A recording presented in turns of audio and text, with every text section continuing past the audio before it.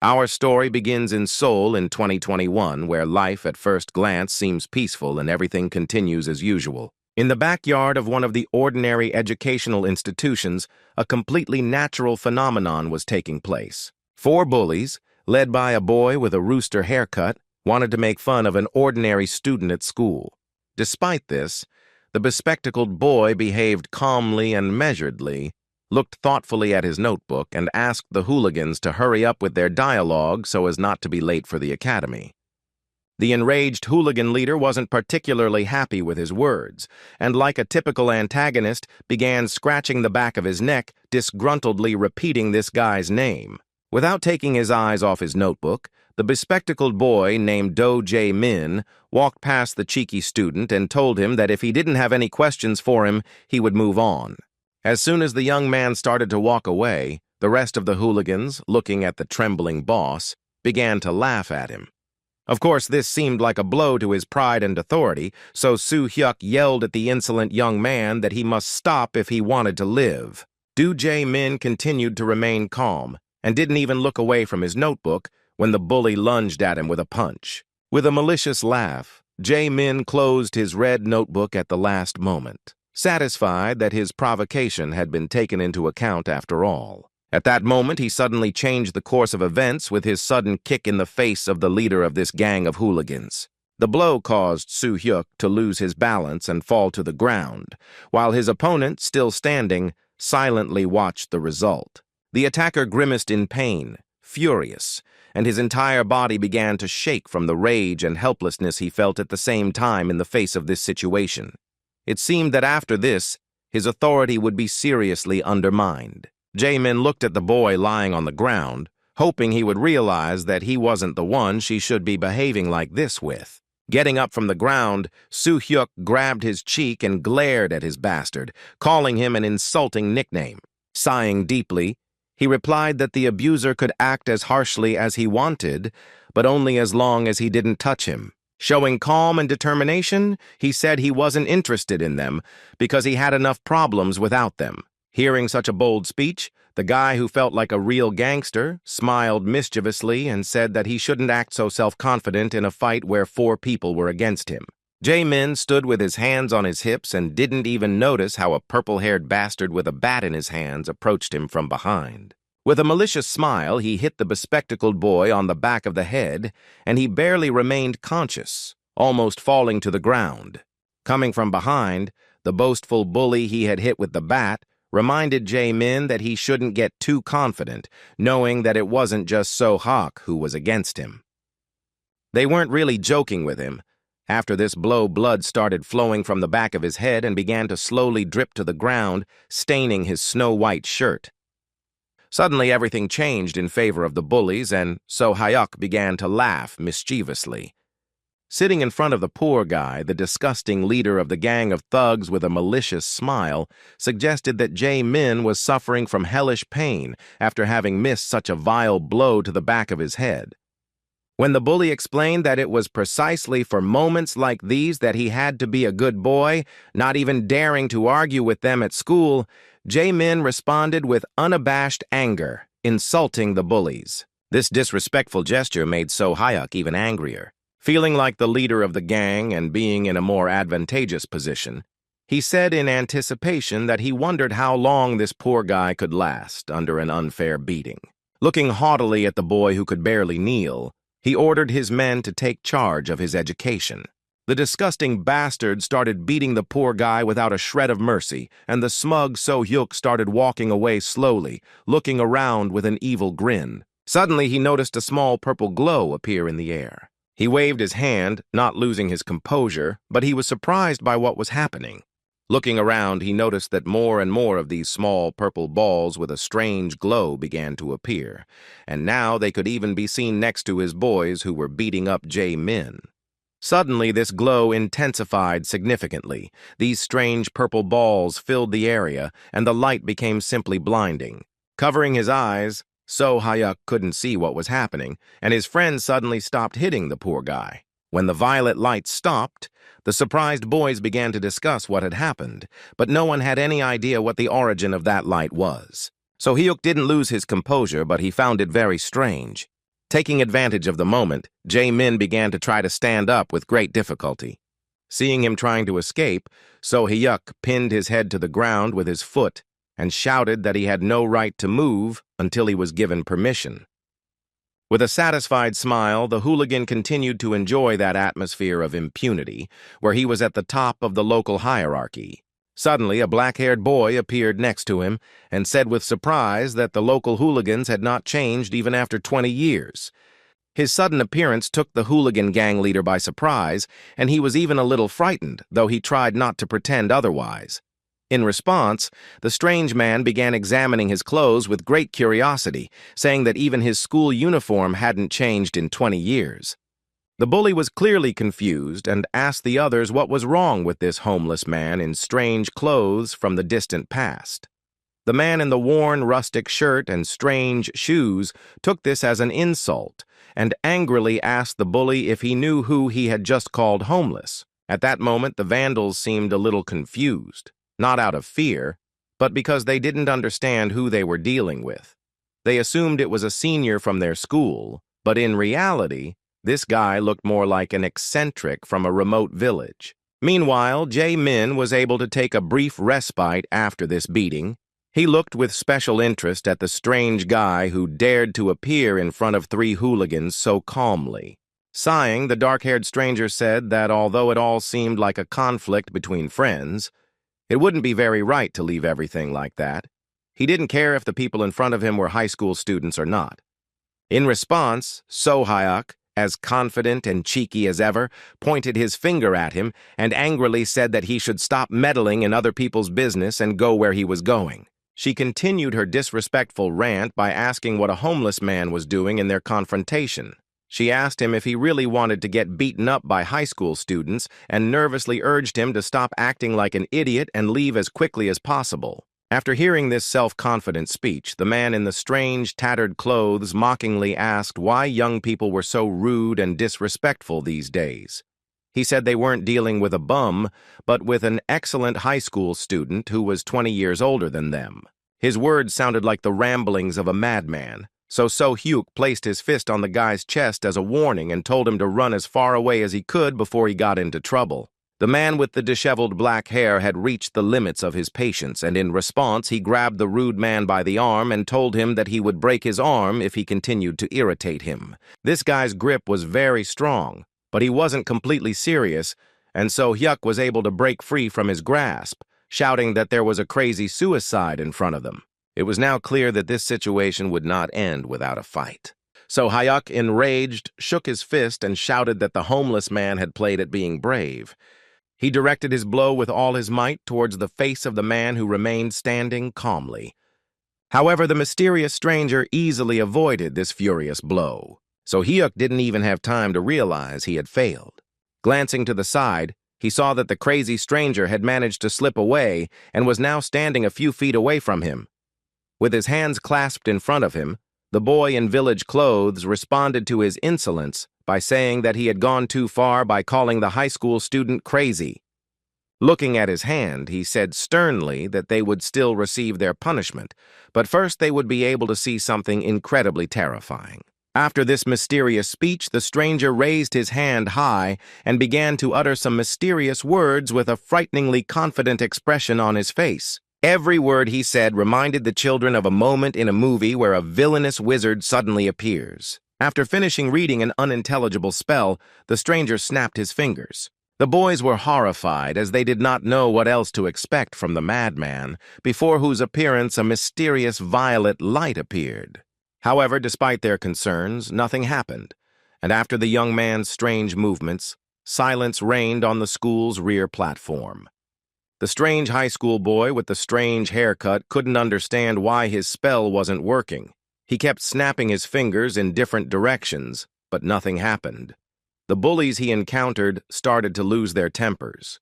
The high school student, looking at his hand, began to be genuinely surprised that the magic wasn't working, while So-hyuk, sighing deeply, began to grimace in anger. He couldn't believe that in one day he would meet 2 idiots who behaved in an incomprehensible way. First, they met a man with glasses who dared to contradict them on his own. The second irritable person turned out to be a crazy guy who was doing some kind of nonsense right in front of his eyes. Upon returning to his hometown after 20 years due to some unforeseen circumstances, the mysterious young man was nevertheless convinced that his magic no longer worked as it had before. However, even despite this, he looked at the insolent bully and understood that he couldn't just give up. Looking at So-hyuk, he said menacingly that although he hadn't managed to scare them with his skills, they had already played too hard. A moment later, the mysterious high school student appeared right in front of the bully leader and aimed his punch at him. The blow was so strong that it threw the poor man several meters away. So-hyuk found himself on the floor for the second time in 20 minutes after hitting his back hard against the wall. Everyone present was in shock. Jae-min couldn't believe what had happened, and the scared hooligans couldn't even move from their places. One punch from this terrifyingly strong senior was enough to knock out one of the school's toughest bullies. With such a strong blow, smoke began to come out of the middle finger of the high school student. With a smile that anticipated fun, he asked in a sarcastic and malicious way who would be next. A moment later, Jae-min still couldn't move. He was shocked because all his attackers, including the guy with the bat, ended up on the ground. They were helpless against the strange guy in village clothes. Even the leader of the hooligans, who is an excellent fighter, lost consciousness with a single blow. With a look of surprise, Jae-min tried to understand how it was possible that someone could defeat 4 hooligans with a single finger. Although those guys were insignificant, at the same time they were strong enough to take on even high school students practicing martial arts. The discipline lesson was over, but it remained a mystery to everyone who that strange guy in ridiculous clothes was and what he was doing in that school. Jae-min stood up, bowed, and respectfully thanked the stranger for his help. When the strange individual began to stare at him, the bespectacled man thought he was worried about his condition. So he said he was fine, because his hard head was able to bear even greater loads. However, what interested the strange young man took him by surprise. This high school student, dressed in homeless clothes, wanted to know what day it was. In response, the man with glasses said it was already September 10th. The stranger was really surprised when he knew we were talking about. The stranger raised his hand to his face and began talking in surprise about how he'd been called back in 2016, so he thought that after 20 years of his absence from Seoul, exactly 20 years had passed. He didn't understand what had gone wrong, that during his absence from this world only 5 years had passed. Although Jae-min couldn't understand what was wrong with this strange guy, he decided it was for the best. Saying goodbye to the poor boy with glasses, the dark-haired weirdo asked him not to get into any more fights. The strange man began to leave, but his identity remained a mystery. Suddenly, he stopped and raised his hand, raising even more questions about his sanity. It seemed too crazy for a high school student, as his behavior once again seemed insane due to him snapping his fingers and nervously shouting about some kind of teleportation. After trying in vain to use some crazy magic, he suddenly turned around and looked back at the bespectacled boy, causing his entire body to tremble. Then he began to walk slowly towards him, causing genuine fear due to the mystery and strangeness of his actions. As he approached the boy with glasses, he awkwardly asked what his name was. Jae-min introduced himself, but was clearly confused, not knowing what to expect from this madman. Looking at the poor man with particular curiosity, the high school student asked him if he had any money. The abnormal person literally cornered the decent student and began whispering nonsense in his ear about how he had returned too soon and couldn't use his magic yet. The high school student confessed that he had just returned from another world to Earth through molecular teleportation. When he started talking about how something had happened to the mana management system during the process, Jae-min couldn't stand it and anxiously asked how much money he needed. Even though this guy asked for 2,000 won, Jae-min was kind enough to give him 5,000 won just to leave him alone. Walking through the city, the high school student thought about the good friend he had met, because he even gave him money, so he would have to repay him somehow. Looking at the building with its shining windows, he suddenly started looking at his reflection and stopped. It had been 20 years since his teleportation to the magical world, but in earthly time it was only 5 years, and now he had no doubt that he was very lucky in that regard. Now, at 24, he knew his family would probably still recognize him. Along the way, he saw something strange, something different from the usual situation 5 years ago. At the entrance to the subway, there were signs prohibiting entry, and next to them were fully armed soldiers who looked with some excitement in the direction of the exit. Scratching his head, the high school student wondered what was going on there. Kang Woo-jin couldn't think of a better method of recognition than approaching two cute girls in government uniforms. He asked what had happened, that the soldiers were blocking his way right at the entrance to the subway. The girls, surprised by his sudden question, looked around. After a moment of silence, they began to laugh at the suddenness of such an obvious question, saying it wasn't strange at all, since all subway entrances were now under strict surveillance. They assumed he had escaped from North Korea, since he didn't know what was happening underground. As they walked away laughing, they still hadn't given him a clear answer, and Woo-jin wondered if he should teach them a lesson in courtesy. Still, he didn't raise his hand to the girls and walk to the bus stop to take the bus home instead of the subway. As he had guessed, there were no military personnel at the stop, but he found another subway entrance nearby that was not guarded by the military. His curiosity led him downstairs, where he found a gate blocking access to the subway. There was a lock on the door, which made him realize that something was indeed happening on the subway.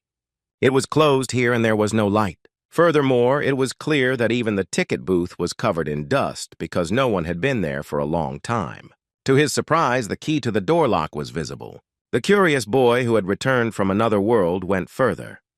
It was his first time on the subway, which for some reason wasn't working. His conclusions were quite amusing, as he went on to confirm his conjecture that the security service had completely closed at least this station. Upon returning to the entrance, he felt disappointed, thinking that he had come to that place in vain. However, the moment he tried to open the door, he felt it was impossible, and a system window appeared in front of him, indicating that he had entered the dungeon. The guy was puzzled. He saw the system window for the first time since returning to his homeworld, and leaving the dungeon was forbidden. Now he realized that the girl's words about guarding the dungeon weren't a coincidence. This place wasn't just an ordinary subway anymore, no longer used for transportation. The status window clarified that this dungeon was already in the process of being cleared, but since he had joined the process, he had no way to leave the area. The monsters in the subway station were an unexpected discovery. Woo-jin had no idea what had happened to the land in the past 5 years. As he knocked on the door, he was once again convinced that there was no way out. The status window appeared in front of him again, telling him that he needed a return stone to exit. Suddenly, he felt monsters approaching. A strange, whispering sound coming from the darkness alerted him. Suddenly, a red-furred monster, resembling some kind of wolf, appeared behind him. Kang Woo-jin's reflexes were enough to dodge this sneak attack. Despite this, the monster had no intention of retreating, its predatory gaze indicating that it was about to attack again. Pointing at it with his palm, Woo-jin spoke the name of his skill, trying to use restraint. However, this ability never worked, and the monster had already rushed to attack him. Kang Woo-jin was once again convinced that his magical power still didn't work on Earth. This time again, he had to avoid the attack by dodging it. He managed to confront this monster using his own reflexes and the brute strength of his body. As he looked more closely at this monster, he suddenly realized that he was already looking at a familiar creature. The predatory red wolf with whom the battle had begun turned out to be a dwarf. Drebit charged again, but Woo-jin continued to wonder why Alphen's monster was on his homeworld. Always dodging their attack seemed like madness. Fortunately, Woo-jin noticed there was a fire lever on the ground nearby. Dodging another attack from the Drebit, he ran towards the metal tool to use it as a weapon. Standing up, he looked at the monster with a malicious smile, realizing his advantage. Armed with a crowbar, he decided he had no choice but to get rid of that monster in order to discover his future path. The predatory creature began to growl furiously, rushing to attack again. However, this time, Woo-jin did not dodge and easily dealt a fatal blow to this monster. Although Kang Woo-jin was out of magic even for his basic abilities, fighting Drebit was a piece of cake. As expected, it didn't end there. Looking around, Kang Woo-jin saw another small flock of Drebit approaching. With an anticipatory smile, the boy who had been investigating the changes on his homeworld assumed these guys had lined up specifically to entertain him. As expected, he had no trouble facing such a flock of Drebitoi. He didn't have a single scratch on his body, which wasn't surprising, but he knew that if someone much stronger appeared, there could be trouble. Suddenly, a system notification appeared in front of him, informing him that he had leveled up. Now he realized that not only had he been transported back to Earth, but he had become a novice again, albeit one who also belonged to the Necromancer class. Despite the lost progress, he was still an experienced fighter and wasn't averse to going down this path a second time. He reasoned there was no harm in getting stronger while these creatures were running around Seoul. He looked back at his progress window and thought about how the Necromancer class was probably maintained due to his status as a mage transported from another world. For returning to level 1 instead of level 99, you received stat and skill points and also received some transferred skills, a combo box, and access to some sort of achievement shop. After seeing the new features, he learned that he could now combine materials to create items, and that the achievement shop, which wasn't available in Alphen, was like an online store. At the time, what he needed most were skills and a return stone. To fight the monsters, he first considered acquiring the ability to detect and summon a skeleton soldier. Each skill required 10 points, but he didn't have enough resources yet, so he decided to increase his stats first. After using the stat boost points, he immediately felt the relief of leveling up. In this way, he exhausted all his points and his strength increased significantly. As he swung the lever, he realized that he could now fight with greater speed and strike with a much greater range. This was quite good, as it turned out that ordinary weapons were not enough to cope with his new power. The objective was very clear. He had to continue fighting to gather another 5 achievement points in order to acquire the search skill, which would allow him to locate the return stone.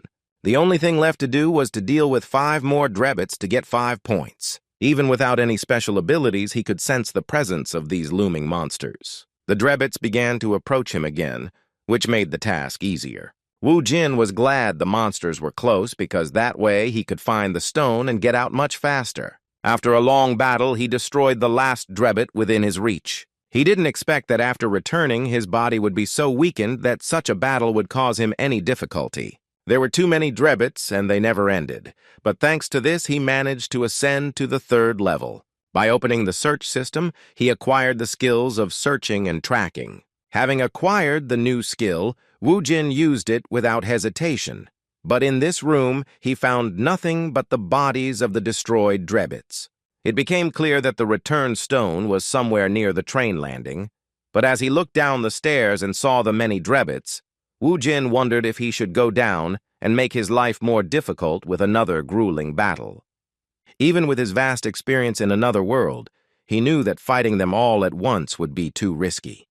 Furthermore, as an experienced necromancer, he reasoned that doing this alone wasn't his style. With this in mind, he went back to the achievement shop and purchased the Skeleton Soldier Summoning Skill Book. The system informed him that in order to use the skill, he needed to sacrifice a monster corpse to summon a skeleton soldier. Being an expert in this field, Wu Jin immediately distributed 10 points between mana and control. Pointing his hand at the fallen Drebits, he even shed tears at the fact that he once again had the opportunity to use the power with which he had once already reached the maximum level. Ordering the fallen monsters to rise again, he used magic for the first time since his return. A malicious grin appeared on his face, and his gaze turned wild with the anticipation of the duel he was used to. Along with his small squad of skeletons, he was ready to embark on his first hunt in a long time. He led his agile men to the subway train boarding point and ordered the fighters to launch an attack. The Drebites responded in kind, the first of them launching a furious attack and immobilizing several skeletons, as they were significantly superior in strength. In turn, the skeletons counterattacked, landing critical hits, but this was still not enough. It soon became clear that the current skeletons were no match for the terrible beasts of this dungeon. Wu Jin was lucky to have entered the place for a novice fighter, because these skeletons were enough to repel the Drebits' first dangerous attack. He ordered the skeletons to block the enemies with their bodies to slow their attack. Having chosen a convenient moment, he finished off the weakened monsters with his bare hands. After destroying the first band of monsters, it became possible to use the fallen Drebbits to summon more soldiers. In a short time, the forces began to gradually equalize in number because the new skeletons were already ready for battle. Even though the balance of power was shifting before our eyes, the rookie monsters didn't sense any particular danger and continued to charge into battle. Using the previous strategy, Wu Jin once again ordered his subordinates to block the monsters with their bodies. With a crazy grin, the common crowbar user launched into the attack again.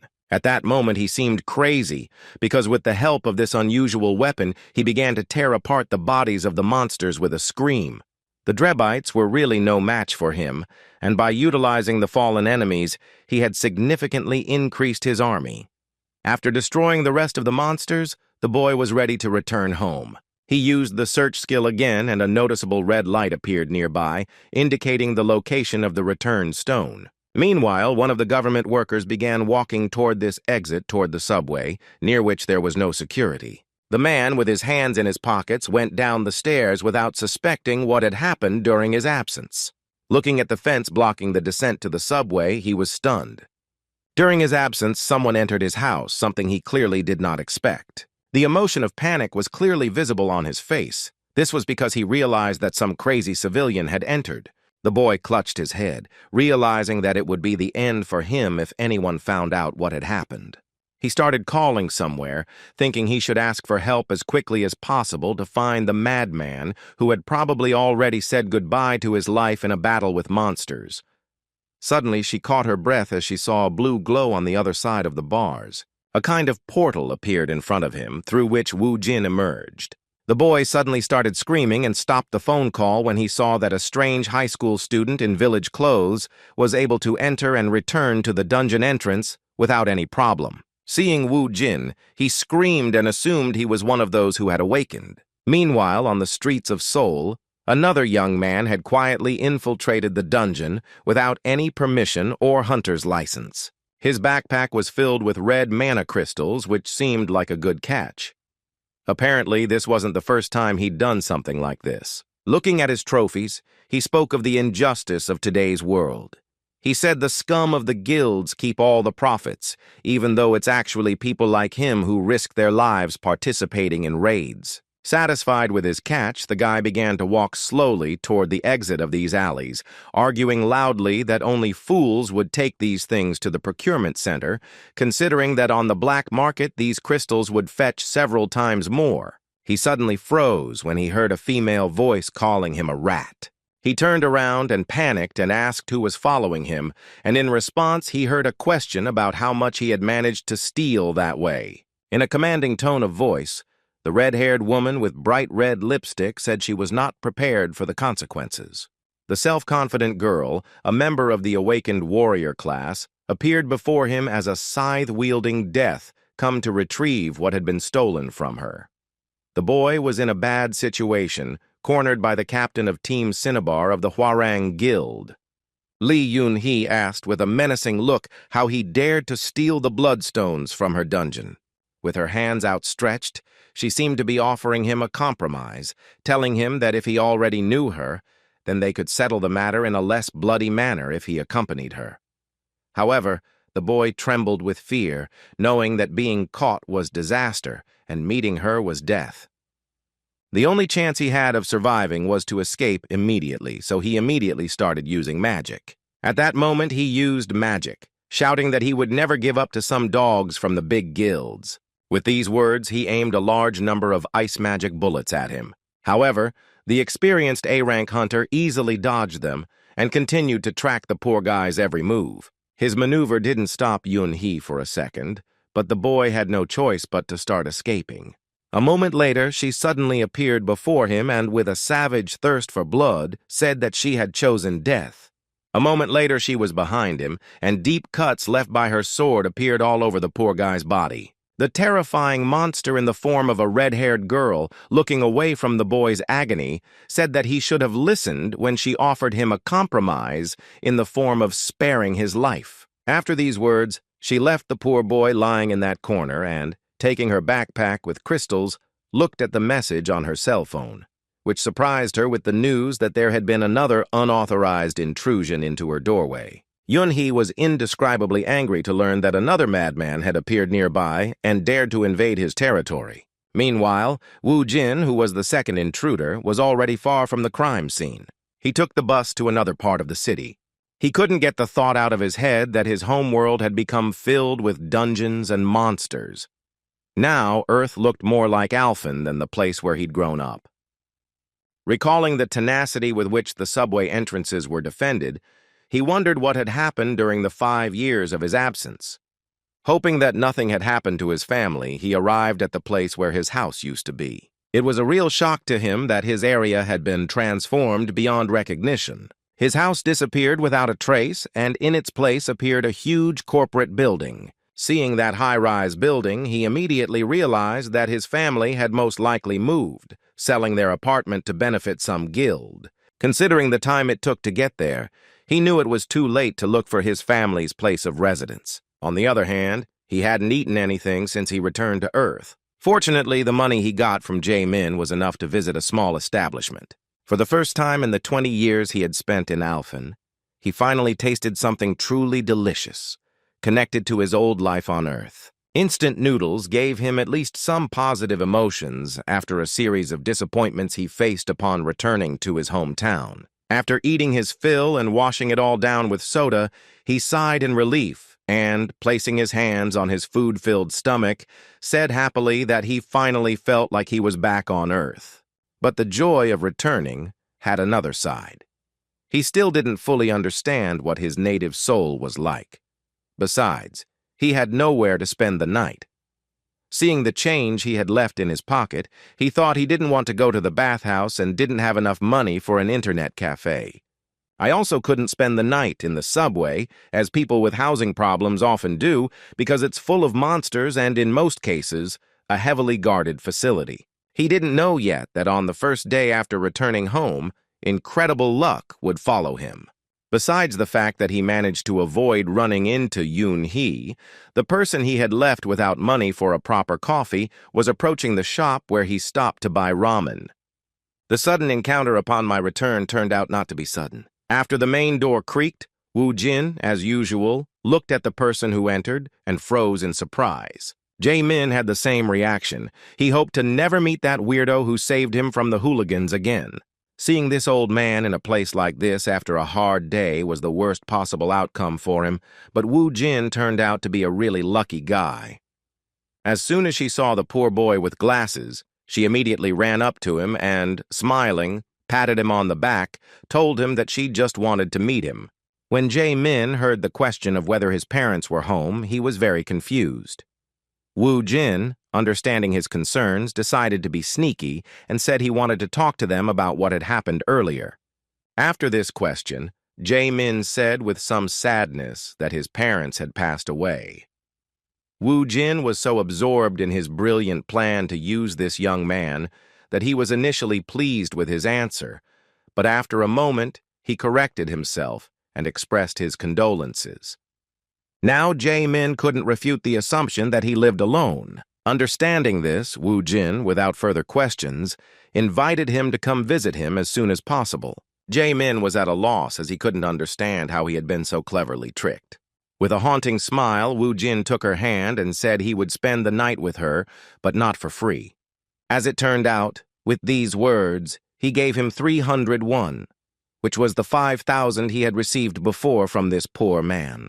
The confused schoolboy, seeing those coins, said that this was probably the money he had shared with him that very morning. A moment later, he heard a sudden whistling near his left ear. Then Woo-jin decided to change the subject and said that he had just killed a fly that was trying to land on his dear comrade's ear. Jae-min was depressed. He had no choice but to accept this joke of fate. Not even the promises that he would get back everything that belonged to him calmed him down. The next day, the boys went to school together. First, Woo-jin surprised his master with his appearance. The old man responded to his appearance with a trembling voice, saying that he could not believe he was alive. With a smile on his face, Woo-jin, who now looked more like a maniac, said he was happy about their long-awaited meeting. Over a cup of coffee, they had a brief conversation, during which the teacher tried to find out where Woo-jin had been all this time. Everyone feared he had died due to the sudden appearance of dungeons from which monsters began to emerge. In response, Wu Jin said that he had technically died and returned. Unsurprisingly, the master didn't pay much attention to such nonsense, as he still thought the guy had become very strange and needed psychological help. The ensuing conversation focused on what was happening at the time, but due to the stupidity of the questions asked, Wu Jin never learned anything interesting. The only useful information he got from his teacher was the school's student roster. As expected, his classmates had long since entered university or found jobs, so the only person he knew was Ko Jae-min. The polite boy with glasses attracted the attention of the girls, which really got on the nerves of the boys in his class, including So Hyuk, a bully with whom he constantly had conflicts. This cheeky guy once again proved his disgusting nature by pushing a student aside on his way to Jae-min. Placing a hand on his shoulder, he rudely reminded him that his luck was not due to his personal strength, but to some madman who had appeared out of nowhere and interrupted his lesson in courtesy. With an angry and threatening look, he asked if I thought they should end the conversation they had started earlier. Jae-min calmly replied that he would listen to her words, but only if she stopped making noise in the classroom. His words and his calmness in such a situation enraged the aggressor. In response, he grabbed the poor man by the hair and shouted that he needed to rethink the situation he was in and how he should behave in front of them. Just before So Hyuk was about to hit his head on the table, he heard a boy suddenly enter the classroom and ask him to stop. As it turned out, it was Wu Jin, who was happy to not only visit his new friend, but also to meet the hooligans who didn't understand his words the first time. Seeing him at the door, the main bully among the younger classes, with a trembling running through his body, pointed angrily at him, calling him the madman they had met yesterday. With an angry expression on his face, Wu Jin didn't even say anything, but ordered those guys to follow him. The vandals offered no resistance and went with him to the school roof. In just a few minutes, many spectators had appeared at the scene. This was necessary to confirm the position of the side that would win this conflict. Seeing that a superior had just called So Hyuk and his gang to a fight, the students thought he was some kind of madman. Only Jae-min, who had already seen how this guy fought, understood perfectly well that it was not him who was in danger, but those who rushed towards him with a scream, succumbing to excessive emotions. Watching the futile attempts of some fool from a gang of local thugs, Wu Jin only confirmed his suspicions that such people exist everywhere, no matter if it's Earth or Alphen. So Hyuk, who rushed forward so desperately even though he couldn't even touch the enemy, was one of those who was filled with arrogance due to strength or power. Seeing this insolent man, Wu Jin understood that he didn't know his place, his behavior reminiscent of Cassis of the Alphen Union.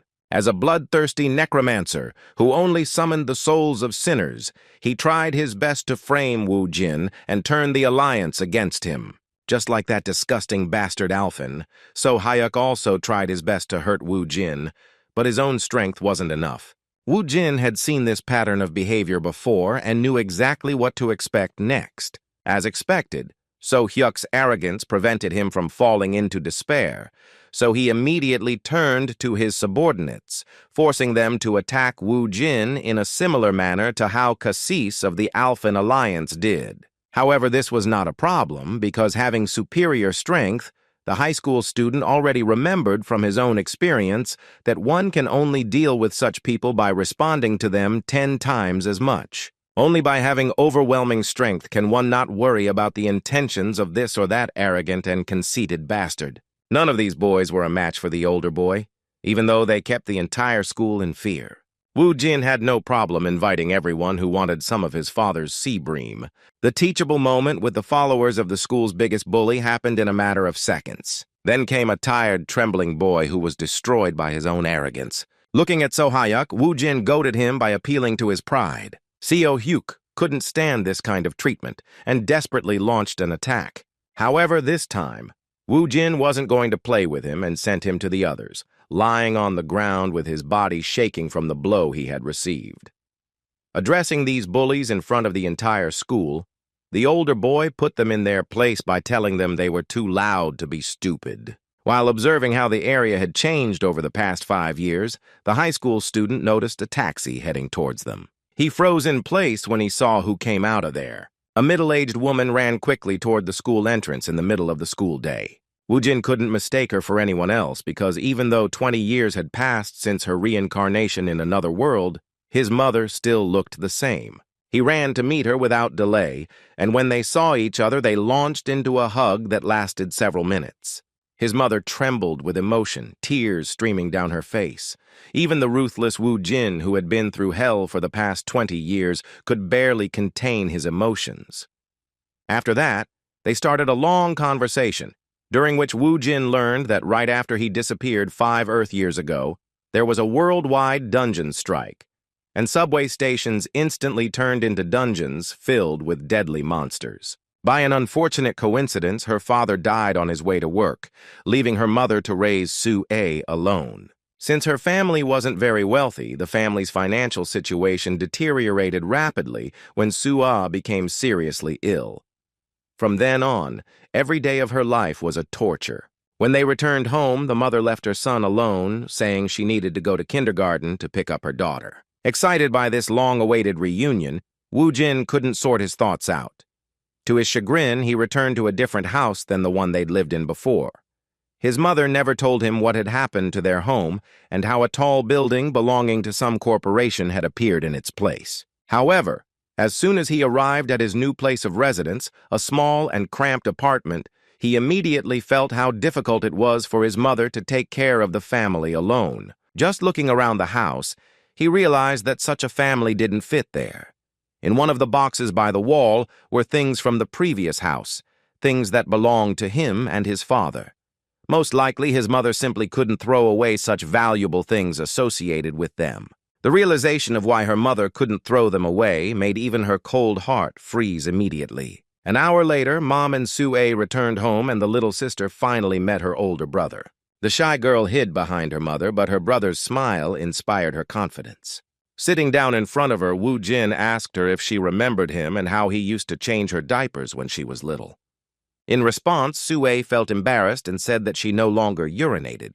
Apparently, the mother had been working in a restaurant all this time, but for the first time in a long time, she took a day off to spend the day with her family after the return of her beloved son. The family atmosphere melted the cold ice in Wu Jin's heart, and he even played with his little sister before dinner. Night fell, and they went to sleep. However, Wu Jin couldn't sleep for a long time, thinking about what his family's life was like now. He understood that the world was no longer the same as before, and that he too needed to change and adapt. 20 years ago, Alphen summoned him for no reason. That world seemed more like a game than anything like Earth. Thrown into such a wild environment where everything around him was deadly, he fought harder than anyone to survive at any cost against Alphen's brutal monsters and creatures. Finally, after many years of countless battles, he became a peak-level necromancer, gaining unprecedented power. With no end in sight to his long journey, he returned to Earth after meeting with the space administrator. And he came all the way here just to finally reunite with his family, whom he had never stopped thinking about all this time. He just wanted a normal life of happiness. But the Earth he returned to had changed so much it was almost unrecognizable. Not only was there a new order with the dungeons and corporations, but his father had died, and his family was barely making ends meet. Wu Jin couldn't accept this. He had no choice but to earn a decent amount of money to support his family. As an Alphen survivor, he had no doubt that he could overcome even worse situations if it were for his family, who had been waiting for him all this time.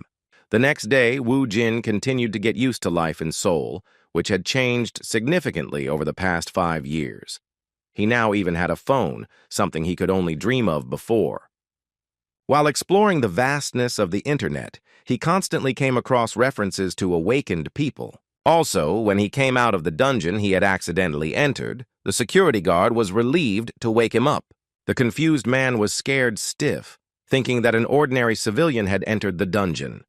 The first thing he asked was why Wu Jin had gone there if there were no more bloodstones. Before Jin could say a word, he was forced to sign some papers and agreements declaring that he had followed safety precautions. Based on his still poor understanding of the modern world, he assumed he had a good job. One way that will allow you to earn good money in a short period of time is to use your awakened state. For the first time at work, he didn't want to upset his mother, so he texted her saying he knew a friend who lived alone and agreed to accept him as a guest to help him prepare for the entrance exams. Although Woo Jin felt a little uncomfortable with his importunity, he still felt compelled to turn to Do Jae Min again. However, when she called the number Jae Min left for her, she was connected to the Dongjin District Employment Agency. Hearing the voice of the employee who identified himself as an agency representative, Woo Jin became confused and began to check the number. He didn't make any mistakes and entered all the numbers correctly, so there was no doubt it was the same number. Only after confirming that he had indeed contacted an employment agency did Woo Jin realize that the cunning Jae Min had dared to deceive him for fear of further extortion of money. In fact, Woo Jin understood his behavior because his acquaintance happened in an extremely strange way and he himself could not inspire any confidence. On the other hand, Jae Min might have even regretted doing this, because he never appreciated the fact that Soo Hyuk and his gang would no longer bother him thanks to the high school student's actions. Upon returning to his apartment, after thinking about the situation for a long time, he came to the conclusion that, although Woo Jin seemed like a psychopath, he definitely wasn't a bad guy. Besides, there was no need to worry about him anymore, since he was able to meet and talk to his mother. However, when Jae Min returned and entered his apartment, something unexpected happened. Suddenly, he heard a familiar voice welcoming him home. Jae Min was surprised to see Woo Jin sitting at the table, eating tangerines and watching TV. His first panicked question was how he'd gotten in. It turned out he'd seen Jae Min type in the password to enter the house earlier. While he could be praised for his phenomenal memory, his new friend from elementary school wasn't so happy and said it could be considered trespassing. However, when Woo Jin mentioned that he had called him but someone else had answered, all complaints disappeared due to the guilt he felt for being deceived. Seeing Jae Min's discomfort, Woo Jin decided to put himself in his shoes and change the subject, asking him if he would mind answering a few questions. At one point, the conversation took on a completely different tone, as Jae Min had discovered the truth about Woo Jin being an awakened person. Now everything clicked for him, as he had already observed how astonishing this high school student's strength was. The first question that interested Woo Jin was how much money the people who awakened after the dungeons appeared earned. Without a second thought, Jae Min confirmed his suspicions, clarifying that it usually depended on how difficult the dungeon was. According to him, Woo Jin is not yet qualified to participate in the clearing, so he must first register as an awakened in the association to obtain a license to enter the dungeons, and then he will have to join a guild to raid as a team. Alternatively, he could also get a job in an association or an administrative office. But Woo Jin, understanding how team cleaning works, was right when he decided it was more profitable to work alone, for himself. However, in Jae Min's opinion, it wasn't that simple. He suggested avoiding the risk and joining a guild, as fighting alone was too dangerous, especially for a high school student. However, Woo Jin didn't listen to his words. He understood that guilds required entrance exams, which he didn't have time for. He ignored this risk, justifying his decision by saying he urgently needed money. Realizing that arguing with him was simply useless, Jae Min suggested that they at least form a party, as the dungeons were indeed very dangerous, and many of the awakened were never able to get out. Remembering that he had a phone, his friend suggested he download an app. It was clear from Woo Jin's expression that he had no idea what this was all about, so the more modern Jae Min grabbed his phone to help with the matter. When Jae Min picked up the phone, he was surprised to find himself holding such an old model. When he suggested someone in his family used it, Woo Jin awkwardly replied that it was a newer model. He was really furious when he discovered that the phone had been on the market for 4 years, which meant the seller had deceived him by selling it as new.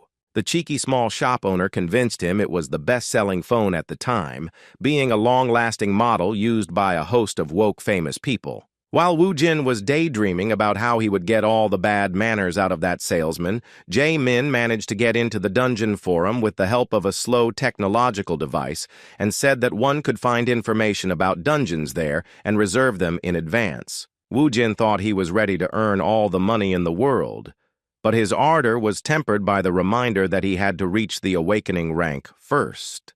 Besides, Jae-min was certain he would simply die if he rushed into the first dungeon without discrimination. When the old phone was returned to its owner, the truth about the entry fee was also revealed. Jae-min clarified that regarding the entry fee, it's important to know that even for low-level dungeons, you'll have to pay 10,000 won. The money issue, as usual, remained acute and problematic. There was a silence that was broken by a plea to Jae-min. After this, a very obvious thing happened. Woo-jin asked Jae-min to lend him money again. Following his friend's advice, Woo-jin went to the awakened administration office the next day. In the exam room, she awoke and showed her strength without hiding anything. The judges present could not contain their surprise at seeing the black aura emanating from the high school student.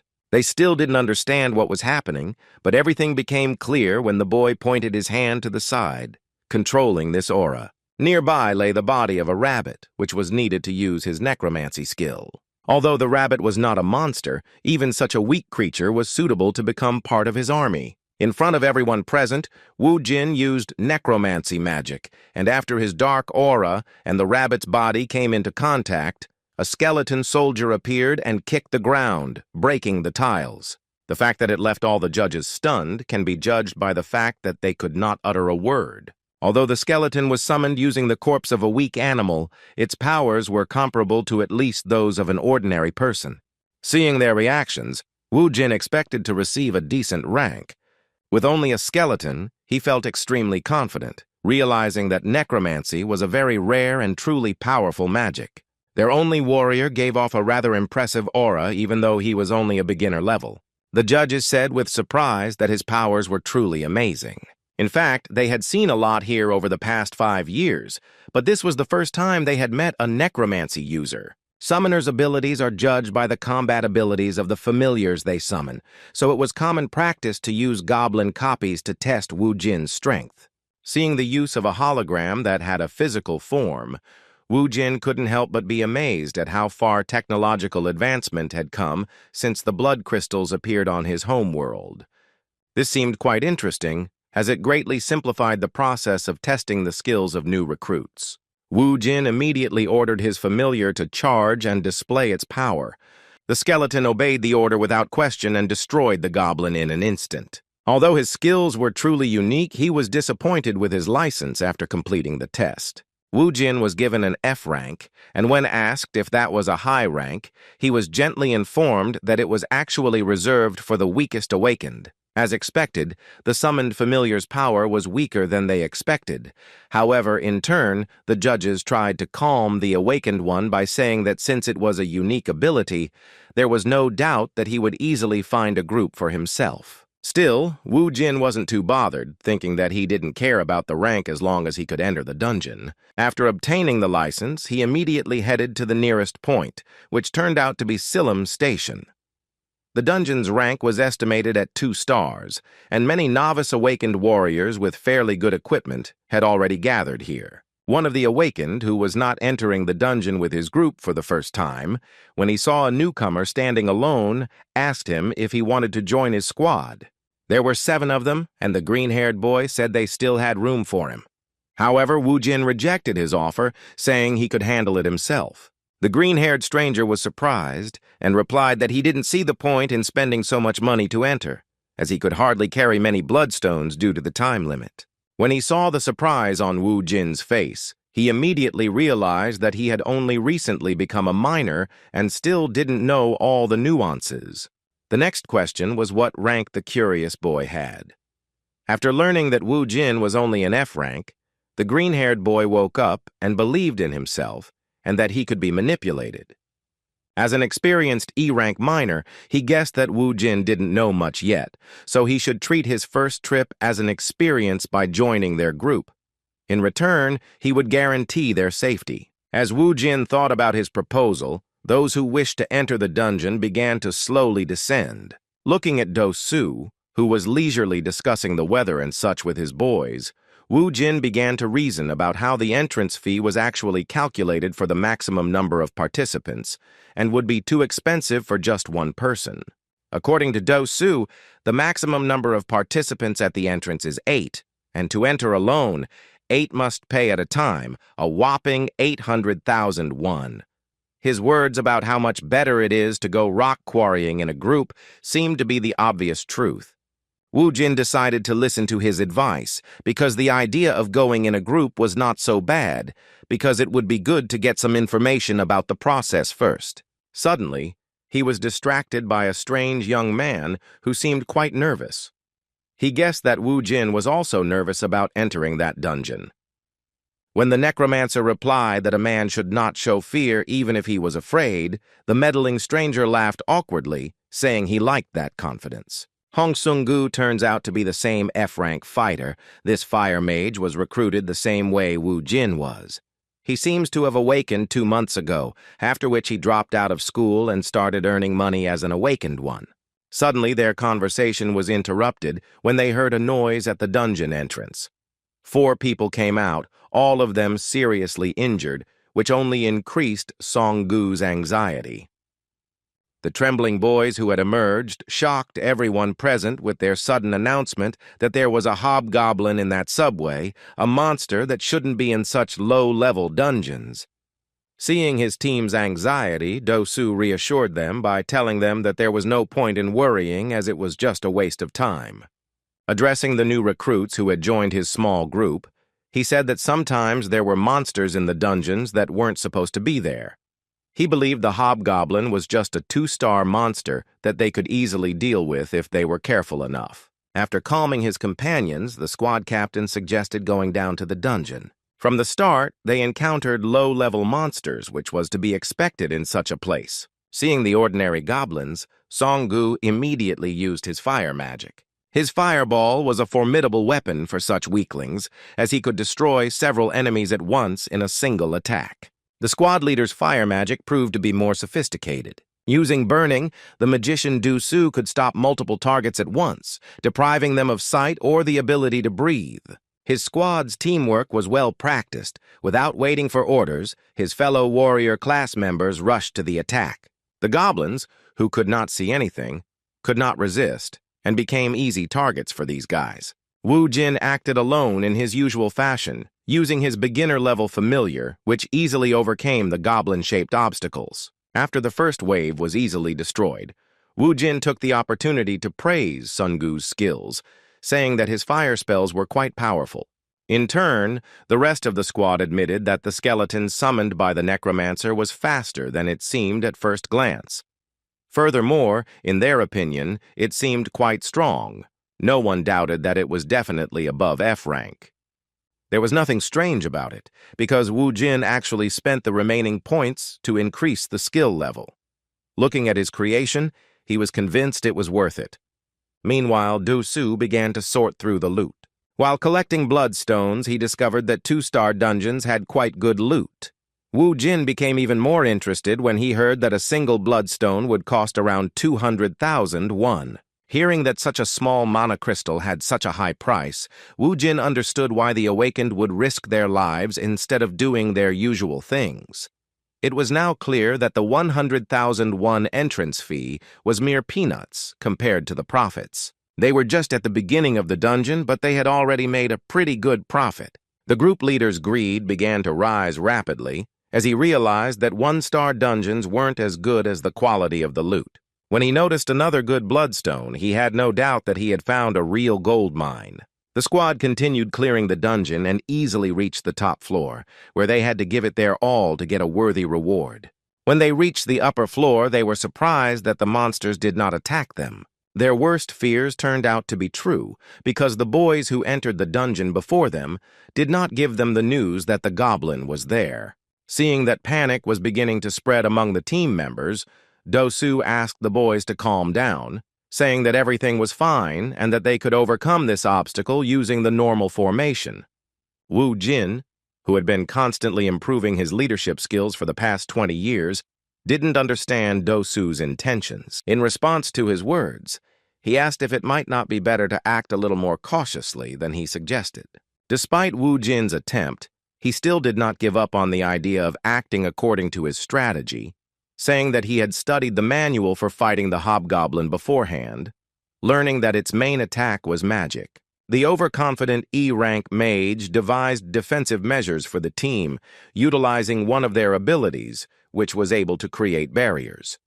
The leader believed that if they blocked the first attack and closed in, victory would be assured. Despite his experience, which literally screamed at him that not everything was so simple, Wu Jin decided not to argue with the team leader because his guys were under his personal responsibility. As expected, the fearsome goblin greeted them using magic. Seeing him raise his magic staff, Do-Su immediately shouted to his comrade to immediately use magic to block the attack. This guy's barrier was unique, so it didn't matter what kind of magic he encountered. The goblin turned out to be a lightning magic user, but his power was not enough to destroy the mage's defense. After repelling the enemy's first attack, Do-Su ordered the boys to go on the offensive. First, the team leader blinded the enemy using the goblin eye burn. At one point, the sword-wielding warriors rushed forward to attack, but the second-level monster stubbornly blocked the close attacks. Sun-Gu joined them, directing his fireball spell towards the goblin. It seemed like everything was going according to the team leader's plan, but Wu Jin clearly saw that they were already in danger. Among the monsters he encountered in Alphen were hobgoblins. Compared to common goblins, these guys had high intelligence, which became evident when the enemy cast a spell. Based on his experience, Wu Jin knew better than anyone that the true danger of this beginner-level monster was not its magic. While fighting the goblin, the boys completely forgot where the little goblins had disappeared to. As it turned out, they hid in the ground and even armed themselves with improvised means, and their appearance and behavior suddenly changed. With a tremble in his voice, one of the team members said that these guys were different from anything they had seen before. Taking advantage of the situation, one of the goblins secretly shot a dart from a corner towards one of the squad members. His victim was an armored warrior, the dart hitting him directly in the neck. His whole body became paralyzed and he began to shake from unbearable pain. A moment later, he received a sudden blow to the back of his head and fell to the ground. The goblins acted silently and covertly. It was clear that they could wipe out the entire team if they didn't take action. Watching the pathetic actions of the guys in the squad he agreed to go with, Wu Jin said that was exactly what he feared. The arrogant Do-Su didn't seem like someone who would listen to a new recruit among the awakened. Wu Jin knew from the meeting that the hobgoblins' true danger wasn't their magic or brute strength, but their ability to lead due to their comparatively high intelligence. The goblin squad leader is not just another one-star monster, but a true army leader who is capable of using various tactics and even giving personal orders to each subordinate. Realizing that the boys couldn't control their panic and that the situation was getting worse by the second, Do-Su made a proper decision for the first time. He shouted that they should retreat and get out of that place as soon as possible. All the fighters immediately ran towards the exit without looking back at the monsters. Only Wu Jin and Sun-Gu remained in place, diligently covering the backs of their comrades. Using fire magic, he continued attacking, losing most of his mana reserves. However, now, using the means at their disposal, the goblins were able to withstand their attacks and continue their advance. Addressing the others, Do-Su stated that they were no match for this enemy and should retreat immediately. When one of his bewildered companions asked what they would do with Zhong-Chul, who had suffered 2 surprise attacks, the leader shouted that there was no help for him. Without even trying to help their friend, they cowardly ran towards the exit. However, the goblin was not willing to stop the fun. He was delighted with the good performance of his players. Having accumulated enough mana, he directed lightning magic towards the fleeing boys. The blow was accurate. The goblin directed it at the most diligent of the fighters. Song-Gu, who was too careless, was hit by this magical attack. The boy began to fall to the ground, and the leader, despite his condition, didn't change tactics. They continued running toward the exit. The boys began to walk away to a safe distance, and the goblins decided to stop chasing them, being satisfied with such prey. When everyone had fled, Song-Gu, wounded and lying on the ground, was abandoned to his fate by the goblins and their leader. The only one who did not flinch was the most experienced and calm among the awakened, Wu Jin. Taking out his favorite weapon, a crowbar found in the subway, from his inventory, he began to walk slowly towards the goblins, saying that he hadn't hunted such enemies for a long time. Using his power, Wu Jin summoned 4 fighters who could easily replace the cowards who fled as soon as they sensed danger. Realizing that the battle was not yet over, the goblin immediately ordered his army to continue the offensive. Analyzing the situation and referring to his experience, Wu Jin came to the conclusion that it would be difficult to deal with goblins under the command of a hobgoblin. Based on this, he decided to make an unexpected move and launched himself into the vanguard, heading towards the strongest enemy. The goblins, whose instincts and will belonged entirely to their leader, launched themselves fearlessly into a frontal attack. At one point, they stopped and dedicated themselves to fighting the Necromancer's relatives. While the skeletons fought the goblins, Wu Jin could fight their leader without fear. Seeing a human beside him, the goblin began to unleash lightning magic, pointing his staff at the enemy. Wu Jin had calculated from the beginning how long it would take the enemy to carry out such an attack. A moment later, he dealt a fatal blow to his opponent. With a wicked grin on his face, he asked the goblin if he really thought he would wait politely for him to finish casting his ridiculous spell. Due to the relatively low level of the enemy, his actions were quite predictable, and dealing with him alone was not particularly difficult. After defeating the strongest monster in this dungeon, Wu Jin received a level-up message. As soon as he leveled up to 6th, he immediately felt the increase in his stats. Having gained so much experience destroying the enemy on his own, he was convinced that fighting alone was much better and more fun than with a group of losers. Suddenly, he was distracted by some moans, and looking around, he saw Song-gu lying on the ground, trembling in pain. Wu Jin was surprised that he was still alive, and in response, he heard a desperate, weakened plea for help. He had no particular reason to help the stranger, but he still decided to make contact with the poor man. Sitting down next to him, he asked him what would happen if he saved him. In response, Song-gu said with a trembling voice that he would not tell anyone that he was actually a D-rank fighter, not an F-rank fighter. The dying boy's words seemed like complete nonsense, and even Wu Jin was shocked by his stupidity. Wu Jin knew this guy could be useful, so he thought about what he could ask for in return. With a malicious smile, he said 2 would be enough. His suggestion was phrased so carefully that the dying man couldn't even understand what he was saying. Despite the unclear conditions, they managed to reach an agreement. After Wu Jin saved this poor injured boy, he gave him a completely fair task. Song-gu personally extracted all the mana crystals from the bodies of the dead goblins. Thanks to this boy's work, Wu Jin managed to obtain a backpack almost full of precious materials. After finishing the job, Song-gu, who was looking at his savior, couldn't stop thinking about how he had been given the lowest rank. After seeing it in action, he immediately realized that even without using the power of a necromancer, he could hunt 2-star monsters, which immediately made him a D-rank hunter. Furthermore, his familiars, the skeletons, were also of particular interest, each of which was stronger than the boys they came with. Facing this fire mage, he even demonstrated the use of the search skill to find bloodstones and more. No less surprising was the fact that to save the poor man, he used a unique magic, extracting the last of the monster's life. Considering all this, he could already be assigned a C rank. And another shocking fact was that Wu Jin had previously reported that he had registered as a hunter just 3 hours ago. Upon retrieving his backpack, which was filled with precious materials, Wu Jin learned that he would receive approximately 800,000 won for all of this. Looking at the trophies, he admitted that they weren't bad, considering he only paid 100,000 won for the ticket. Looking greedily at the poor man, he put him in an awkward position, warning him that all the loot belonged to him alone. Wu Jin's obsession with money really scared Song-gu, but despite this, he was happy that he could save his life with 2 million.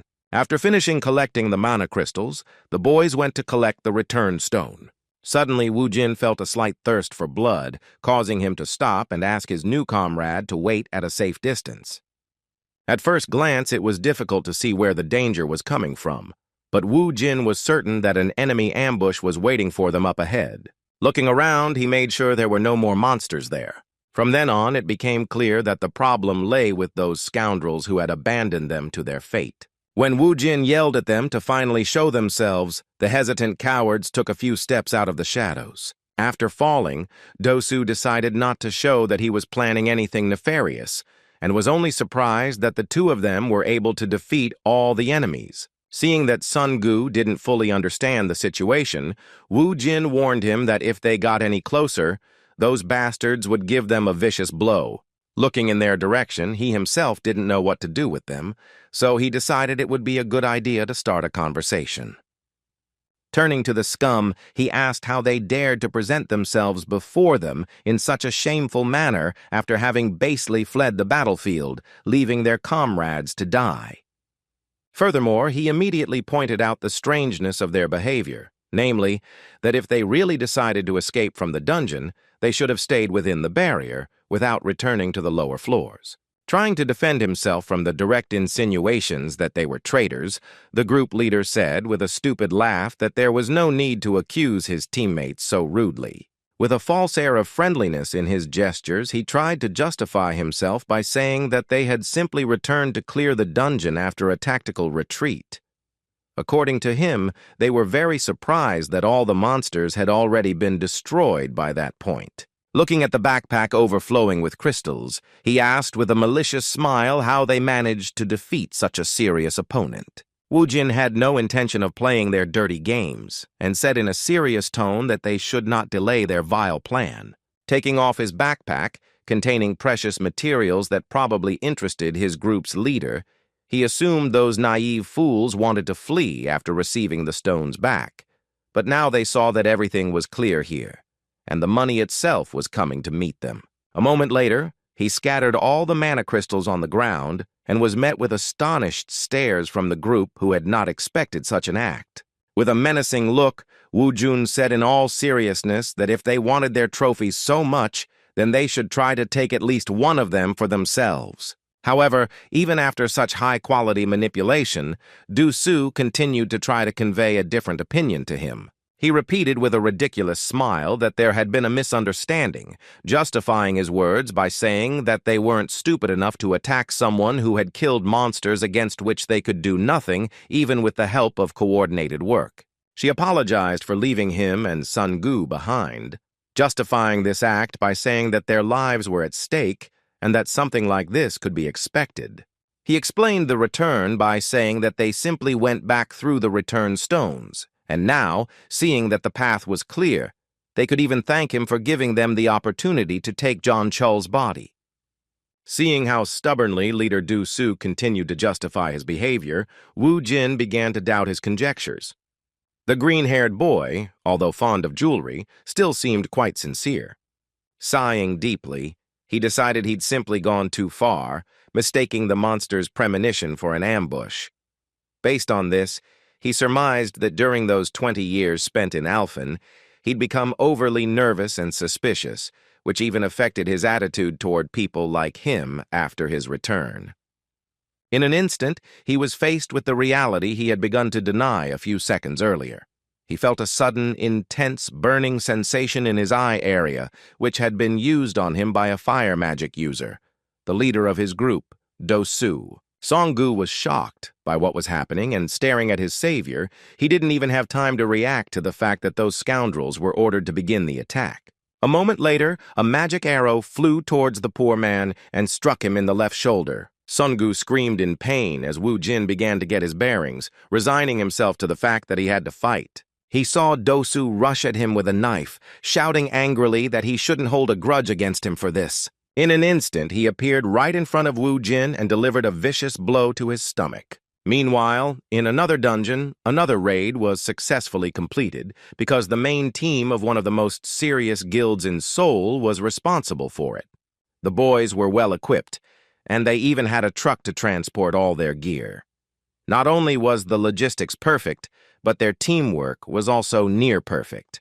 One could envy the way they supported each other after a successful raid. Their pleasant conversation was interrupted by a phone call. The team leader, who is the same red-headed girl we met earlier, received a call informing her that the second unexpected intruder had entered her property. It was Wu Jin, and Yoon-hee couldn't help but be surprised when she learned that although they didn't have any information on him, they did have information that today was the first time he appeared in the database after registering with the Awakened Alliance. Of course, the team leader immediately wanted to know where he was at the moment so she could have a clarifying conversation with him. She had no idea what kind of trouble he'd gotten himself into on the first day of his awakened career. Back to those events. The vile and disgusting Du-Su had already stabbed Wu Jin, and after his knife stopped, he started looking into his eyes curiously, hoping to see a reaction of pain in them. He was simply shocked when he saw that instead of the expected reaction, she started laughing maliciously, saying that she was surprised by such insolence. In the end, Wu Jin not only managed to get his bearings, but also blocked the sneak attack by grabbing the attacker's arm. He held it so tightly that Du-Su began to tremble from the sharp, bone-like pain. He no longer had time to speak. He threw the attacker to the ground with brute force and didn't even have time to realize what had happened. Du-Su broke the ground with his own body and began to scream in incredible pain. While tidying his long hair, Wu Jin asked with a wicked expression if he really believed he could carry out such a vile plan. He only had a few scratches on his face, and his eyes were intact, as he had managed to use the mana aura. Pointing his finger at the other bastards who dared to challenge him, he asked if it was true what they said about all awakened beings being equal to them. Looking at the shameless traitors blinded by the bloodstones, he caught those guys using necromancy on the goblin corpses lying next to them. Calling for reinforcements in the form of 5 skeletons that outnumbered the attackers, he declared it was time for retribution and then ordered them to dispose of the scoundrels. In a moment, all the members of the group were exterminated before the eyes of their leader, who watched helplessly as he lay on the ground. Wu Jin didn't intend to waste much time on them, so he picked up the knife Du-Su had dropped. Walking slowly towards the leader of the group, accompanied by the shouts of the other fighters, he looked him coldly in the eyes, making it clear that it was all over for him. Injured after being thrown so hard to the ground, Du-Su panicked and shouted in a hoarse voice that he was suggesting they just talk to avoid violence. With a wild look, Wu Jin asked in return if he wanted to stall for time to pass the delay in using his ability. A moment later, Du-Su joined his companions and departed for the other world. After dealing with the vile members of the hunting group, Wu Jin didn't miss the opportunity to check his leader's pockets, hoping he had a lot of money. Wounded in the shoulder, Song-gu, who witnessed this cruel spectacle, could not believe what he saw and the cold-bloodedness with which his savior treated the attackers. After eliminating 5 people in an instant, Wu Jin said that these bastards were useless anyway, and then asked his new friend if he agreed with his words. Looking around, he wondered why he couldn't even find the words to somehow answer her question. Sungu trembled with fear and pain from the wound. He said with great difficulty and in a weak voice that Wu Jin was absolutely right. Having finished his business, Wu Jin approached him and, placing his hands on his hips, declared the fact that he was in danger for the 2nd time in a row. Speaking of this, he surprised Song-gu by saying that because of this, he would have to pay double. There was nothing to explain here. Song-gu himself understood that he had been saved twice and was now infinitely indebted to this madman. Ignoring the attackers lying nearby, Wu Jin treated Song-gu's wounds for the 2nd time, providing first aid. Thus, the raid was completely over, and when they left the dungeon, the representative of the alliance controlling this station could not understand why he saw only 2 members of the group, which consisted of 8 people. When asked why there were only 2 of them, Wu Jin calmly replied that all of his other companions had been killed by monsters that were much stronger than they expected. This information was not only shocking but also suspicious. The representative of the Soul Hunters Alliance, noticing the overflowing backpack on the awakened man's back, asked how they were able to collect all those bloodstones.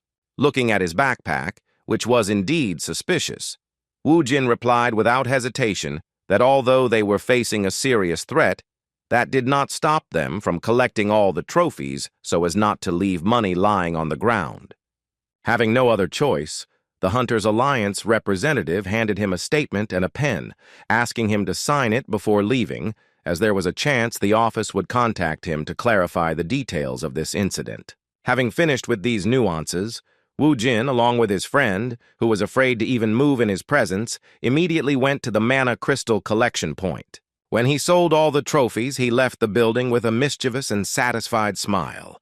He never imagined he could earn more than 13 million won in a single raid. As he continued walking with a crazy expression on his face, he was also proud of the fact that to that amount, he should also add the 4 million bonus he would soon receive from Song-gu as payment for saving him. Once again, this confirmed his suspicions that it was worth continuing to clear the dungeons himself to maximize the financial benefits of the campaigns. Although he had twice escaped life-threatening situations, Song-gu was deeply worried, knowing there was no way out of this situation.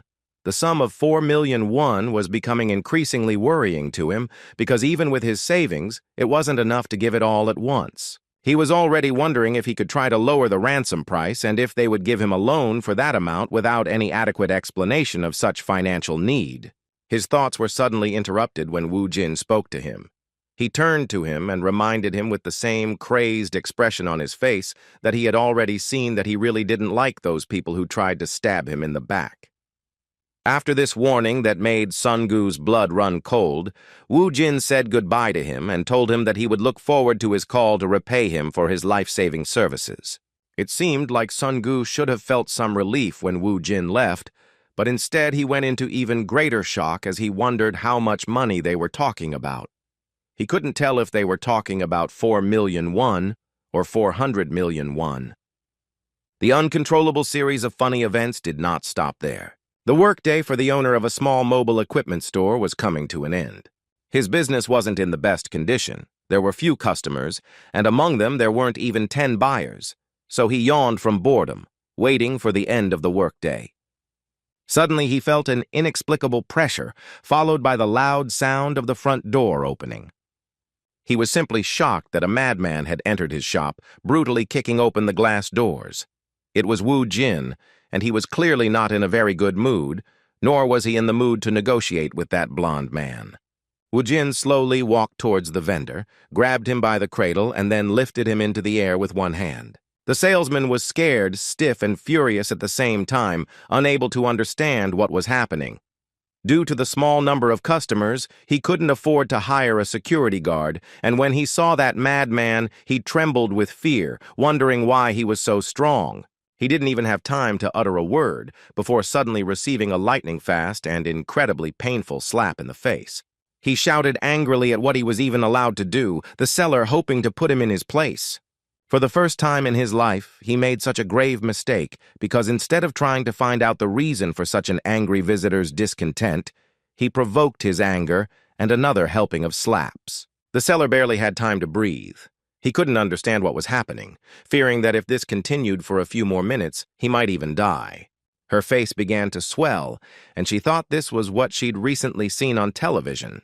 She couldn't think of anything else to do but assume it was called indiscriminate rape. With a trembling voice, he began to beg for mercy.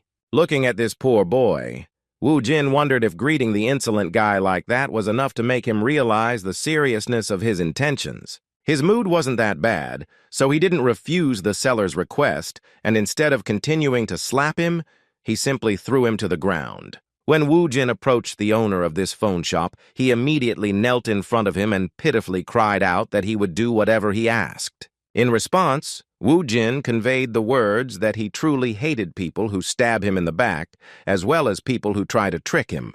The salesman couldn't understand what kind of knife in the back she was talking about and what she meant when she talked about the deception she was accusing him of. Seeing the beaten scoundrel's bewilderment, Wu Jin took out of his pocket the phone the seller sold him, saying it was the latest model. Seeing this outdated model, the defeated scammer immediately remembered that it was the same device he had successfully sold to some fool. Not only did she sell him that phone by telling him it was the latest model, but she also convinced him it was an incredible deal by selling it to him for the price of really good new ones. At the time, Wu Jin was considered a fool, because when he picked up this device, after staying in Alphen for 20 years, he was incredibly delighted. He even happily said that he couldn't believe how much technology had advanced in the past 5 years. Seeing this man's angry look, the salesman remembered that he was the victim of his scam. Everything fell into place. The man, terrified, had no choice but to rectify the situation to his own detriment. On the way home, Wu Jin was enjoying his new phone. As expected, he was delighted with this device, which was truly much better than his previous one. He was still unsure if he had done the right thing with the seller, because if they were in Alphen, he would have been speechless. Suddenly, a pair of men in suits appeared behind him and addressed him by his full name. Wu Jin stopped when he saw that he was surrounded by some strange men. The red-haired stranger began to describe his file in detail, including information from the Hunter Alliance and even information about him single-handedly clearing Guachin Station, indicating that he was much higher than F rank. He also didn't forget to mention that he was suspected of killing his teammates. Looking at this boy she had just met for the first time, Yoon-hee boldly asked him if he was too fearless for a rookie. In response, Wu Jin asked her who she was and why she was so interested in him. Unexpectedly for everyone, the leader of the hunting team behaved extremely uncharacteristically, politely apologizing for her manners. After that, she confidently introduced herself as the leader of the Hwarang Guild's Cinnabar group. For Wu Jin, this meant practically nothing. He still didn't know how things stood at the top of the guilds and who among them could be considered truly dangerous. However, for her own good, he decided to test out why she was so confident. Using his detection skill, he easily determined that this bold woman possessed truly impressive strength. Continuing the conversation, he asked her why she had found him. In response, Lee Yoon-hee mysteriously said that a rat was fearlessly roaming around her guild's dungeons, believing it would go unpunished. Realizing that it was him they called Krissa, Wu Jin smiled mischievously. Looking around, he laughed at Yoon-hee's words, wondering if his guild had really brought so many people just for the sake of a rat. Continuing his mockery, he said that since they were willing to bring so many people just for him, it meant Hwarang was a very large guild. Just as he was about to say that the dungeon he had recently entered was miserable, his speech was suddenly interrupted. One of the hunters was by his side in an instant and grabbed his face with his hand. Wu Jin didn't even have time to do anything before the red-haired boy in the black tuxedo threw him to the ground with great force. After that, the Hwarang Guild hunter warned him that he should watch his language, because if he insulted his guild, he would feel their true wrath. Although the blow looked impressive, Wu Jin was not particularly injured, but his anger flared at the insolent treatment of his face. The attacker didn't even have time to notice how Wu Jin grabbed his hand. Gripping the butt of the weapon tightly, he was on his feet in an instant, causing him to scream in pain, squeezing him almost to the point of breaking his bones. It was obvious that this guy, whom they'd called a rat when they first met, was capable of dealing with these hunters. Yoon-hee understood this very well. She couldn't allow anyone on her team to suffer the actions of a guy who got on their nerves. In an instant, he took a lightning-fast step and delivered a powerful kick to Wu Jin's stomach, so hard that he flew to the side. When he fell to the ground, he still didn't understand how it had happened. When he opened his eyes after falling, he saw Yoon-hee was back beside him and raised his leg high. In an instant, he kicked him in the face so hard that the asphalt beneath him began to crumble. For the first time since returning to Earth, Kang Wu Jin encountered an opponent so strong that he was also fast enough that his reflexes were insufficient for combat. Putting her foot in his face, the arrogant woman said she was impressed by his strength.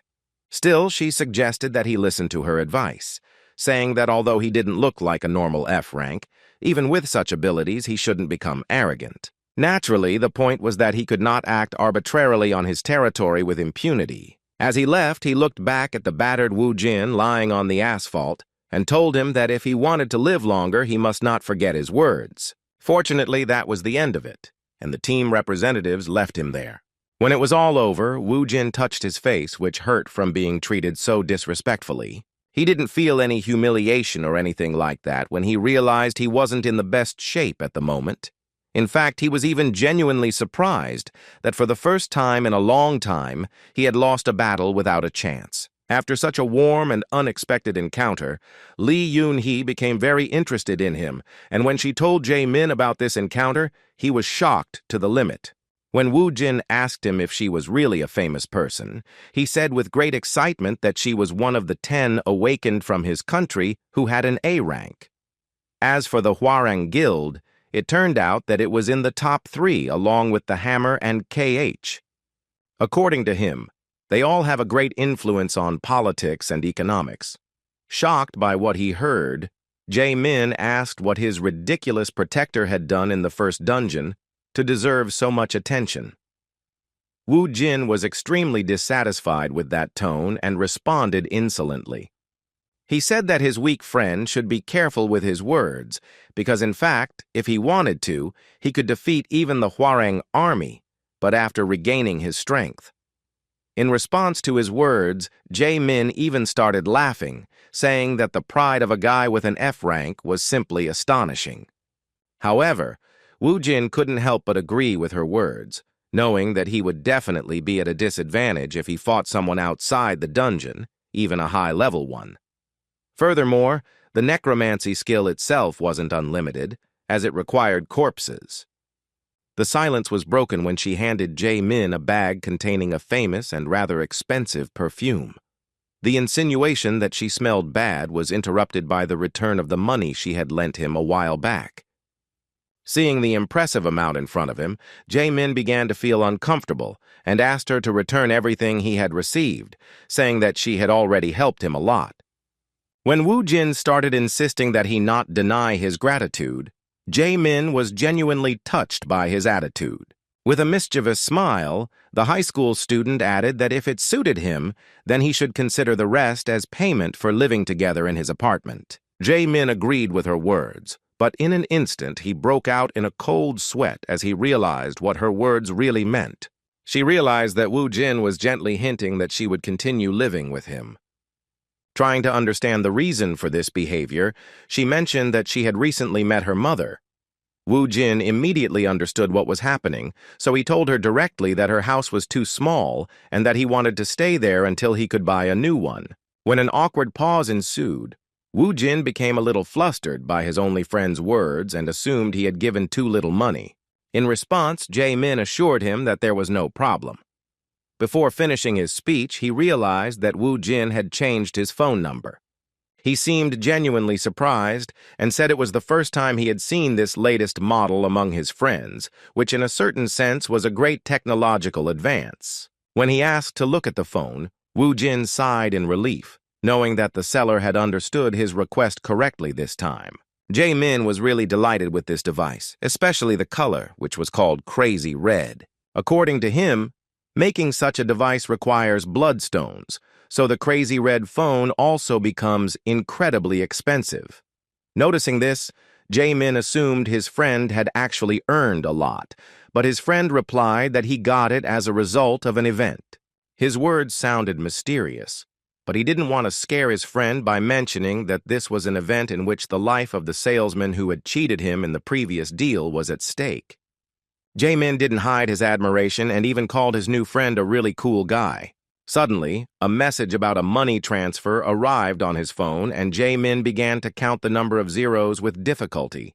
Woo Jin immediately took his phone and looked at the account where another 40 million won from Hong Sung-gu had appeared, and realized that the idiot had mixed something up because it was originally around 4 million. She had no choice but to contact him and arrange a meeting. When Sun-gu arrived at the cafe, he respectfully greeted Woo Jin, calling him boss and politely asking how he was. In response, Woo Jin asked, confused, why all this talk was necessary when they had only known each other for a few hours. After these words, she extended her phone toward him and asked him what the bank transfer amount meant. With a clear tone of condemnation, he asked the poor man if he considered him some kind of beggar since he had sent such a sum. Then he reminded him of his words about the 4. Sun-gu froze for a moment, realizing that he had paid. Remembering what he saw in the dungeon, he began to think that if he couldn't pay, he would end up in the place of those guys who betrayed them. Now he began to think that we were talking about those same 4, not millions, but hundreds of millions. He couldn't even imagine how to get such a sum in such a short time, so he found no better option than to fall to his knees and begin to pitifully beg for his life. Woo Jin felt extremely uncomfortable at this sudden sight, while Sun-gu, who had misunderstood his words, desperately shouted that he would give up the remaining portion if he was given a little more time. The behavior of this ridiculous awakened man attracted the attention of everyone present in this cafe, So Wu Jin started to get angry and nervously said that if he wanted to live, he should first sit at the table with him. Sun Gu followed her order without question and then began making excuses, saying he was truly sorry he couldn't come up with 400 million won in such a short time. He desperately promised that if they gave him time, he would definitely pay for saving her worthless life. When Wu Jin heard the amount that idiot was talking about, he was completely lost. It was clear he was desperate, but he was willing to do anything to save his life. Wu Jin finally realized that he had completely misunderstood her speech. On the other hand, he couldn't help but admit that modern children seem quite generous. Choosing a more comfortable position for himself, he decided that if Song Gu was wrong, then he really deserved to be taken advantage of. With his hands clasped in front of him, the newly appointed businessman with a malicious expression on his face asked how long he would have to wait for his money. The next day, Wu Jin set out again in search of profit. A walk in the fresh air in a rather pleasant area was how his morning began. Shortly after, a car with a personal driver, Song Gu, arrived to pick him up. Seeing him in a good mood on the way to the dungeon, Wu Jin asked him why he was so happy on his first day at work. In response, he said in a cheerful tone that even servants can be happy. Sun Gu really amused Wu Jin, although Wu Jin had no intention of regarding him as that servant. It turns out that last night this ridiculous guy announced that since he can't repay the 400 million won in the near future, he's willing to become a member of his saviors group to give him a share of his earnings. After a moment's thought, Wu Jin pointed out the flaw in this plan, saying that he would just stick with it, which seemed like an obvious and safe idea. Sun Gu didn't even think about his personal gain, so he enthusiastically began justifying himself by saying that he just wanted to earn that money by being a truly useful person. Fearing rejection, he even declared his willingness to become her personal manager. With some admiration, he promised that in that case he would take full responsibility for choosing dungeons, booking reservations, selling bloodstones, and other concerns, including even the possibility of being her personal chauffeur. In response, Wu Jin said that if he was going to work like that, then that made him a personal servant. Song Gu felt a little offended. He was really hurt by those words, even though he knew his savior was absolutely right. He grinned from ear to ear and awkwardly praised his boss for his accurate observation. The conditions were really favorable. Wu Jin didn't mind the company of a boy he could trust. Pleased with this unexpected opportunity, he began to dictate terms that, surprisingly, proved mutually beneficial. He said that in this case, his cooperation would last for a year, and since it would be too difficult to do it for free, his servants would even get their share of the total profits. His offer seemed like a true gift from fate. Sun Gu took his boss's hand and sincerely thanked him for it. In response, Wu Jin said with a kind smile that he was also grateful for it. As a result, another good friend appeared in his circle. Looking at Song Gu leading him to the pre-booked dungeon, the carefree awakened man thought it was quite funny, because by pure chance he got a servant due to a misunderstanding in which he actually wanted to return the excess. In reality, he realized he was doing him a great service, no less than he himself was receiving. Looking at this young man, he pleased him with the sudden words that if he would only do his job well, then 10% of the profits would be his. Hearing this, Song Gu stepped out of the way and, with tears in his eyes, thanked his boss for what he was doing for him. When Wu Jin interrupted his boastful speech by asking if he had found the dungeon he had been told about, he immediately replied that at the boss's request, he had reserved a 3-star dungeon with the largest number of monsters. They soon reached the third exit of Maebong Station, where a swarm of Reikis was waiting. Monsters like cockroaches weren't a big problem in terms of battle difficulty, but their numbers were definitely very impressive. Sun Gu was puzzled, doubting whether they could handle such a task. He had 2 backpacks on his shoulders, and his sole task was to collect trophies, but Wu Jin still asked him to be vigilant, so as not to be accidentally hit by a surprise attack. The numerical superiority of the Rakia swarm was a serious problem, but not for a necromancer with a wealth of experience under his belt. Wu Jin oriented himself from the start. He had to spend all his points on control in order to increase his army's maximum strength. The number of skeletons he could control had grown to an impressive 19, which was even more than the maximum number of participants in a single raid. Taking on quantity with superior quality was a smart decision, but they were still in for a tough game. In a moment, this floor became a bloody battlefield. It wasn't long before the Raki swarm thinned to the point where the skeletons began to push through at an ever-increasing speed. Although the Raki did not have impressive intelligence, their instincts were enough to make them tremble in fear when the mage's familiars approached. The ruthless skeletons completed their task with ease. Although they were relatively few, the remains of these monsters were eventually greedily divided. Song-gu did his best to keep up. Even during the battle on the first floor, he had already started his work of collecting bloodstones, so there was a slight delay before he caught up with his boss.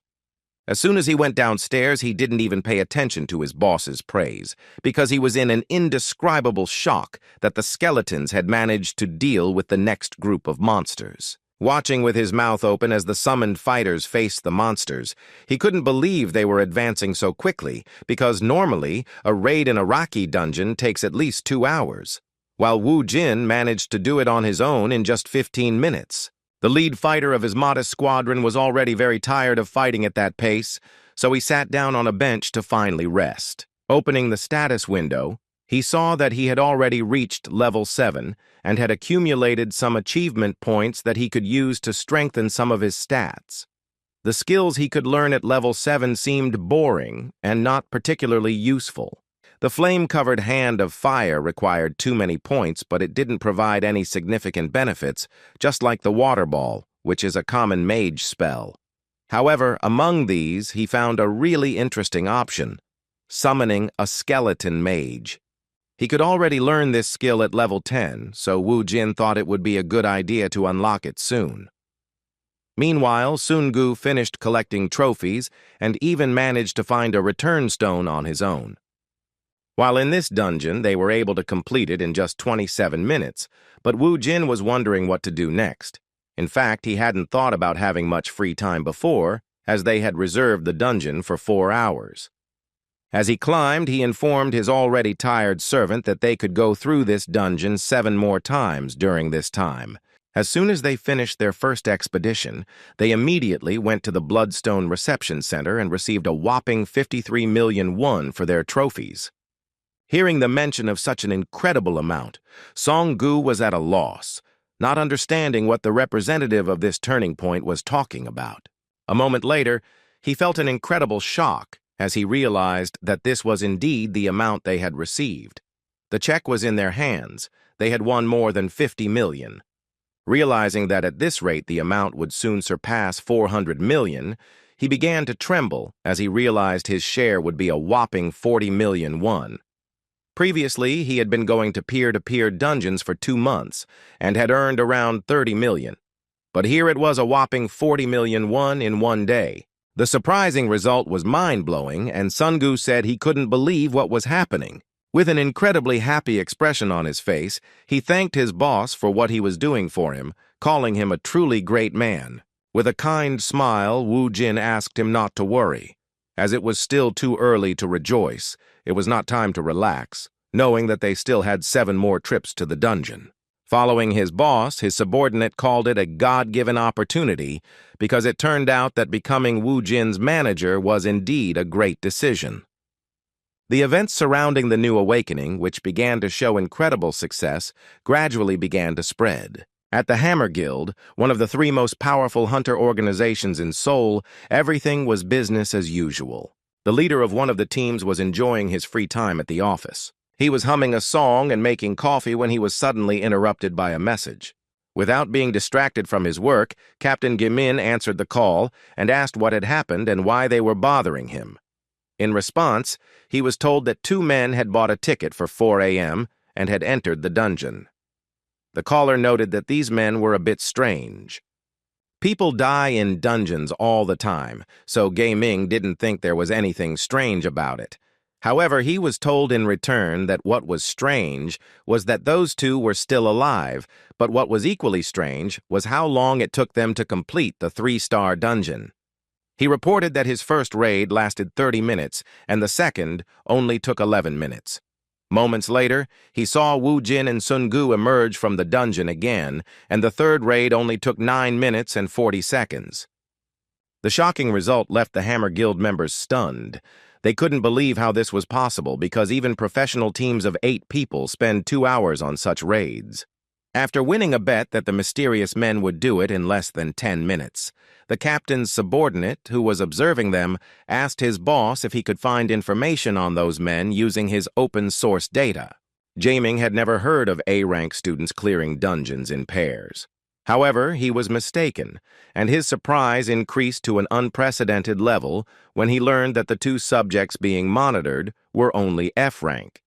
Hanging up, the captain replied that they should stay in touch for the time being while he could find at least some information on those guys. Upon checking the data, he immediately discovered that one of them, Wu Jin, had registered in the Hunter database just a day ago, while the other squad member had registered just 2 months ago. This result indicated that such measurements were incorrect. An excited smile appeared on the captain's face, realizing that it was too large a measurement error and that those 2 should be assigned at least a C rank. Awakeners with such serious abilities were likely to become high-ranking. He had known this for a long time and had been waiting for guys with such potential for a long time, so he couldn't miss the opportunity to have them at his disposal. As expected, the Hwarang Guild was also watching the events. One of the managers of this organization noticed his strange activity and informed Yun-hee that the guy who recently appeared before his sight was capable of doing something incredible. They had dealt with him before due to a report from an office employee that he had trespassed on their property. They already knew that Hong Sung-gu was an unremarkable fire mage, while the main power was possessed by Kang Woo-jin, an F-rank necromancer. The leader of his organization, addressing Captain Lee Yoon-hee, asked him what he thought of his abilities. Recalling their encounter, she replied that she actually thought he was unusual, but not that unusual. Like Captain Gi-min of the Hammer Guild, he also came to the conclusion that Wu Jin must be at least a C-rank fighter. The leader agreed with his words and concluded that there were 2 options. The first was that he was hiding his abilities during the test, and the second option was that Wu Jin was growing at a crazy rate. It was the first time Lee Yun-hee had seen something like this, so she asked the more experienced leader if there had ever been an awakened who had such a speed of development that he could ascend 2 or 3 power ranks in one night. In response, the red-haired man said there was a similar case in history where an awakened person rose from rank F to rank A in an incredibly short time. His potential was a secret until he reached the #1 spot in South Korea. Naturally, they were talking about Kim Kong-chal, and understanding this, Yun-hee objected, saying that such a great hunter can't compare to some punks. Despite his opinion, the leader suggested he wasn't too sure of his assumptions.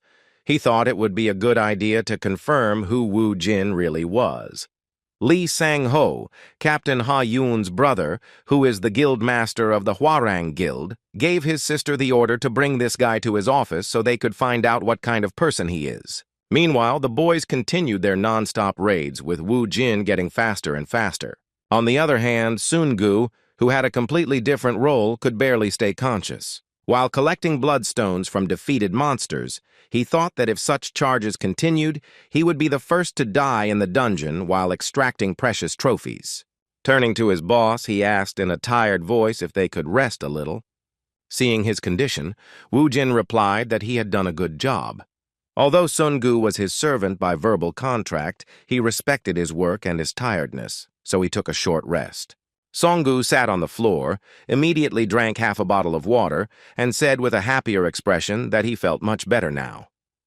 When the boss asked him how much time they had left, he replied a little over an hour.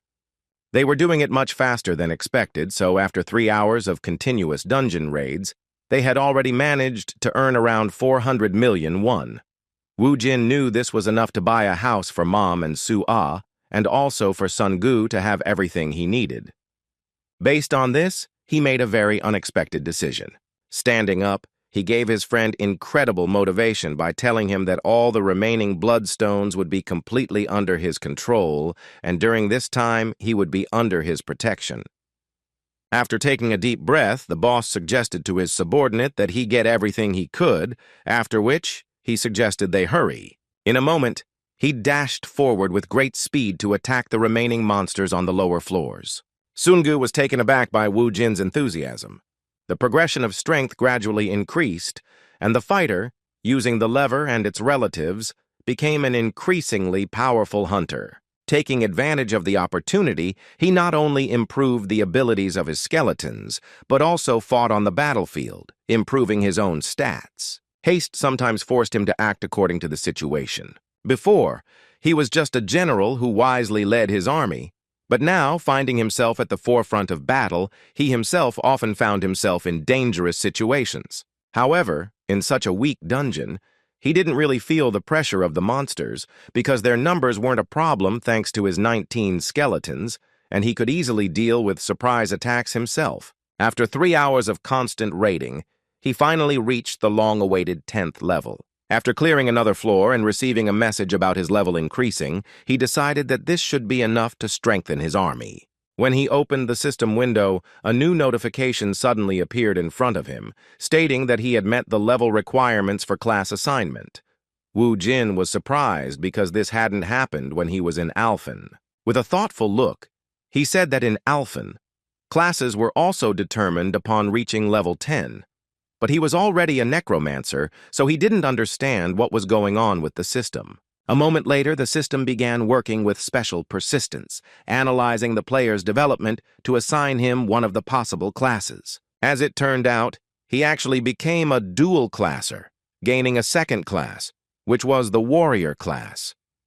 Wu Jin felt a little uneasy, thinking this might be a problem, but he couldn't refuse such an offer. He also received a bonus in the form of a warrior weapon. Based on his experience, Wu Jin believed that being a mage was definitely more advantageous, as the traits overlapped with necromancy.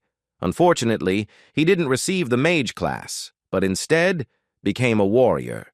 If he had known this would happen, he would have used magic instead of wielding a crowbar. He had no choice but to accept such a fateful decision. Without paying attention to the details, he looked with particular interest at the bonus in the form of a warrior's weapon, which became his reward for acquiring new skills. The mysterious gift appeared in front of him, but in reality it looked more like an ordinary steel pipe. As soon as he touched the warrior's weapon, he received a notification about its properties. It turned out to be a steel staff that grows with its user and will come to him at the first call. After looking at this object, Wu Jin smiled and realized that a weapon with ever-increasing specs wasn't so bad. He thought ahead to what it would become in the future. After finishing receiving the unexpected rewards, he returned to his original plan, obtaining the Necromancer bonus in the form of the Demon Seal Catalyst. The item known as the Demon Seal Crystal is a magical crystal that necromancers obtain upon reaching certain levels. The 7 crystals within him are great familiars, incomparable to the skeleton soldiers. With their help, in Alphen, he destroyed all enemies who dared to approach Alendal, the land that belonged to him. With a smile of anticipation, he wondered whose turn it would be this time. As he opened the seal, the glass began to shatter with a blinding purple light. Wu Jin clasped his hands in front of him, waiting to see the familiar he would receive from this crystal. A moment later, a black-winged succubus appeared in front of him, a short blonde with large eyes and bright red lips. It seems that the necromancer had seen her before and was astonished to see that she was the one who appeared in front of him.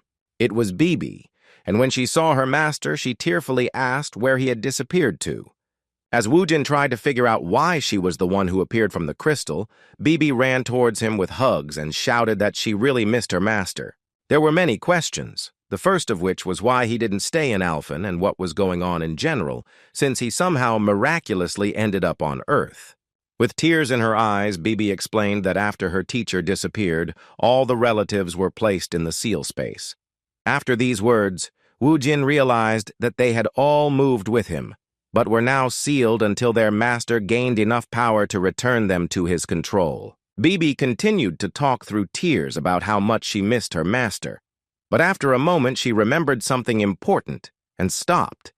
It turned out it was because she smelled something strange. Looking around, he wondered why he could smell that in such a place.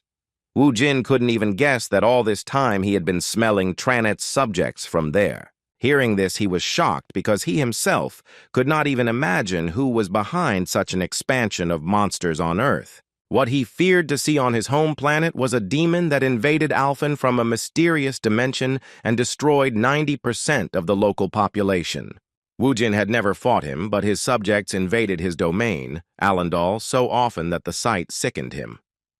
It has now become clear that the fact that Trenet is gradually invading Earth is the reason for the sudden appearance of the dungeons. Finding himself on his home planet, Woojin thought he had escaped from Hell, but it turned out that Hell was following him. Meanwhile, near the station where the fighting was taking place, some representatives of large hunting organizations had already appeared. There were enough kids interested in Woojin, including some leaders of big teams. Looking at his watch, Ha-min replied to the representative of the large organization that the recruits they were interested in had entered the dungeon 8 minutes ago, so they should be leaving soon. According to him, those who so interested their leader were not fools, as they earned more than 400 million won, working with just 2 people and alone in a dungeon in less than 4 hours. This guy, observing the situation, believed that with such strength, he would also be able to clear dungeons at such speed. Meanwhile, all attention was focused on the boys because they finally got out of the dungeon.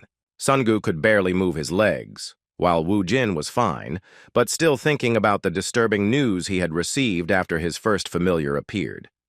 Jinmin Chang broke the silence by congratulating them on their good work in the dungeon. With a smile on his face, he asked them if they would mind giving him a few minutes of their time to listen to one of the most fateful proposals of their lives. In response, Woojin walked past coldly and replied without much interest that he rejected their offer. Hearing such an unexpected response, Jin felt desperate and put aside his pride and ran after them, begging them to stop. With a sullen look, Woojin asked why he was asking if they were willing to listen if he was just going to waste their valuable time anyway. Mr. Min Chang was very worried about the situation. His face was covered in cold sweat due to the difficult dialogue. He could not understand what was happening to the boy, that by recruiting him, his career would skyrocket. In response, he apologized for wasting their time with his beating around the bush. Having regained his former respectable appearance, he handed over his business card and said they should get to work because the Hammer Guild wanted to recruit them. But even after the direct message, Woojin turned around and started walking away, surprising even his protege with the response that he wasn't interested. Jun, having lost his pride again, started running after them, assuming they simply didn't know who they were. Woojin knew this wasn't going to stop just like that, so he turned to the aggressive hunting team leader and told him that he had heard they were one of the top 3 guilds in Korea. Jinmin Chang felt a little relieved after hearing that he was being treated properly. After that, he handed his business card to the promising hunter and told him that his guild had the strongest awakened among its ranks. He promised that if they joined them, they would receive the best support without delay. Skipping formalities, Woojin, simply calling the representative of one of the strongest organizations a man, asked him to stop this pointless dialogue. With an angry look, he said he was in a remarkable mood, so it was worth stopping to bother him so as not to be rude.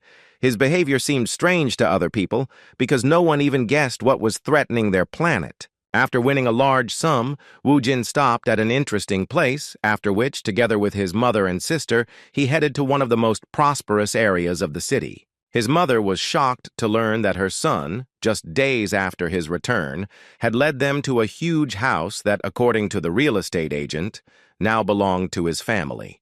She was excited about what was happening, knowing that a house like that would cost an unimaginable amount of money. Looking at her son, who had a calm smile on his face, she still wondered how she was going to buy a house like that. Looking at his phone, he replied that he had recently topped up his account and could now afford it. His mother was shocked to hear these words, and the son was forced to explain that he was actually a vagrant who earned money in the dungeons. As expected, his mother was very worried. She couldn't allow her son to take such a risk after losing a family member once. However, Woojin insisted that he had nothing to worry about. After all, he wasn't weak at all, and hunting in the dungeon was like fighting cockroaches for him. Despite all her arguments, her mother couldn't accept her words, but her daughter joined the conversation and asked if she could have a dog. She reminded her that they could have one if they had a house with at least a little grass, and here it was simply enormous. With a demonic expression in his eyes, he tugged at her clothes again, and in response, the worried mother asked him to wait while she figured out what was happening. Seeing her worried, Wu Jin asked her not to worry. He placed his hand on his little sister's head and told them that they should consider this as compensation for the difficult times they had endured because there had been no man in their family for 5 years. With a kind smile, he asked them to simply believe in their strength.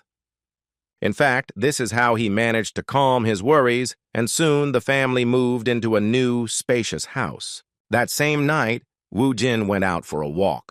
As he passed the corner of one of the houses, he turned to Bibi and asked her to come out of hiding. His summons began to work, but she never appeared before him. As he repeated his words, he saw the trail of summoning magic begin to lead him around the corner of the building. He was surprised because when he looked around, Bibi was still not there. A moment later, she saw a cat with a strange energy pass by, so she assumed it was her familiar in a very unusual form for her. It turned out it was really her. Wu Jin couldn't understand why she had turned into a cat, but he couldn't mistake those eyes for anything else. When he picked her up, he heard that she couldn't bring her true form out of the dungeon. As it turned out, because of this, he had to find a small organism that could become her vessel.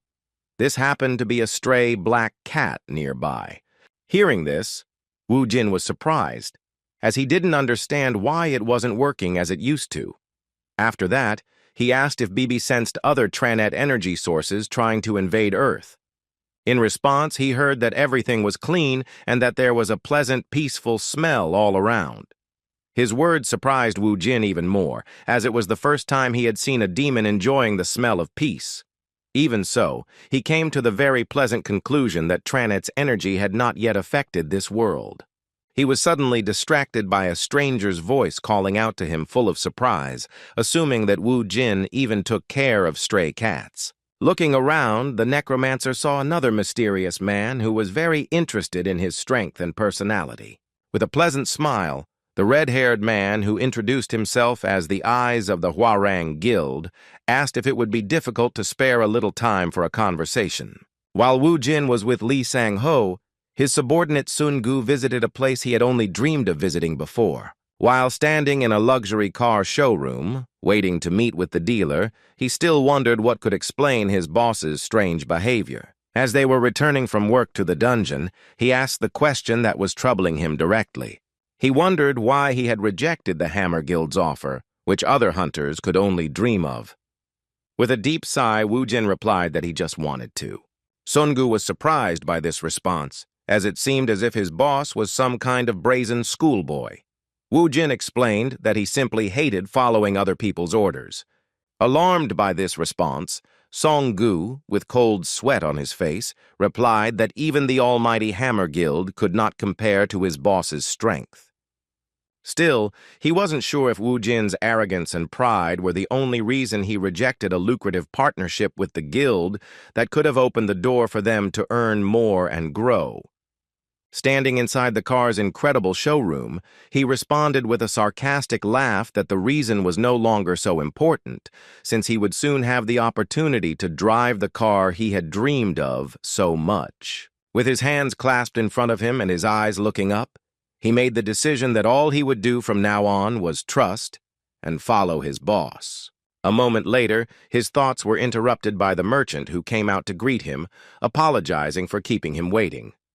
They immediately brought him a contract and asked him if he wanted to sign it immediately. Being so close to his dream, Song-gu accepted the proposal without hesitation. Meanwhile, his boss was in one of the cafes, where he was already being apologized for how his first encounter with the Hwarang Guild had been. What Li Sang meant was that he had a confrontation with Yoon Hee over a misunderstanding about visiting her dungeon without permission. Hearing that name, Wu Jin immediately knew it was that crazy red-haired woman. The guild leader explained that, in fact, although she is his younger sister, she is very different from him due to her explosive nature. He clasped his hands in front of him and said with a kind smile that Yunhee was very valuable to the guild, so he was ready to compensate for any complicated situation involving her. Wu Jin shook his head and said there was no need for that, then suggested they move on to the real reason for their visit. Continuing to smile, San-ho replied that he was quite smart at negotiations despite having recently graduated from high school and not even having much experience talking to hunters. He admitted that he had indeed observed his progress, which he could confidently call an impressive progression, which was impossible for an F rank. He believed that Wu Jin belonged at least at a C rank, especially considering what had happened in the raid he had participated in today. With a forward-looking look, he said he was sure Wu Jin was one step away from the top spots, and it was only a matter of time. After hearing their praise, Wu Jin immediately realized that they were now also interested in having him at their disposal. Seeing her mood, San-ho confirmed his suspicions and asked her to join the Hwarang Guild, promising that they could provide her with the best conditions for her development. Wu Jin was not interested in such proposals, so he decided to act quite unexpectedly and suggested that what they called the conditions for development was that the role of leader would be transferred to him if he could defeat him in a duel. Considering it simply a friendly joke, Mr. Lee laughingly replied that he expected nothing less from him, having heard of his self-confidence.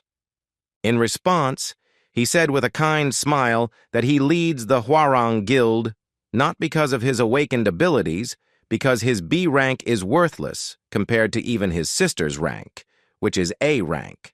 Relying on these words, he gave a complete answer that therefore he could not give him his place even if he defeated him in battle. In response, Wu Jin stood up from the table and started walking towards the exit, disrespectfully replying that he wasn't interested in that case. Suddenly, a surprising question from the leader of the Hwarang stopped him. Mr. Lee coldly asked him if he knew why dungeons appeared on Earth. Seeing Wu Jin's interest, he said that it had been 5 years since the underground tremor, but they still hadn't discovered anything about the dungeons. However, based on his observations, the dungeons were getting larger, and the monsters within them were much stronger than before. But humanity isn't at all alarmed by this, because people are completely absorbed in making money from bloodstones. Mr. Lee Sang-ho is absolutely certain that the world will descend into chaos if things continue like this. With a sincere look, he made the most advantageous proposal at that moment, saying that gathering the awakened to stop this was his true purpose. Looking towards the promising hunter, he expressed his hope that he would entrust them with his strength. The next morning, the Hammer Guild was really restless. The leader of the 4th team was in a really terrible mood, which worried his entire team. Suddenly, Assistant Leader Jin noticed something interesting. He immediately turned to his boss and told him that the guys they were interested in had already managed to book Exit 6 of Gwacheon Station.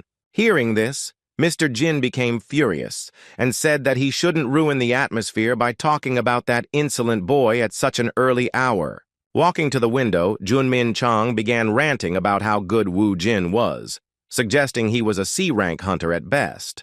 However, his out-loud thoughts were interrupted by a message saying the newbie they were interested in had reserved a 4-star dungeon. Hearing this, Mr. Jun almost choked on his coffee, thinking that the madman had signed his own death warrant. He rushed to the computer and made sure that they had once again reserved such a difficult area so they could clear it together.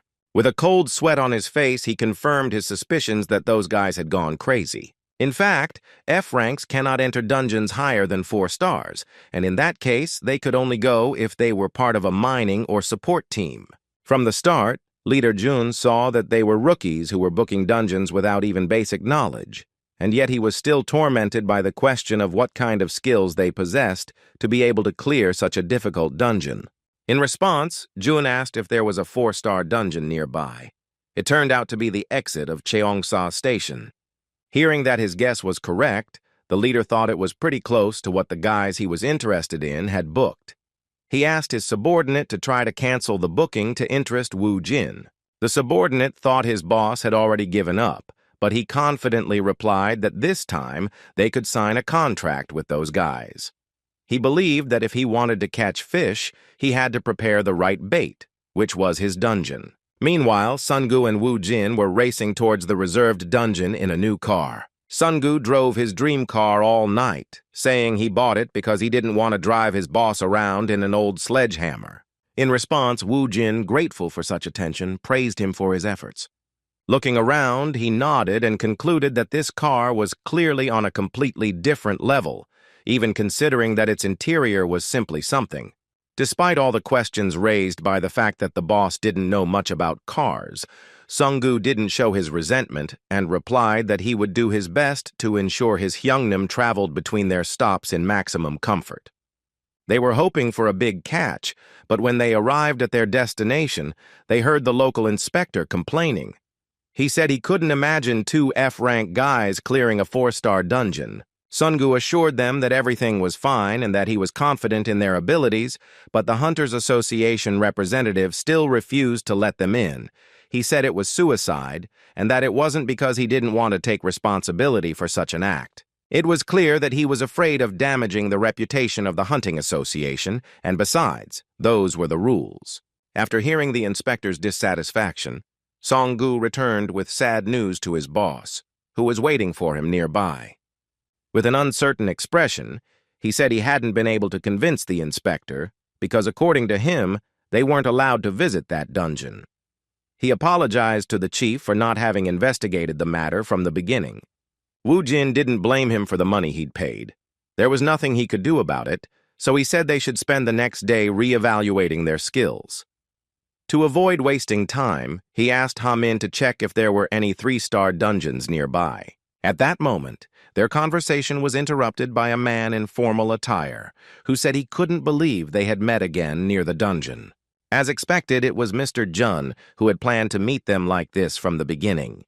He dismissed this situation as fate, asked what had happened, and asked if he could help them in any way. With a friendly smile, he tried not to show that he had expected to find them that way from the beginning. Not hiding his obvious suspicions, Woo Jin mockingly repeated his words that this was indeed fate. With his hands on his hips, he asked the curious leader of the Hammer organization's 4th team how exactly he was going to help them. Without further ado, they headed to the Gwacheon Government Complex station, where a dungeon had been prepared for these guys in advance. Recalling his failure, Leader Jun guessed that they didn't know that only those of rank C and above could enter 4-star dungeons. Pointing at this station, he said that this 4-star dungeon was available to his guild and that all reservations had been canceled, allowing them to enter freely. Woo Jin had this place at his disposal thanks to the help of the Hammer Guild, and he expressed his suspicion that it was too good to be true. He said all those concessions had to be paid for, so he asked what they wanted from him in return. With a kind smile on his face, Leader Jun assured them that this was just a gesture of goodwill and that they would resolve their friends' ranking issues on their own, so they could clear this dungeon at their leisure without worrying about the Hunters Association's reaction. Taking their words into consideration, Woo Jin replied that if that was really the case, then they would be happy to accept this proposal. After these words, the leader of the 4th team wished them good luck on the pass, but asked them to stay one more minute to receive a gift from him.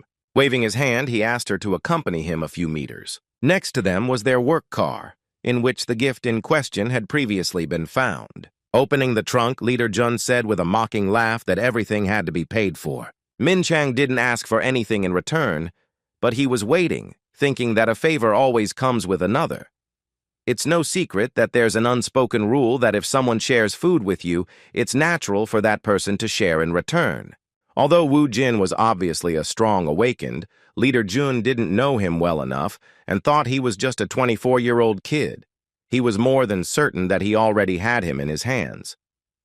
In turn, the subordinate of the 4th team leader thought exactly the same thing. It wasn't the first time he had carried out this plan together with his boss, so he began to play his own game, complimenting that his dear friend's mood had changed for the better. When Woo Jin asked him what he was talking about, he replied that yesterday he was in such a mood that it was scary to even talk to him. Remembering that day, the Necromancer nodded, for he was really in a bad mood because all his thoughts were occupied with Tranit's presence on his beloved Earth. Seeing how Woo Jin was gradually becoming more open to communication, the Hammer Guild trickster asked with a smile on his face if they would mind having a drink together after their raid was over. Wu Jin agreed without hesitation, and that insolent office plankton immediately came to the conclusion that the boy had fallen for his manipulations. Having been with the Hammer Guild for 2 years, he was confident that their tactics were impeccable and that their target would soon sign a contract with them, especially after taking a few gulps of strong soju. He went on to talk about celebrating his success and mentioned that he knew of a nice place nearby.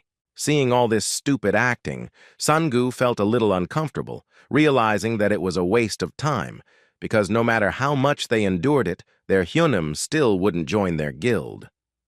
When Jin Min Chang returned, he paused for a moment, looking around the area for the boys he had brought to that place. When Ha Min asked where those boys had gone, he replied that they had already gone to the dungeon. Hearing this, Mr. Jin began to tremble with anxiety and said that he had asked them to wait so that he could give them a gift for their journey. He was furious, and his protege didn't understand why he was so angry.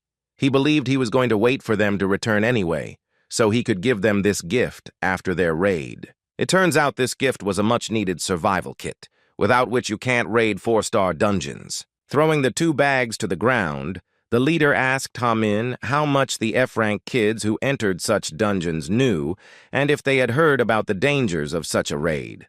With a worried look, Mr. Jun thought about the fact that for such dungeons, a D-rank team with a C-rank leader was recommended. I knew that Kang Woo Jin was only an F-rank on paper, and with his speed at completing 3-star dungeons, he should be able to defeat the monsters in this dungeon.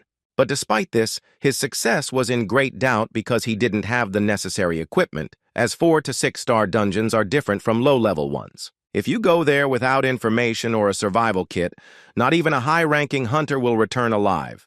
With his hand over his face, Leader Jin said that this was the end, because with their actions they had not helped, but had literally sent those guys on a deadly raid. Meanwhile, the boys had already cleared a significant portion of the dungeon, clearing all the floors with ease. Looking around, Wu Jin wondered if this was really a 4-star dungeon, considering the monsters they encountered along the way were far too common. Song Gu assumed it was just an easy 4-star dungeon, and his boss decided to accept it to avoid racking his brains. All the bloodstones had been collected, so Wu Jin activated the search for the return stone. Unexpectedly for him, there was no reaction to the use of his ability. Wu Jin thought that there couldn't be such an object near them. He couldn't even imagine that that wasn't the entire dungeon and that they only saw the open part. So he attributed it to his skill being too low. In order not to waste time, they decided to return to the place they started from, looking around. For the first time in all the raids, they encountered such an unusual problem. Walking through the same place once again, Song-gu noticed that the place where the entrance previously was had moved somewhere and no longer looked the same as before. Suddenly he stopped and said in surprise that something was wrong here. A bright glow appeared before them, providing answers to their troubling questions. Where they were looking for an exit from the dungeon, a portal suddenly appeared that led them to the deepest, hidden part of this place. It became clear that the portal hadn't caused the return stone to appear. They had no choice but to enter and continue clearing the dungeon. With a smile of anticipation on his face, Wu Jin said he now understood why this was a 4-star dungeon. They were near a portal, beyond which a true survival game awaited them. Still, the boys decided not to delay, because even though their trip was paid for by the Hammer Guild, they couldn't waste precious time thinking. Passing through this portal, Wu Jin was shocked by what he saw in front of him. They met at another exchange, and Sun-gu started behaving strangely. For some unknown reason, she stripped naked, and Wu Jin couldn't figure out what she was planning. He immediately looked away and asked with some discomfort why he did it. In response, he heard a disgruntled shout from Hyunim, who was also standing naked in front of him. Looking around, Wu Jin realized that only their bodies could move through this portal, while their clothes remained in the place where they entered this teleportation. The strange forest they found themselves in greeted them with a strange animal cry. Staying there without clothes was a very bad idea. While Song-gu was panicking, his boss was becoming more and more shocked by what was happening, more and more convinced that this was in fact a dungeon of a completely different level than the ones they had been in before. Thanks to his skills, Wu Jin quickly obtained the necessary items to survive in this dimension without wasting time, even covering basic needs such as clothing. Seeing how he could control space, Song-gu couldn't contain his joy. Wu Jin continued to surprise him with his skills and how coolly he acted in any situation. Even though they had been working together lately, it still seemed like a complete mystery. While Sun-gu was trying to guess what his boss was doing, he was distributing his experience points. At that time, he was level 10, and thanks to the bonuses transferred from Alphen, his stats were much higher than those of boys of the same level. Still, he knew that a 4-star dungeon was still dangerous. For example, in the Rocky dungeon, the Necromancer's skills were sufficient, but here everything was different, as he might encounter strong enemies that he would have to fight face to face. Considering all the risks, he decided to use the remaining experience points to learn warrior skills. He now had several movement skills, a powerful blow, anger, and warrior intuition in his arsenal.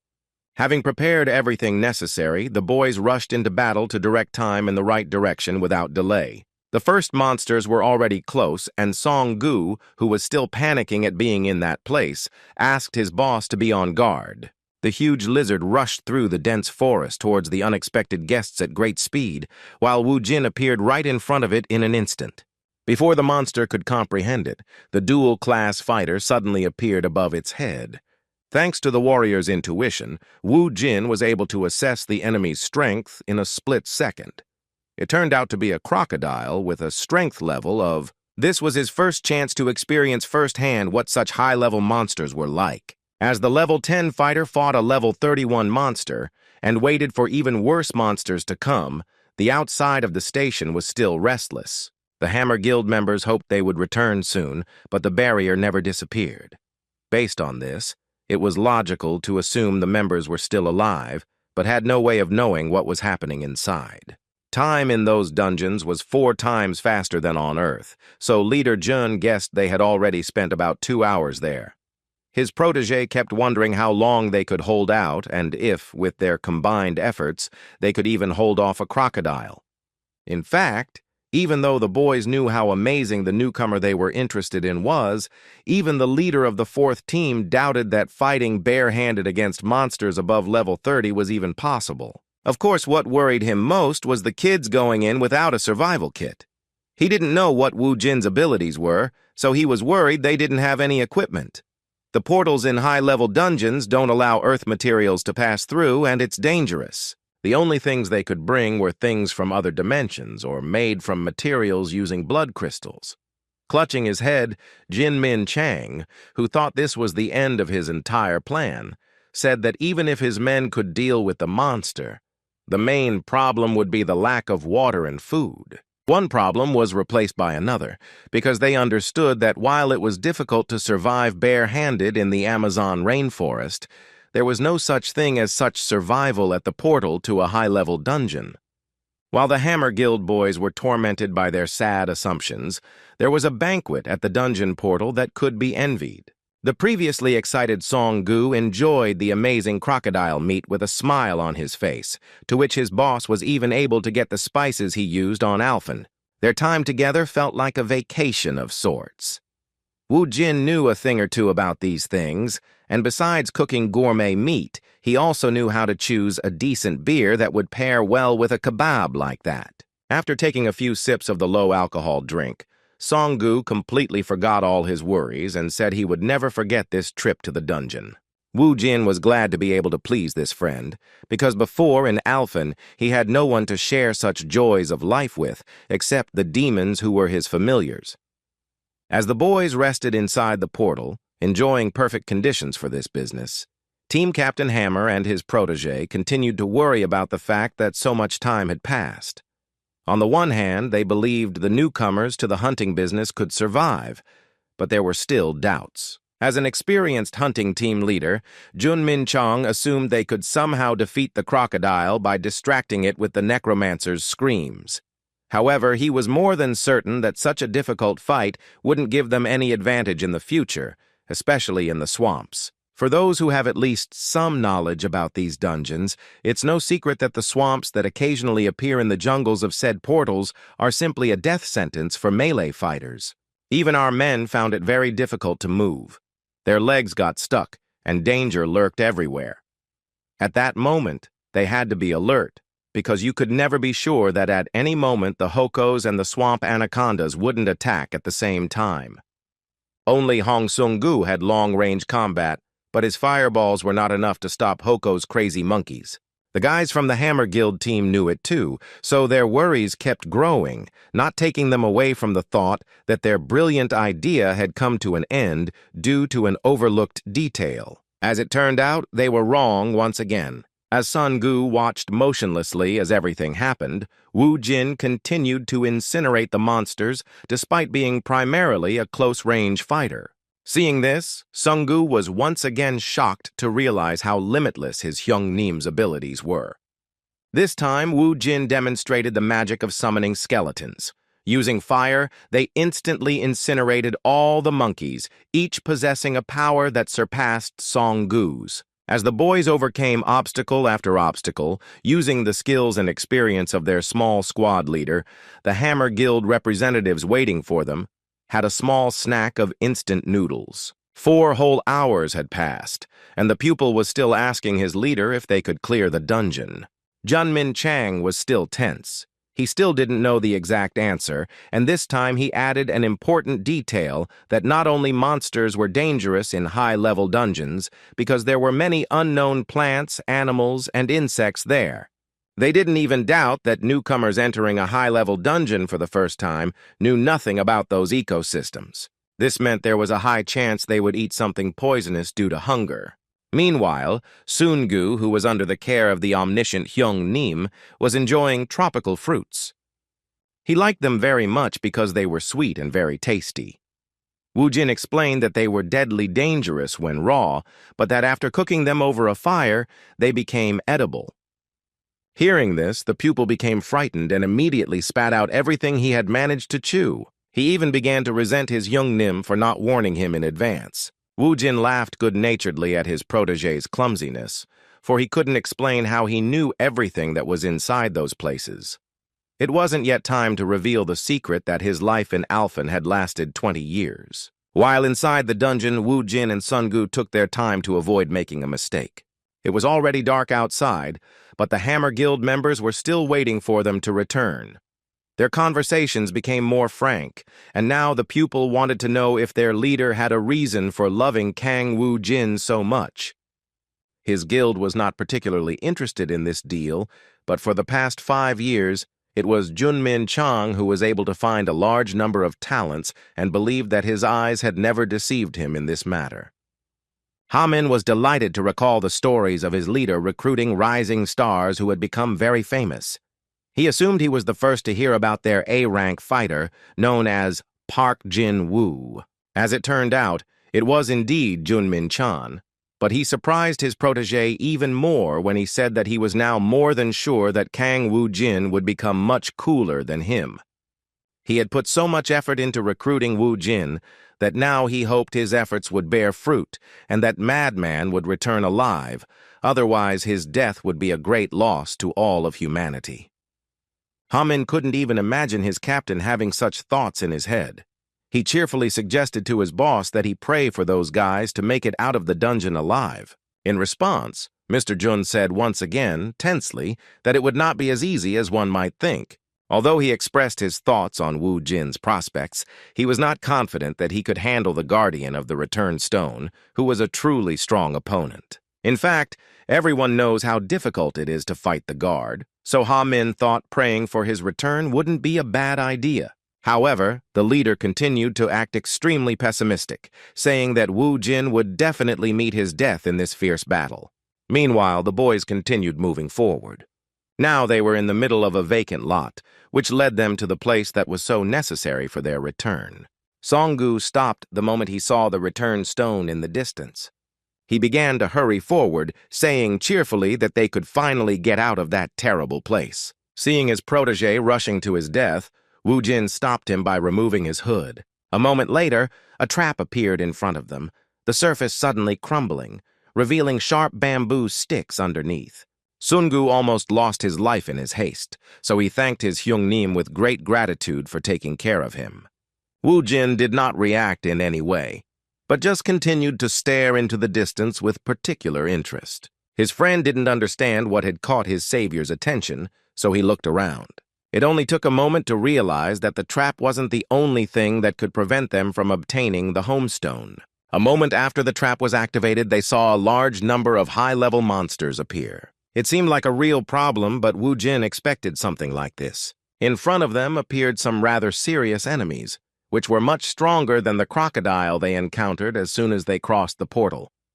It was a small detachment of Alphen orcs, made up of warriors and mages of level. The population of Alphen is made up of a wide variety of races, including humans, elves, dwarves, beastmen, and even orcs. Another question was what they were doing in the Earth Dungeon. They had no choice but to find out for themselves. It hadn't been long since Woo Jin's return to Earth, so he still had a good command of the Alphen language, which he used to ask why the orcs were on his planet. Seeing how the enemies reacted to the boss's mysterious speech, Song-gu was once again baffled, realizing that he still didn't know much about his new friend. The orcs began to look around, not understanding how this man from a planet that was not native to them knew their language. In response, one of them asked him who he was and how he knew the language of Alphen. Woo Jin had no intention of answering this question, so he asked them to ignore it and asked again what they were doing there. One of the orcs paused for a moment before answering.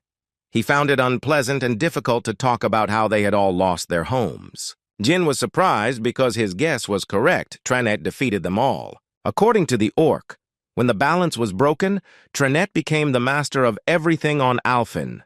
They're here precisely because of the contract with the new master of their planet. It was strange to hear about some kind of contract from the lips of the orcs who had lost everything because of Alphen's new master. It turned out that this contract was incredibly complicated. After it, the orcs would receive the Earth under their control, and it would become their new home.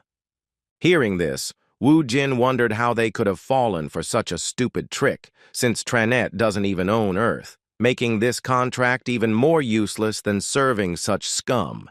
Pulling out his gun, Woo Jin showed that he had no intention of playing with those who were intruders in his house. In response to his determination, the orc leader shouted to his squad to immediately launch an attack. This battle was a real challenge because never before had the boys faced so many opponents with such a great level of strength. Woo Jin was extremely calm, knowing that he had to keep a cool head to deal with such a problem.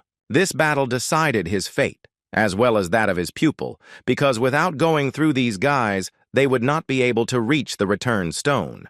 A little more time passed, and the Hammer Guild members were still waiting for his return near the barrier. Outside, 6 hours and 20 minutes had passed, but Ha Min continued to cheer for his leader and said in a cheerful tone once again that he had a good feeling. At that moment, Jun Min Chong, who had been pondering the situation all this time, began to realize that they were probably crossing the swamp, or, which was unlikely, were already close to the orc squad guarding the return stone, as more than a day had passed. He was surprised to think that those two actually had a chance to clear this dungeon that belonged to a high-ranking dimension. Suddenly, the barrier began to disappear before their eyes, which surprised them even more in their moment of deep thought. Min Chang literally felt a lump in his throat as he realized this was a fateful moment, because there were two options. Looking down, he froze, waiting for the boys to return. However, the hope that they would return alive began to fade little by little. The barrier disappeared, but they still couldn't get out. Ha Min understood his boss's feelings because it only meant one thing. The worst-case scenario had come true, and they were finished. Disappointed by what happened, Jun Min Chang was devastated and was about to fill his emptiness with alcohol, so he suggested to Ha Min that they get back together.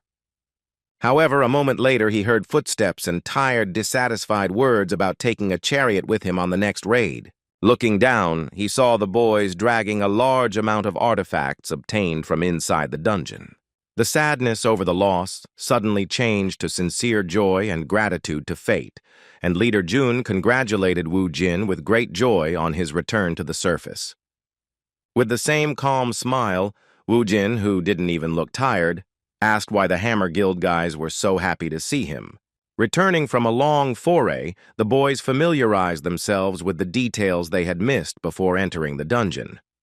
Wu Jin concluded that the survival kit wasn't very necessary, but the information was. They were a little disappointed to learn that the crocodile skin, which was a very expensive resource, didn't interest them and remained in the dungeon. In fact, Song-gu wasn't thrilled to hear that he would take it next time. The bloodstones, which were quite heavy, were enough for him. The dream of becoming a fire mage grew increasingly blurred, as his job as a porter left him with little time to rest. At one point, the driver noticed his Hyun Neem looking at someone on the street with particular interest. It turned out he saw his friend, Jae Min, walking down the sidewalk with a girl wearing a blue dress and a yellow Panama hat on her forehead. Stopping, Wu Jin distracted his friend by shouting his name. Jae Min looked around in surprise, not understanding who that voice belonged to. Seeing a premium car nearby and a black-haired boy sitting in the front seat, he immediately realized that his boss was talking to him. But the girl next to him, seeing strangers, fell silent and began to behave modestly and reservedly without attracting attention.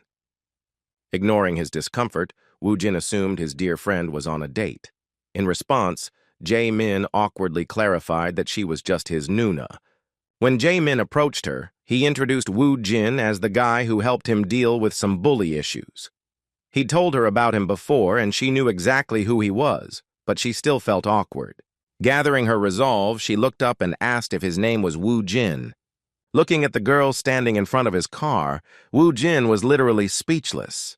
Meanwhile, the document accepting Kang Wu Jin as vice president was already on the Hammer Guild director's desk, but he was skeptical of this unexpected offer.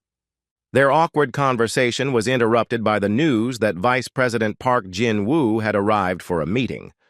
As soon as Mr. Park walked in, he was surprised that Leader Jun was visiting his chairman at such a late hour. At that moment, Min Chang passed by saying that his work hours were coming to an end. This hurried behavior indicated that he was nervous.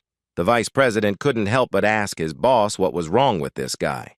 Sighing deeply, the chairman replied that he himself had no idea, because Leader Jun had noticed some necromancer and came to see him with a request to make him vice president of the Hammer Guild.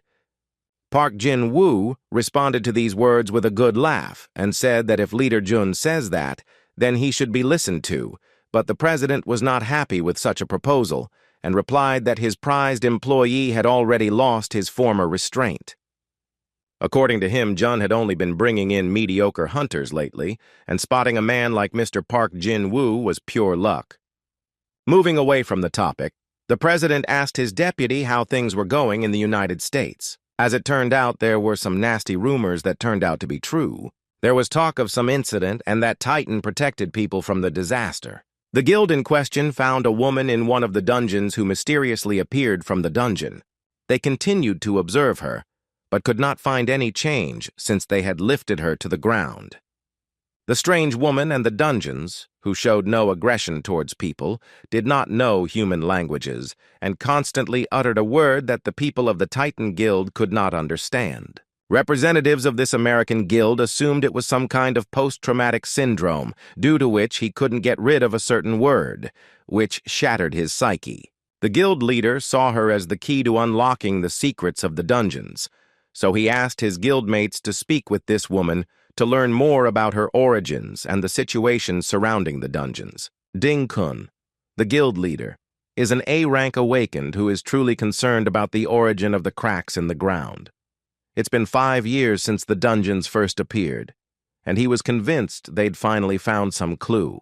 The woman in question spoke the language of Alphan, and the word she spoke was the name of the necromancer she had met on her planet. While fateful events were occurring in the world, Wu Jin enjoyed a quiet life. Jae Min returned home and started studying, but he still felt uncomfortable about returning home alone after hanging out with his sister. As it turned out, upon seeing Ji Woon, Her boss invited her to go to a cafe together. Ji-woon didn't refuse such a sudden offer. After a brief conversation, Woo-jin drank a few glasses of strong drink and with a gentle smile began to wonder how fate had given them the chance to meet again. He didn't hold back in his praises, even saying that even though it had been 5 years, she was still as cute as ever. In response, a blush appeared on the shy girl's face, and she tried to somehow avoid those unexpected words. Seeing his past classmate acting so modest, Woo-jin explained to his friend what was going on, saying that Ji-woong was the most popular girl in school and that half of the boys had a crush on her. Sun-gu believed every word his boss said and began to support this humble girl, while she continued to clumsily make excuses that she was not that popular. Woo-jin still enjoyed her reaction, but he didn't embarrass her by hurting her feelings. He liked her emotions, because she was no exception among those who loved her. Ji-woong had always been a smart and sweet girl to him, who got along well with all the students. He saw that she had changed a lot, while Ji-woon herself was surprised by her behavior and wondered if she had always been so friendly. His sudden question hit the nail on the head and took her by surprise. He asked her why she was wearing a Panama hat and if it was possible that she simply hadn't washed her hair before going for a walk. The girl was confused, began to stutter, and hesitantly justified herself by saying that she simply liked wearing Panama hats. Sun-gu, still drinking alcohol, began to analyze the situation and was well aware that his boss's frankness was putting this pretty girl in an awkward position.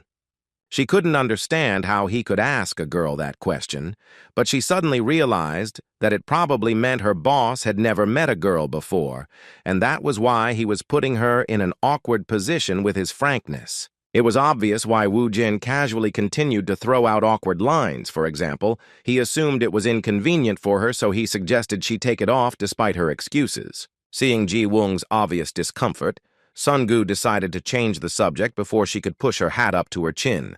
In a good mood, the pupil suggested that Nuna and the chief play a drinking game. Woo-jin looked a little cautious and asked why they were suddenly playing a game.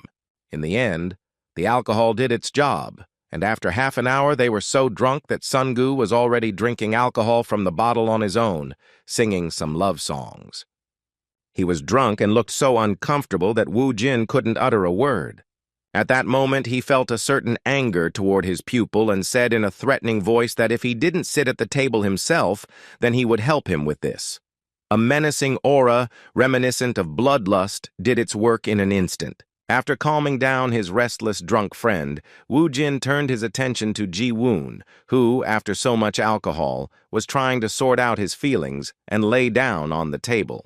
By this time, it was clear he had had enough alcohol, and it was time to replenish his water supply with carbonated water. It turned out she had already fallen asleep and suddenly woke up with a start, accidentally knocking her Panama hat off her head. As soon as the Panama hat hit the ground, its secret was revealed. Sun-gu realized what was happening. At first, he thought he was imagining things because he was drunk. However, judging by the reaction of a casual visitor, it was clear that his eyes weren't lying to him. Ji-woon had a burn on his forehead that he was very embarrassed about, and a woman who was passing by justified his lack of self-confidence because he soon began to mention it to his friend with some disgust. Sun-gu was alarmed by this because now they both understood what was causing Nuna's behavior. Despite this, Woo-jin remained cold-blooded. Fortunately, Ji-woon was asleep again at that time, so he didn't realize what happened. As usual, it was Woo-jin's turn to deal with the situation. He took his hat and asked his friend not to make a noise, as if something big had happened.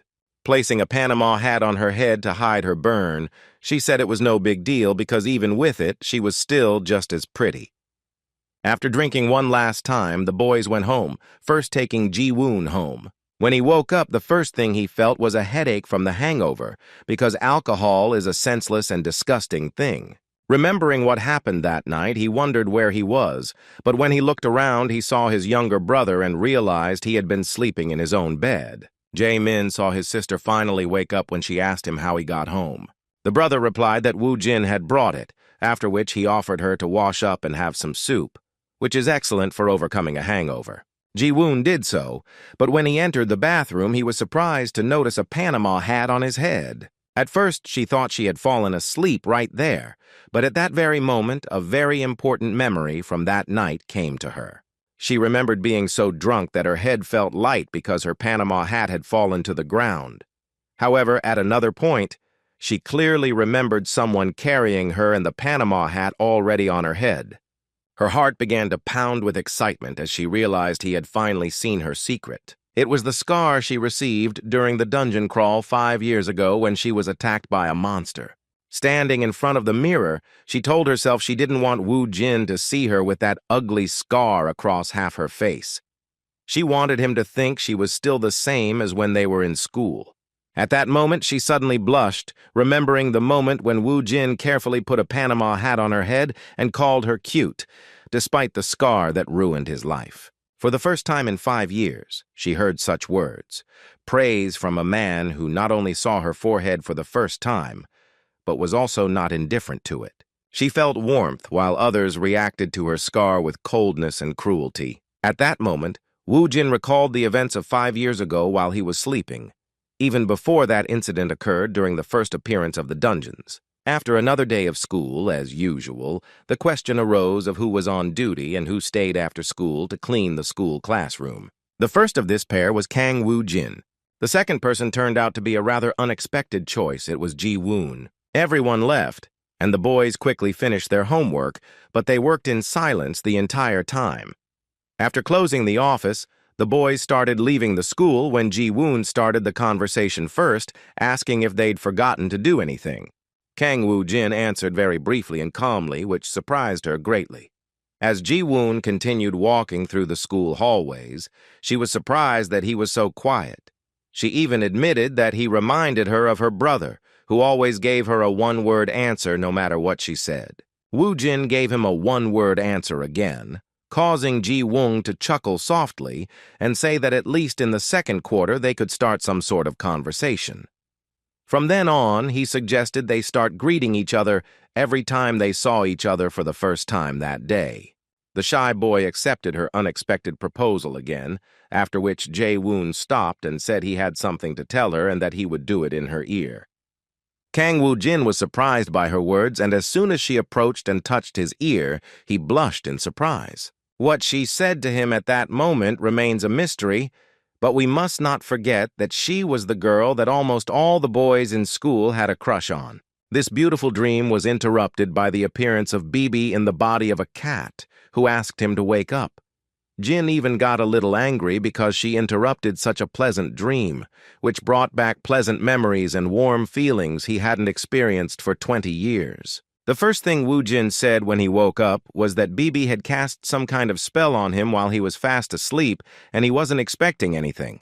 It turned out the boys were staying at a hotel. When Woo Jin went down to the first floor, Sun-gu was already waiting for him, having managed to book a nice dungeon. Sitting opposite him, Woo Jin asked if any 4-star dungeons had been reserved. Apparently, Sun-gu was still searching because there are very few dungeons of this type. Medium and large guilds immediately reserve these types of options, so for guys like them, it wasn't easy. The question was quite difficult. The boys couldn't waste time, so Woo Jin even thought about going to some 3-star dungeon to earn at least some money. Suddenly, he had a crazy idea and called a person from his address book who signed with the name of Weak. Before making the call, Woo Jin started laughing maliciously, and in response to his request, the same weakling immediately replied that he would soon arrive at the meeting place. In response, Woo Jin said he wouldn't wait more than 15 minutes. As expected, Woo Jin's authority was so impressive that the boy didn't even try to ask for more time. Seeing such unusual behavior from his boss, his protege asked him who he was calling. At first, Woo Jin suggested that Sun-gu try to guess, and after his futile attempts, he said with a wicked smile that that person was like a bountiful tree to them. As it turned out, the person he called a weakling was none other than the leader of the Hammer Guild's 4th team. The man rushed into the hotel building in a hurry, and Woo Jin, seeing him in front of him, praised him for arriving at the meeting place so quickly. Trying to catch his breath, Junmin Chang apologized with a happy expression for making his dear friend wait so long, and then asked him what he needed his help with. Sitting next to him and clarifying the essence of the request, he said that if it was about finding 4-star dungeons, then he was one of the best specialists in that field. According to him, the dungeon forum is really good, but only for beginners. Taking the laptop in his hands, he said he could take advantage of the guild's exclusive program. According to him, the guild's support team specializes in this matter, but he himself has access to the Hammer Guild base. Returning to how the boys spent the day after the last raid, he said they can stay overnight for free at any hotel if they join them. As he continued to recruit them into his team, he stated that they could also provide them with a house for free, which was a very lucrative offer for any high-level hunter and an exceptional thank you if they agreed to cooperate. With a cheerful smile, Wu Jin replied that it was great, although it was clear that he wasn't entirely interested in her offer, even after such statements, because he could already afford to buy houses, and soon he might even have a chance to get one of the nice hotels. As they spoke, Junmin Chang finally logged into his guild's database and suggested they look for any dungeons they might have at their disposal that could be raided. With a good laugh, Wu Jin agreed that guilds were quite convenient, but he meant that they were convenient for using their resources without mutual obligations. They went to the location of the dungeon without delay, and Ha Min, who also came to meet them, informed the leader that they had confirmed the reservation, and now the boys had unhindered access to their territory. Before sending Mr. Kang Wu Jin to the dungeon, the leader asked him if he would be willing to enjoy a cup of tea while having a pleasant conversation. Seeing the young and promising hunter's friendly attitude, he didn't hesitate to clarify that he could also give them information about the cooperation and, equally important, explain what they might find inside the dungeon. Jin didn't mind because it was profitable. As he approached, an experienced recruiter from the Hammer Guild clarified that this was confidential information from his guild and should be eagerly awaited. Somewhat awkwardly, Wu Jin played along, saying that these words had piqued his interest. Suddenly, something happened that caught Songgu's attention. For the first time, he saw in person how the dungeon reset. At that moment, Junmin Chang felt a certain shock as he realized that he was following this dungeon reset. He immediately shouted to his protege to quickly contact the guild. The panic of the Hammer Guild representatives continued to grow, and the people who were near the dungeon and were removing the bright glow from the barrier might be unknowingly in the danger zone. Like Songgu, Wu Jin still didn't know what a dungeon reset was and what dangers it entailed. Meanwhile, reporters appeared on the scene and began recording breaking news. Seeing all the commotion, as the soldiers began to gather at the scene, the boys realized there was no time to go and have tea. The passage to the dungeon closed in an instant, and according to the June leader, this mine had already finished its work. He clarified that the point is that dungeons can be in 3 states. The first state is the mine, the most common dungeon state which beginners usually work on. The second state is 0, as is the case with this dungeon. The last one is a breakout, the worst-case scenario in which monsters leave the dungeon and enter the outside world, destroying everything in their path. The dungeons the boys had entered earlier were definitely mines. Essentially, mines are dungeons that have already been cleared, and where common monsters that pose no particular danger to hunters are then summoned. These places attract the awakened because valuable resources such as bloodstones can be safely extracted there. According to Junmin Chang, the mines have existed for about 3 months, but when this stage ends, a reset occurs and a new dungeon appears. They saw the entrance to Seoul University's 6th station reset, which is the second stage of the dungeon's progression. The information that made Wu Jin think was the leader's words, that now many guilds would want to get there first. Hearing this, Wu Jin asked if that meant the dungeon no longer had an owner. Mr. Jun replied cheerfully that it was. In other words, it was waiting for a new owner. A moment later, he was no longer laughing, for he realized why Wu Jin had asked this question. With some excitement, he decided to make sure that Wu Jin hadn't gone mad once again and didn't plan on trying to purify him. When the madman replied if there was any problem with that, Junmin Chang shouted in panic that they couldn't go on a Thai mad raid because the monsters in the first raid were much more dangerous than normal monsters. The leader of the 4th team tried to convince him that the guild should be in charge of it, But Kang Woo-jin took his words as an attempt to convince him that the dungeon shouldn't be his, but Hammer's. Mr. Jun tried to convince him that he didn't mean that. Such attempts were useless, and he understood this perfectly, so he nevertheless admitted that the statute of the Hunter Association did not prohibit him from accessing the new dungeon, but he could only enter after measuring the energy, because this dungeon was of a high level. It was a fortunate coincidence that the Hunters Association team had just arrived at the scene and had begun measuring the energy emitted by the dungeon during the reset. This was necessary to assign the dungeon a class of 1 to 6 stars. To enter a 4-star dungeon, you must officially have at least a C rank, while a 5-star dungeon requires a B rank. A-rank raid squads are the only forces allowed to enter 6-star dungeons. With a somewhat thoughtful look, Kang Woo-jin reminded his new friend that he had already told him once that he was a C-rank representative, and then, with a crazy, anticipatory smile, said that in that case, he would be able to enter the dungeon if it turned out to be a 4-star. Due to a great misfortune, this dungeon turned out to be a 5-star dungeon after the reset, causing Kang Woo-jin to miss the opportunity to visit it. Hearing this, Mr. Jun felt some relief and admitted with a smile that he was glad that at least this would be what would make him give up on this idea. A moment later, the boys were distracted by the sudden noise of a crowd of onlookers. They were delighted with the Cinnabar squad, which was nearby and arrived at the Zero dungeon location without delay. It has now become clear that this dungeon will be going to the Hwarang Guild. Noticing the Hwarang Guild team leader, the Necromancer immediately remembered who she was. It was that crazy girl who dared to step on his face. By appearing in front of him, even if it wasn't on purpose, Lee Yoon-hee made a grave mistake, because Kang Woo-jin doesn't forget grievances. Woo-jin took action, suddenly walking towards Team Cinnabar and feigning excitement, saying that he couldn't believe an A-rank awakened arrived on the scene so quickly. His words about clearing this dungeon without any problems were a mockery.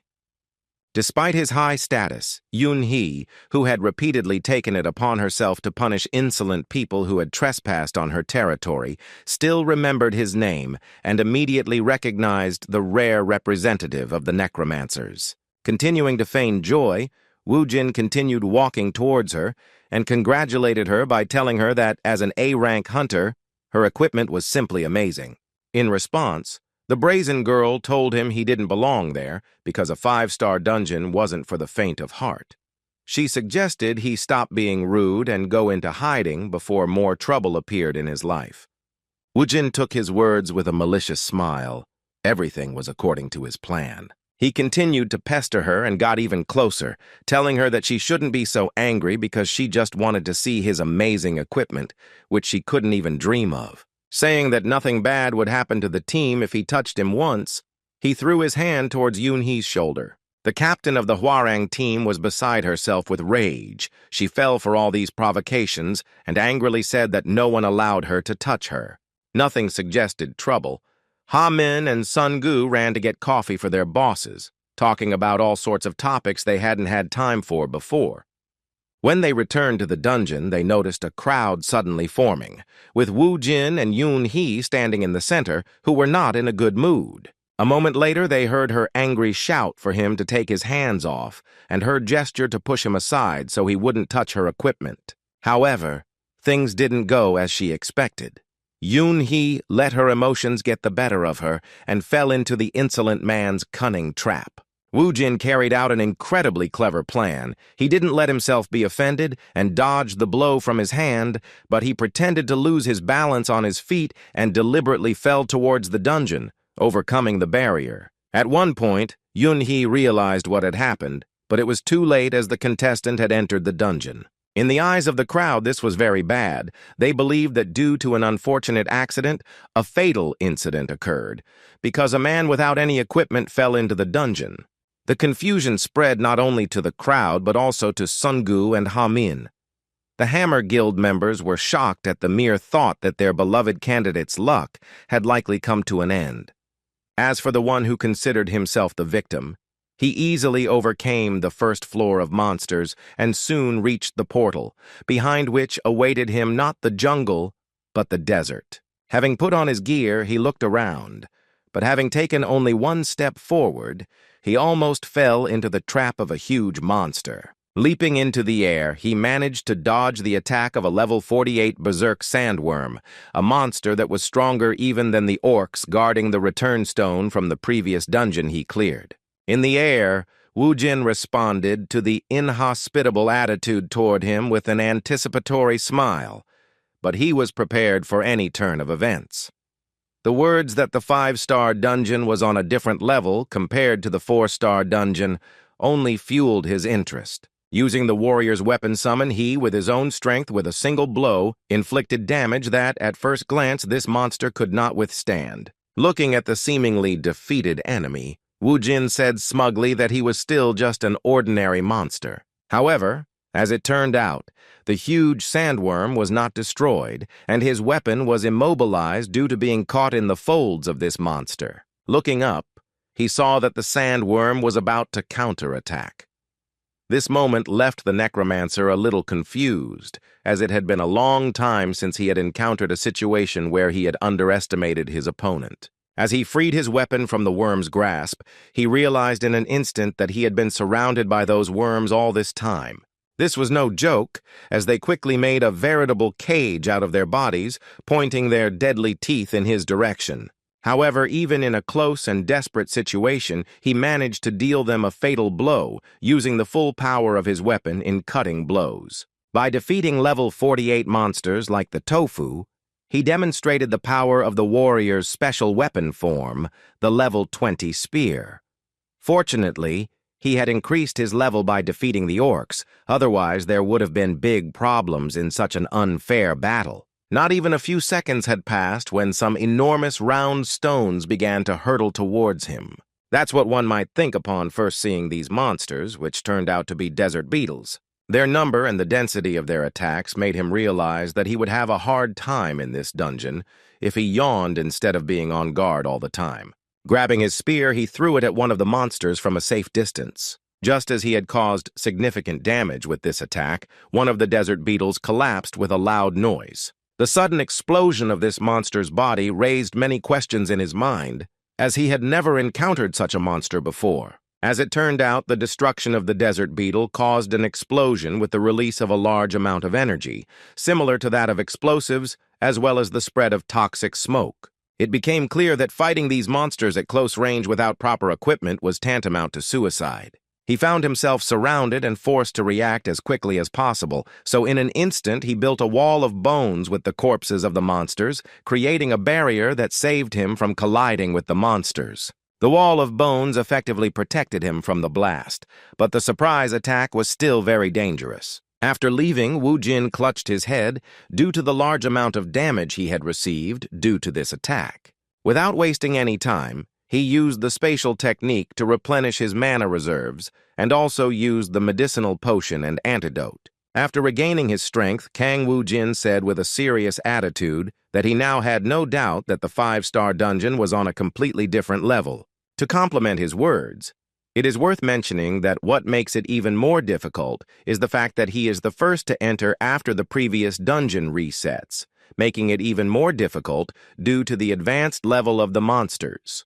Outside, the panic continued, with people divided in opinion, and most were inclined to believe that Kang Wu Jin had managed to find a safe place where he waited in terror for his death, avoiding encounters with monsters. This angered Yun He's fighters, who thought he was simply resting there. Seeing all this and the stupid conclusions of some fools from the Hwarang Guild, a close friend of Wu Jin couldn't stand it and shouted that his Hunim wasn't resting there, but was capturing the dungeon. In response, the Hwarang representative mockingly said that C ranks were of no use there. He continued to escalate the situation by saying that Wu Jin was probably hiding somewhere to delay his unintentional death. Seeing that Sun Gu was about to start a fight, Mr. Jun intervened and suggested that he just believe it and wait, without looking foolish. Sun Gu listened to this wise advice and stepped aside, folding his hands in front of him and resigning himself to the situation where he was considered crazy, just like his Hyung Nim. Trying to somehow distract himself from his recent worries, Junmin Chang approached the protege of the incredible Necromancer and with sincere curiosity asked him if he really thought Wu Jin would be able to clear such a dungeon on his own.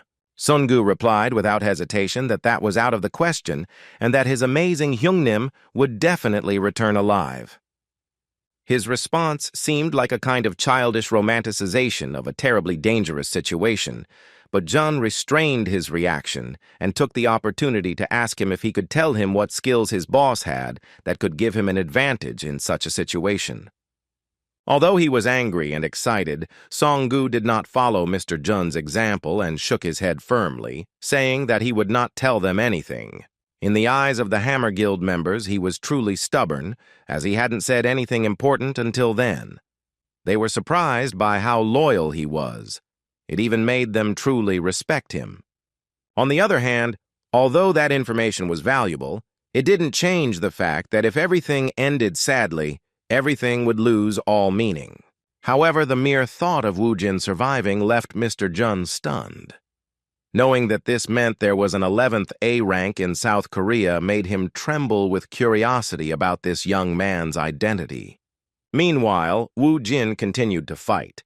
The constant and uninterrupted battles that would have exhausted any fighter began to bear fruit. The fight was still tough, but in this short period of time, he managed to significantly improve his stats and even reached the level. The levels continued to rise even as he fought not only with his own strength, but also using the skeleton army as support on the flanks. Having defeated another wave of fairly high-level monsters, he already felt a huge difference in his strength, and he was only one level away from reaching the next summoning of a demonic familiar. As he examined the area, he was struck by the fact that this desert was so vast that it was impossible to see its end or any clear changes in the landscape. Suddenly he froze in surprise as he realized he had found something interesting. In the distance, he noticed a familiar place, which probably looked like some place connected to his past in Alphen. It was the abandoned village of Raglesia, and Wu Jin immediately went to this place to conduct reconnaissance, for which he used its skeletons. After examining the entire perimeter, he came to the conclusion that no one was there.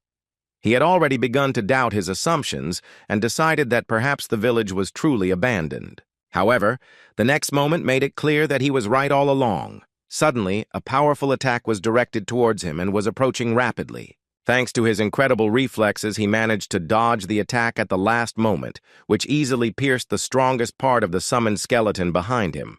This sneak attack made Wu Jin angry, and he started looking in the direction from where this sudden attack was coming towards him. It turned out to be a creature familiar to him, a member of the Beastmen race, or rather, a mixture of man and snake called Nagi. When he appeared before Wu Jin, he asked him who he was dealing with and why the stranger was trying to invade the temple. In response, Wu Jin surprised him with words, saying that he had already seen that place, which was the Temple of Arya.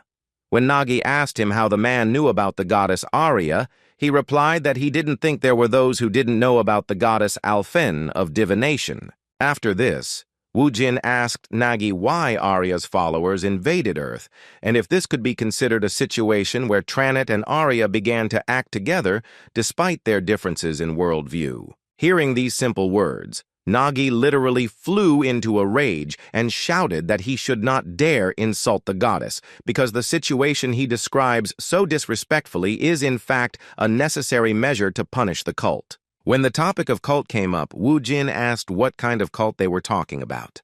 Despite the hostile reaction and some hatred toward the human, Nagi explained that they had joined Tranit to punish the traitor who had escaped from Earth. She referred to the blue-eyed priestess. Hearing this, Wu Jin gained very valuable information because he had no idea that the priestess was on Earth. Now he had all the information he needed, and there was no need for these men anymore. In response to these words, he drew his warrior weapon, a spear, which had become even stronger after the recent battles, and then said he didn't care about the priestess. After these words, he took an attacking stance and said that despite this, he would not allow them to enter the Earth, which was under his protection just as the Temple of Arya was under the protection of these creatures. In response, Nagi, recognizing the man's determination, responded in kind, saying that he would unleash all his strength to pass through him to Earth, after which he showed that his fighters, who had long surrounded him, were simply hidden by invisibility. Looking around, Wu Jin awkwardly said that this was too much, because making people angry was his thing. Despite his speech, there was more than enough reason to worry. He couldn't sense their presence, which only meant that his stealth ability was greater than his detection ability. It was now clear that the skeleton soldiers would hardly be able to cope with such a task. To make the task a little easier, he allocated skill points to increase the level of skeleton summoning too. Even without turning around, he felt a noticeable change in his strength. They were now much better armed, became stronger, and even received small but quite strong armor. Stepping forward and preparing to fight, he acknowledged the truth he was facing. Anticipating the battle, he said aloud that even after this, the outcome of the battle remains a mystery. Still, both he and Nagi had no doubt that risking their lives was the only option to move forward. The elite goblin spearmen surged forward with a shout. The skeletons were less talkative, but the sound of bones hitting each other coming from their bodies made it clear that they were no less determined in the battle. Wu Jin had also already entered the battle and first assessed the strength of one of the opponents by blocking his attack. At that very moment, he became the target of another enemy attack. After parrying this blow, he took his spear away from his previous opponent, dealing a fatal blow. The multitude of enemies capable of fighting at range did not leave him alone, and he was forced to be alert to all possible attacks, including unexpected magic arrows from the air. The destructive power of these Alphan warriors was of an unimaginable level. They were not ashamed to attack him from behind to achieve their goal, which made them very dangerous enemies. He had no choice but to protect himself from enemies with long-range techniques. Using bone spears, Wu Jin immediately launched a counterattack, but was unsuccessful due to the enemy taking cover behind a wall. The cunning orcs mocked their failures, working in the most complex ways. As soon as Wu Jin was distracted by the long-range group, one of Alphan's tailed monsters pounced on him at the same time, so he was forced to hide with the help of a wall of bones, which reliably protected him from outside attempts to penetrate inside. After leaving, he sighed deeply because the enemy attacks really unnerved him. The difference in enemy levels was truly significant. They took advantage of their numbers and superiority in hand-to-hand combat, and they also covered each other, taking advantage of the characteristics of the terrain. It was very difficult to fight those enemies alone, and Bibi and the skeletons were helpless. It seemed that at this level, the skeletons could at least help in some way, but they would be destroyed faster than they could get rid of those bastards with their combined efforts. Now he had no chance, so he had to resort to one of the trump cards reserved for such moments. Meanwhile, the news channels were already covering the recent events. They reported that more than 10 hours had passed since the victim of the incident, Mr. Kang, a C rank who had awakened, fell into the dungeon. The news anchor also announced that the barrier hadn't disappeared yet, and that Wu Jin was likely still alive. The fact that he was still alive was hailed as a miracle by both the anchor and most experts. The Hammer Guild leader, who was still monitoring the situation, said with a dissatisfied expression that Kang Wu Jin had entered there specifically to gain fame. Speaking of his pupil, he decided that as soon as he returned, he would receive a serious reprimand for bragging earlier, and then giving away almost the entire dungeon for the benefit of the Hwarang Guild for free. Meanwhile, Min Chong and his protege tried to help Sun Gu, who was sitting grumpily waiting for his boss. Thinking this was the case, the guys tried to support him and even brought him food so he wouldn't sit idly by. According to them, the best time to complete a 5-star dungeon is 12 hours, so they can't predict how long they'll have to wait. Sung Gu, with a devastated look, replied that his Hyung Nim must be having a hard time, because collecting all the trophies alone isn't a fairy tale. Watching the food getting cold, he tried to find some peace in this situation. With tears in her eyes, she accepted the offer of a snack to somehow shorten the wait for her boss's return. Meanwhile, the situation inside the temple became really tense. Despite a desperate battle, Wu Jin's side was defeated, and his vile enemy forced him to kneel before him, mockingly asking him if he really intended to crush the temple with such a weak force. Without raising his head, Wu Jin replied with a laugh that he didn't think the five-star dungeon really irritated him. Considering his confident speech as a bluff, Nagi asked with a sly smile why his defeated opponent continued to boast. He became furious the moment he heard Wu Jin's cheerful response that his behavior wasn't delusional at all. As it turned out, he fought to the end just to increase his level and obtain a new familiar from the sealed Devil Stone. Upon removing the seal, he caused a bright, blinding color to appear, causing his enemies to become concerned about the sudden and incomprehensible turn of events. In a moment, the demon was summoned, and the surface began to shake. The reason for this surface behavior was the appearance of a demon that began to make its way through the earth. Seeing the stone monster in front of him, Nagi started to panic, yelling that Wu Jin was a real bastard. When his former comrade appeared at his side, the Necromancer said with a malicious smile that he was glad to meet them. His servant, who lifted him onto his body, became his trusted aide, throwing the enemy aside. The demon incarnated himself as a golem, utilizing the sand environment. Sweeping away everything in its path, the golem began to advance, rapidly reducing the number of opponents. The order remained the same: advance, destroying the enemies. The enormous pressure and sudden change of situation put Nagi in a difficult position. He had to change his plan, giving orders directly on the battlefield, changing the formation to one that was safer for his troops. On the other hand, Wu Jin was quite free in terms of strategy and simply continued working on the enemy groups. The power of their sand golem was far superior to the enemies and gave them no chance of survival even despite their well-coordinated teamwork. The Lancers, who advanced with lances in their hands, were doomed to certain death. While fighting for their leader, they lost their lives when the balance of power suddenly shifted towards Wu Jin. The temple area suddenly became a battlefield, where the battle was already over for most of the participants. Nagi was desperate. He was incredibly angry to realize that his incredible warriors had been defeated by the enemy's ace up the sleeve. He couldn't stand the fact that a man was mocking his unity and asking how difficult it was to fight in a minority. Burning with rage, he gritted his teeth and said he would destroy him and his arrogance. After these words, Nagi angrily began to release his fire magic, gathering it in his right hand for a powerful attack. In response, Wu Jin gave an order with a malicious smile to change the shape of the warrior's weapon. Now in his hands there was not a spear, but a huge hammer, which possessed great power. Using the skill, he prepared to block the opponent's blow, who furiously pointed his magic-enhanced spear at him. However, Wu Jin's sly smile did not disappear even when he saw such a formidable force in front of him. It turned out that his ability was to create a powerful vortex that devoured everything around it. By using his second trump card, he was able to easily defeat the strongest monster in this dungeon. Wiping the blood from his mouth, Nagi couldn't process what had happened. Looking at the defeated opponent, Wu Jin guessed that he couldn't get any information from this stubborn guy because he was the dungeon boss.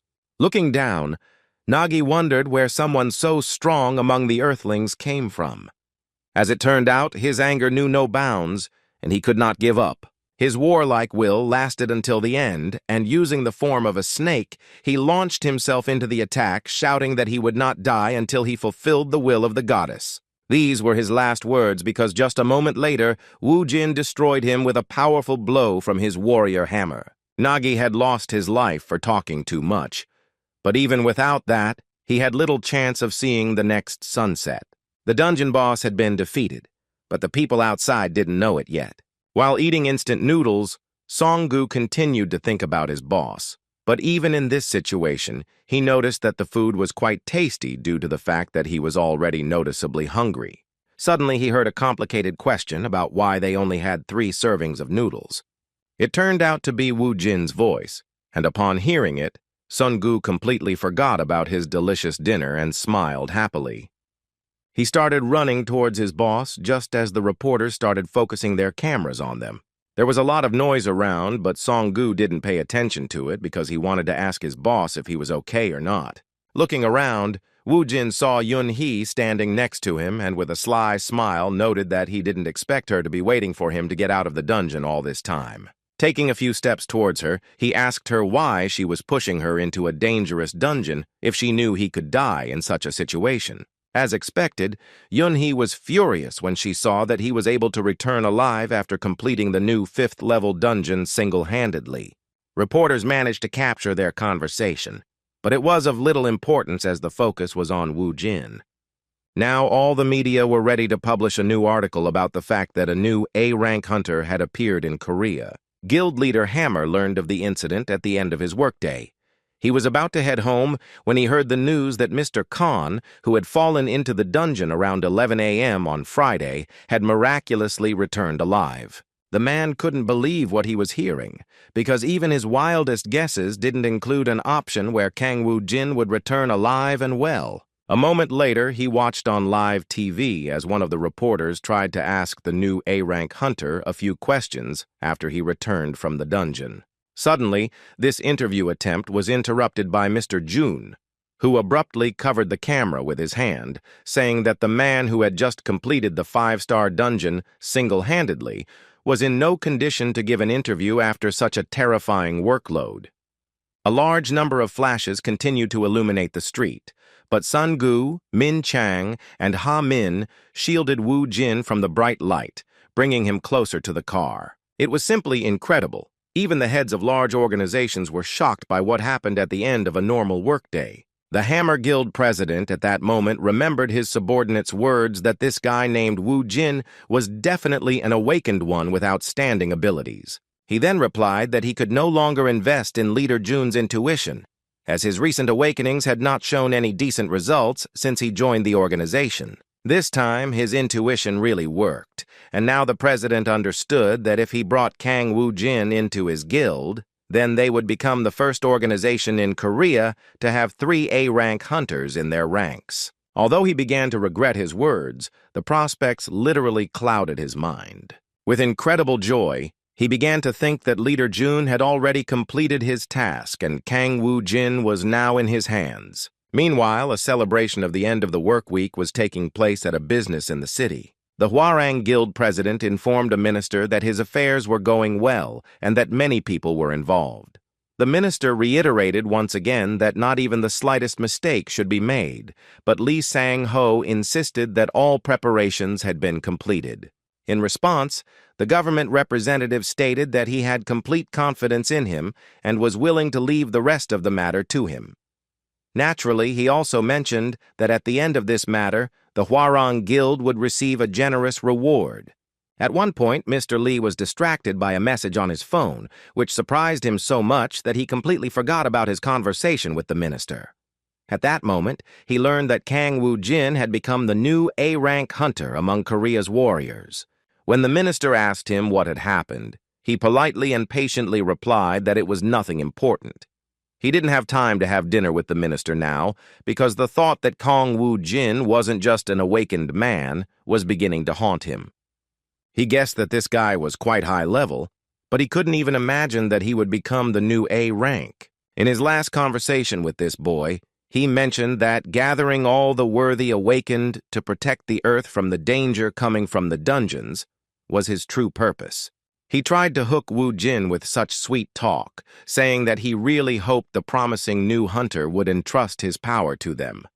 However, despite his attempts, Wu Jin felt no affection for him.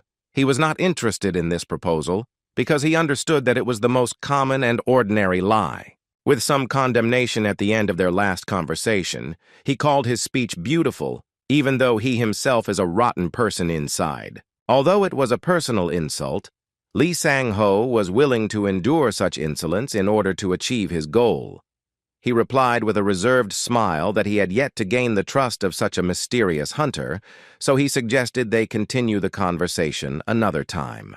Recalling that situation, Sang-ho no longer doubted that Wu Jin had some kind of secret. Now the president wanted this kid on his team even more. He was ready to achieve this result at any cost. Suddenly, an idea popped into his head, and he took advantage of the situation and asked the minister for a favor. As expected, the minister had close ties with him, and within the framework of trade relations, was willing to reward the president of the Hwarang Guild. With a sly smile, San-ho said he would like to involve a certain interesting hunter in his business. During the next few days off from work, Kang Woo-jin spent his free time pleasantly. What was pleasurable for him turned out to be torture for his friend. Jae-min tried to concentrate on his studies, but the romance drama Woo-jin was watching on TV was so intense that it interrupted his thoughts and discouraged him from continuing his studies. At one point, he couldn't take it anymore and, turning around, expressed his discontent at the fact that he couldn't concentrate on his studies. His request not only affected Woo-jin, but also Bibi and Sun-gu, who were watching the series on TV with him. Despite his brazenness, Woo-jin lowered his volume so as not to upset his friend, who allowed him to continue living in his apartment. However, Jae-min's headaches hadn't lessened lately, because now there was also a black cat in his apartment that meowed excessively. Turning to Woo-jin, he asked if they were concerned about the situation that had developed around recent events. The issue was that journalists from several newspapers had gathered near their homes and had been huddled together for 3 days waiting to meet the much-talked-about hunter. Woo-jin assured her that it was not a big problem, as they would break up sooner or later, as he planned not to leave the apartment for a few more days. His words didn't please Jae-min very much, and the insolence turned out to be even more serious, because his new, troublesome, and now even famous friend started asking him for some products from the store to enjoy movies with delicious food. Jae-min tried to convey that he was busy because he had upcoming exams, but that didn't stop Woo-jin. As soon as he waved an impressive sum of money in front of him, he immediately changed his attitude towards this request, upon learning that he could keep the change. Suddenly, his daily life was interrupted by a call on Woo-jin's mobile phone. When he picked up the phone, he assumed it was his mother, so he asked if everything was calm and if journalists had stopped coming to his house. As it turned out, they hadn't given up yet, because Woo-jin's photos were such a sensation that they were willing to stay under the spots of his supposed location for days on end. When he learned that the journalists were still at his mother's house, he responded with some guilt that he would come back later to pick them up at the house. As it turned out, this wasn't the only problem he heard about. Before reporting what had happened, he asked Sun-gu whether Korea was divided or finally unified. When he heard that nothing had changed in these 5 years, Woo-jin was simply shocked, because even though dungeons had appeared everywhere, this thing was still the same as before. His discontent and excessive emotionality seemed like a mystery, and Song-gu couldn't understand what was causing his boss's unusual behavior. It turned out something unexpected happened. Kang Woo-jin learned from his mother that he had received a notice of recruitment for the army. He didn't like this kind of thing, so he was determined to find a way out of the situation as soon as possible. He was so desperate that he seriously suggested to the boys that they kill the leader of North Korea so that Korea would be united again and there would be no more need to recruit the boys into the army. Sun-gu was simply shocked when he heard such madness from his boss that he was willing to leave to avoid going to the army. Trying to contain him with all her might, she yelled at him to calm down, but Woo-jin was already prepared to unite Korea and was going to do it before he was called. His protege could not cope with this task and appealed to his common sense, asking him if he was sure the countries would unite after the death of the North Korean leader. With some distaste, Kang Woo-jin, understanding what Sun-gu meant, asked if there was another way to achieve his goal. He thought it was the best option if he didn't want to join the army. Sun-gu didn't give up on his attempt to stop the chief and tried to convey to him that there were other ways to avoid being drafted into the army. At that awkward moment, when Sun-gu was clutching Woo-jin's clothes, kneeling down and screaming desperately, Jae-min returned to the house. He was a little confused and awkwardly asked what they were doing there. When Woo-jin explained the matter, Jae-min said in confusion that it wasn't something he should worry about. According to him, an awakened person wouldn't be a regular member anyway, and in fact, this could be a good opportunity for him to grow. According to him, awakened people are usually assigned to a special division, but even in this case, there is an alternative. The boys were interested in learning about an alternative to compulsory military service. It turned out that to avoid compulsory military service, you can join a certified guild and help eliminate monsters at the request of the Ministry of Defense. Hearing this, Woo-jin was surprised that Jae-min knew such things. It turned out that his friend really wanted to join a big guild, so he studied those things. Having learned new options on how to avoid being recruited, Wu Jin looked at his protege with distrust. He put Song-gu in an awkward position and made him feel guilty for saying he was of so little use. Meanwhile, a small celebration began at the Hammer Guild as Ha-min approached her leader with a very happy look on her face, saying that she had done something amazing. It was the first time Mr. Jun had seen him in that mood, so he wanted to know where his protege had gotten such pathos, and what feat had made him so happy and proud of the outcome. With an equally cheerful look, he declared that Lord Wu Jin had made an appointment with him to discuss the guild.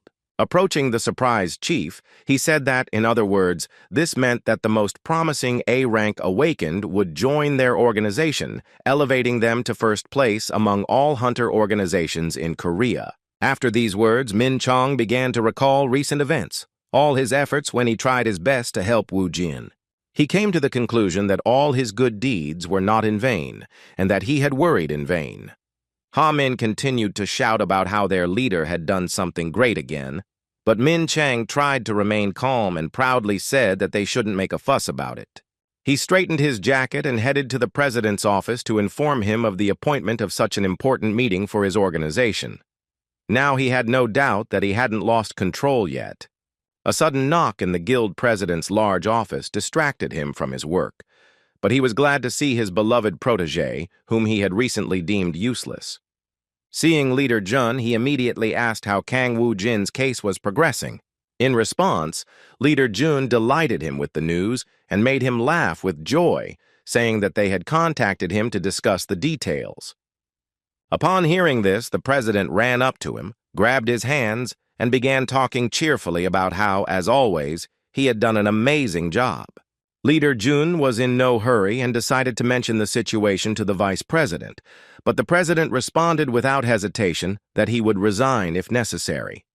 With a good laugh, anticipating incredible events, the president said that the Hammer Guild was able to become the best guild in Korea only thanks to such an incredible leader. At the end of the conversation, Min Chang thanked the president for his attention and special attitude towards the situation and said that he would take this as his gratitude after the matter was completed. After finishing all the preparations, Ha-min and his boss went to a coffee shop where he made an appointment with the amazing awakening that every guild in Korea wanted to get their hands on. However, they suddenly felt disappointed, because they didn't expect the conversation to be anything other than what they thought. As it turned out, Wu Jin didn't mean to say he wanted to join the Hammer Guild. In fact, he wanted to propose that they create their own guild. Confused, Leader Jun attempted to resolve the situation, believing it to be a misunderstanding, so he reminded him that they had previously discussed joining the Hammer Guild. In response, Wu Jin clearly explained that he had no need for that, and that it would be better if Leader Jun and Mr. Ha-min joined them. Leader Jun, who thought success was already in his pocket, clutched his head and said with some tension that they were already certain they would sign the contract. Such an unexpected proposal put them in a difficult position, and Ha-min was also confused and thoughtful. However, even though not everything went as they wanted, Ha-min still found the strength to step out of her comfort zone and ask what the terms of their cooperation would be if they agreed to work for the organization Wu Jin was planning to create. They were shocked when they heard they were being offered an incredible amount of money. Wu Jin tried to entice them to work for his organization with incredible conditions, including an increase of up to 100 million won in their current salaries. While fixing his hair, Leader Jun sighed deeply, regained his composure, and replied that it wasn't just about money. Trying to return to the previous question, he reminded her that he was the leader of the Hammer Guild. As an ordinary person, he joined one of the top guilds and endured many hardships to achieve such success, making such decisions difficult. He didn't like this radicalism, so he said once again that it wasn't just about money. In response to these arguments, Wu Jin smiled mischievously, for he was prepared for the fact that it wouldn't be so easy to secure his cooperation. He folded his hands and told them he guaranteed their guild would be bigger than the others, including the Hammer Guild. He confidently stated that everything would be exactly as he'd said, and suddenly offered them the positions of founders of the organization. As expected, those words, which contained real confidence, were deeply imprinted in the minds of the Hammer Guild members. So on the way home, Ha-min still confessed to the leader that he was going to place himself under Wu Jin's leadership. His colleague was shocked. He couldn't believe his loyal protege would so easily accept this sudden proposal. Ha-min explained that this offer was possibly their only chance to achieve something big, since it involved Mr. Wu Jin, an incredible awakened A rank. Citing the fact that he was able to clear a 5-star dungeon on his own, something no one else had ever done, he expressed confidence that his guild would also grow rapidly. On the other hand, he did not believe such growth would be possible if he remained in his current position in the Hammer organization. However, his words were the pure truth, and Min Chang understood that, judging by the clearing of the dungeons, this awakened guild had a bright future, which was just around the corner, unlike the Hammer Guild. No matter how hard he worked at this organization, he knew it would be difficult to become a department head or director, surpassing the founders of his organization. On the other hand, he also doubted the president's words about the promotion, and the most he hoped for was that if he was lucky, they would stop laughing at him and despising him for his string of failures. This was the moment of utmost determination for the two boys, because leader Jun also decided to change his workplace without much thought. With a sly smile, he said he would have to take a risk to achieve a higher position. His protege praised him for his determination and shouted that he had made the right decision. After saying these words, Ha-min took out his resignation letter, surprising his boss by saying that it had been prepared in advance. With a kind smile on his face, the pupil revealed the truth, telling him that all workers were like that. And yet the leader wasn't much different from him, as he demonstrated when he also pulled his application form from his inside pocket. It was badly wrinkled, indicating that he'd been thinking about leaving for a long time, but hadn't found the determination to do so. Upon arriving at the office, they immediately went to their seats to gather their things, but upon opening the door, they were surprised to find the light wasn't on. They thought everyone had already left, but they were wrong. A moment later, the lights came on and colorful ribbons flew toward them, and to the sound of firecrackers, all the workers began shouting congratulations to the new boss, Jun Min Chang. The kids were in complete shock, realizing that their president had planned a celebration in honor of their business's supposed success. The chairman, very pleased with Chairman Jun, said that from their first meeting he knew the role of leader was too small for him.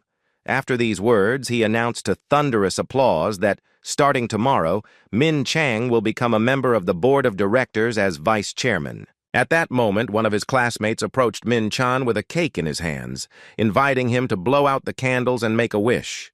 The other boys, with happy smiles, asked him not to forget them after the promotion and continued to congratulate him on such an incredible event.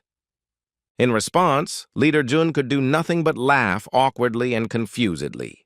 Even through his discomfort, the president continued to make things worse for his subordinate, escalating the celebration by asking the staff to applaud Vice President Young Min Chang, adding that he was a genius who had completed an incredible negotiation.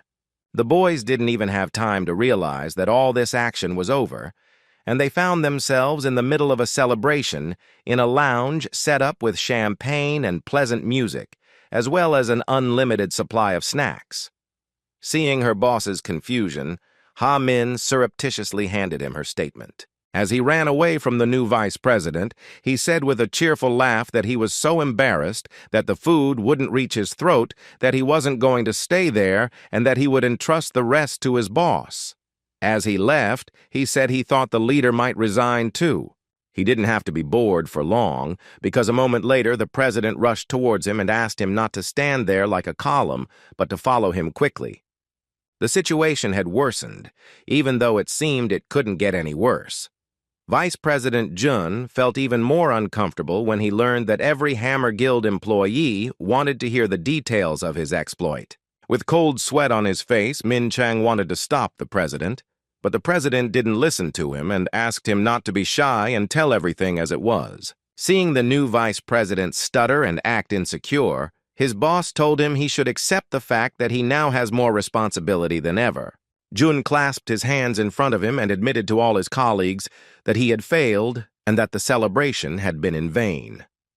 At first, the president could not understand what he heard. A moment later, the man he had appointed as vice president bowed down and apologized for not recruiting Kang Woo-jin. When the president realized what had happened, he pointed his finger at his subordinate and shouted angrily if what he had said was really true. In response, Jun apologized, and the president, enraged, continued to shout that a simple apology wouldn't suffice and threatened to fire his protege. Upon learning of the dismissal, Min Chang felt a certain relief, realizing he would be grateful for it. The chairman continued to shout about how much resources had been spent on this matter and how it couldn't be made up for with a simple apology. But Min Chang didn't listen at all, as he was completely absorbed in his own thoughts. He was right, because Leader Jun released the dungeon reserve and let Kang Woo-jin use it for free, and he also paid people to hide his true rank. Things went too far, so Min Chang took advantage of the situation to issue a letter of resignation and said he would take responsibility. After leaving 2 resignation letters on the table, the vice president announced that he would be leaving the Hammer Guild. Upon hearing this, the president became even angrier and said he must have gone crazy. He wondered what his dismissal would change, since he wasn't a public official. He sighed deeply and assumed that Min Chang was simply running away from the mess he had created with his own hands. Looking down, Jun couldn't understand what more the president wanted from him, since he had done everything he could to apologize, even resigning along with his protege. Still, he did his job, so he reported, saying he had already finished the paperwork and was going to leave. When he said goodbye, he surprised his president, who thought he had him tied up with rope. The president was beside himself with rage, and his 2 employees could only restrain him, while the satisfied Jun Min Chang, adjusting his tie, had already completely said goodbye to the Hammer Guild. He was willing to face all the difficulties of his new life, trusting his intuition and his faith in Wu Jin. For the first time in his life, he walked out of the Hammer Guild building with a happy expression on his face. Seeing his brisk gait, Ha-min surprised him by asking him to hurry up and go to the car. It turned out that he had been waiting for it all this time, believing that he would find the determination to accept this challenge and do the right thing. With a kind smile, he explained that he wouldn't go anywhere without his leader, then invited him to get in the car. Looking at Ha-min, Jun sighed in relief, thinking that was what he liked about him, even though he could be rude at times. After that, they went back to the cafe, but this time to a separate business room. This time, Wu Jin greeted them with a wide smile, saying he was glad to see them at the Ardal Guild. The boys were surprised to hear the name of their new guild. Wu Jin extended his hand to them and said he hoped they would get along well and work effectively as a team. With a gentle smile, Jun Min Chang sincerely said that he believed that with such a leader, they could do anything. After that, he offered to communicate with them without formalities and promised that he and Ha-min would do their best to ensure their new guild, Ardal, became world famous. Wu Jin laughed and said that in that case, he would simply call him Ming Chang. In fact, although they had decided to avoid unnecessary formalities from the beginning, it was unusual for the former vice president of the Hammer Guild to be so informal. Somewhat confused, he stammered and asked to be called Jun Leader from now on. Placing his hands on his new protege's shoulders, Wu Jin agreed to call him that, after which he warned him that there would be organizational problems on his end, so he should start preparing. Jun immediately replied that he would take care of it, while Wu Jin suggested they first celebrate the founding of their promising organization.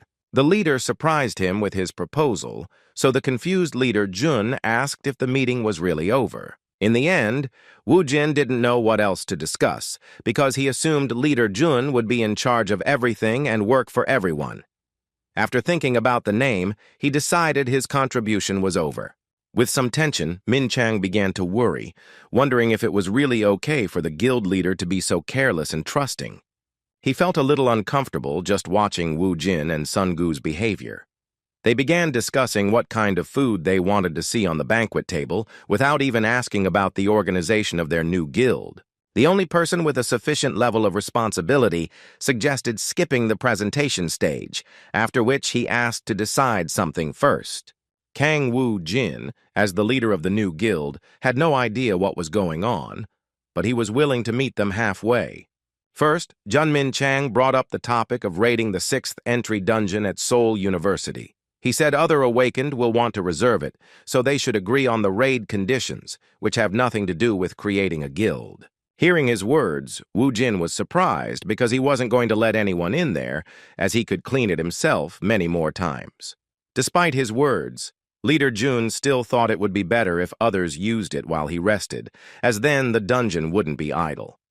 His words made enough sense for Woo-jin to change his mind. After that, the leader inquired about the rest of the issues and learned that they needed at least 5 people to found a guild. After thinking about it for a while, Kang Woo-jin began to search for options on who to choose as the last member of his team. At first, he considered inviting Jae-min, but Sun-gu thought it wouldn't work because he was underage. Leader Jun confirmed his suspicions by saying it wouldn't work with teenagers. Looking at his contacts, which were not many, Woo-jin wondered who else might be suitable for this position. He had few acquaintances, and his mother was not suitable either. Suddenly, she saw the contact of the boy she had pegged as weak and immediately smiled with happiness. Just 10 minutes later, a blond boy walked into his cafe, who flinched just at Woo-jin's greeting. The head of the new guild immediately asked the weakling if he had brought his ID and seal with him. As soon as the frightened man entered, he replied that he had not forgotten. When he saw the terrifying hunter start walking towards him, he closed his eyes and gritted his teeth in fear. But suddenly, Woo-jin gently placed his hand on his shoulder and welcomed him into his organization.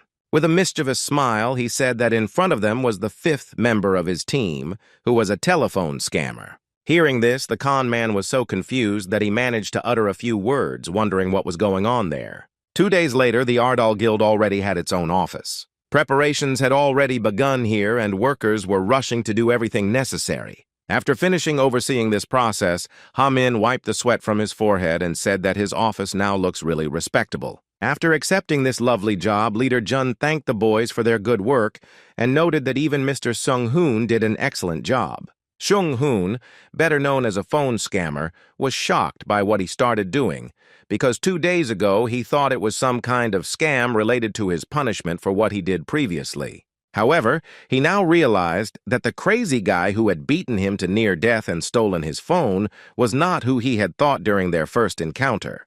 I couldn't even imagine that Kang Woo-jin, who is now on everyone's lips as one of the most promising hunters in all of Korea. Watching the TV, which was still showing the news, Ha-min was still surprised that everyone was only talking about their leader. Woo-jin explained with a sincere smile that it wasn't surprising, because he was the 11th A rank awakened in Korea, although it wasn't official yet. It was logical to assume he was one of the strongest hunters in history, so it was no wonder everyone treated him like that. Looking at these guys, Seung-hoon thought about how that madman managed to attract even the Hammer Guild members. With a sly smile on his face, he decided that this situation was quite advantageous, because it meant the leader was offering very good conditions. In fact, Seung-hoon had been suffering from boredom for a long time, as the business wasn't making enough money like before, so he didn't mind just working at the guild.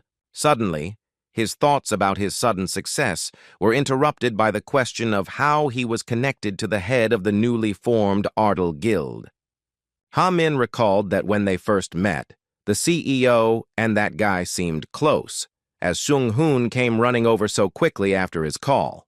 One of the founders assumed he was a relative or close friend of Woo-jin's, but couldn't even think of what was causing that guy's behavior. He couldn't admit that he'd rushed to that cafe so quickly because he didn't want to get hit. Honestly, he didn't understand why Woo-jin had called him of all people, so he assumed he just regretted hitting him that day. Suddenly, their conversation was interrupted by the appearance of the newly formed guild's own boss, Ardal.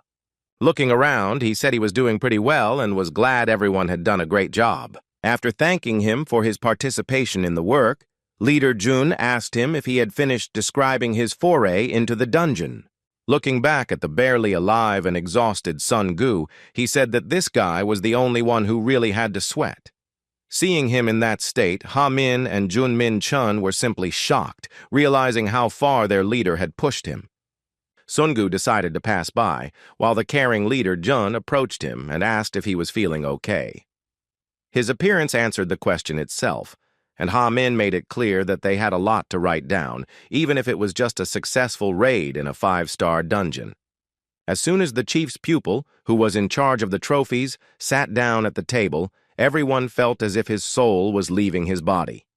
Seeing this, the founders, worried, decided that he should be given some kind of compensation for such hard work, and preferably for life. After resting a bit, Kang Wu Jin, as the head of the Ardal Guild, gathered the boys in the meeting room for the first time to decide what, in his words, was the most important thing at that moment. First, he turned to the person he trusted most, Leader Jun. He wondered what position he would take to be able to do as many useful things for the guild as possible. Hearing this question, Leader Jun was a little confused, because he didn't think he would be given so much freedom of choice. At first, he thought it was simply a matter of irresponsibility and a lack of experience on the part of their leader. He was partly right, and Wu Jin himself explained that they were short on people, so it was worth distributing responsibilities to make the work easier. He suggested that everyone state their desired position in the guild hierarchy. Hearing this, everyone was surprised to realize that they had the freedom to choose which position to take. The one who was most shocked was the phone scammer Sung Hoon, who couldn't even imagine that his life would turn upside down after being beaten by a madman he tried to trick, considering him a simpleton. Everyone fell silent, so Wu Jin took the initiative again and started with Leader Jun, asking what positions were generally needed first in guilds. Leader Jun immediately responded that there were 2 categories: awakened workers and ordinary workers. Leadership positions were generally given to awakened workers, but he said that wasn't so important. What he considered truly important were the details of the contract, such as the rate and percentage of dungeon raids and so on. After hearing his words, Wu Jin turned to Sun Gu and asked him again what he wanted. The confused boy awkwardly replied that he had been working as their manager recently and had no idea what to do next. Seeing that he was extremely indecisive, Wu Jin gave him the position of guild director without discussion. Hearing this, Song Gu shuddered in shock, but seeing his boss's kind smile, he immediately realized that it was not a joke. With an incredible sparkle in his eyes and a blush on his cheeks, he felt enormous pride in the fact that at 21, he had already become a director. As it turned out, he started to rejoice too soon, because the boss actually appointed him director of loot collection in the dungeons. The difficult life that seemed to end after being appointed director was compounded by an increased workload and responsibility. The Hammer Guild members weren't enthusiastic either, having never heard of such a position. Turning again to the experienced former representative of one of the largest hunter guilds, Wu Jin asked what departments the guild had. Leader Jun replied that they were the accounting department, the administrative department, the sales and support department, and the management department. After thinking about it for a while, Wu Jin noticed a discrepancy between the number of founders and the number of departments, and decided it would be worth splitting everything into 3. First, he decided to give Leader Jun a place in the hierarchy. Given his expertise in organizing guild work, he pleased him by appointing him general manager of the entire Ardal Guild. Jun happily replied that he would give his all to achieve common goals. Next up was Ha Min, who knew exactly what he wanted as head of the support department. Without further ado, Wu Jin granted his wish and landed the position he wanted. With a good laugh, he said he promised to do his best. The last one left was a phone scammer, scared but moved by the leader's sudden generosity. Looking at Sung Hoon, Wu Jin turned to Leader Jun in confusion and asked what this guy was doing among them. Leader Jun was puzzled and stammered as he asked if the leader had told them he would be one of the founders of the Ardal Guild. It was true that this blonde-haired trickster was the 5th member of their team. In response, Wu Jin said he only wanted to use his name. He couldn't do anything about it now, because that guy had actually become the 5th member of his guild. Seeing how Sung Hoon started to panic, the boys thought about what they should do with the last participant in the meeting. With a wicked smile, Wu Jin came up with a pretty good plan. He clasped his hands in front of him and said that since that bastard was there, then he should be given a proper job. It's still unknown what his decision was, but there's no doubt it was quite insidious. Returning to more pressing matters, Leader Jun, who had become the guild's general manager, inquired about hiring new employees. The boss didn't understand why he needed new employees, which greatly puzzled his protege. Jun was forced to explain that as the guild grew, the number of awakened would increase, so they would need more workers. In response to his words, the chief handed him a summons to the army and, with a mischievous smile, explained that he was actually only making incursions to evade the army and that he believed they no longer needed employees for such a task. With a chill running through his body, Junmin Chang realized he had been used for such a vile purpose. The reason why a madman like Wu Jin would decide to found his own guild was in his hands. He found it difficult to realize that it was because of his pride that he never decided to join the Hammer Guild. He also felt heavy with the knowledge that if Wu Jin had chosen the easier path for himself and joined the Hammer Guild, then he would have become the head of the department and lived happily ever after, not bothered with as many worries as in the newly formed Ardell Guild. Seeing the concern of his organization's general manager, Wu Jin asked why he suddenly went silent.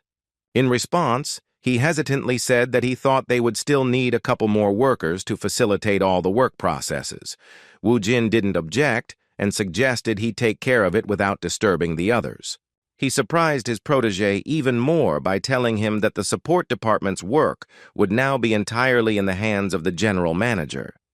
Wu Jin's kind smile seemed like a mystery, because Junmin Chang couldn't understand if he really trusted him or was just giving him troublesome jobs. Meanwhile, the news about Kang Wu Jin became so popular that all smartphone users knew that he had become the 11th person to awaken in South Korea. She became very popular, and Ji-woon, who was reading this news, couldn't believe that she had been drinking with such a person. Moreover, the man who was just his classmate at school turned out to be a completely different person after 5 years of his absence from the city. During their last meeting, something happened that she couldn't even imagine. The moment the Panama hat that hid her scar, which he found disgusting, fell off her head, Wu Jin put the Panama hat back on her head, saying that even like that, she was still cute.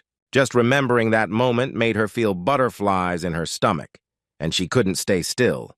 A blush appeared on her face, and she began to distract herself from those thoughts, telling herself that she shouldn't think about those things.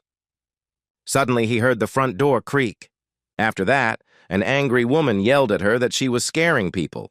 Two rather unattractive friends began yelling at her that even if she was indoors, she should wear a hat because she wasn't alone.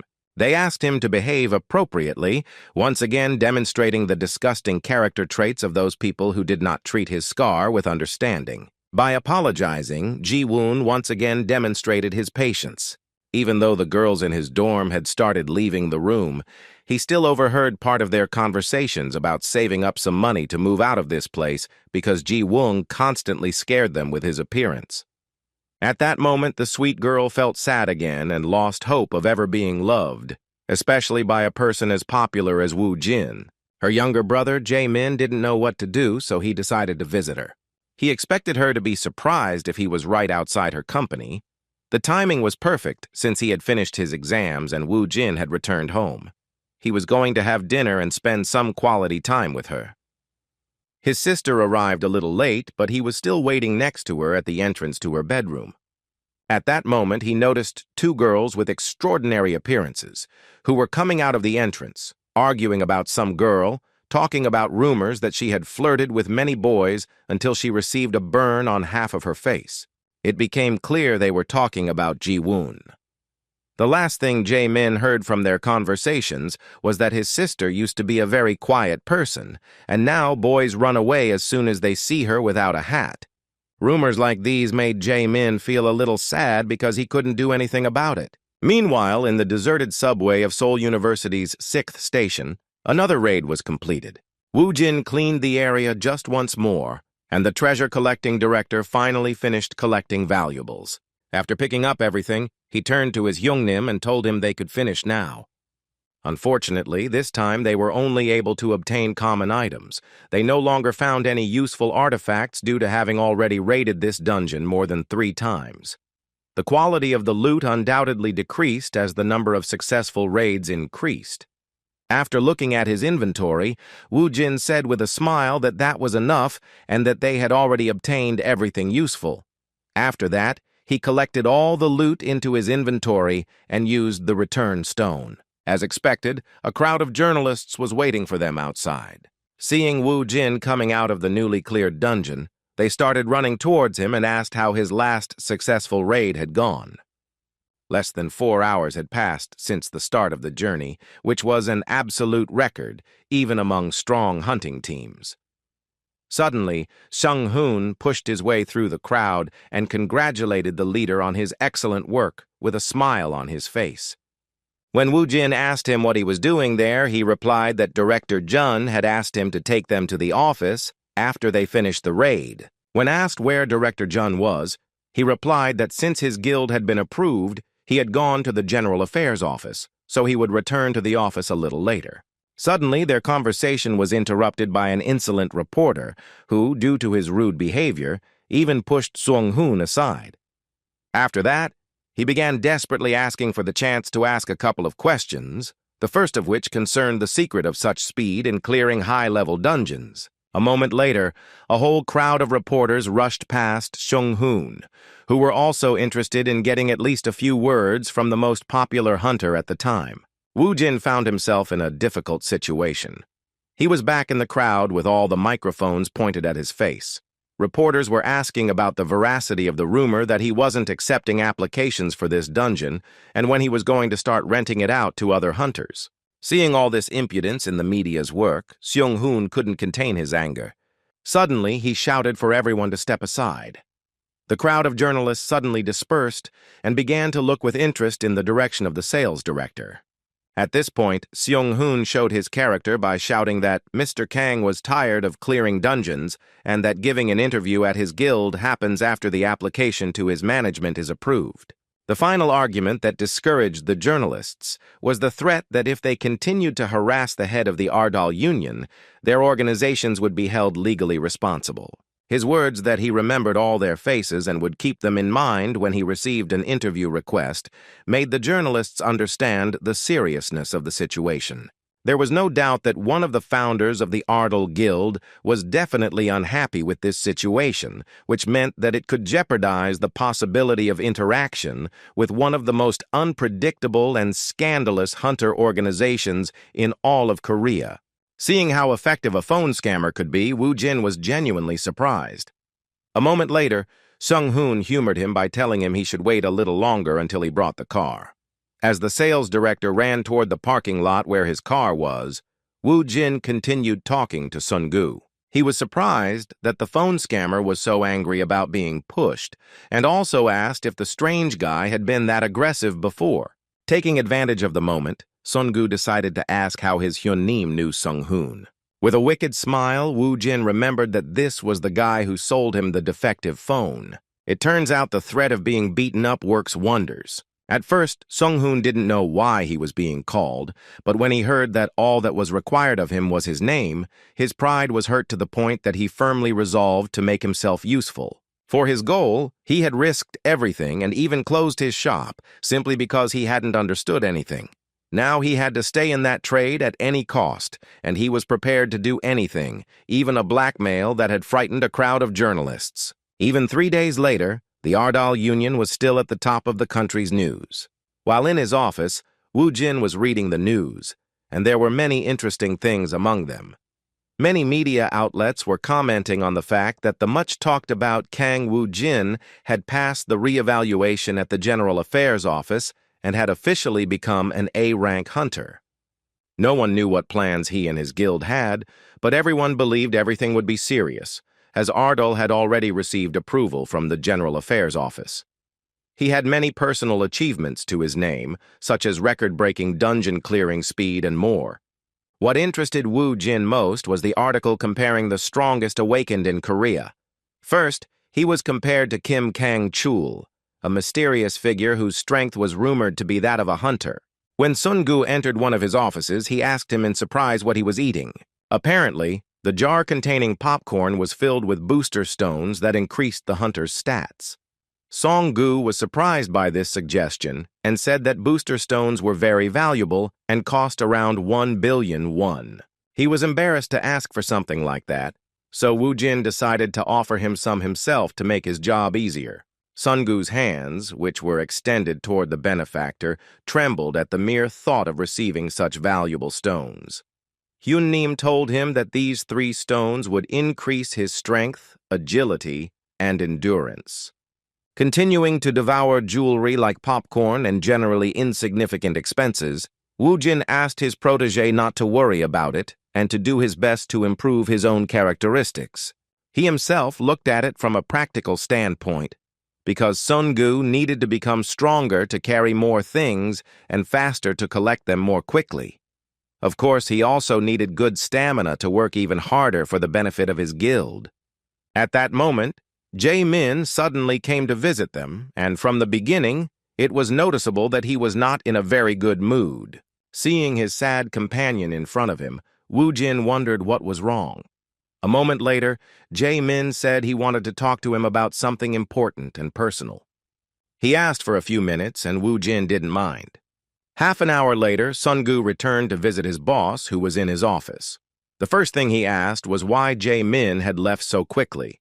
Upon learning that he had indeed returned home, Song-gu asked what had happened to make him look so serious and depressed at the same time.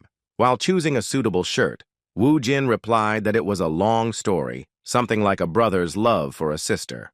These words seemed like a riddle. The boss continued saying that he needed to go for a walk for a while. When Sun-gu asked him where he was going, he replied that he wanted to meet Ji-won. He also suggested that his protege take advantage of the lull and leave work a little early. Hearing that the boss was going out with a girl, Sun-gu shouted in surprise that it was a real date. At that moment, Sung-hoon walked down the hallway and overheard the mention. While doing all sorts of small office jobs like watering flowers, he decided he finally had a serious task, a chance to show his best side. He decided to act openly and immediately entered his boss's office. With a mischievous smile, he said that hiring him was an excellent decision. Hearing such a sudden speech, Woo-jin tried to figure out what he was talking about and what had suddenly interested him in the conversation. Not to mention hearing about the quote from his boss, Sung-hoon said they should trust him because he was a real expert at this. As a result, the boys went shopping at one of the most luxurious stores, even though the clothes there looked quite primitive. Sun-gu, who was there for the first time, looked around and was surprised to ask if it was really the same Korea he lived in. They were in the VIP lounge of this store. The boys couldn't even imagine such a place existed in the mall, offering special attention to customers. 3 consultants worked with Woo-jin at the same time, taking his body measurements to select the perfect outfit. Sun Hong seemed like the 4th consultant, as he tried his best to reach the guild leader by offering him several options of formal suits. Woo-jin, who was the center of attention, still didn't understand what all the fuss was about. An hour earlier, he learned that Seung-hoon was interested in helping him with the hike. He then said, "There are many ways to win a girl's heart, but among them, it's worth paying attention to the most effective." According to him, the most important thing is sincerity and a good first impression. After that, he asked the children to do what he said and dragged them with him on a shopping trip to the mall. Woo-jin still didn't fully understand what the phone scammer wanted from him. Then, winking at her, Sung-hoon said that wearing the right clothes is the first step towards a girl's heart. Although the guild leader didn't take it as seriously as his pupils, he still wasn't against it, thinking that sometimes it wouldn't hurt to buy something new and stylish. When he appeared in front of the boys in his new clothes, a stylish black suit with a dark blue shirt, the consultants could barely contain their joy, with the more sincere Sung-hoon and Sun-gi saying that he really looked great. With a kind smile, the unassuming boy asked the children to be silent, realizing that their reaction was truly genuine. Seung-hoon, who had been following him closely, suggested he improve his appearance again. This time, he said a suit and a watch would complete the look.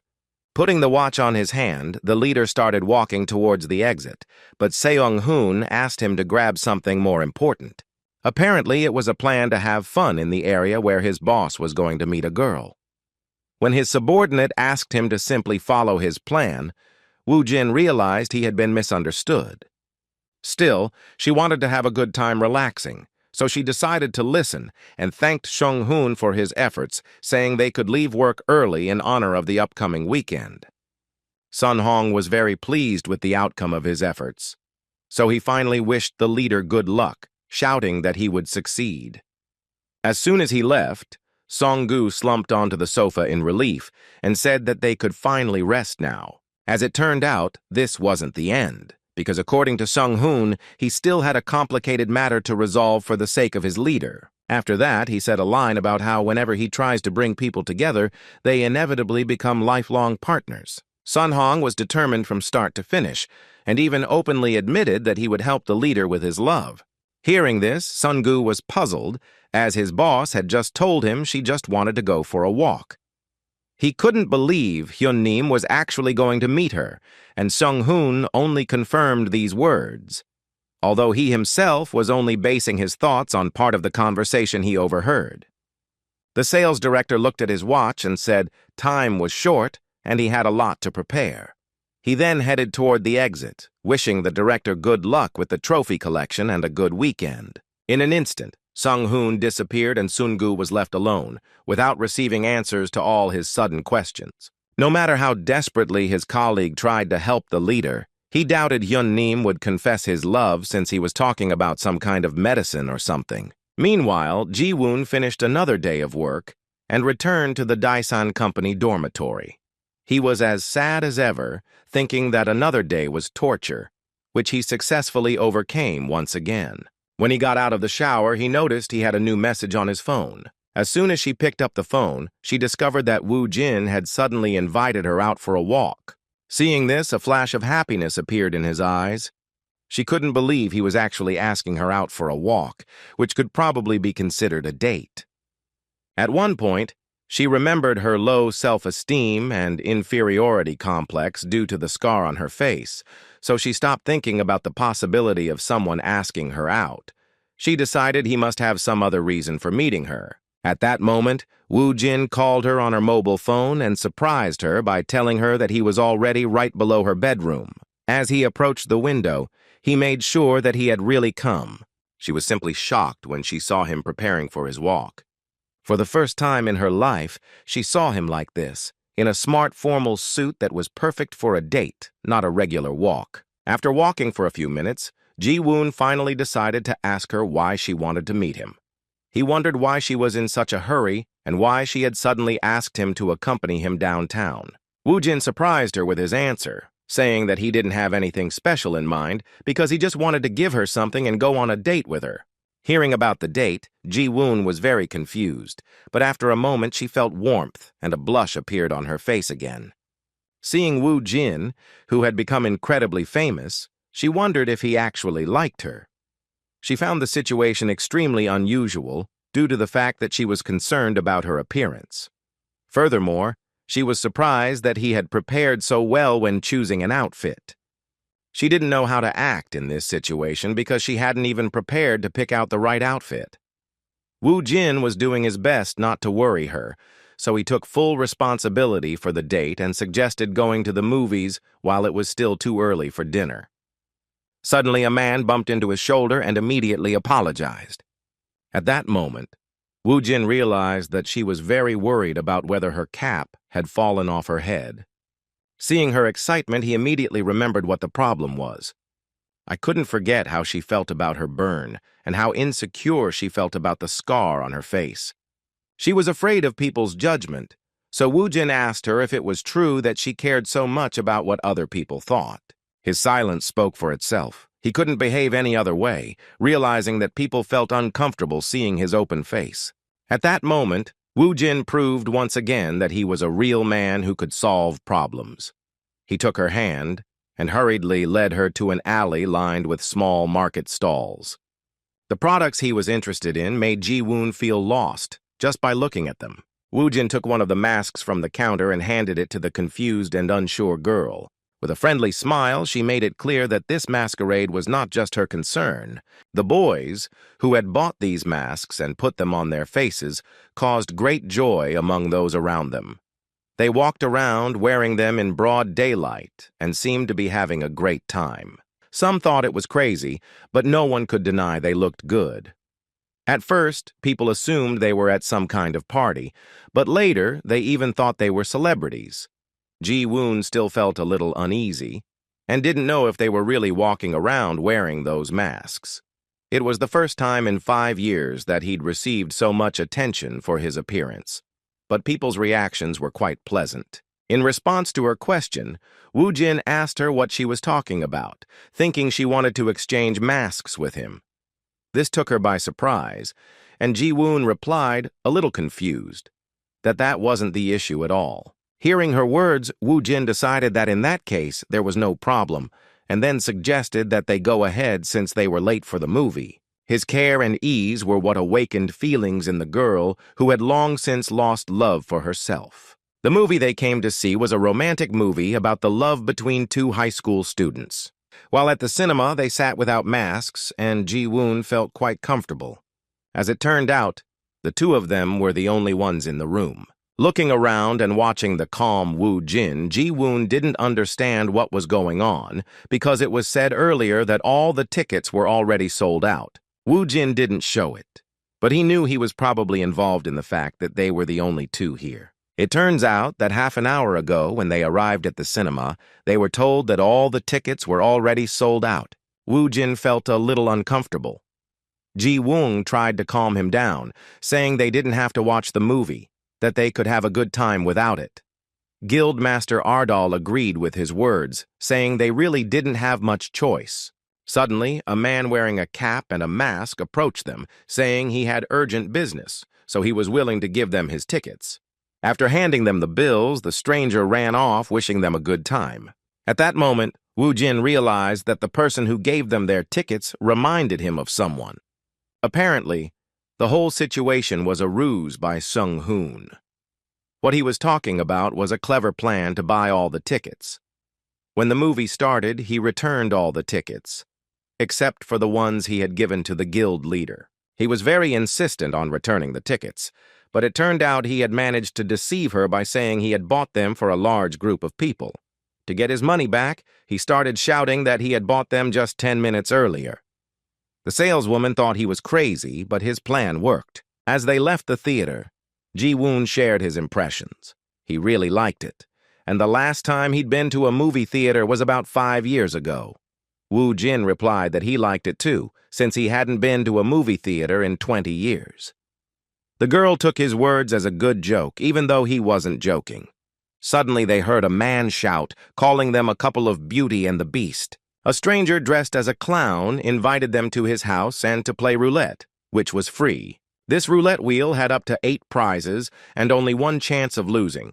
According to the stranger, that chance wouldn't come again, because the probability of winning is up to 90%. Looking at Ji-woon, Woo Jin asked if they should try it, somewhat wary of the proposal. She wasn't ready to take responsibility for the decision, saying she was very bad at such things. With nothing to lose, Ji-woon tried his luck, but the roulette wheel ended with a loss.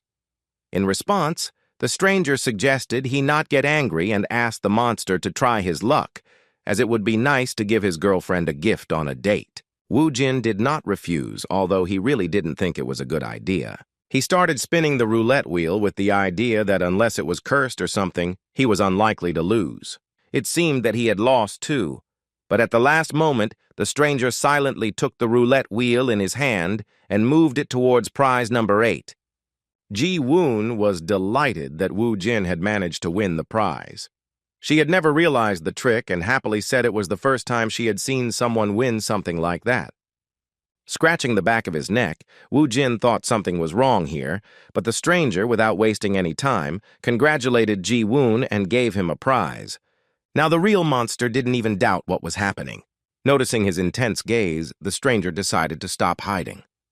Pushing up his glasses, Sung-hoon winked at his boss, who began to wonder what his ridiculous subordinate was trying to achieve by following him around.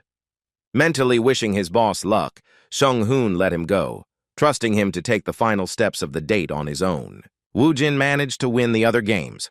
Although it wasn't easy, he managed to beat the plush toy machine and received the prize as a gift for Ji-woon. Their next stop was some kind of clothing sale, and it turned out Sung-hoon was still following them. Even when the guys went out to dinner, the cunning phone scammer, trying to be helpful to his new boss, was right next to them, carefully monitoring the date process. After this eventful day, the boys decided to take a walk through the empty streets of the city and stopped at one of the parks. Ji-woon felt an incredible lightness and calm for the first time in 5 years. He wondered how long it had been since he stopped being bothered by other people's stares. At first, she thought it was the mask, but after that, she corrected her assumption, thinking that if Woo-jin hadn't done this with her, then she probably wouldn't have been able to pull off something so daring. Looking at him, even through the mask, she felt an incredible warmth and sincerity in his demeanor. She thought that if this was a dream, then she didn't want to wake up anymore. At the end of their date, they decided to sit down and relax after a busy day. Ji-woon shared his emotions, saying that the day was simply amazing and that he truly enjoyed everything, even wearing a strange mask. She liked watching movies and eating at restaurants with him, even though people might think they were weird. In response to her hesitant comment about them being weird, Woo-jin asked how that might affect them. Ji-woon responded to her words with a gentle laugh. Standing up, he said she was right, although he still didn't have the courage to walk where there were so many people. She admitted that it still felt like a dream. Now he has started to defend his feelings again. Looking at the sky, she began to think that sooner or later the dream would end, and if this dream continued, then she would fall into unrequited love. Taking off his mask, he said with some sadness that it was time to return to reality. Woo-jin joined her, lifting his mask slightly to reveal his face and his kind smile. Approaching her, he told her that in order for her to regain the courage she had previously possessed, he had a good gift for her. Ji-woon was very confused because it was a gift and she had no idea what it was. Suddenly, this emotional moment was interrupted by a fireworks display of incredible proportions. After this, another unexpected event occurred. A large number of people crowded around them and began to congratulate them. They were holding flowers in their hands, and as soon as they saw Ji-woon's face, they started acting quite confused. Apparently, they started by saying that her face scared them a little, but then, realizing their mistake, they continued talking, saying that the boy next to her really loved her. The cunning con man's latest plan was about to fail, and he began to get nervous as he realized he'd made a mistake. He had previously told these boys to clap and liven things up, but instead, they had once again reminded the girl of what had been worrying her all this time. I had no idea what had gone wrong as I had never seen Ji-woon before. Removing the mask from his face, an enraged Woo-jin couldn't believe that Seung-hoon had continued his ridiculous attempts to bring them closer, and had even made such a terrible mistake. Seeing how Ji-woon grabbed her mask, he knew that she wanted to hide from all those gazes directed at the flaw on her face. He saw no other option but to use his power. Suddenly, for everyone present, Woo-jin created a wall of bones that separated them from the crowd of ridiculous guys who failed Sung-hoon's task. Opening her eyes after the sudden noise that startled her greatly, Ji-woon looked at Woo-jin and asked where they were. The surroundings were completely dark due to the wall of bones that completely blocked them. Looking into her eyes, Woo-jin asked her to close her eyes. Ji-woon was so moved that she couldn't utter a word. It turned out that his brother, Jae-min, actually went to the office regarding his problem, which prevented him from living a normal life. He told her that during the dungeon advance they lost their parents. From that moment on, Ji-woon stopped doing what she wanted, all for him. That terrifying day, a monster injured her during a dungeon crawl. This was the scar that no one could remove. The modest boy felt guilty for having come to his friend, but he still asked him to help her if possible. Although Woo-jin didn't answer him, he thought that as a man, Jae-min shouldn't be afraid to ask others for help, especially when it comes to his loved ones. She took out her gift, turned to Ji-woon and told him that from now on he would wake up from the dream she had mentioned earlier. Applying the healing ointment to his forehead released some mana. With this rare item, even irreversible curse wounds could be repaired. Woo-jin did everything he could to make Ji-woon truly wake up from the terrible nightmare that began with the first advances in the dungeons, where he not only lost his courage, but also his parents. When Ji-woon returned home, he received a loving text from Woo-jin, who asked him not to get his face or hair wet so as not to wash off the medicine. Instead, he suggested he go to bed. She even laughed at this, because it seemed like he worked at some kind of beauty salon.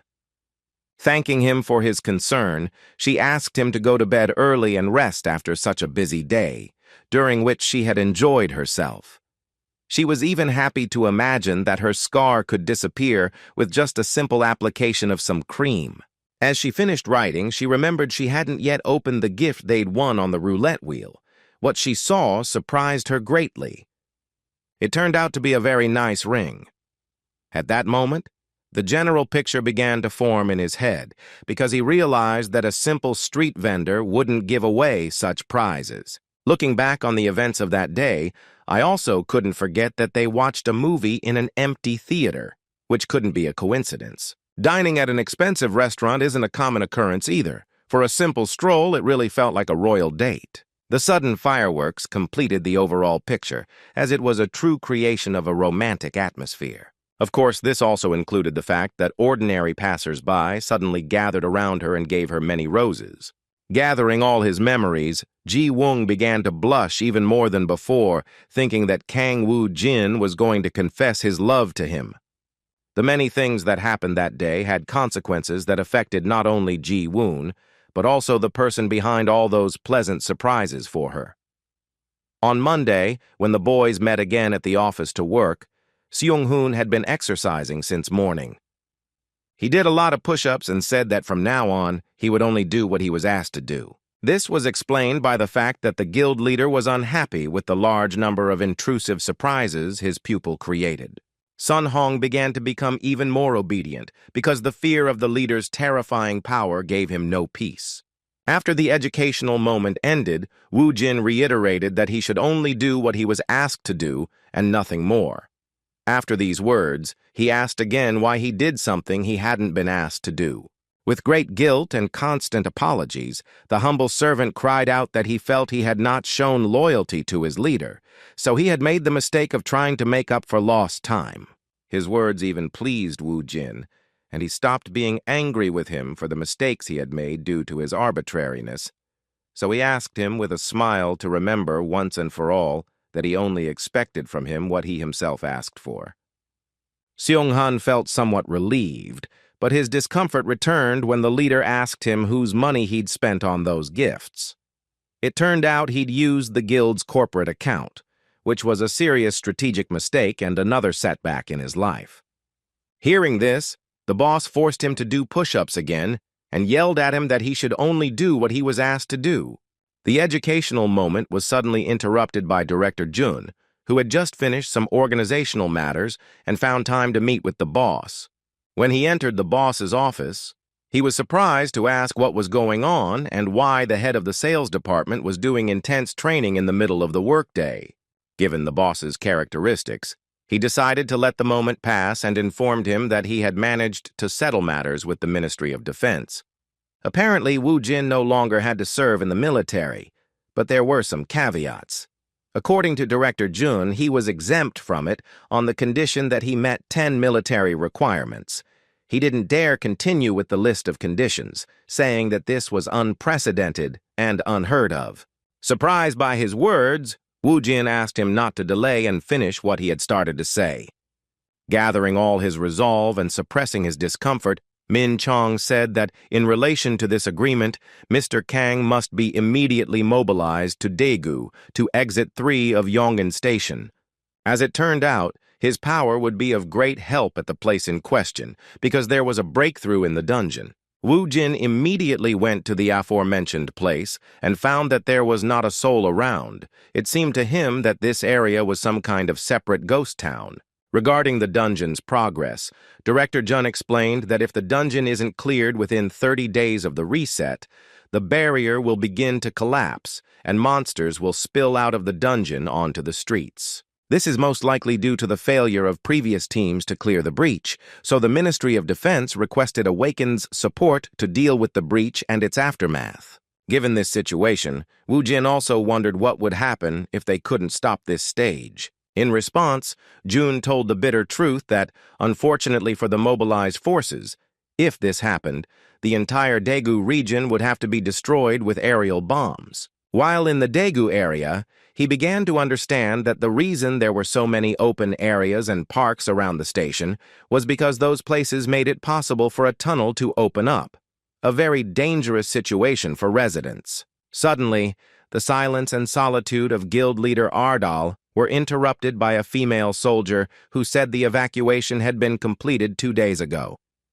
According to her, the dungeon invasion would take place the following day at 2 in the afternoon.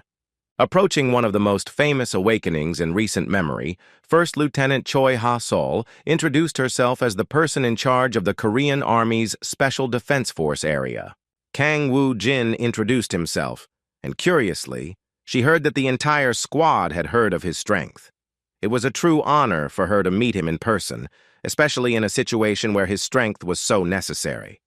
Sighing with a gentle smile, the hunter who had recently become the head of his own guild suggested skipping the formalities.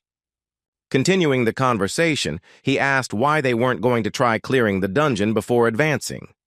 It turned out the return portal had already been used 3 times, so they couldn't risk it and chose the easier route, fighting outside. Hearing about the return portal, Wu Jin was a little surprised, and Ha-sol explained to him that it was possible to escape the dungeon in the middle of clearing using the return item. Wu Jin was surprised, as he hadn't even known this was possible, even though he had already cleared over a dozen dungeons. The lieutenant also clarified that this portal can only be used 3 times in a single dungeon. As for this dungeon, the Hwarang Guild's main squad attempted to clear it first, but failed. The second time, the Hwarang Guild and Hammer joined forces, but even that didn't work. The Awakened squad from around the world also failed, having exhausted the last portal. The lieutenant agreed that they could try to clear the dungeon in the time they had left, but that would mean risking their lives, and no one wanted to take that risk. When Wu Jin suggested that breaking through would be more dangerous in that case, she shook her head in disagreement.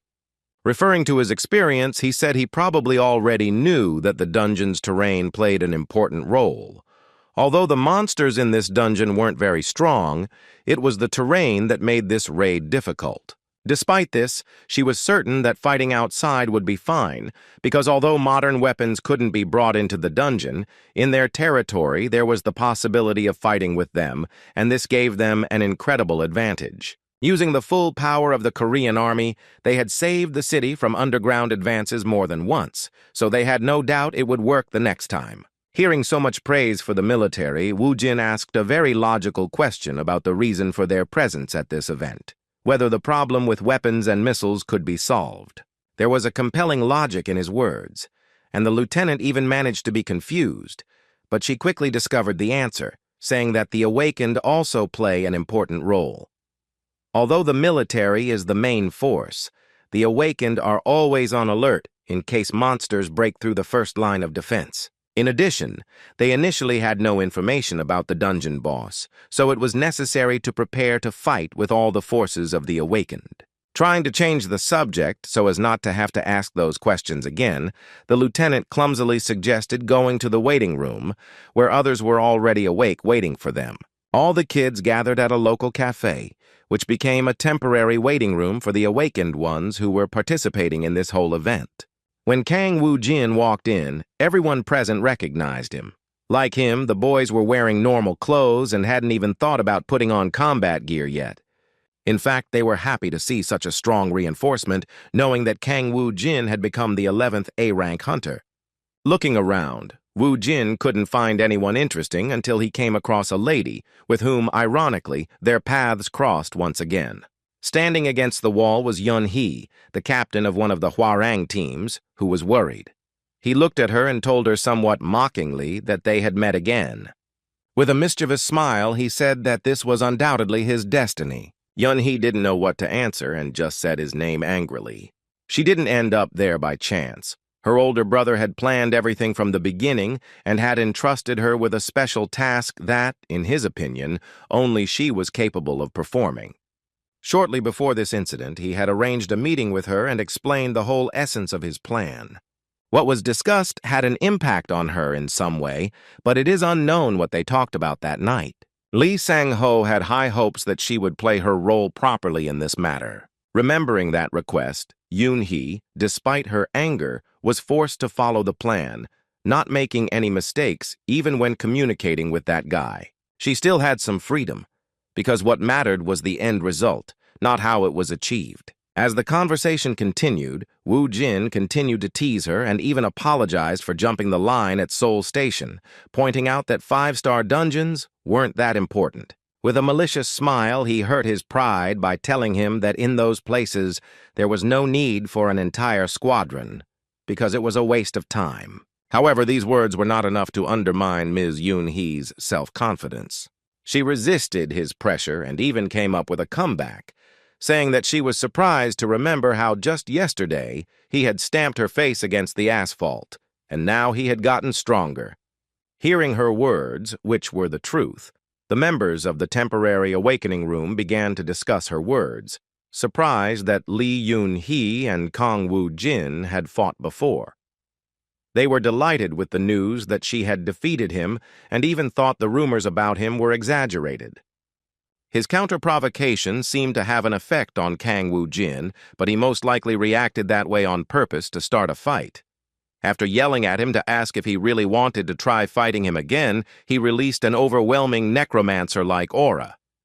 Lee Yoon-hee also had no intention of staying on the sidelines and displayed her powerful aura as a warrior-class hunter. Lieutenant Choi Ha-soon, who was standing next to them, was very confused because despite being awake, her strength didn't even come close to that of these monsters.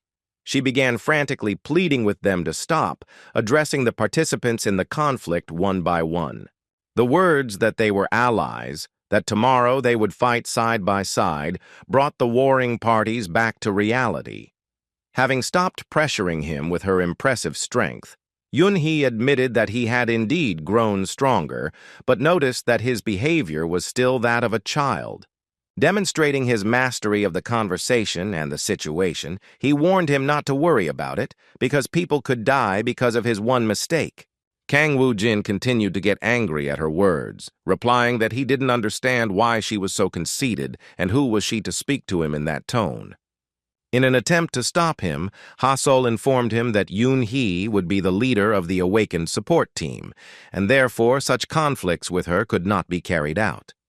Feeling victorious in the verbal altercation, the red-haired girl turned away with a smug laugh. At this point, the conflict ended.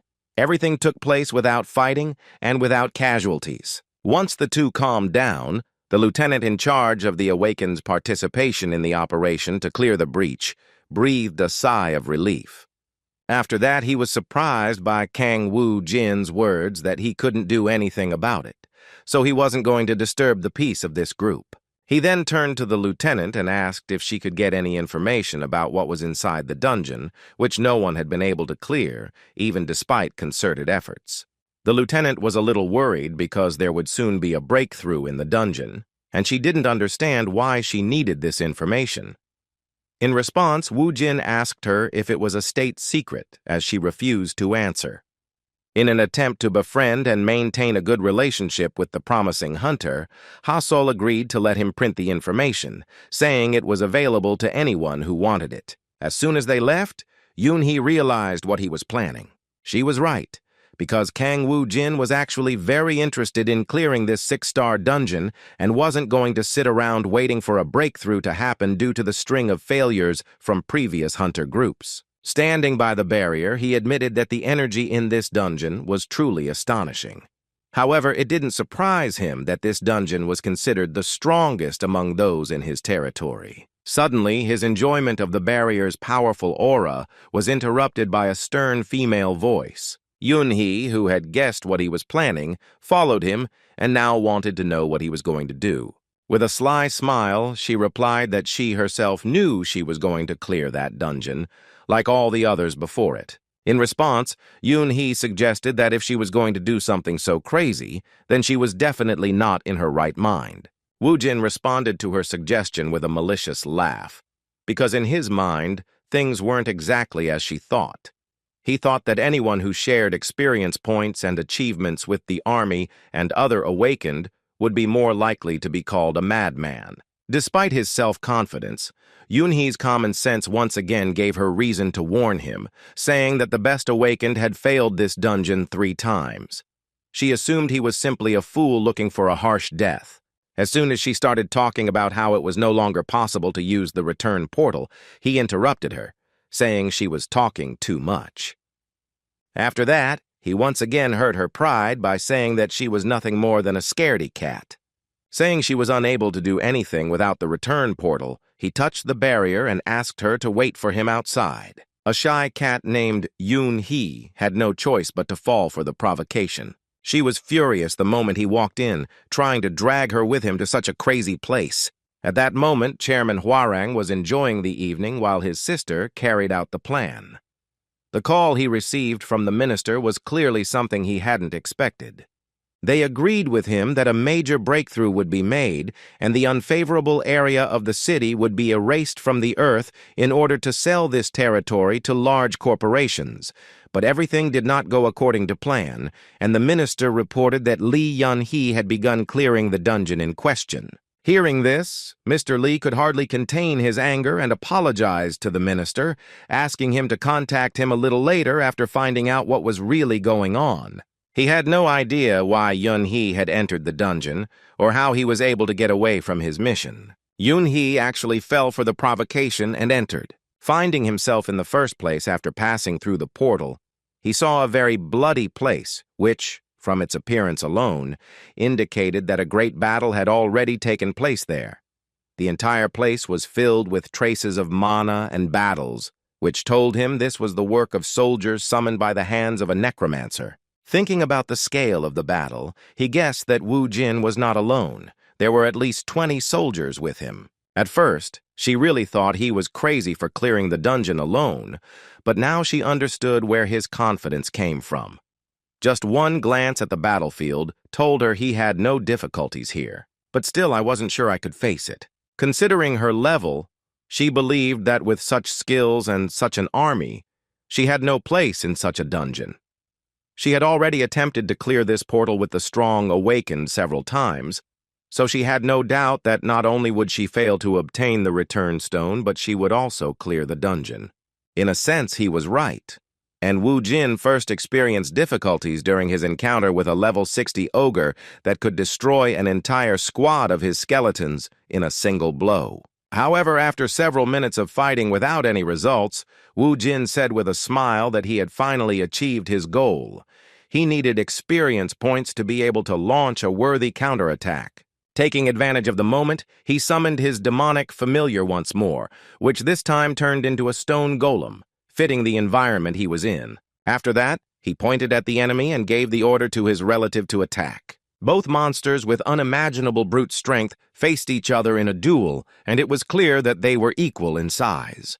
The sudden attack of the rock gave them an opportunity and an advantage, as the ogre was taken by surprise and lost its balance. Seizing the moment, Woo-jin used his familiar as a springboard and quickly closed the distance with his opponent. The ogre didn't have time to do anything as he kept falling and couldn't regain his balance.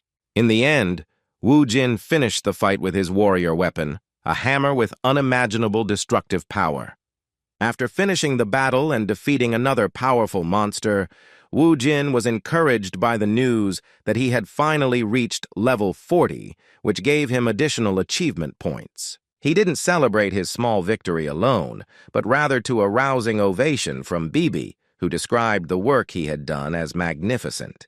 In response, Woo-jin asked in surprise where she got such emotion, and where she learned to communicate in such a way. Most likely, life in a cat's body had provided her with some feelings, because even when she met Rocky after a long time inside the seal, she hugged him and called him a good man. Hearing that the golem had a name, the Necromancer came to the conclusion that Bibi watched too much television, so she had similar feelings and desires to communicate even with the golem, calling it by a fictitious name. He was not going to delay, so he went further and asked them to hurry up and not waste time on such things. However, as he took a few steps closer to the supposed center of the dungeon, he discovered something very unexpected. He encountered a peculiarity in the landscape that was the reason this dungeon couldn't be cleared by other awakened. Right under his nose was a massive cliff, blocking the path to the next part of the dungeon for most awakened. In his case, the situation was a little different, because he came to this place with an experience that no other among the awakened on Earth could boast. I'd heard of such a place before, sacred according to Alphan legends. At that moment, they were on the so-called Tart Plateau. After observing the place, Wu Jin remembered a lesser-known name for it. It was also known as the Temple of the Giants. This ravine was the reason why previous raids had failed, so he had to prepare thoroughly. This was the perfect time to unlock special-level bonuses. This time, he acquired the skills of the Necromancer class, which included armor and a phantom lance, which were necessary to use subordinate souls in physical form which could defend or perform attacks. He had previously learned the soul extraction skill just when he was rescuing Song Gu during their first joint raid. Now that you have acquired the skill, you have the opportunity to use an advanced skill related to soul extraction. After raising the ghost armor skill to level 10, he summoned the wandering spirits to himself. In this way, he was able to collect the spirits of most of his defeated opponents, replenishing the scent of 100 subordinates to the maximum. After completing this, he gathered his strength and unlocked a new warrior class skill, the altered form weapon, the Great Sword, which he had previously been unable to use. Once he gained access to this weapon, the system automatically gave him access to great sword techniques and the cleaving skill. The final stage of preparation for the final battle was the summoning of the crystal with the seal. Bibi happily recognized the object, as it contained one of the familiars she had previously fought in Alphen under her master's command. Wu Jin waited with a smile as his new assistant gradually reunited with his former warriors. It turned out he knew in advance that Shinshin was inside the demonic stone. A moment later, the seal opened, and a powerful demonic beast appeared before them. Shinshin is a horse that once obediently served its master, the most powerful necromancer in Alphen. It's a phantom war horse with boiling blood in its veins that not only moves its master, but also attacks without fear of death. Bibi immediately ran to her old companion and happily asked if he missed her or not. Even the rock, having abandoned its golem form, flew closer to the phantom horse, overjoyed at the reunion. Everyone was excited by that moment, but the owner suggested they save the emotional reunion for later. They had a big challenge ahead of them, a battle with the final floor and limited time to clear it, so he suggested they hurry. Using the phantom charge, the horse easily jumped to a great height and helped them overcome the great distance of the cliff between the temple and the rest of the surface. The ogres continued to appear even after the boys reached the site of the giant's sacred temple. As an A-rank hunter, Yunhee was not afraid of such enemies, having cleared similar dungeons more than once. His steadfastness was also due to the fact that he possessed a huge reserve of lethal skills. Using one of them, he turned a huge level 60 ogre into a Drushlak in an instant. The monster was defeated, and the way forward was open and safe for the swordswoman.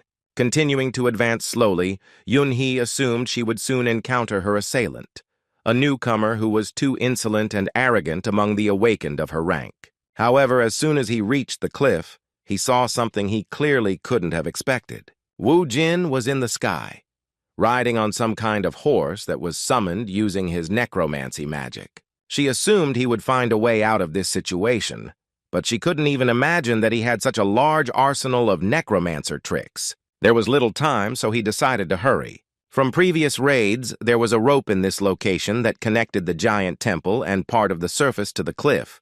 Yunhee wasn't going to stop and prepared to overcome this obstacle. In fact, the main reason they couldn't clear the dungeon wasn't the ravine, because they could use the flying abilities of some awakened ones.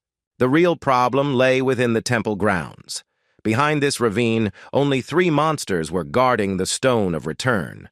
It was because of them that they decided to retreat and not continue the battle due to the high risks. For added benefit, it was decided to allow a breach to open in the dungeon to completely destroy and then rebuild the area around it. Although he didn't like this political decision, the final decision still rested with the leader, so he had to obey.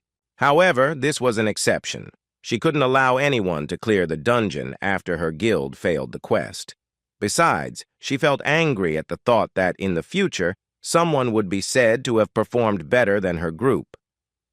Yunhee was in a hurry to catch the man who could shake the status of her organization, led by her brother. For the honor of the Hwarang Guild, he felt it was his duty to stop Kang Woo-jin's purge. An hour before the dungeon was breached, the boys were still inside, and Lee Sang-ho held a press conference on behalf of the Hwarang Guild. A large crowd of reporters gathered in one location to find out what chances of survival Lee Yun-hee and Kang Woo-jin had for entering the dungeon. In all seriousness, the organization's president responded that such a probability was extremely low, and that he expected that even his sister would most likely meet a sad end in such a difficult place. One of the reporters mentioned that there was about an hour left until the dungeon was broken. He mentioned that Lee Yun-hee was his sister and wanted to ask the Hwarang Guild president what he thought about it. The question was personal, so Mr. Lee asked if they were really interested in what he thought. Showing feigned trembling all over his body and anxiety about the situation, he said that one of his relatives was about to die and he couldn't do anything. He began to act like an incredibly weak person, overwhelmed by the weight of impending loss. After this response, the Hwarang Guild president jumped in and said that the press conference was over. As expected, this behavior was simply an excuse to avoid speaking to reporters. As he left the room, one of his colleagues approached him and told him it had been a great performance by his union leader. He looked at his watch and asked if there had been any change.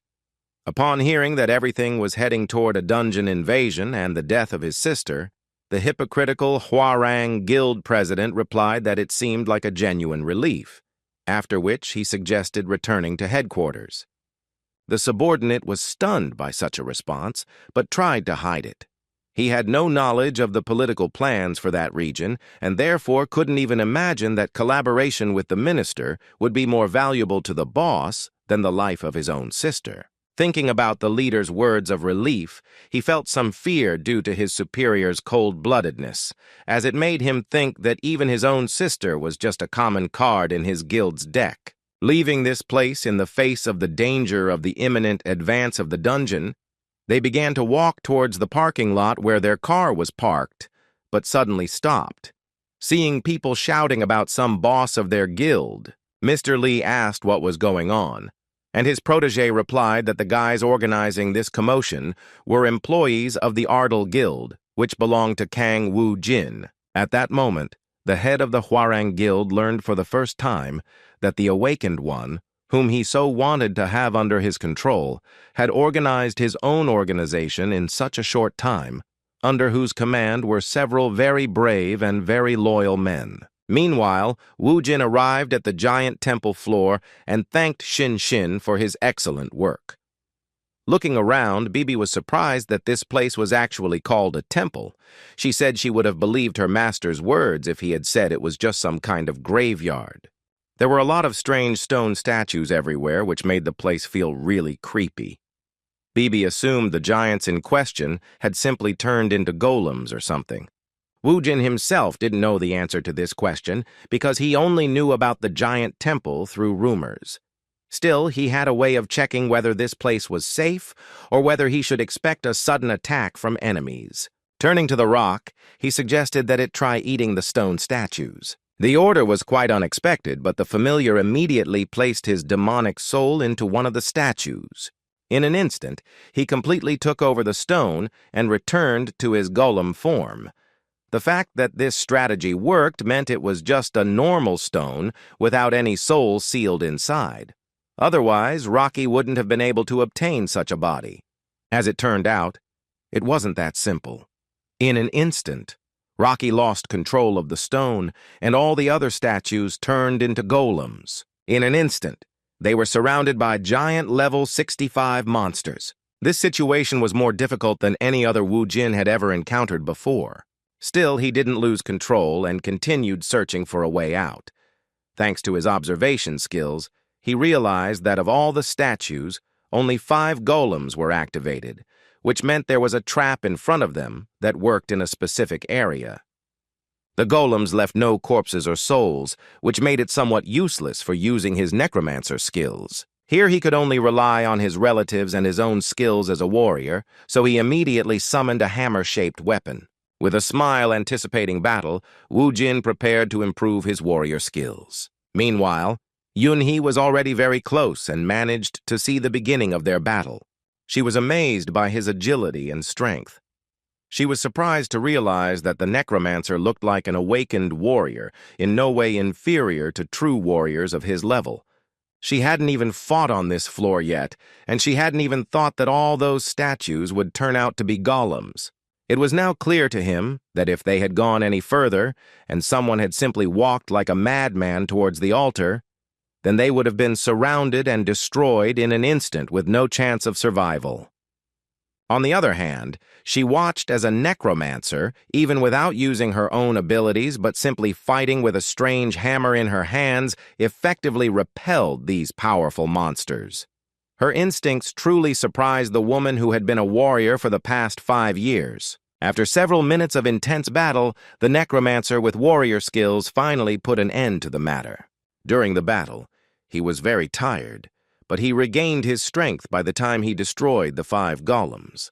It seemed the end was near, because the only advantage the enemies of this temple had was their numbers. However, there was something that worried Wu Jin. He felt that things were not that simple. There was something he hadn't liked from the beginning. It was the 3 monsters that remained motionless in a place next to the altar. The one-eyed inhabitants of Alphen seemed very dangerous, and it was they who were entrusted with the return stone. Now he had no way of knowing who he was dealing with, so he decided to keep moving forward, gradually approaching the altar by destroying the golems. Little by little he became stronger and stronger, and his mastery of the hammer increased noticeably. Bibi and Rocky watched from the sidelines. The cunning demonic blonde encouraged her master in every way possible, and so all the statues that turned into golems were destroyed. There were only 3 strange monsters in Alphen, preventing them from obtaining the return stone. Judging by how brightly the return stone shone, they could tell the dungeon was about to open. They were short on time, and Wu Jin knew this was the first time he had been in a situation like this where he really needed to hurry. Despite his haste, he couldn't make a single mistake, for his enemies were the Cyclopes. The Cyclopes are one of the races that originated from the lineage of the ancient giants. Although they descend from the same lineage as ogres, they differ from them in that they lack their barbaric qualities and savage nature. The Cyclops actually inherited the wisdom of a race of ancient giants. Their race prospered thanks to their civilization. They are strong and truly worthy of being the final boss guarding this temple. One of the 3 Cyclops, seeing Wu Jin in front of him, said in Alphen's language that it was surprising for him to meet such a person in such a place. Wu Jin didn't know him personally, so he was surprised that this Cyclops knew his name. As it turned out, these guys were also familiar with his demonic familiars, because they called Ricky a giant god of destruction who could charge. Bibi received a cute nickname that I hadn't heard since Alphen, where they called her the Hallucination Witch. Wu Jin himself was called a ruthless necromancer, which made him smile at the pleasant memories. Hearing this, he guessed that even among the clan that belonged to the giants, he was still quite famous. The Cyclops responded to his words about fame with some anger, saying that he couldn't help but remember that person. At one point, their bodies suddenly began to increase in size, proving the fact that they were the heirs of the giants. Furiously clutching his weapon in his hands, he said that the ruthless necromancer was remembered by them as the King of Death, the immortal Ardal. It was no surprise that his name from the Alphen era was spoken aloud, but Wu Jin was extremely concerned about the gigantification ability the Cyclops had demonstrated. In an instant, the enormous Cyclops pointed his shining, deadly mace at his opponent. Wu Jin reacted skillfully and ordered his familiar to take a defensive position. Rocky, using his entire body, successfully blocked the blow of a large mace. It was not possible to destroy a person in an instant using surprise. Having escaped this deadly attack, Wu Jin began preparing for the fight, but first decided to check if Tranette had sent them, like his previous opponents. The Cyclops, who was expected to be a proud being representing the race of wise giants, responded rather sheepishly as he said that Tranette was the new order of his universe, which would set everything right. He was certain that Wu Jin would not be able to stand up to and stop his army. When he continued his shameful speech, saying that the immortal Ardal had already lost when he escaped from Alphen, Wu Jin became seriously angry. Continuing to irritate the legendary Necromancer of Alphen, the Cyclops said that his anger confirmed his words. Wu Jin looked down and said with an evil smile that he must not cross the line because he would pay a very painful price for it. Having transformed his warrior weapon into a spear, he launched an attack, and only at the last moment did the Cyclops realize that the attack could no longer be dodged. The giant monster's single eye was pierced by a spear. This is the weakest point of this Alphen race. Wu Jin thought with a satisfied smile that this was the end for his opponent, and there were only two left. However, a moment later the Cyclops unexpectedly counterattacked, striking him with the palms of his hands. Clenching his palms together with all his might, he said that now the immortal Ardal had come to an end. However, a moment later, Wu Jin showed that he was still not suppressed and used a whirlwind of blades to slice through her limbs like tofu, freeing himself from her grasp. Upon returning to the surface, he ignored Bibi's concerns and uttered words of incomprehension regarding the Cyclops being normal even after piercing its eye with a spear. In just a moment, the system reported that the Cyclops had completely healed all of its injuries, and its lost limbs had returned to their original appearance. This news was quite bad. It was an overly powerful ability that Wu Jin hadn't expected to see in such a place.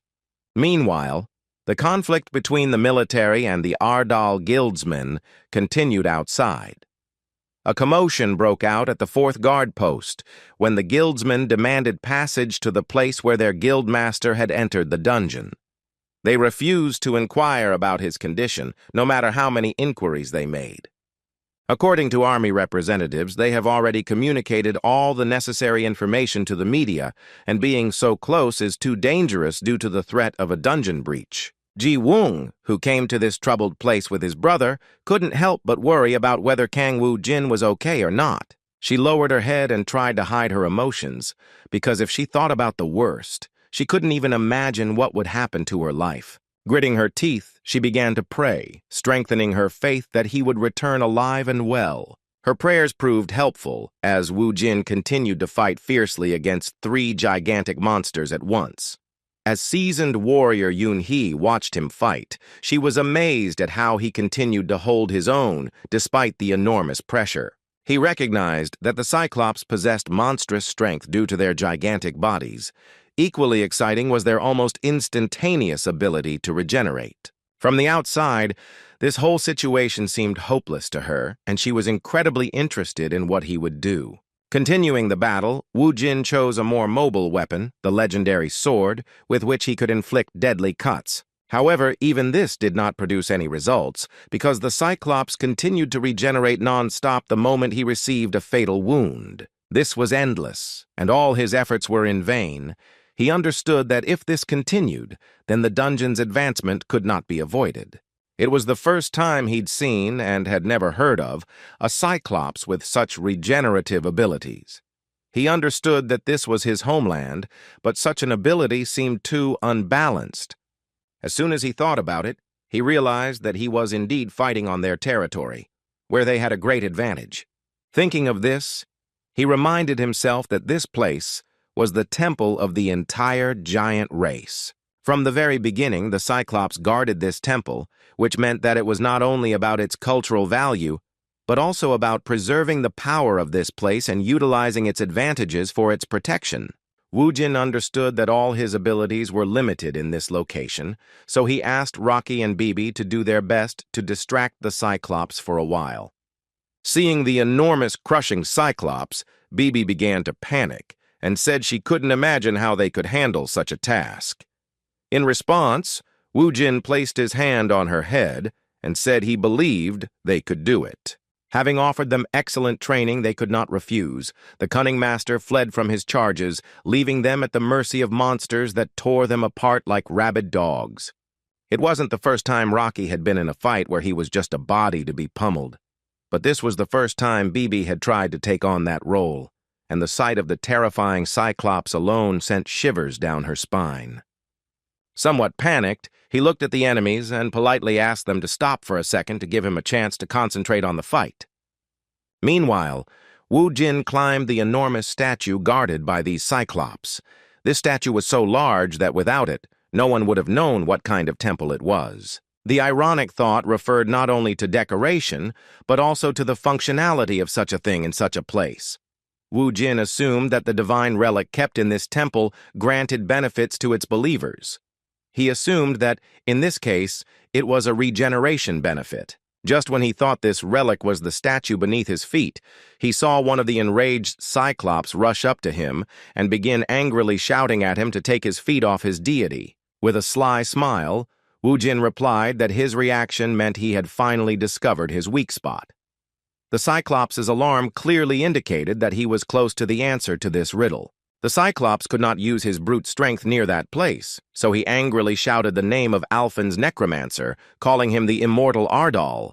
Without wasting any time, Kang Wu Jin resorted to a warrior skill. At one point, he used a ground slam that turned the statue of the giant deity into a pile of stones. The Cyclops' reaction was immediate. He immediately launched an attack with an anger he had never shown before. Now he was not afraid to brandish his enormous mace, indicating that the counterattack would have the desired result. Using his legendary sword, Wu Jin decapitated his opponent with a precise slash. As soon as the Cyclops fell to the ground, it became clear that he could no longer receive the benefit of the terrain, his regeneration unable to restore him after such an injury. Seeing the satisfactory result, Wu Jin cunningly said that he was right and that now his punches were working properly.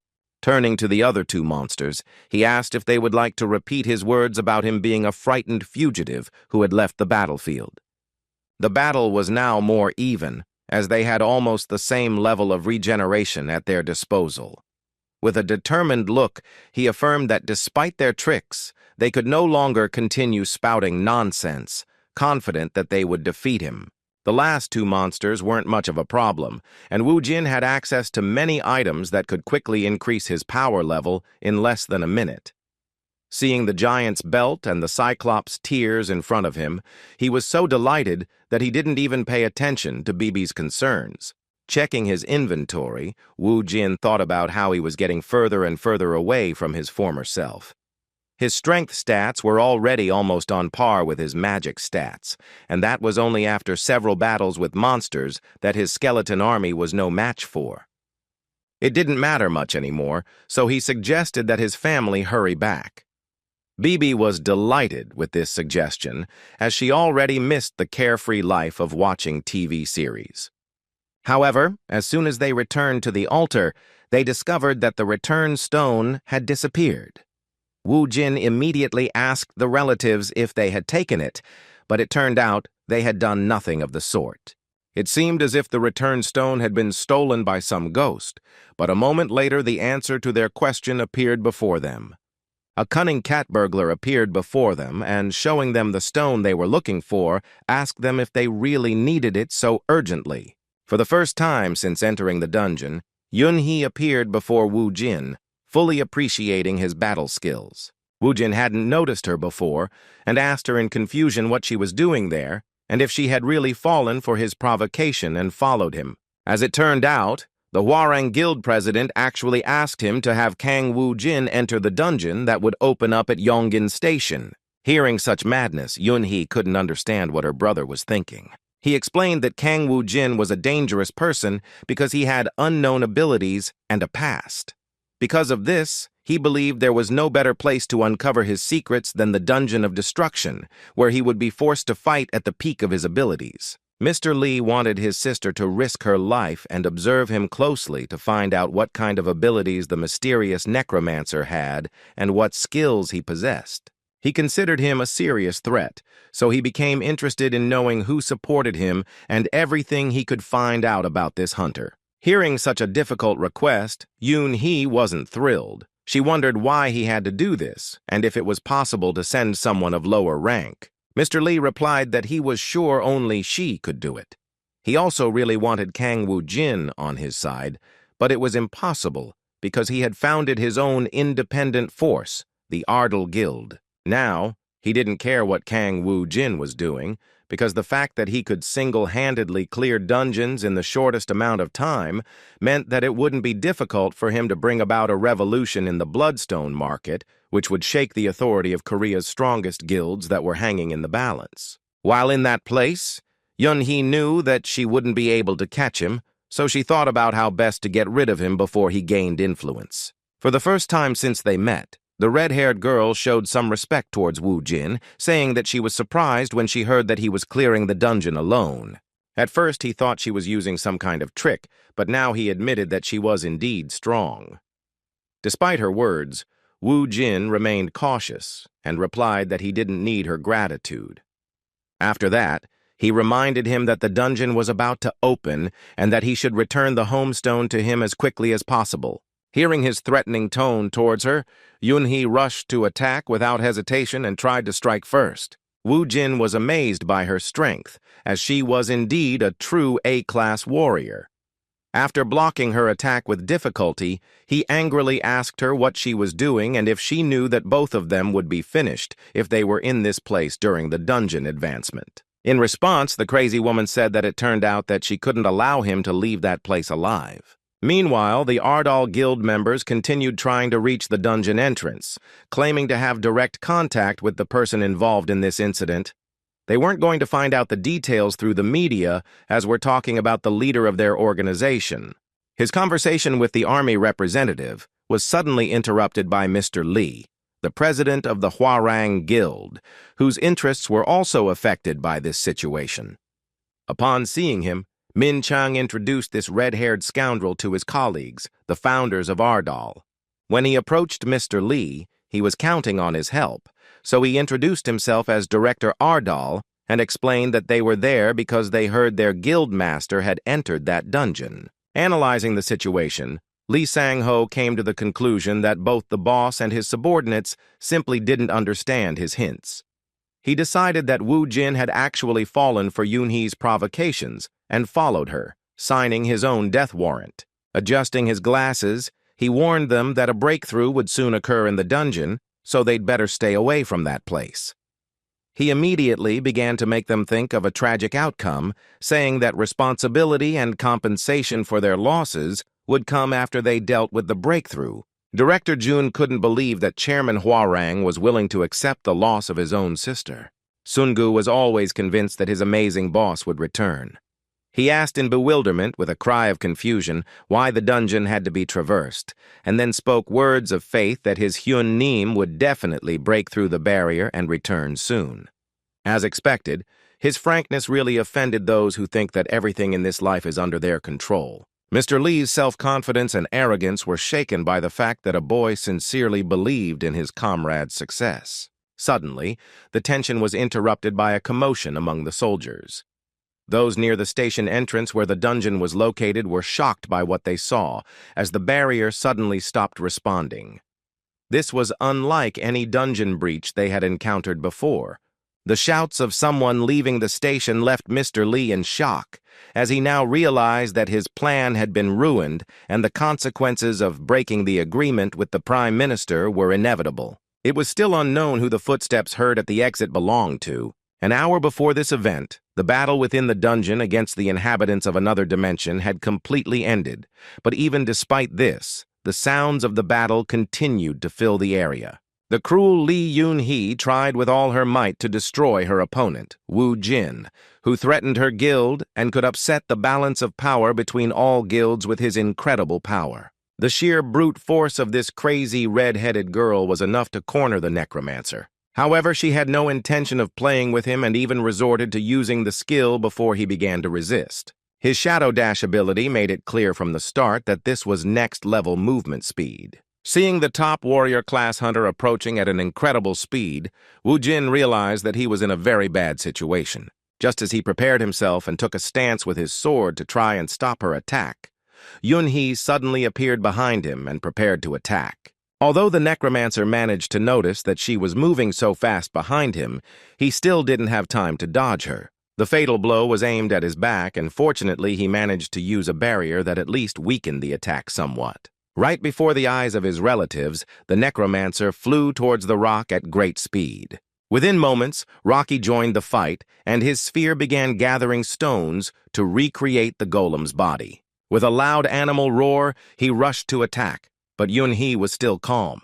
She didn't sense any danger and even mocked the situation, saying that Wu Jin was such a weak warrior that she hoped summoning a golem would help him with something. From the beginning, she knew where Rocky's core was, so he was crushed without much difficulty. It became clear that the only one who could fight such a skilled warrior was Wu Jin. Although Wu Jin had received a very strong blow, he was able to withstand it thanks to his phantom armor.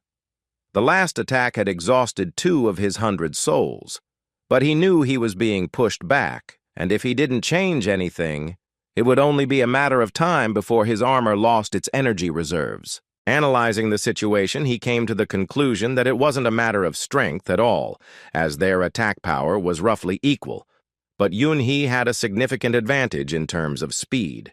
As he thought, it wasn't without reason that she was ranked A, as it was clear that she had a huge reserve of experience which made her so strong. As soon as Wu Jin started approaching the Hwarang Guild warrior, she said with special interest that the barrier would not help him because it was weak. He wondered what she was trying to accomplish by just blocking her attacks, because if he waited too long, the dungeon's advancement would be inevitable. In response, Wu Jin mockingly called her funny and pointed out that she spoke as if a breakthrough affected her. She had no response to his words about her battle, seeming as if she really wanted a breakthrough to happen. Understanding the Hwarang Guild's supposed motives, Wu Jin concluded that those with even a little power were actually very dark souls. He found it quite difficult to understand what they were really thinking, as the people were very different from the people of Alphen. Still, he didn't particularly like this dialogue, so he again assumed a fighting stance and said with a fighting spirit that he didn't care what they were planning, because he would still destroy everything they tried to do. The words of the one who had just been lying on the ground seemed quite funny to Yun-hee, so she mockingly said that her opponent was as confident as ever. It seems that his interest in the battle has also suddenly increased. At one point, he took the initiative and launched an attack with lightning speed, closing the distance between them in an instant. His powerful blow, which was blocked by Wu Jin's huge sword, created a powerful air current that broke the sound barrier. The battle was so fierce that everything around them gradually collapsed.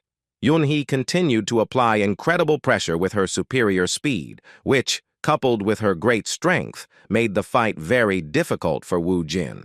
He still had no experience fighting such dangerous opponents, so his spiritual barrier gradually weakened due to the blows he received. Taking advantage of the moments, he tried every way possible to counterattack, using various ranged fighting skills. Ghost spears were one of those attacks that Yun-hee was not yet familiar with. However, this was not a problem for her, as she was not only able to stop all the spears, but also simultaneously close the distance to continue putting pressure on Wu Jin. Another skill, which was also associated with acceleration, made the situation even worse. With the help of his super shadow speed, he was right in front of the Necromancer in an instant, while he was trapped in a corner and unable to maneuver. I knew this blow wouldn't be blocked because at that moment, Yun-hee was at a speed I couldn't control. Only miraculously did he manage to lean back slightly, avoiding a fatal wound from the slashing blow of his dangerous opponent. He raised his hands to his face, feeling incredible anger because she had actually managed to leave a large scar between his eyes. While barely coping with this pressure, Yun-hee grew increasingly serious. She believed she was already one step away from victory, as Wu Jin's barrier had reached its limit. Noticing this, she suggested they finish quickly so one of them could leave this dungeon. His next deadly attack was the Moon Slash skill, which released even more magical power than any move he had used before. Despite so much danger, Wu Jin seemed quite calm as he watched her with a confident smile on his face. In an instant, Yun-hee lunged forward and threw a direct blow, which at first glance seemed impossible to escape. Bibi could not help her master in any way and only screamed in panic for him to run away. At that moment, Wu Jin disappeared from their sight due to the dust that rose after using the moon-killing slash. After this attack, Yun-hee said with a sly smile that it had been a long time since she had enjoyed a battle this much.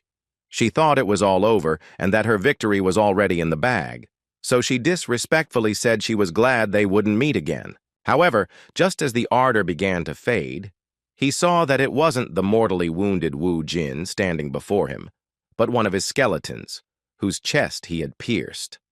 Following that, he heard his opponent's voice, who mockingly said that it wasn't customary to say goodbye at the beginning of the fun. The skeleton continued to hold its sword despite having received damage that should have turned it to dust. Seeing Yun-hee's expression, Wu Jin wondered why she was so surprised and guessed that she had never encountered such a familiar before. In the end, Kang Wu Jin had managed to escape her attack and was just waiting for the moment when his superior opponent was immobilized. He finally caught her, and it became clear to everyone on the battlefield. A cold sweat appeared on Yun-hee's face, who was fatally mistaken, realizing that her cunning opponent was only pretending to be cornered, luring her to a place where he could summon the undead. Furthermore, he could not understand how it was possible that, despite using his skills more and more, he still could not achieve the desired result. From the very beginning, Wu Jin had been trying to avoid her attacks. His advantage was undeniable, making him unable to understand how she had gotten to the point where he was blocking her attacks. The situation he found himself in gave him no leeway, as his speed and strength were now useless. Drawing out his enormous deadly sword, Wu Jin said it was his turn. Struggling with Li Yun-hee's incredible arrogance, she missed many details and was now furious. Using his immense strength, he ripped his sword from the skeleton's grip. Charging forward again, she shouted that even such slow attacks wouldn't work on her. Seeing her anger, Wu Jin started laughing mischievously, saying that he agreed that he couldn't keep up with her speed. It turned out that he had prepared another trap that Yun-hee couldn't even think of. The moment he tried to rush at him, he received his first wound. Her whole body was shaking in pain, and when she looked around, she saw that there were 2 more skeletons who had stabbed her in the back. Yun-hee, who was carried away by her emotions, didn't even realize that she herself was in a difficult situation. With a sly smile, Wu Jin pointed out their stupidity, saying that it was obvious that Cyclops normally traveled in 3s. After these words, he stood up and said that it was really time to end this boring fight. Yun-hee, immobilized and seriously injured, began shouting insults at him, but it was all over for her. In an instant, Wu Jin dealt the killing blow and bid her farewell. As soon as he defeated her, his body began to overflow with experience from the massive amount of victory. At the same time, the system informed him that he had reached level 50, and as a reward, he received the resurrection and detonation skills. After this fight, Wu Jin immediately used the return stone and found himself back outside in his hometown. He paid no attention to the shouts at the entrance to the fenced area, but he heard the voices belong to his friends. The Ardal Guild founders outside were trying to force their way to the dungeon entrance, saying that if the barrier was gone, there would no longer be any danger to them. Suddenly, the ongoing arguments with the army representatives ceased because Wu Jin had ascended the stairs. He didn't look the same as before, but the boys were incredibly happy that he was back alive. Seeing his friends, Wu Jin asked in surprise when they finally made it there. The boys didn't mind his questions because they wanted to hug their boss as soon as possible, for whom they were as worried as ever. Director Jun said they came running as soon as they heard the news.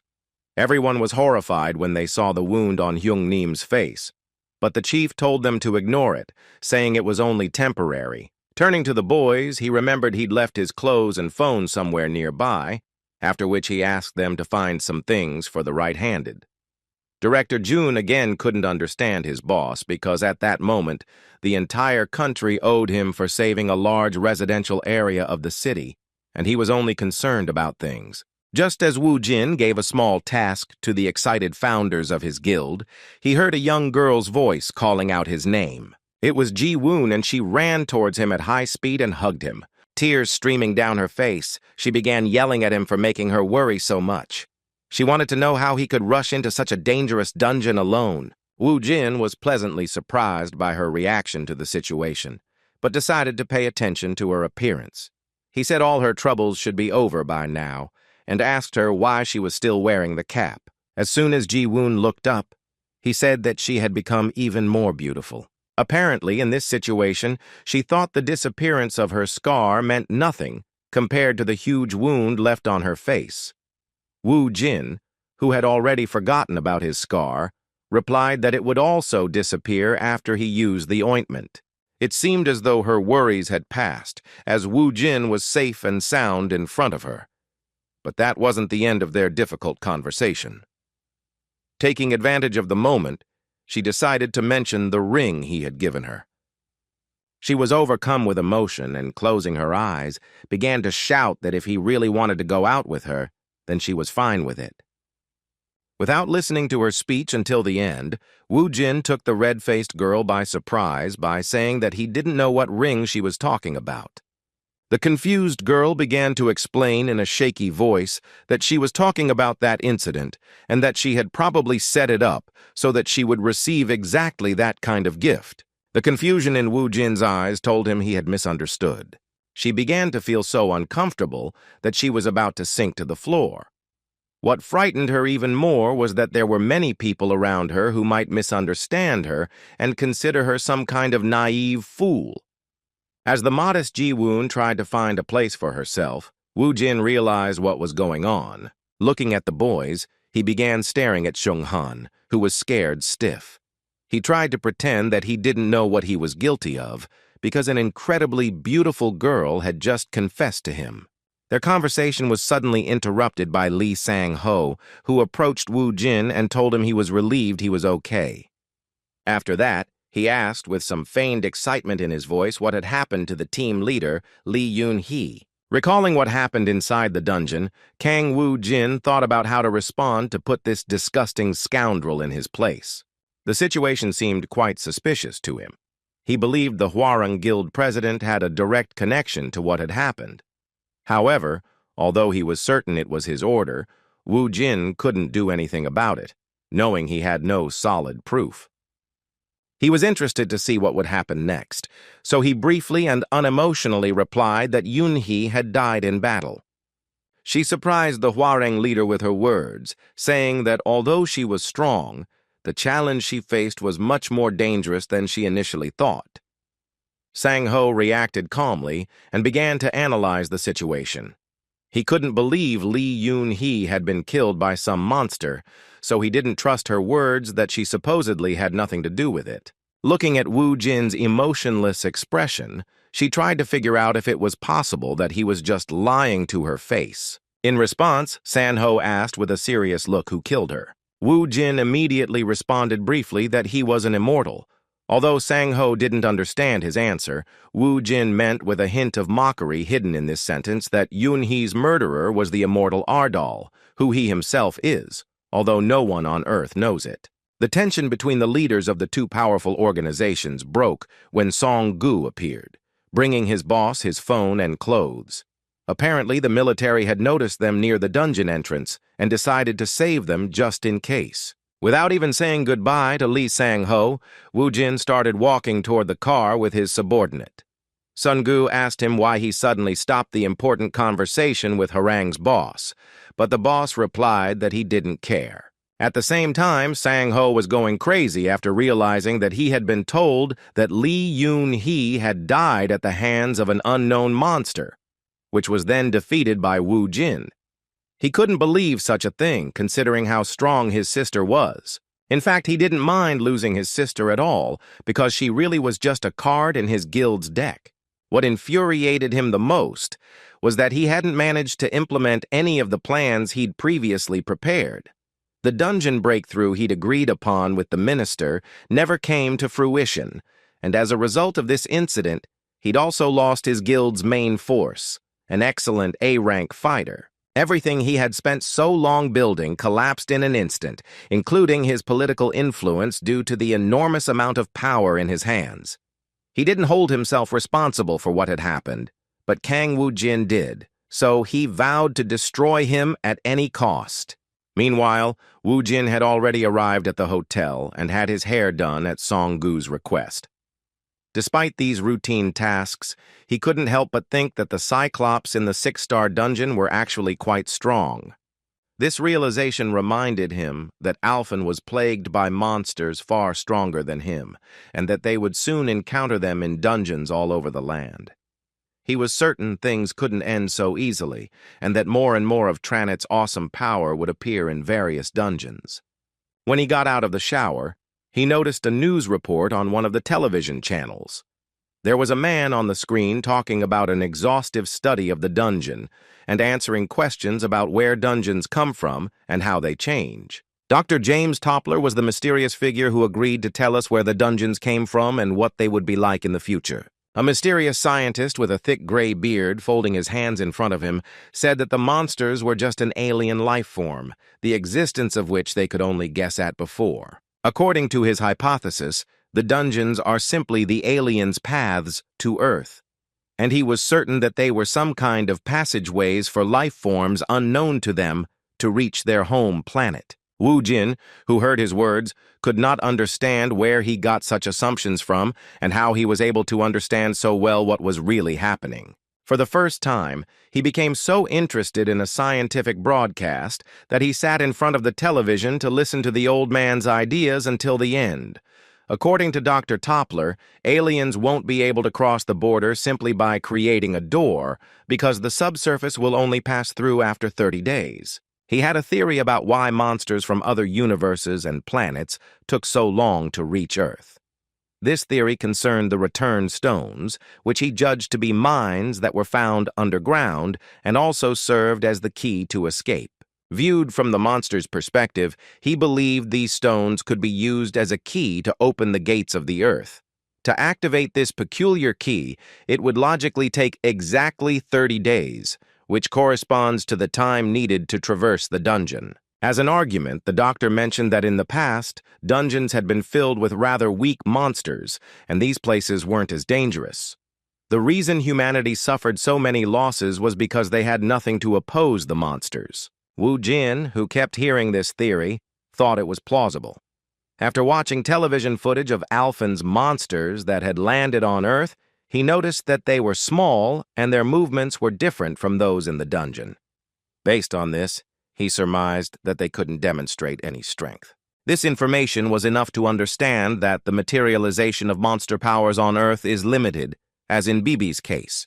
The doctor continued to share his assumptions, saying that after the dungeon shaking, stronger variations began to appear more frequently, and worsening is inevitable. Wu Jin also noticed that after a short period of time, more dangerous dungeons began to appear, and there were many more of them, which became a problem for ordinary hunters. He thought about it too, but for him, it was more important to figure out what this phenomenon was related to. The scientist continued to share his theory, saying that, in fact, dungeons are not just mines, as bloodstones are just baits that monsters set up there to gain some benefit. At that moment, Wu Jin realized what was happening. The more bloodstones there were on Earth, the more comfortable the monsters would feel on his planet. The weak dungeons were just preparation for Earth to become a comfortable place for the monsters to exist. The scientist's words made sense and opened new perspectives for the Necromancer, who was thinking about how to stop Tranit's invasion of his home planet. Regarding the blood crystal theory, he recalled that in Alphen, the energy found in these stones was called mana. The crystals increase the concentration of mana on Earth due to the people who extract and use them. This method creates an environment for the materialization of monster powers. After listening to the science TV show until the end, Wu Jin came to unexpected conclusions and vowed that he would remember Professor James Toppler because his speech was full of meaning. After that, he received a call from Director Jun. He immediately apologized for disturbing his boss's break and then said he should come take a look himself. Wu Jin was clearly not happy with what he heard on the phone. Apparently, he was forced to appear at a sudden press conference dedicated to the situation in the dungeon. The initiator of this press conference was most likely the Hwarang Guild president, who thus expressed his anger at the destruction of both plans by the Ardal Guild boss. A large number of journalists and director Jun were present in the small room.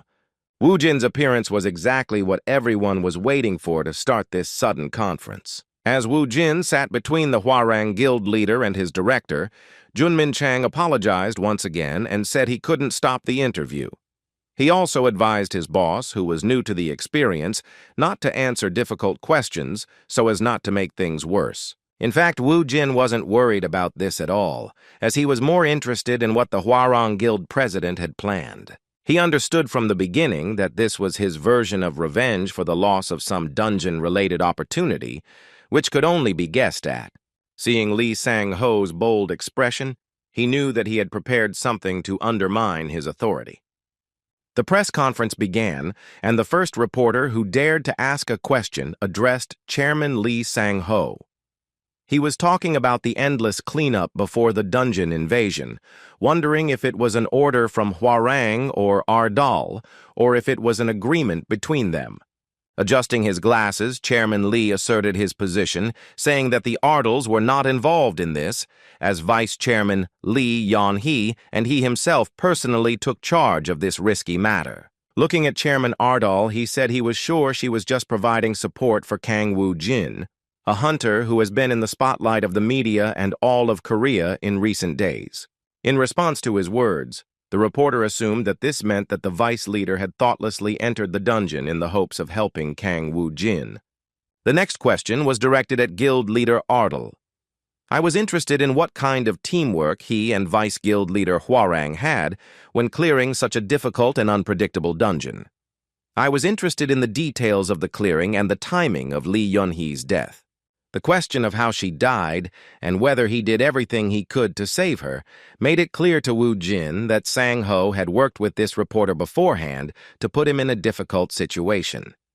While he remained silent, the reporter continued emotionally trying to get at least some kind of answer, asking if there was a conflict between him and Lee Yun-hee inside the dungeon. Seeing this, Mr. Lee, whose hands had arranged this meeting with prepared questions, enjoyed the pressure that the Ardal Guild leader had under his command. He believed Woo Jin would regret having dared to get involved with the Hwarang.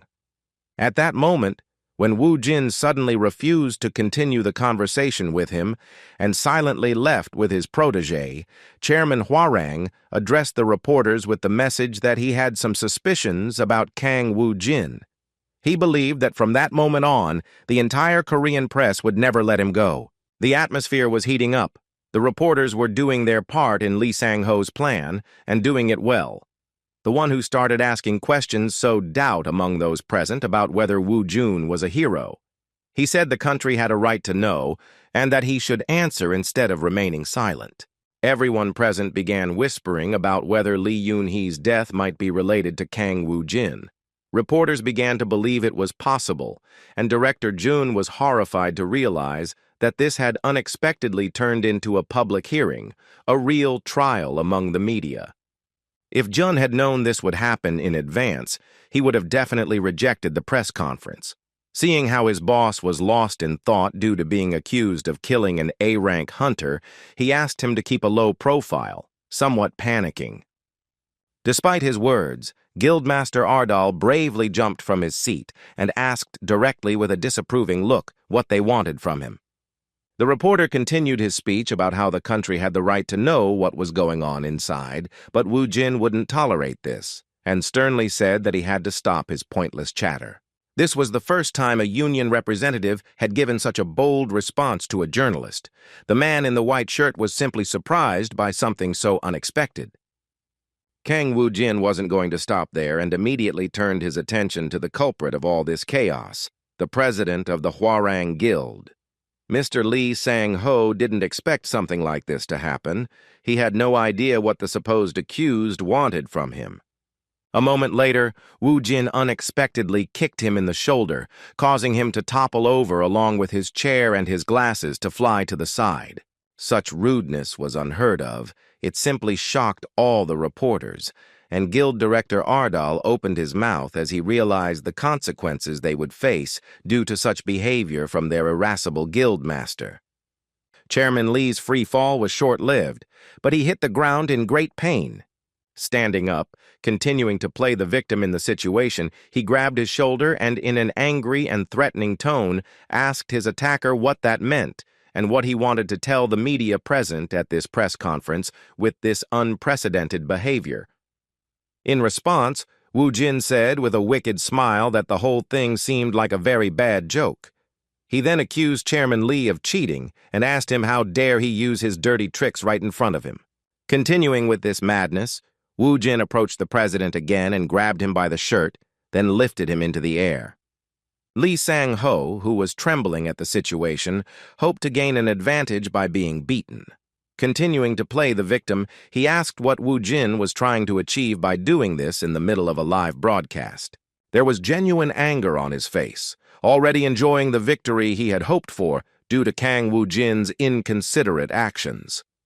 With some mockery, he said that the insolent man named Kang Wu Jin had made a grave mistake, because the entire country was watching him at that very moment. However, his words did not shake Wu Jin's confidence at all, and with a wicked smile, he asked his enemy if he was sure that it was really a mistake. As all the reporters present took photos and videos of what was happening, Wu Jin wondered what the population of Alphen, where he had ended up 5 years ago, was like.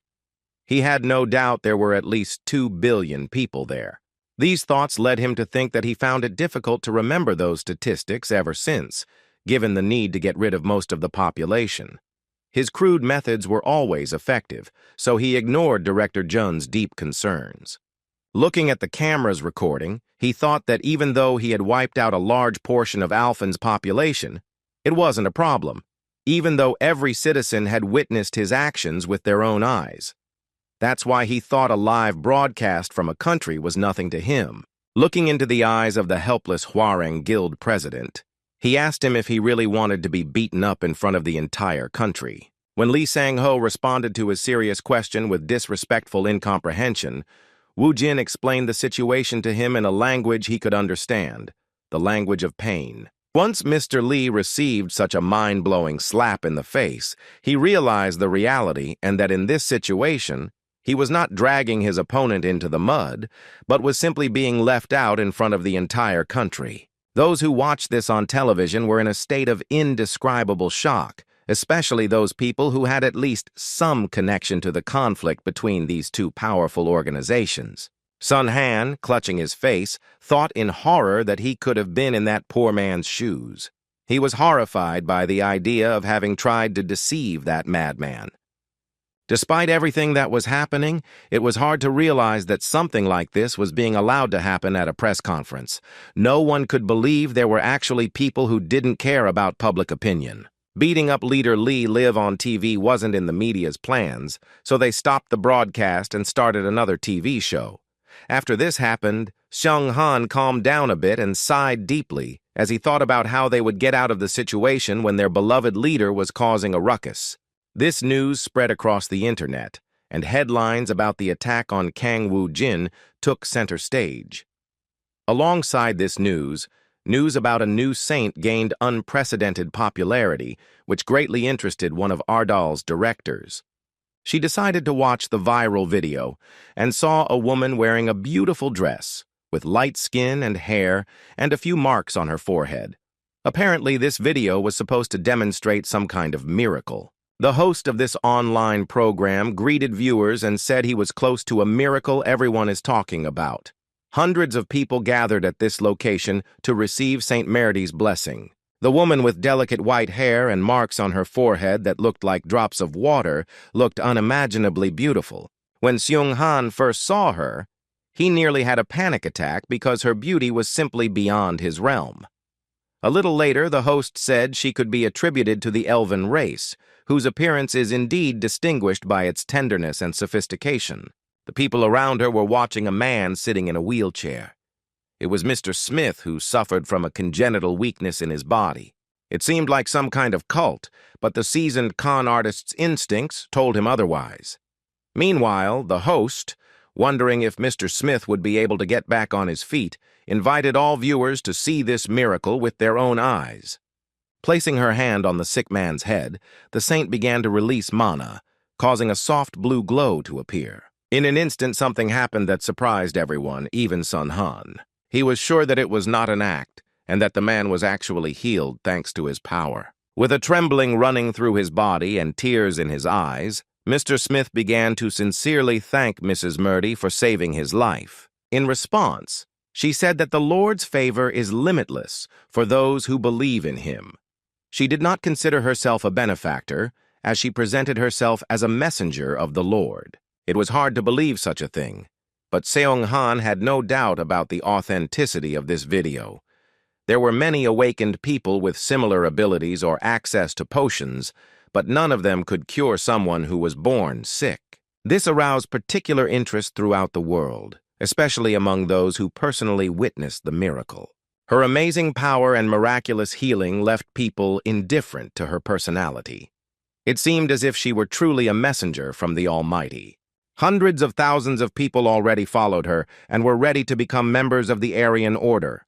No one had yet doubted her miraculous abilities. A representative of one of the most important guilds in the United States knew more about her than anyone, but Murdy remained a mystery to him.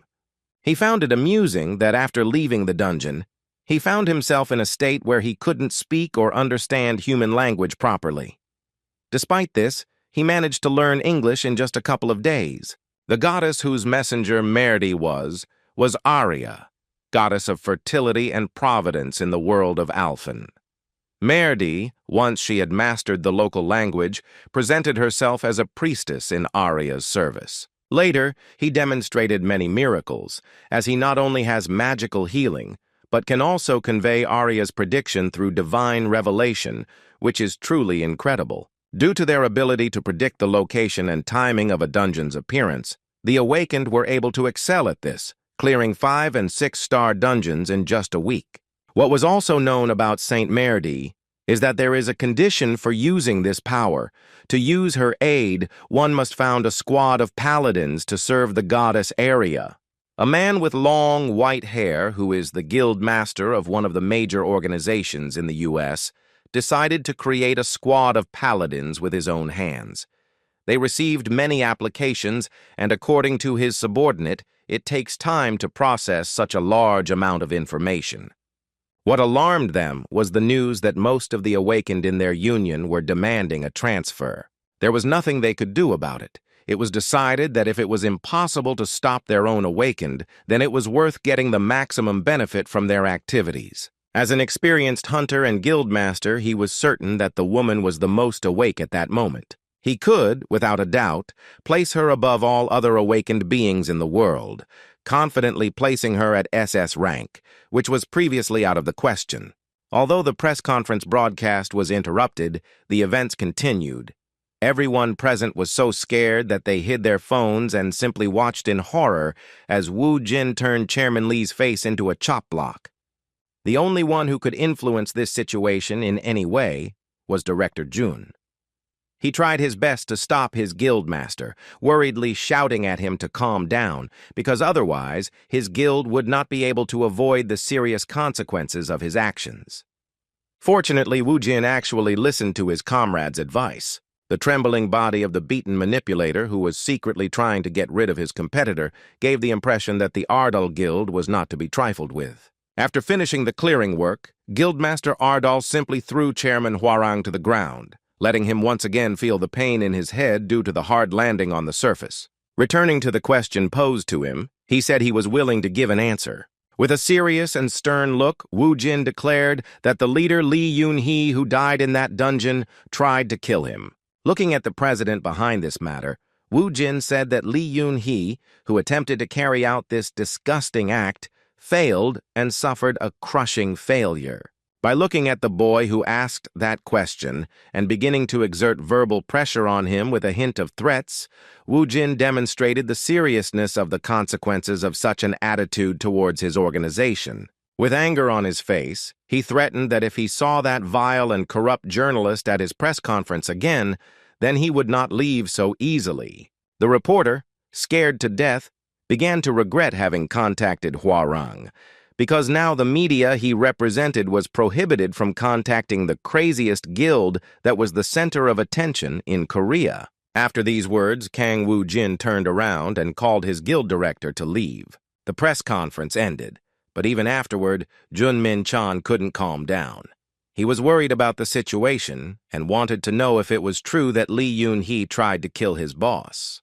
Woo-jin personally confirmed his words, and based on this, a terrible assumption immediately came to the director's mind, making him feel cold all over. Understanding what she was thinking, Woo-jin decided not to hesitate and confirmed that he had indeed gotten rid of the insolent girl with his own hands. However, he believed the Hwarang Guild president was the one to blame for what had happened, since he dared to commit such a disgusting act. Turning around, Woo-jin asked his protege with a satisfied smile what surprised him so much, whether it was that he had done something like that to a girl or that the Hwarang Guild was chasing him. Nodding in response, Jun tried to calm himself, because such details were not for the faint of heart.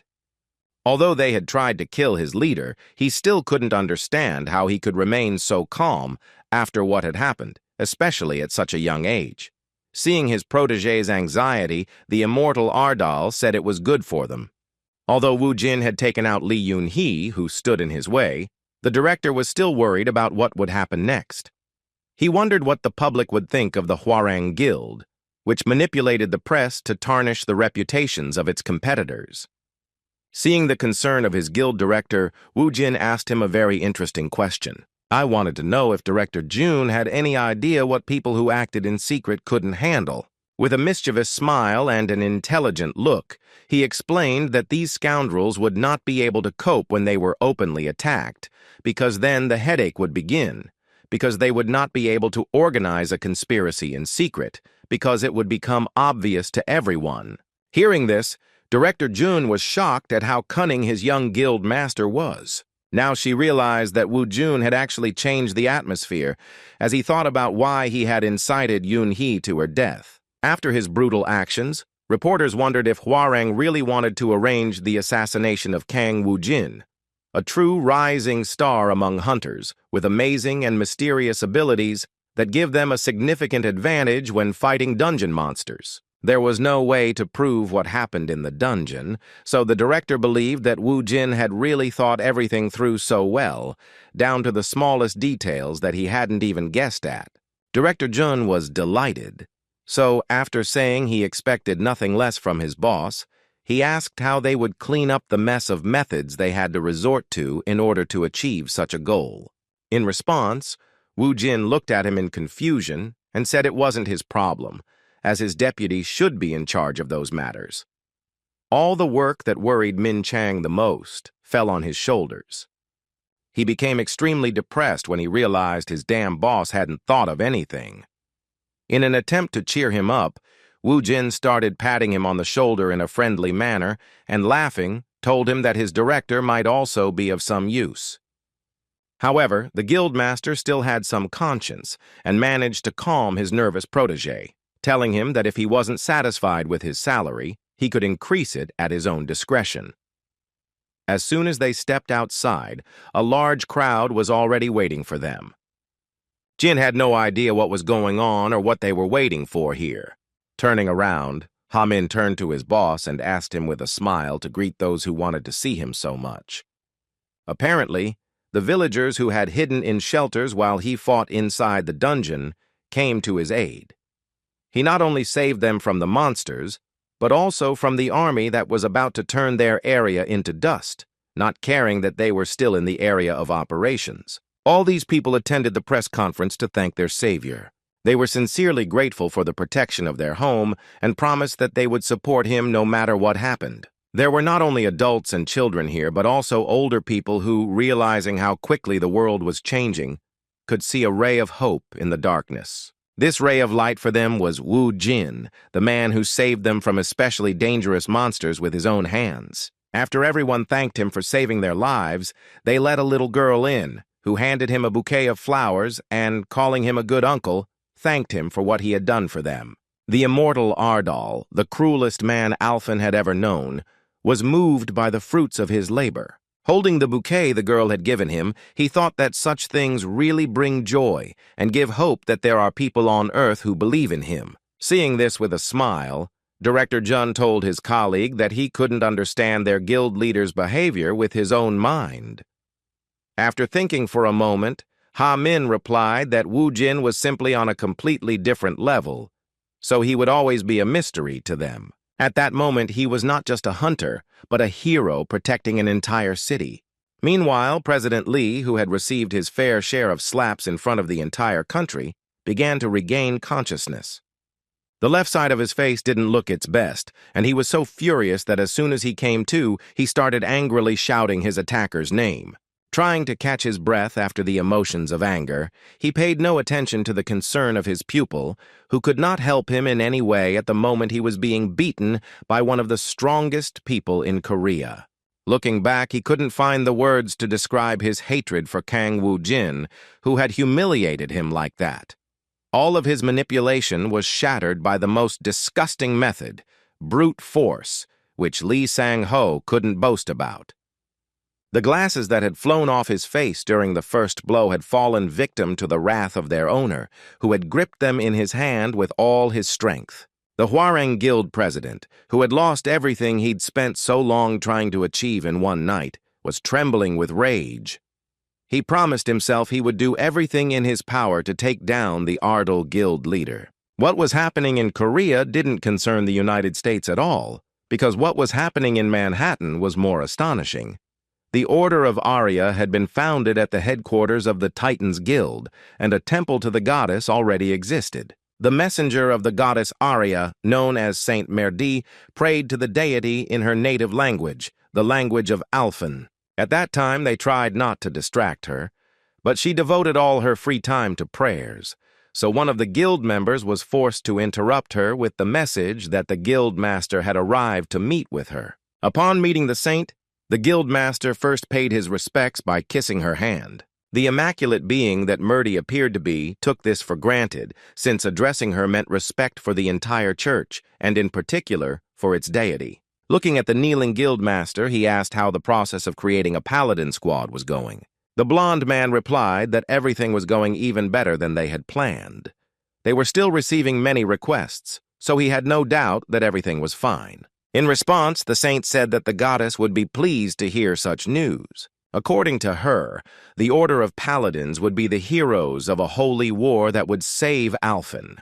She wanted to use the power of the Earth's Awakened to reclaim Alphen and free it from the invaders' influence. Looking at the light shining through the windows, he mysteriously said that it would be too late if the enemy's main forces invaded Earth's territory, which would not be able to withstand such a charge, not to mention that the resistance force at this time was insignificant. The goddess's messenger feared that the Earth would suffer the same catastrophe as Alphen. The guildmaster already knew what was happening. They had no choice but to follow the saint, agreeing to a holy war to protect both worlds, which, as a result of their faith, would be at peace. Just like before, he still found it difficult to believe such a terrifying truth. He reasoned that if it was true, then this wasn't a problem his guild could solve alone. It became clear that the power of the Paladin Order alone wasn't enough, and that they would need the help of people from all over the world. Standing up, he took the tablet from his secretary and announced that he had one more piece of news that needed to be shared urgently. Holding out the tablet to the saint, he delighted her with the news that he had finally found the man she had mentioned in her prediction. However, when Santa Merdi saw who was depicted on the tablet screen, she was horrified and simply said that she couldn't believe that was possible. Her entire body began to tremble, and she was so shaken that she wondered how such a person could possibly be on Earth. The Titan Guildmaster saw the saint in such a state for the first time and asked worriedly what had happened and if there was a problem. Looking down, the goddess's messenger said that the last thing he wanted in his life was to see the ruthless, immortal Necromancer again. As he watched the screen, he felt terror that Kang Woo-jin, known as the immortal Ardal of Alphen, was in fact the savior his goddess had prophesied. 6 days after clearing the 6-star dungeon and all the ensuing events, Woo-jin finally returned to his office, where he met with the other founders and began the workday with some unpleasant news. In his hands was a letter, which turned out to be a summons. The boys were worried, and Principal Jun explained that after what happened at the press conference, the Hwarang Guild president couldn't think of anything better to do than sue him. Hearing this, Wu Jin felt incredible anger and rage towards himself for having taken pity on the insignificant Sang-ho and left him alive, unlike his sister. After calming down a bit and re-examining the accusations, he asked his team in all seriousness if it was worth killing this troublesome person. He admitted that he would forget about the incident, but that what was happening would haunt him for a long time. The chief's words disturbed the boys, because they couldn't understand how anyone could forget the beating he had given a man on live television. Not only could they not forget it, but it also affected the majority of the Korean population, while the perpetrator of this massacre remained quite calm. The guild boss, who was in a frenzy, broke the silence once more. He turned to Sun-gu and asked him to prepare the car quickly. In response, the director of the trophy collection told him that the boss had 2 more days before reporting to the police. It turned out he misunderstood, and in fact, Wu Jin didn't even think about going to the police station. His response made it clear that the boss was up to something else, probably illegal and no less problematic than his previous exploits. Wu Jin once again turned his comrades' attitudes on their heads when he announced it was time to pay a visit to the Hwarang Guild. There was a whiff of trouble brewing, and the boys decided that giving the boss free rein would mean losing everything they had achieved during this time. The guildmaster wasn't pleased with his subordinates' reaction. He sighed deeply and asked why they were so surprised, saying that everything was going exactly according to his plan. Trying to be polite, Director Jun, who was on the verge of a nervous breakdown, asked with a forced smile that they leave it to him. Despite her polite request, Wu Jin felt otherwise. He replied that there was no need to complicate the situation, as he could settle everything once and for all if he visited the Hwarang Guild. Realizing that the boss would not give up his intentions so easily, Director Jun approached him and told him with a pained expression on his face that it would not be difficult for him to deal with this situation with his own strength and easier methods. It was rare for the director to take such an initiative, so, surprised by his behavior, Wu Jin decided not to object. Returning to the other questions, he asked if there was any problem his destiny needed to resolve. In response, Director Jun said they were in urgent need of staff and then asked to be allowed to hire more workers. At the very least, to meet the demand, they needed a lawyer as well as more service staff. Hearing about the hiring of workers, Wu Jin thought about it, because there really weren't many, unlike the number of members in the other guilds. He was also worried that the bloodstones would continue to accumulate on Earth. He knew that at this rate, not only Alphen's monsters would appear, but also Tranit's henchmen. By henchmen, he meant the 72 captains under Tranit's direct command. Each of these captains is too dangerous for a single person to handle.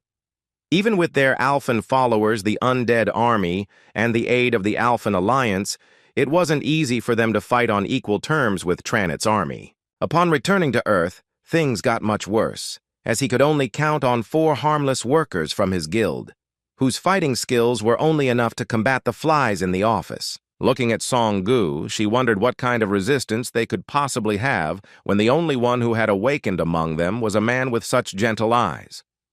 This guy's only strength was his kind heart. But in a war, that would be a disadvantage rather than an advantage. Returning to the topic of hiring employees, he looked to his manager, hoping he could trust him on that matter. Unexpectedly for others, he changed his mind about personnel and allowed people to be recruited, stating that he wanted to see more awakenings. The thought of the inevitable future, in which he would have to contain all of Tranit's power by himself, using only the resources of Earth and those of Alphen's resources that could be obtained in the dungeon, pushed him to action. Looking at Song-gu, he suddenly invited him to follow him. It turned out she wanted to go with him to one of the dungeons. Although there were some rather dangerous monsters here, Song-gu, whom he entrusted with the battle, was doing quite well. Using the sword was the first time he discovered this type of close combat, but his progress was quite fast, and given the stones he had used to improve his stats, the ogres were no longer a big problem for him. Turning to his boss, he offered to see the results of his work and boasted that he had become stronger than before. In response, he saw some misunderstanding or even disappointment on Hyunim's part. Having collected so many trophies, Song-gu was incredibly happy and didn't even notice how his boss's gaze was directed straight at his soul. Woo-jin decided to check his characteristics and discovered that this guy respected him only because he was afraid, and also loved and hated him at the same time. The battle mage with the ability to use fireballs had, due to circumstances, acquired incredible skills in collecting bloodstones, which seemed a bit funny. Woo-jin was going to correct this mistake, so he asked him to stop collecting trophies. Sung-gu had no idea what his boss wanted from him this time, but he hoped his request wouldn't cause any problems. He was genuinely surprised when he heard the sudden question about how strong he wanted to become. Seeing his pupil's confusion, Woo-jin explained his point of view, saying that he was certain there was some purpose to it. He sincerely believed and hoped that Sung-gu didn't intend to continue collecting these bloodstones for him for years to come. Hearing such unexpected words from the abusive boss, Song-gu truly opened his eyes, remembering that his original dream was to become a high-class fire mage and obtain a recognizable and eye-catching red suit that literally screamed about his magic. He knew that following the director's orders wouldn't get him any closer to his goal, because driving, transporting supplies, mining bloodstones, and booking dungeons weren't the best training. Furthermore, the director would reiterate his exact assumption, saying he was probably dissatisfied with himself. In response, Song-gu spoke with sincere honesty about how when he first woke up, he began to dream of becoming a high-class fire mage. Previously, he was willing to do anything for the sake of his goal, so Woo-jin decided to see if he could keep his dream even if he was dead tired. Clenching his fist, the determined young man shouted that he would continue pursuing his goal no matter the difficulties. These words and the sparkle in his eyes were enough for Woo-jin to believe him and respond to this speech with a kind smile. Taking out his terrifying weapon, he scared Song-gu, saying that in that case they would start immediately. The boss then warned his protege that they only needed a month. Pointing his magical warrior weapon at his frightened protege, Woo-jin declared that he would turn him into an A-rank fighter in just a month. Such promises seemed impossible, but after just 10 minutes, Song-gu was convinced that his boss was completely serious about this madness. The training was so hard that he was already exhausted, and his only salvation was to escape. At first, he simply couldn't believe his Hyun-nim's promise. But now he realized that these were the most brutal methods one could imagine. Sensing the enemy was approaching, Song-gu decided to stop and accept another difficult battle with dignity. A moment later, he almost lost his mind due to the sudden appearance of a skeleton soldier who was ready to deal him a fatal blow without any jokes. Narrowly dodging the blow, Song-gu lost his balance and fell backward with a scream.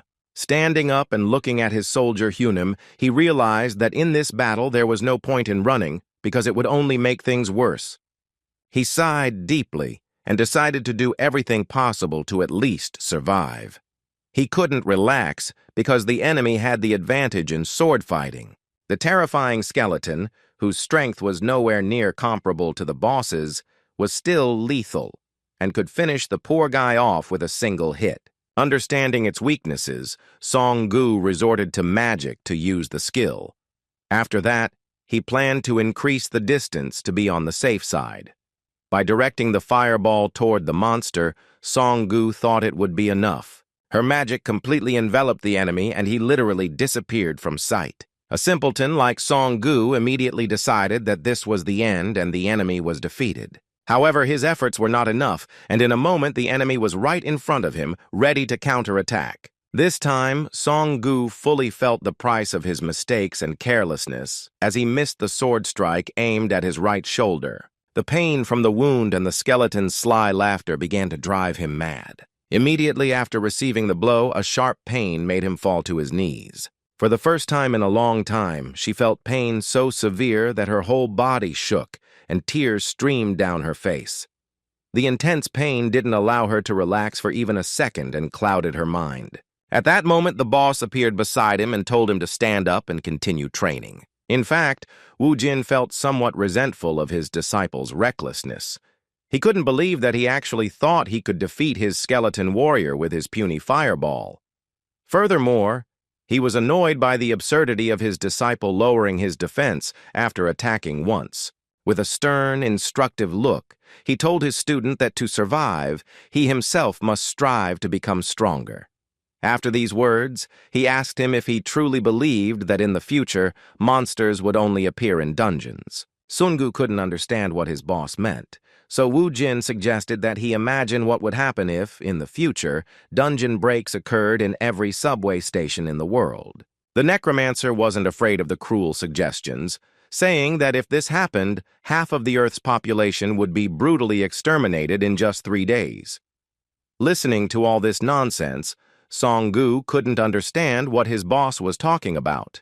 Everything became clear when Wu Jin said that if that happened, he would be forced to protect his family and wouldn't have time for people like him.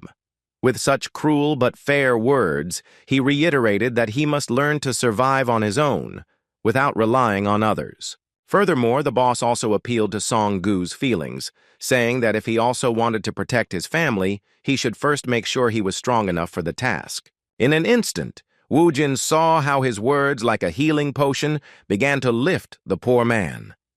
Despite the trembling throughout his body, Song-gu tried to stand up to demonstrate his determination. The pain he had never experienced before could not stop such a beast, who, standing up, frightened the entire forest with his insane scream. The gleam in his eyes returned. Now, Song-gu clearly understood what he was doing and why he needed to become much stronger without delay. He turned to his boss and shouted that he was asking to be trained in the art of hunting. This was exactly what Wu Jin wanted to hear. So he responded to her words with a satisfied smile and anticipation of a fun month ahead. The time they spent inside the dungeon lasted much longer than outside. It seemed like they had spent the entire day inside the dungeon during their first training session, because they left late at night. Seeing how sleepy his protege seemed, Wu Jin guessed he was very tired. While trying to somehow regain his energy with the instant noodles he'd ordered at the cafeteria, Song-gu looked at his boss in confusion because his suggestion sounded like a mockery. He couldn't even imagine that after this crazy workout, he'd still have any energy left. As it turned out, everything was more complicated than it seemed at first glance. Wu Jin explained that he had actually eliminated the student's fatigue with his ability, and that his fatigue meant that his mind was still too weak and he wanted to rest. Even though Song-gu was trying to deceive him and even himself, Wu Jin was understanding and suggested that as a solution to this problem, he could hypnotize himself or use some similar trick to overcome this kind of fatigue. At that moment, their conversation was suddenly interrupted by the news of the saint's blessing, of whom it was said that everything she does is a true miracle. It turned out to be an ancient transmission, during which Murdy, with her healing abilities, gave Mr. Smith the opportunity to stand up for the first time in his life. Looking at the woman who was called a saint, Wu Jin thought for a moment and said that she reminded him of someone, because she behaved in the same way as an old friend of his. Song-gu didn't understand what they were saying, but as soon as he looked at the screen, he almost choked on his noodles when he saw the beauty. He said the blonde-haired girl was beautiful, and even looked like an elf. Wu Jin replied that her words were meaningless, as elves were easy to distinguish by their ears. Although he was trying to be helpful, his protege wasn't that stupid. He felt awkward, as calling the saint an elf simply meant her beauty was incredible, not her race. The answer to the question of who this woman resembled came naturally. The host's next words were that everything they had seen up to that point was the power of Saint Arya, the miracles of Lady Murdy. Then came the news of the saint's paladin order, but Wu Jin didn't care. He was puzzled to learn that Murdy was actually on Earth. I had no idea what she was doing there since her goddess's church was in Alphen. Without delay, he returned to his office, where Director Jun continued working late because he had to find new workers and also resolve the demand issue. He was genuinely surprised that the guildmaster had visited the office so late. No less surprising was Wu Jin's request when he visited him. Upon learning that he needed tickets to the United States, the director asked him how he knew he had been invited to the consortium. In fact, Wu Jin only wanted the tickets to meet Murdy, an Alphenian who had somehow ended up on Earth and was looking for followers here. When he first heard about the consortium, he asked what it was about. Director Jun explained that recently, the Titans Guild had rescued someone very valuable and interesting from the dungeon. He explained that she was a saint who became known as Murdy. He described the woman he was talking about as an incredibly capable hunter whose abilities people questioned. In light of this, the Titan Guild sent out an invitation to the consortium to guilds around the world, and since Ardal had become one of the most influential in Korea, Kang Woo-jin was no exception to the guest list. Woo-jin didn't seem particularly interested in his words, and repeated once again that he only wanted tickets. Such words seemed mysterious to the director, and he reacted rather confused, trying to forget what had really happened and the reason for such a sudden interest in the United States. After the boss voiced his request, Min Chang recalled the skill books and enhancement stones his boss had ordered. Everything arrived just in time, and Wu Jin replied that he would have Sun Gu learn these items before the next training session. Wu Jin looked again at the items the director had obtained and asked if there were more items on the list he had provided. Feeling guilty, Director Jun justified himself by saying that because they had recently exhausted most of the guild's budget, their finances were being cut. He also noticed that skill books and enhancement stones were always a luxury, so even those items were quite expensive. Realizing that improving his guild's financial situation was worth it, the guild master asked if there were any dungeons nearby. The director replied that there were indeed many, but unfortunately, it was difficult for small guilds like Ardal to claim the same positions as larger guilds. In response, Wu Jin asked about the progress of the 6-star dungeons that could still be cleared. After some thought, Min Chun remembered that among similar situations, there was a request from the Ministry of Defense. Seeing his protégé's concern, Wu Jin urged him not to hesitate, for he understood that it was likely some extraordinary place, which made Min Chun think so much. According to reports, the Defense Ministry's order referred to North Korean territory, and the dungeon itself is located in Pyongyang. Hearing this, Wu Jin was surprised that his country was willing to help break through a dungeon in an area that was separated from the main part of his country. What was happening in North Korea was a mystery to him. It was hard to imagine what Kang Woo-jin would do if he found himself in such a place, as he had always envisioned using his power to achieve the long-awaited reunification of the two parts of his country. As it turned out, the Pyongyang dictatorship continued to flourish, and every misdeed forced the country's representatives to bow before their leader. Addressing the president, one of the Homeland Security officials tearfully begged him to forgive him and give him another chance to correct the mistakes he had made. The North Korean president, unsurprisingly, was an arrogant man who could not tolerate such situations. Looking at the man who was responsible for the security of the dungeons, he asked him if he really expected mercy from him, as he himself fled the dungeon with his tail between his legs, like the ultimate coward. The awakened one, who had been given too much responsibility, continued to weep and tearfully express how sincerely sorry he was for what had happened. His plea, which attempted to save his life, only delayed the inevitable fate of all those who were not to the president's liking. The brutal dictator who wielded all power in North Korea said he should ask forgiveness not from him, but from God. After these words, he pointed a gun at the poor man and fired.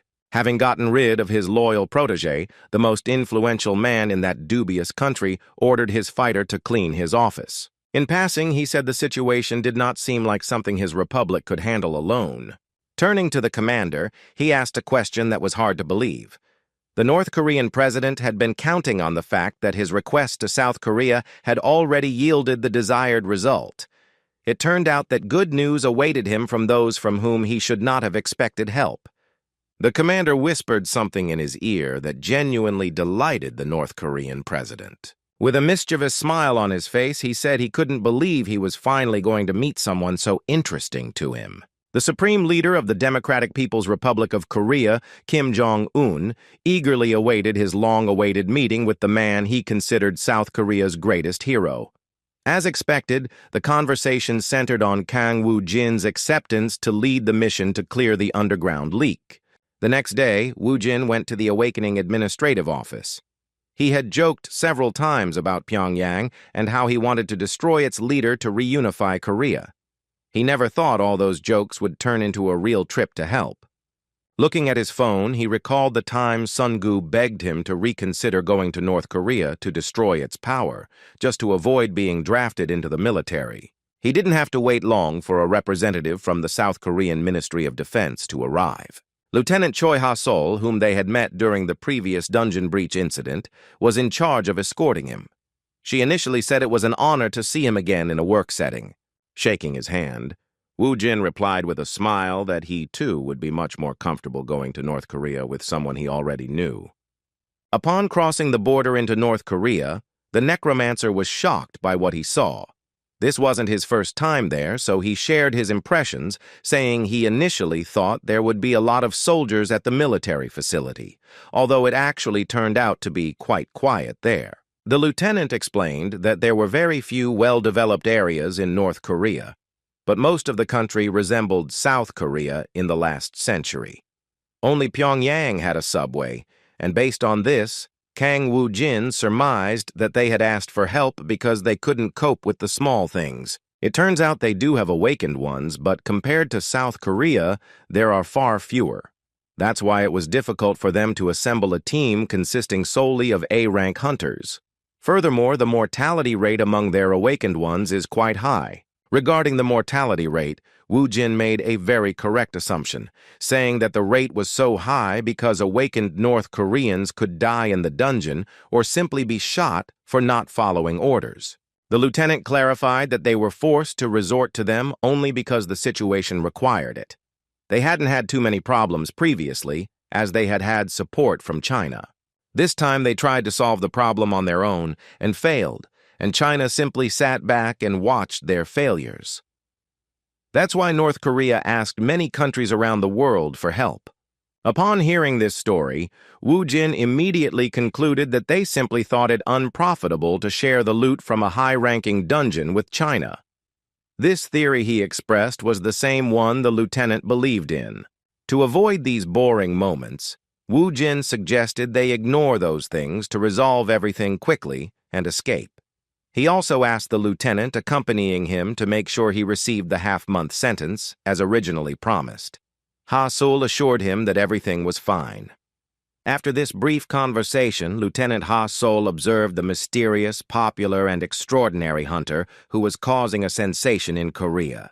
She realized that the condition Wu Jin insisted on was to let him spend half a month in the dungeon from the start of the first raid.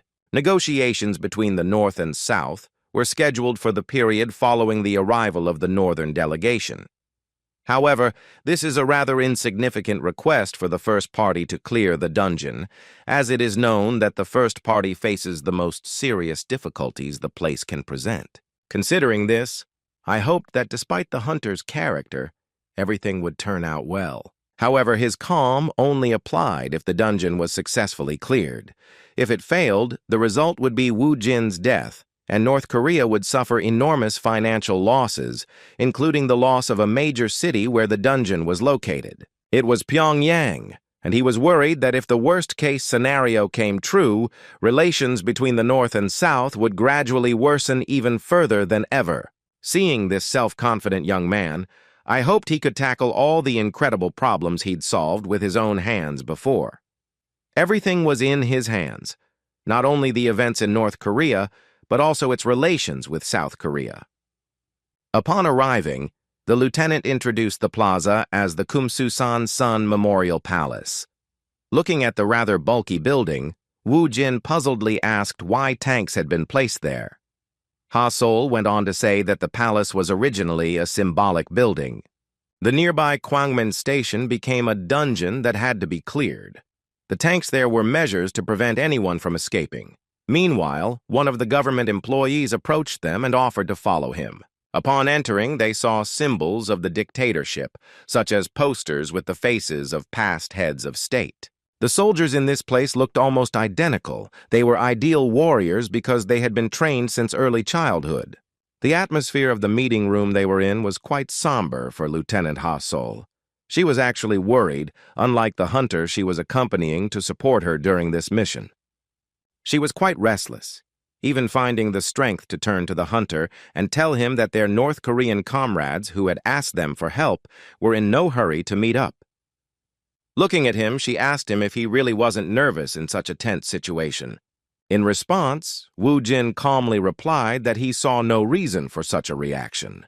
He had understood from the beginning that it was an obvious psychological trick intended to suppress the guests' morale by making them wait so long. After a few minutes of silence, a North Korean representative entered the room and announced that the first chairman of his country's National Defense Committee had arrived to attend the meeting. Woo Jin and Lieutenant Ha Sol took a few steps toward them. The North Korean leader, seeing the hunter in front of him, called him comrade, and with a smile on his face, said he was glad to see them for so long. He also said he had heard a lot about him and his exploits. Seeing such a strange person in front of him, Woo Jin froze in surprise. When he introduced himself as the leader of a country under dictatorship, he expected to see a stern man, but to his surprise, this man turned out to be more of a cheeky little pig. With a smile on his face, he perceived the situation as one in which he could allow himself absolute freedom of action. Shaking his outstretched hand, he greeted the North Korean leader without much formality, which greatly surprised both the lieutenant and the representatives of this dictatorship who supported their leader. One of the ministers nervously shouted that the hunter should behave more courteously when in the presence of his country's first president. The loyalty of these dogs did not provoke any particular emotion in the Necromancer, for he expected such behavior from them in the presence of the leader, who could, in short, end their lives in a very sad way. Continuing to play with her feelings, he put his hand to his mouth, showing his feigned regret, after which he said that he was very happy to meet Jung-geun. By calling the leader of that state by name, he showed even more disrespect, causing representatives of both sides to believe that this was the end of their diplomatic relations. The lieutenant was so shocked that her facial expressions literally screamed that she regretted choosing the hunter who had decided on this madman. Even though Woo Jin had done something similar with the Hwarang Guild president, she felt that even without any instructions, he would understand how to behave in the presence of that person. At that precise moment, the North Koreans pulled out their pistols and shouted that the insolent man didn't understand who he was playing a trick on.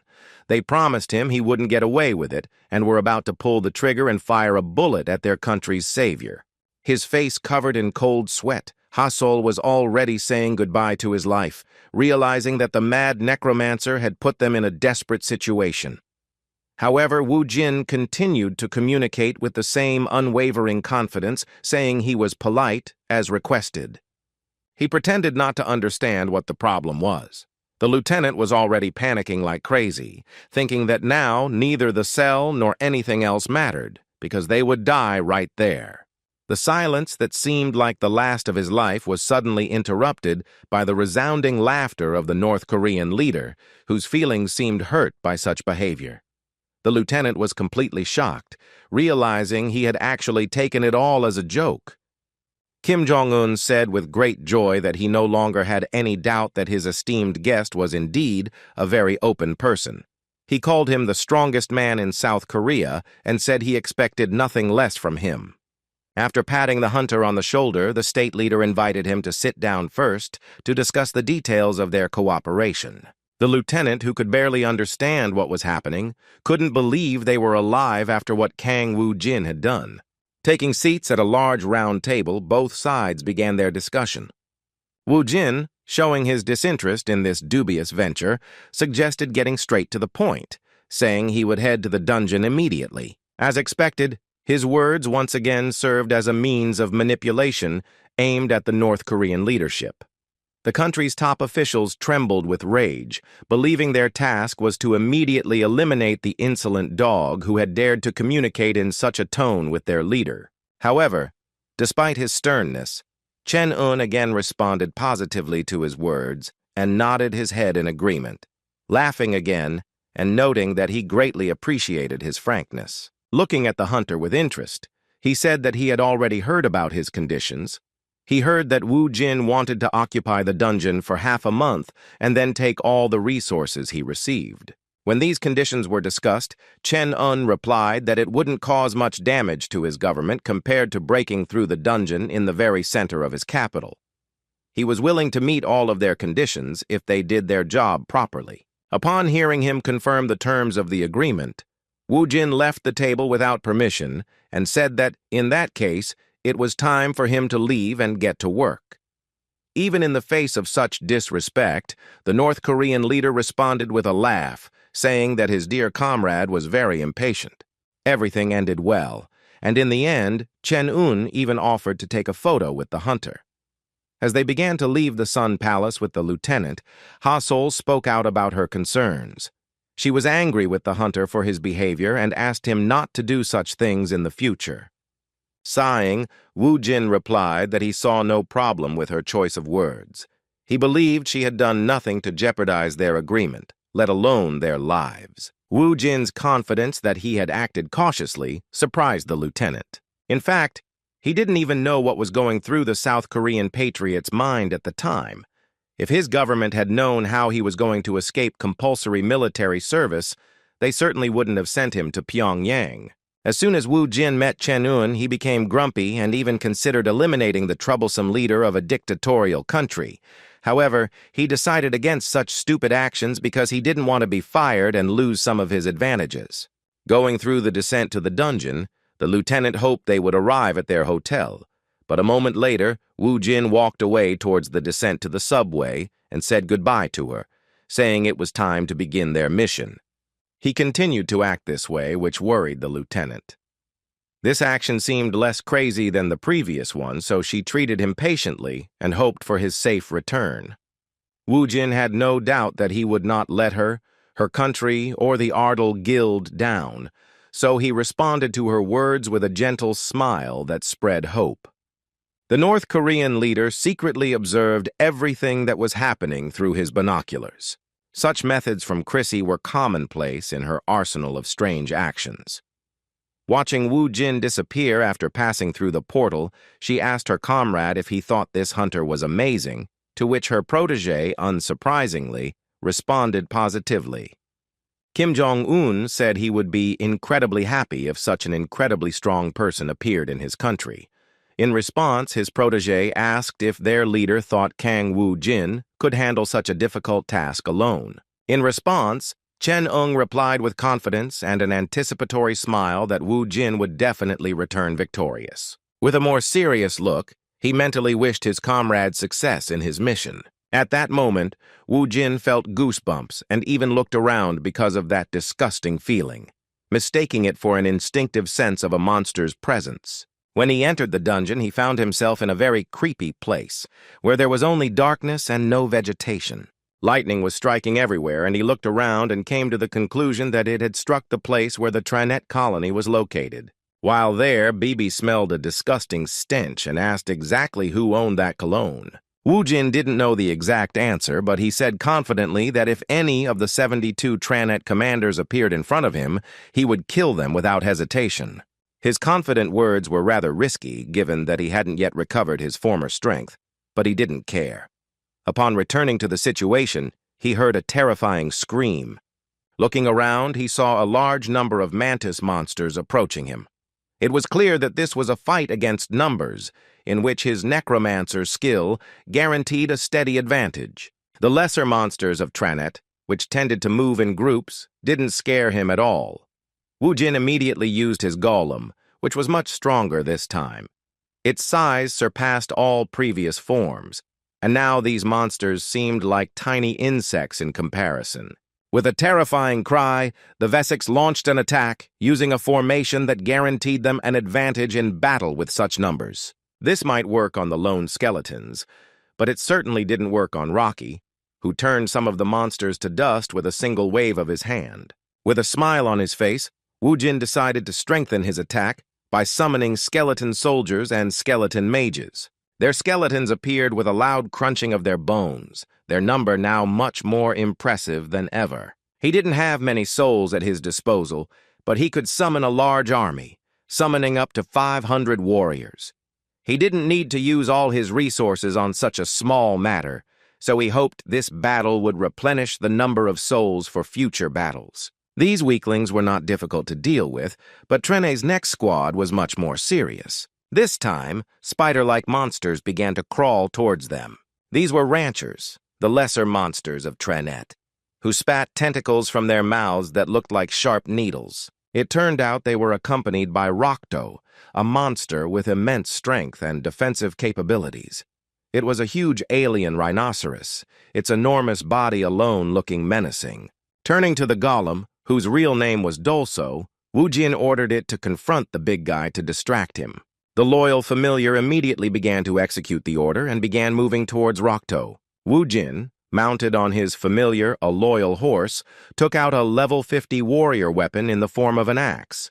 Now his warrior skills had been complemented with new privileges, and he and his skeletons were ready to enter the battle. Seeing such a terrifying force approaching, the lower-ranking monsters of Tranet became cautious and began to feel fear. Wasting no time, Wu Jin and his skeleton army rushed to attack. Fighting such small fish was not a big problem, so the skeletons managed well even on their own. It was a great training not only for the soldiers, but also for the magicians who could unleash their full potential on the great battlefield. This time, Bibi, known as the Hallucination Queen, was also able to join the fight by casting a sleep spell on the enemies. There was no point in fighting the little fish, so Wu Jin ran towards the big guy who was being held back by Dolso with difficulty. Due to Rocto's tough body, no attacks from mages, skeletons, or even a golem had any effect on him. In a battle like this, there would be no need to intervene personally if Wu Jin had the strength of his previous kin, the Death Knight and the Lich. Despite this, he wasn't sad, as this was a great opportunity to test his strength as a warrior. Using the power of the Necromancer, he spent several souls, turning them into arrows made of bones. His power was not enough to penetrate Rocto's thick defense, so he used them more wisely, creating a cage around the enemy monster. After leading Rocto towards the cage, Wu Jin used his horse to fly over it. While attacking, he used a skill he had never used before. It was owned by his new form of warrior weapon that, when swung furiously at high speed, turned this monster into sliced tofu. Jin was genuinely delighted with his new power because although he lacked his main offensive powers as a necromancer, he had the offensive skills of a warrior that he had acquired upon returning to Earth. For the next 12 days, he fought the same monsters he had encountered before. They weren't particularly strong, so it was good training for his army. Eventually, they arrived at a place that was the center of the entire colony. There was the tree, the source of all the monsters. The hatchery they had arrived at continued to spawn low-ranking enemies. Seeing this, Wu Jin concluded that they wouldn't be able to meet the owner of this colony in this dungeon. Although he wanted to find out which wards he was dealing with, the cleanup had to be completed. Raising his hand, he used for the first time the Monster Corpse Resurrection skill, which he had last used during the fierce battles in Alphen. Controlling corpses with half of their original abilities was an excellent way to preserve souls during battles like this. Using this very useful necromantic ability, he ordered the monsters to attack his own lair. Losing touch with Tranet's will, the monsters rushed to attack. Their quick movement and lack of fear led them to their own lair, where they were now ready to destroy everything around them. After surrounding the monster incubator of one of the Tranet captains, Wu Jin decided to take another advantage of this unique ability. Using the corpse explosion skill, he completely destroyed the incubator they had emerged from a few hours ago. The force of the explosion of such a large amount of explosives caused a powerful wave, and Wu Jin even covered his clothes with a long cape. Once the dust settled on the surface, he and his familiar Bibi could see the return stone, which meant the dungeon was completely clear. To his surprise, by destroying the incubator, he managed to obtain another valuable item. This object turned out to be a fragment of a dimension I had never encountered before. Upon touching this mysterious fragment that made up the material world, he learned that it was used as material to form a spatial sacred ground, in this case to create a dungeon through which Tranet moved his army. After obtaining this mysterious stone, Wu Jin asked Bibi if she knew anything about the spatial sacred land. Her relative was surprised by such a question and immediately replied that it was the first time she had heard of such a thing. Looking back at the fragment he had little information about, Wu Jin decided he shouldn't think too hard about it, since not even Bibi knew what it was. He concluded that there would come a time when he would need to use it, but until then, he decided to keep it in his inventory.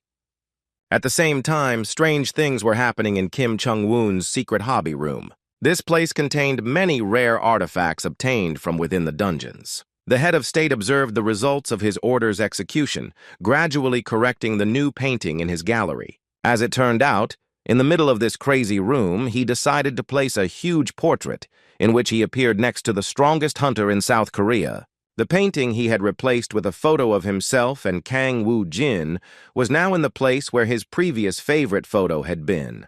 Troubled by this spontaneous decision, the subordinate wanted to know what to do with this object that no longer interested the head of his state. Looking at it more closely, Kim Chung-woon remembered that it was a photo of his favorite African-American singer. After thinking about it for only a moment, he came to the conclusion that he should throw it away, after which he looked away and continued enjoying his new favorite exhibit.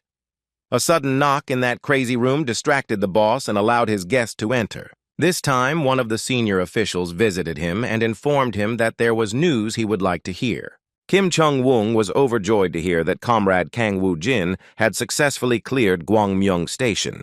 He began to shout with joy and, having calmed down a bit in his emotions, shouted for Comrade Kang Woo-jin to be brought to him so that he could treat the hero who saved Pyongyang well.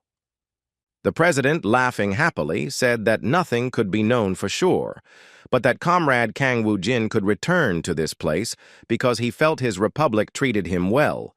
He truly hoped he could befriend his idol.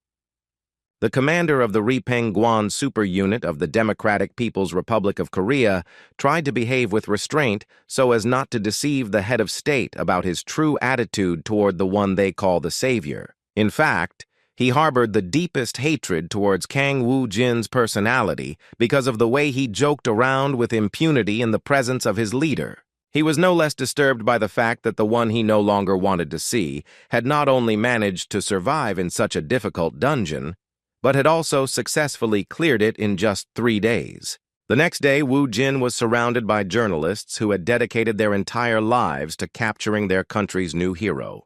Looking at him, the boys said he was a little crazy, because he had managed to clear the terrifying 6th-level dungeon all by himself. The white-haired boy assumed his awakened abilities were as powerful as those of St. Murdy of America. In that sense, they wanted to contact headquarters. The men closely monitoring the hunter from Korea were foreign journalists who had been given permission to visit North Korea. As soon as the photo shoot was over, Lieutenant Ha Sol ran up to him with a happy smile.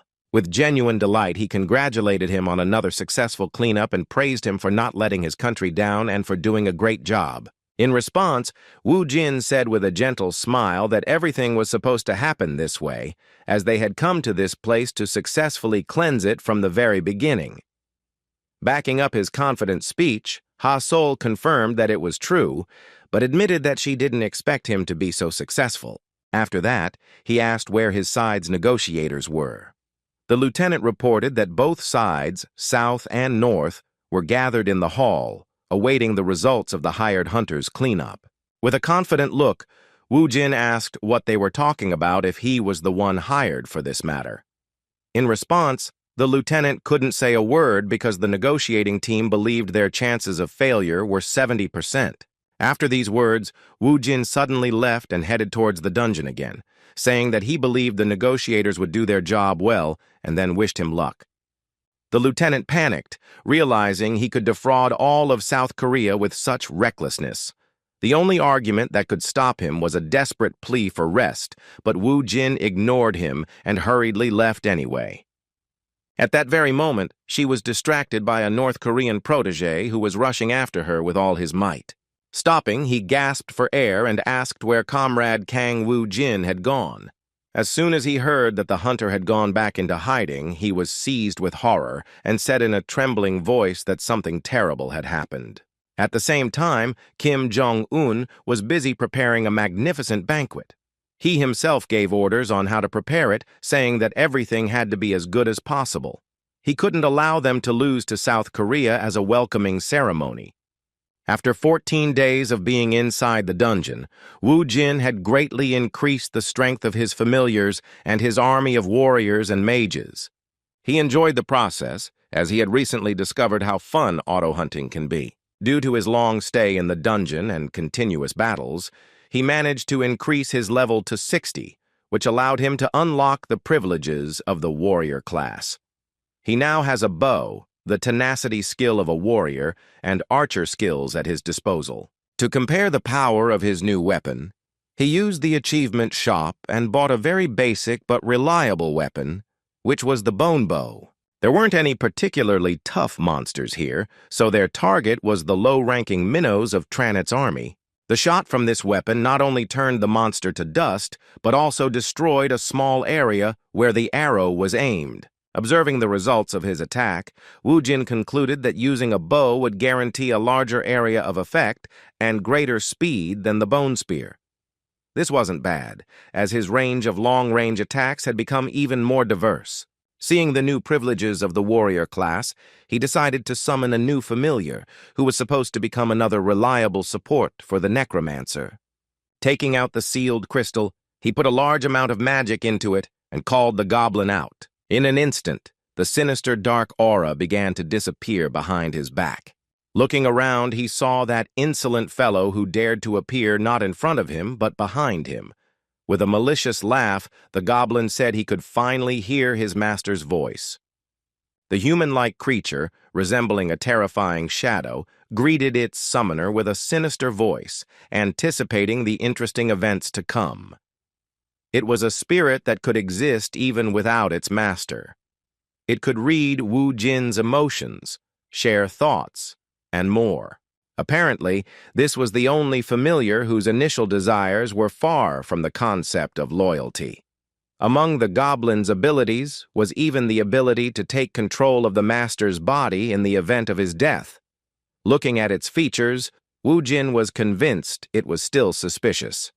Looking at the goblin with a malicious smile, whose loyalty and trust stats were negative at the maximum level, Wu Jin said that, as always, he looked at it with sincere disgust. In response, the crazy, rebellious familiar said, with a malicious and arrogant smile, that if the master hated him so much, then he should give him a new body or something. He even dared to say that he wouldn't mind obtaining his master's body. It seemed Wu Jin hadn't felt as much anger as he had when he met his next familiar since his return to Earth. After ordering the goblin to stop talking nonsense, he asked him to return to the shadows, saying he would call for him when he truly needed him. With a malicious laugh, the goblin agreed to his terms. The familiar that Wu Jin thought was a creepy guy had returned to his shadow once again. As soon as he finished his dialogue, he realized that somehow everything went silent. Looking around, Wu Jin was convinced that another place had ended. He decided to hurry so he could clear this dungeon once more that day. As he surfaced, he met the lieutenant and asked her in surprise if she had really been waiting for his return all this time. From the expression on her face, it was clear that she was desperate. That was indeed the case, because a few moments later he fell to the ground and began to ask the hunter for help. Wu Jin didn't understand what was going on, after which the devoted warrior of her country politely asked her to take a break for a moment before going out to clear the dungeon again. When he said that without him, all the efforts of his diplomats were useless. Wu Jin felt some tension, because he was not interested in such a fate nor in interacting with the northern side. Apparently, this request wasn't the first, as a few days ago, before another dungeon clearance operation was carried out, the lieutenant met him upon his return and told him that this operation had been declared a joint effort between South and North Korea. She asked him to attend the meeting. Despite this request, Wu Jin did not think much of it and turned around, returning to the dungeon again, saying that this was a matter for politicians and his business was to clear the dungeon again. No matter how hard the lieutenant tried, each desperate attempt yielded no results, even despite her requests to accompany her to the diplomatic meeting. This time, she was so desperate that she begged him on her knees that the situation was worse than ever. She asked him to think about his country and take a break before the purge, before something terrible happened because of his disrespect for North Korea. When she tearfully said that if he didn't go with her this time, the situation could turn into a real war, Wu Jin still thought about her proposal and found the strength to go meet her. As expected, the North Korean banquet was top-notch. Everything was so wonderful that even the representatives of the enemy southern part of the country felt at home. The whole room was filled with laughter. But all these conversations were so quiet and discreet, only because the most anticipated person had arrived at this meeting. Kang Woo-jin, who joined the event this time, sat alone and was bored, making his time a little more interesting with sweets. Rising from the table, he approached the lieutenant and asked if he could leave, as the main part of the banquet was already over. His words did not go unnoticed by the North Korean leader, who called on one of his protégés to rush to arrest his comrade, addressing him by name. One of Kim Chung-woong's frightened subordinates approached Wu Jin and handed him a piece of paper, asking him to write his name before leaving. The South Korean hero didn't understand what he was talking about, so the soldier explained that he was the strongest awakened in North Korea and that it would be a great honor to receive his autograph before leaving. It seemed rather odd. But Wu Jin didn't reject it and wrote his name on a piece of paper and said goodbye, wishing him to continue trying in the same spirit as before. The man's happiness knew no bounds, for he had succeeded in fulfilling such an important mission. Thanks to Wu Jin not refusing his request, his life was saved, and he nodded to his leader as a sign that his task was complete. When she left, Kang Woo-jin began to suspect that something was wrong. Looking at North Korea's head, he turned to the goblin and asked him to keep an eye on the piglet, which was behaving extremely suspiciously. Although the goblin was not a loyal familiar, he still agreed to join the head of the northern state to inform his master of everything that was happening. At one point, his shadow began to change shape and move in the other direction. The North Koreans didn't notice the shadow disappearing beneath them. They were puzzled by their own plans when one of the government officials asked the commander if they should pursue the hunter from South Korea. The super unit's commander, Ri Pen-guan, still harbored anger toward Kang Woo-jin, so he planned something cunning and ruthless. After asking his protégé to carry out the task, he pointed out that they should be as discreet as possible. He couldn't allow anyone to belittle his leader or his country, so he was willing to do anything to restore his pride.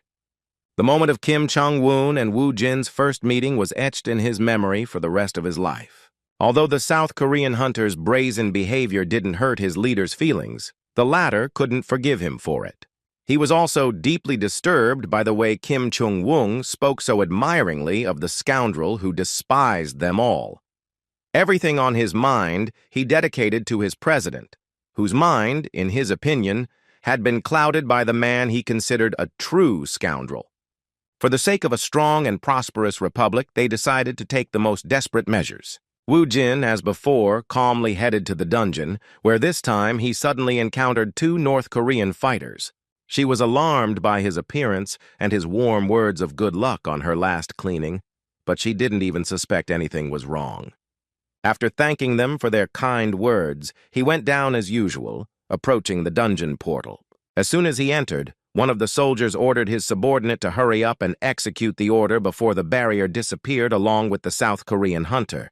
The poor man obeyed the order without question and ran after Wu Jin, screaming and begging him to stop. After looking around, Wu Jin stopped and asked why he was following him to the dungeon portal.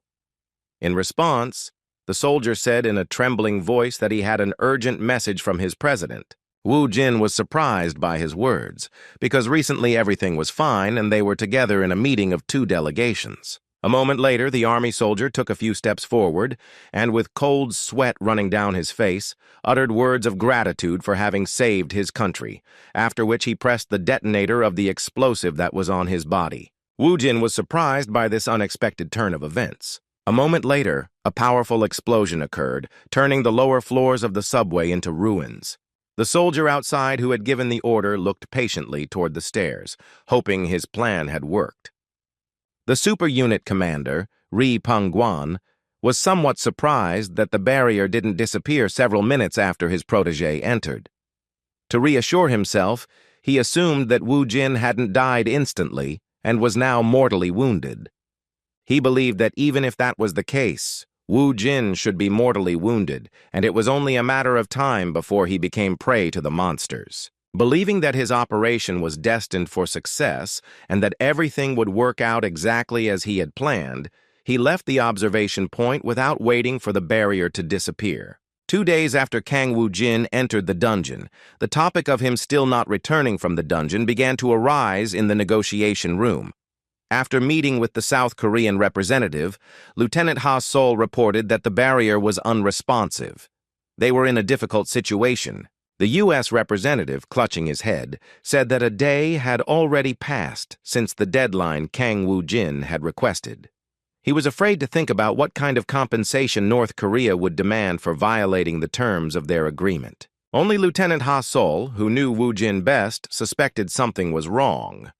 She said everything seemed suspicious, as her hunter's last foray into this dungeon lasted only 1 day and 17 hours, meaning he should have left by now. Recalling the data analyzed, the South Korean representative asked if it was possible to assume that an unforeseen circumstance had occurred in the dungeon, forcing their fighter to remain there. In response, the lieutenant handed over several suspicious photographs, which showed that after Woo-jin went down to the dungeon, he was followed by a North Korean fighter dressed in a long cloak. Immediately after Kang Woo-jin entered the dungeon, a foreign reporter snapped a photo of a North Korean soldier following him.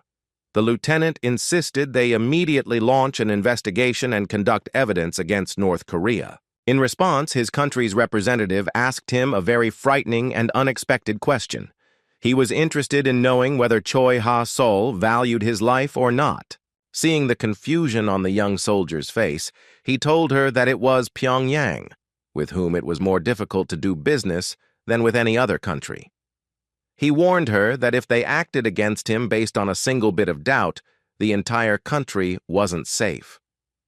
Despite his concerns, the lieutenant disagreed with his position and firmly stated that they could not sit back and wait for some miracle. As soon as she raised her voice, the South Korean diplomat jumped out of her seat, banged the table, and shouted that she didn't understand what she was talking about. After calming down a bit, he asked her not to be so naive. He suggested there was a possibility that even this office was bugged, and then pressed her on the fact that they were still unsure whether their hunter was alive or not. Despite the situation, all he could say was suggest that she wait a little longer, as they simply had no other options. Meanwhile, Kim Chung-woong learned that someone had gone down to the dungeon looking for his idol, which could be because he had been there for so long. The president's subordinates, frightened, swore in shaky voices that they were doing everything they could to find out what had really happened. He had no complaints about the foreign journalists who took this photo, but his anger toward his own subordinates indicated that he was in no way involved in the antics of the commander of the Democratic People's Republic of Korea's top-secret unit. 3 days after Kang Woo-jin entered the dungeon, there was no news, but the sudden events surrounding the incident changed the situation. A camp was set up near the dungeon, filled with worried South Korean representatives, as well as journalists from several countries who had been given permission to work in the area. 3 days passed, and Kang Woo-jin hadn't returned. The lieutenant could only hope that everything was okay. Suddenly, he heard a noise outside. The reporters began to complain after hearing that the dungeon barrier had suddenly begun to change. Upon hearing that the barrier had disappeared, the lieutenant immediately jumped up and ran toward the subway entrance to meet her hunter, whom she was so worried about. Woo-jin walked out with a malicious smile, hoping to get revenge for what the North Korean soldier had dared to do. He'd been thinking about destroying everything around him from the start, but now he had a real reason to do it. As soon as he came out, spreading a terrifying bloodlust, the frightened reporters couldn't move. They couldn't even raise their camera to take a picture of Kang Woo-jin with his clothes in tatters and bruises on his face. The frightened faces saw that he was far from being in the best mood, so none of them knew for sure what to expect from such a powerful man. As soon as he stopped and looked up, he asked in a serious tone whether North Korea really wanted to die at his hands, and then suggested that they think about whether they were sure it was worth listening to such ideas from their leaders. The bewildered foreign journalists didn't know how to react when everything around them was threatened by the fury of South Korea's strongest hunter. They were even more surprised when he asked them to bring him the vile little pig. They didn't immediately realize that was what he was calling Kim Chung-wung. Looking at the soldier, he uttered an even more shocking phrase. If he didn't grant his request, he himself would come to visit him. As expected, a moment later, all the North Korean soldiers present near the dungeon pointed their guns at him. One of the brave men trembled and threatened to shoot him if he didn't stop. In response to these words, Woo Jin appeared next to him in an instant and grabbed his weapon, saying that after surviving the explosion of a large amount of explosives on one of his soldiers, such weapons did not scare him. Releasing his terrifying warrior aura, he took a stance to deliver a fatal blow to the soldier. The poor man, who had no idea why his country's savior was furious and indulged in such insults toward his leader, was already saying goodbye to his meaningless life. At one point, he began to lose consciousness, and small particles of mana appeared around him. In the end, Bibi arrived in time to help her master. She used a sleeping spell just before Woo Jin crushed the poor fellow to the ground. Appearing in her usual cat form, Bibi said that it wasn't good for her master to have too hot a temper. It seemed she was the only one he was willing to have a conversation with under any circumstances. Hoping for her understanding, Bibi said they would be tried for all these murders, but the Necromancer sternly replied that she should not interfere with him. The military and foreign journalists were lulled by Bibi's spell, but these men were replaced by other North Korean military personnel who immediately became extremely hostile. Woo Jin was surrounded again, and these men, despite recognizing his strength, said he was wrong if he thought North Korea was full of weaklings. They couldn't let him reach Pyongyang, so they vowed to fight him to the bitter end. Taking a closer look at these guys, Woo Jin immediately saw that they belonged to the awakened North Koreans. In fact, among these guys, there were really strong fighters, whose level was close to. Using the ability of the Phantom Spear, he created many lethal weapons that he aimed at these poor guys. In an instant, their confidence vanished from their faces. Instead of arrogance and confidence that their numerical superiority would produce results, they felt despair at the terrifying strength of their enemy. Even with their high levels, they were unable to see or dodge Woo Jin's attacks. In fact, the Necromancer didn't care how strong they were, because among them, at most, there were A-rank fighters. Having destroyed the strongest awakened in North Korea, Woo Jin headed towards the Palace of the Sun, from where the energy of the goblin attached to Kim Chung-un was emanating. A moment later, the lieutenant tried to stop him, who was standing up with a trembling body. Looking at her, Woo Jin realized that she was also an awakened. Further information about her status revealed that she belonged to the Tamer class, and her personality was characterized by the system as one of great loyalty and pride. Despite being such an important figure in the South Korean Ministry of Defense, he was an F rank, meaning he was only slightly stronger than an ordinary person. He found it hard to believe that with such abilities, he could overcome Bibi's sleep spell. As it turned out, the problem wasn't his abilities, but his terrifying strength. In an attempt to prevent him from making rash decisions that would only make things worse, she said, with genuine panic, that they wouldn't be able to fix the situation if he didn't abandon his plan. In response, Woo Jin calmly said that they didn't need to fix anything, because the only one who needed to fix this incident was the fat pig who betrayed him by sending a fake rat stuffed with explosives to the dungeon. Hearing the details of what had happened, Lieutenant Ha Sol froze for a moment, realizing this was a betrayal. She had previously assumed the North Korean spy was trying to eliminate her hunter, Kang Woo Jin, for whom everyone in the military had high hopes. Even though it had already happened, she tried to convince him to accept it. She tried to change his mind, warning him that at this rate, a real war could break out and his country would suffer enormous human losses. Her words made sense, but Woo Jin wasn't going to entrust this to ordinary people, so he was going to put all the responsibility on her shoulders. He turned to the lieutenant, asked her to step aside, and told her she was talking too much.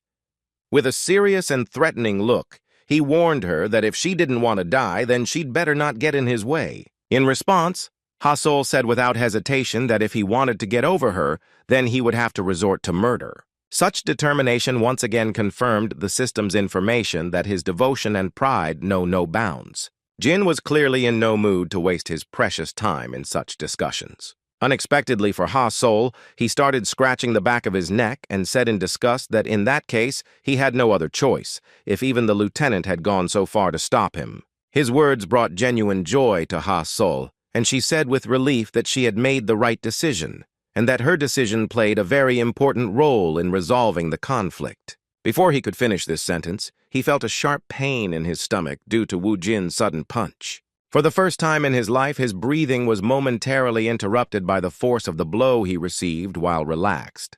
Unlike Bibi's spell, this method proved more effective, and the effect was immediate. The lieutenant lost consciousness. Looking at her, Wu Jin said that he wasn't going to kill her, but was just giving her a chance to relax and get some sleep. Wu Jin went on the attack and found all the weapons that were inside the Palace of the Sun. Surprisingly, there were even machine guns with remote sights, but the ghost armor Wu Jin wore reflected the bullets without much difficulty. Destroying all obstacles, Wu Jin found himself at the door behind which his target was located in a short period of time. Once he reached the really well-armored shelter, he turned to the North Korean chief and told him that he had really hidden himself well. Turning to Kim Chung-un, he said with a sly smile that he wanted to talk to him again. The bunker where Kim Chung-un was located was well protected, and his men, who were ready to open fire on the intruder, convinced him that there was nothing to worry about, because not even a bomb could damage his shelter. In an instant, the greatest fear they had ever experienced appeared on their faces. The huge iron gate suddenly turned into a kind of monster, a golem, which became another problem for the traitors. Kim Chung-won felt this kind of trembling for the first time in his life. The cold sweat running down his scared face made him realize that he had never thought of being in this kind of situation. Dolso burst into the bunker with a terrifying scream, using metal as a medium for his materialization. Kang Woo-jin entered after him, and with a threatening look asked the North Korean leader if he was ready for a long dialogue.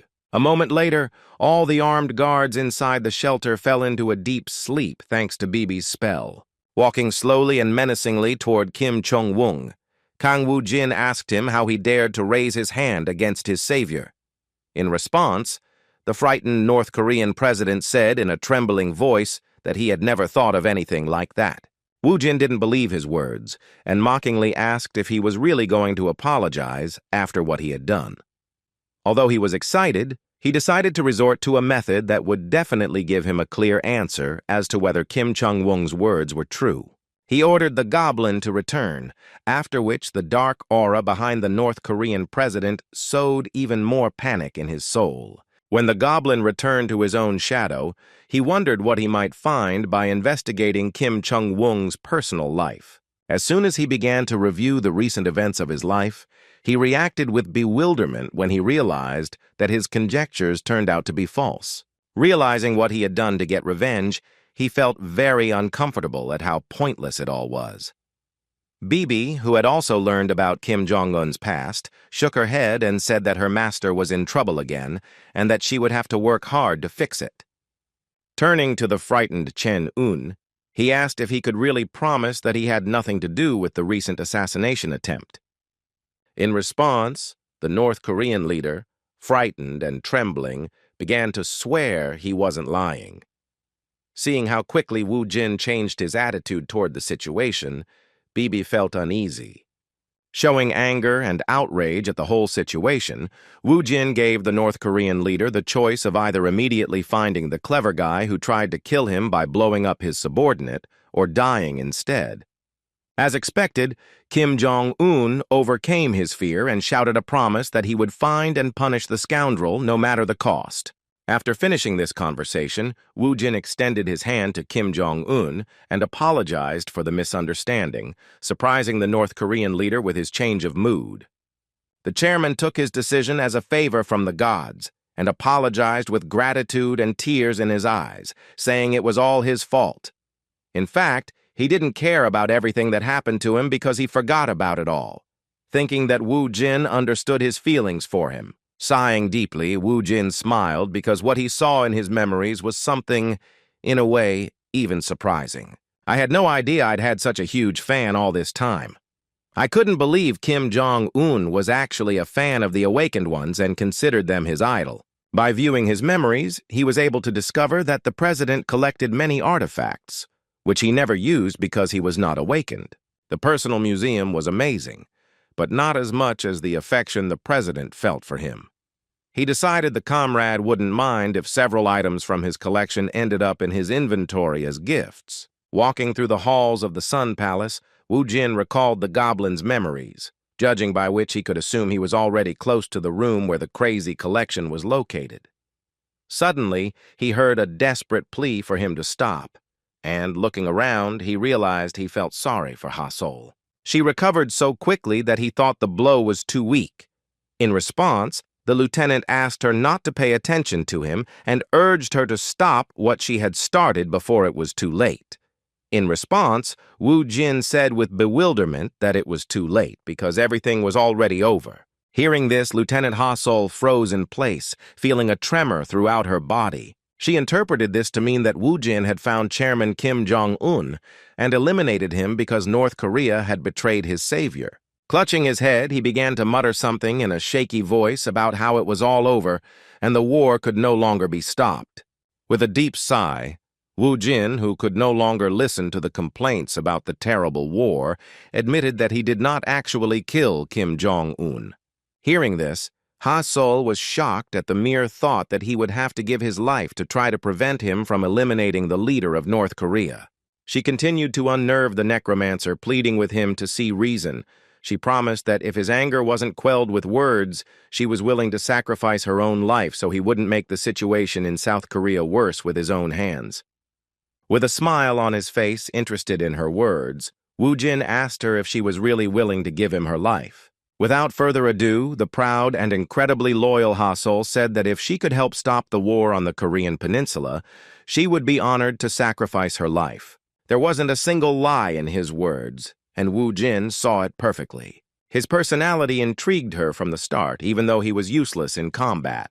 Although Ha Sol doesn't have a pure and innocent soul like Sun Gu or Ji Won, he'd never seen so much fire in her eyes or so much sincerity in every word. He thought it was most likely because she was so confident in her beliefs. With a wicked smile on his face, he turned to Lieutenant Choi Ha Sol. Then he said something that shocked her deeply. She apologized and asked him to repeat what he'd said about her being too valuable to sacrifice her life. In return, he offered her the opportunity to resign. Seeing her bewilderment, he cheerfully explained that he wanted her to leave her military post and start working for him so he could make concessions and spare Kim Jong-un's life. When the lieutenant tried to find out why she had suddenly brought up the subject, Wu Jin reminded her of her words about being willing to offer her life in exchange.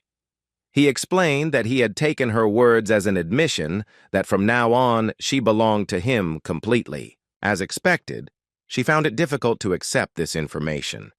She had worked all her life to get to where she was now, so it was difficult for her to accept the request to abandon her career as a soldier. However, she was willing to do so to stop the war, even though she didn't understand the request. Everything went very well, and everyone benefited from this awkward incident. Kim Jong-un captured Ri Pyong-gwan and everyone involved. As for his investigation, as is often the case in North Korea, innocent people were among those captured. Believing they were simply resilient prisoners, Kim Jong-un continued the interrogations to the limits of his patience. Begging for mercy and swearing that they had nothing to do with it did not change the situation in any way. The enraged president looked for a traitor in anyone he suspected of hating his idol. Furthermore, he accused them not only of attacking Comrade Kang Wu Jin, but also of stealing the treasures people had earned with blood and sweat. He called the treasures the artifacts in his collection that his idol had vilely stolen, taking advantage of the opportunity. When one of the interrogated assumed that it was Kang Wu Jin who stole the treasure, he made the biggest mistake of his life. At that moment, there was no single phrase that could have hurt Kim Jong-un more than accusing his favorite hunter of treason. In the end, the torture continued until the very end. Kim Jong-un, enjoying the process, thought about how Wu Jin had helped him find the traitors who were so close to him. Remembering his idol, he thanked fate for helping him avoid more serious consequences because of the traitors. The next day, Woo Jin and Ha Sol were back in South Korea, where they were relieved. Woo Jin was quite fed up with the lieutenant's unprecedented patriotism and loyalty, as she mentioned the charms of her homeland at every turn after returning home. It turned out that she had been very nervous for the past 3 days while Woo Jin rested carefree. Every day she heard the sound of warships and gunfire, fearing that they would come to an end. After calming the lieutenant down a bit, Woo Jin smiled at the thought of leveling up, filling his inventory, and finding a new worker. Looking up at the sky where he could see an international flight that wasn't visible in North Korea, he declared his trip a success. His next destination was the United States, and he couldn't wait to see what awaited him there. Of course, it was the long-awaited meeting with Saint Merdi, who had somehow left Alphen and ended up on Earth, where he began his activities. Several days passed, and the events in the Democratic People's Republic of Korea were already being covered around the world. While at the Ardell Guild, the boys were watching the news, and the host and the expert were discussing how the Awakened are an ambiguous and extremely dangerous force that is capable of not only protecting people from monsters, but also easily committing crimes. The entire world was already talking about how, if it hadn't been for Kang Woo Jin, there was a good chance Kim Jong-un would have been overthrown in a coup d'etat in North Korea. His contribution to relations with North Korea was recognized as extraordinary, and in connection with this, there were plans to award him a presidential order. As expected, upon hearing this, the founders of the Ardell Guild were shocked. Furthermore, the one who feared the guild master the most was certain it was all a lie. He argued that it was impossible for someone like Kang Woo Jin to do anything without making mistakes. He was actually right, but his assumptions about what had happened were no less absurd than the truth. With a thoughtful expression, he expressed the idea that Kang Woo Jin was blackmailing Kim Jong-un. He thought his leader had offered the North Korean leader carte blanche in exchange for his life. Although it seemed crazy, the boys believed that Kang Woo Jin had arranged for Lee Pyonggwan to end up being the thief of all the artifacts so he could have them in his own possession. Ha Min, trying to calm the situation, clumsily suggested not calling the boss a saboteur because he couldn't go and steal from North Korea. In response, the more skeptical Seung Han was sure that he wasn't one at all. He was the one who didn't think about his actions and was capable of doing it. Kim Woo Jin's biggest supporter also voiced his opinion, saying he both loves and hates his boss. He said he knew him as that person, because during the dungeon clear he took all the rewards for himself. At that moment, Sun-gu saw that Woo Jin was willing to do anything to make the most of the situation. After hearing all the options, the founders, with depressed expressions on their faces, accepted the general opinion that he had indeed emptied all of Kim Jong-un's treasury, and it turned out to be true. Furthermore, the situation began to worsen due to another crazy suggestion from Seung Han, who was terrified of his organization's leader. He stated that they can't believe everything the media says because there's a possibility that Kim Woo Jin has already assassinated Kim Jong-un and set everything up.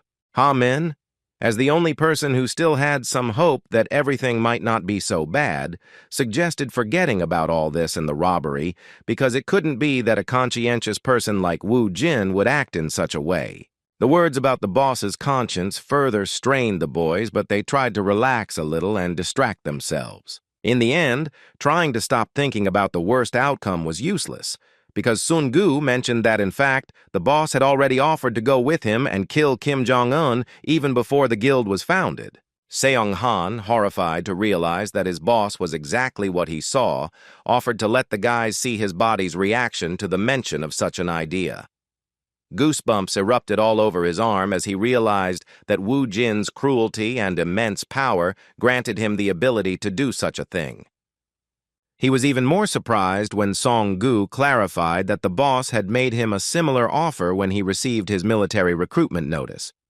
Sighing deeply, Seung-han finally decided to tell the story of what happened when he was selling phones in his small electronics store. As he began to tell the story he'd never dared to tell before, The door to the room opened. Wu Jin appeared behind Seong-han and immediately began to tremble in fear, opening his mouth in shock.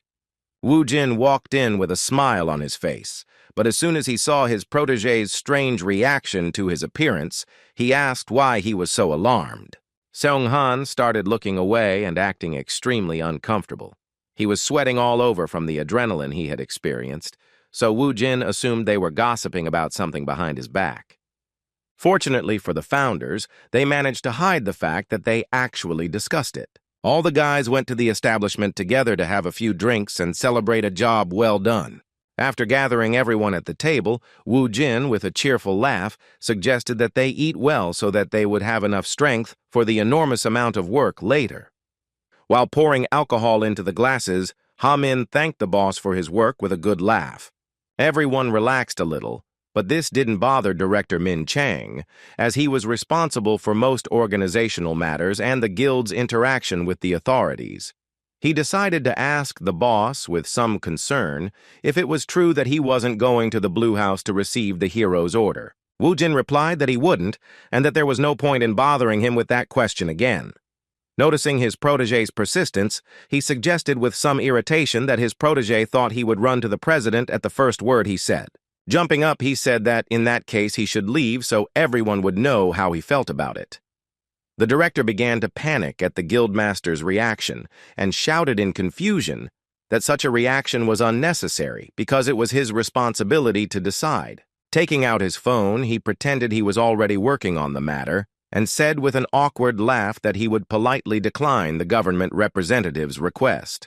Despite the wonderful dinner and excellent company, the founders' depression deepened when Wu Jin once again demonstrated his stubborn nature by making one of them suffer through a nearly impossible task. To somehow break this silence, Seong-han decided to ask his boss if he knew who was currently even more popular than him. Wu Jin was skeptical of what the former phone scammer was saying, but he decided to listen. It turned out he wanted to show him the saint of the Aryan order, Merdi, whose skills seemed simply incredible. At first, the boys supported Seong-han's version that the video was fake, but Wu Jin refuted their assumptions, saying that everything was true. Opening another bottle of sake, he decided to divert the question from how he was so sure it was true. Wu Jin replied that it was because they knew her personally. Upon hearing these words, the boys were in a state of shock and didn't know what to say. They had no reason to doubt his words, because all the crazy things he said always turned out to be true. Director Jun decided to clarify the situation. He mentioned that the saint was first encountered in the dungeon during the investigation. Speaking about how she should be on par with an S-rank awakened, he asked again if they could really meet. While slowly pouring the drink, Wu Jin mysteriously said that there was a planet called Alphen. The boys still didn't understand what was being discussed, but they were surprised that Wu Jin had some knowledge of astrology, even though he didn't give the impression of being an educated person. As it turned out, Wu Jin had enough confidence in his team to be willing to reveal the information he had been hiding from the others all this time. In all seriousness, he stated that 5 years ago he disappeared from Earth and ended up on a planet known as Alphen. There was silence after these words. The confused boys didn't know how to react. Sun-han was drunk enough to react with raucous laughter, saying that the boss's joke was too complicated and that it took him a few seconds to understand it. In response, Wu Jin told him to be quiet, as this wasn't a joke. Then the guildmaster continued his story, mentioning that not only people lived on the planet Alphen, but also monsters and even hybrids. Speaking of his experience, he said he fought them for 20 years in an attempt to survive and was eventually able to return to Earth, where he had only spent 5 years. Director Jun, taking the chief's words seriously, commented that it was very similar to the passage of time in dungeons. Wu Jin confirmed his guess, saying that just like in Alphen, dungeons had also begun to appear on Earth. The otherworldly story made the director think it might be true. Assuming Wu Jin was telling the truth as always, he realized it was now clear why he was so inhumanly strong. This also explained why he could communicate with other people so easily. After calculating how long Wu Jin had existed, he realized his actual age was 44. Returning to the saint's question, Wu Jin explained that it was there that he learned of Merdi's existence. It was still a question of how she came to be on Earth, but he made it clear to the children that they would only understand when he met her in person and asked them about it. Sungu, who, like the director, believed every word he said, asked the boss if he was sure he could tell him everything like that. In response, Wu Jin replied that he saw no reason to hide such things because they all lived in a world where priestesses from other planets appeared from the dungeons. The next question was from Min Chang. He wanted to know what kind of relationship his boss had with the priestess who came to Earth and surprised all of humanity with her abilities. With a sly smile, Wu Jin replied that she was like a friend to him. Meanwhile, Merdi, thinking that the ruthless, immortal necromancer Ardal was about to meet her, prayed desperately to her goddess. She didn't know how this meeting would happen with someone who considered her a friend. 5 years ago, on the planet Alphen, their first meeting took place. After traveling a great distance on horseback across the moor, Mrs. Merdi reached her destination. She was accompanied by her warriors, but she was still nervous. Turning to the general of his paladins, he wanted to make sure that everything would be okay. While inspecting the mysterious area, he mentioned that it was known as the Valley of Death, from which no one ever returns. The general confirmed his words, but clarified that for them this was the only way to survive. The war in Alphen was in full swing, and according to the words of the high-ranking paladin, they could not stop, because if they did, they would be captured by Tranit and the immortal Ardal. Suddenly, one of his scouts shouted that someone was hovering right above them. Hearing this, the general assumed that the immortal Ardal had finally managed to reach them. Addressing his warriors, he ordered them to prepare for a confrontation with Ardal. Just a moment after speaking these words, his life was suddenly cut short. Seeing how brutally her general was destroyed, Merdi desperately cried out his name. Looking up, he saw the one he most feared to meet. Turning to his goddess, he asked her why she was subjecting her to such terrible trials. The immortal Ardal of Alphen, who suddenly appeared on his horse against the backdrop of the full moon, wondered why the dogs of the Alliance had suddenly decided to enter his territory. With a malicious smile, he suggested that they had decided this was the surest way to commit suicide. The Ardal Guild Founders Party continued, and Seung Han, who drank more because he was nervous, fell asleep and began raving in his sleep about how he got into big trouble simply because he sold a phone at a small profit margin. The rest of the boys felt uncomfortable by what Seung Han said, while Wu Jin started to get angry and said that this time he could finish what he had started. Breaking the awkward silence, Sungu turned to his Hyungnim and, with particular emotion, told him something that had been tormenting him for a long time. He was troubled by their indifference to the media and what was happening around them, including what happened to Hwarang's Seung Hoon and Lee Sang-ho. Wu Jin responded that they didn't need the details and should just get used to it. Director Jun echoed his colleague's argument and said that, even so, the president should pay attention to official matters and consider the risks of social isolation internationally. He tried to convince the president that it wasn't good to create new enemies. The words about making new enemies made Wu Jin think about what his experience in this matter had been during his time in Alphen. Looking back on his reign on that planet, he admitted that he had indeed worried about it before. He had worried about the country and how others viewed it, so back then he had worried about public opinion. But now, after everything he had been through, he doubted he could travel far at that pace, distracted by public sentiment. Director Jun Min Chang didn't understand what the guild president meant, but he listened attentively to the rest. In arguing that the problems the founders were concerned about weren't particularly important, he used the approaching catastrophe as an argument. Speaking about what was happening on Earth, he revealed his idea that the day would soon come when all the dungeons in the world would explode at once. He imagined it would be a catastrophe that couldn't compare to the commotion of 5 years ago. After sharing his opinion, he gave the children something to think about, asking them if human laws and countries would still exist after what was sure to happen in the future. Chairman Jun, who couldn't even imagine such an event, tried to defend the view that if the dungeons managed to break through, the military could suppress them. It turned out he was partly right, but only in terms of how the military handled dungeons containing level 6 monsters. The guild president opened his eyes to the harsh truth and said that when more powerful monsters appeared, everything would be different. As an example, he compared 6-star monsters to a pet dog and said they weren't particularly difficult to deal with. He imagined the monsters they would encounter would be elephants and even dragons.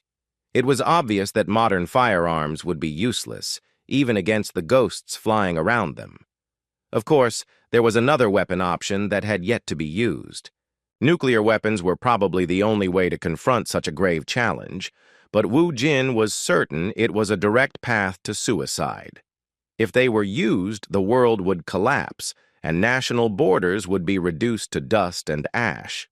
Morality would become a myth, and everyone would begin to survive.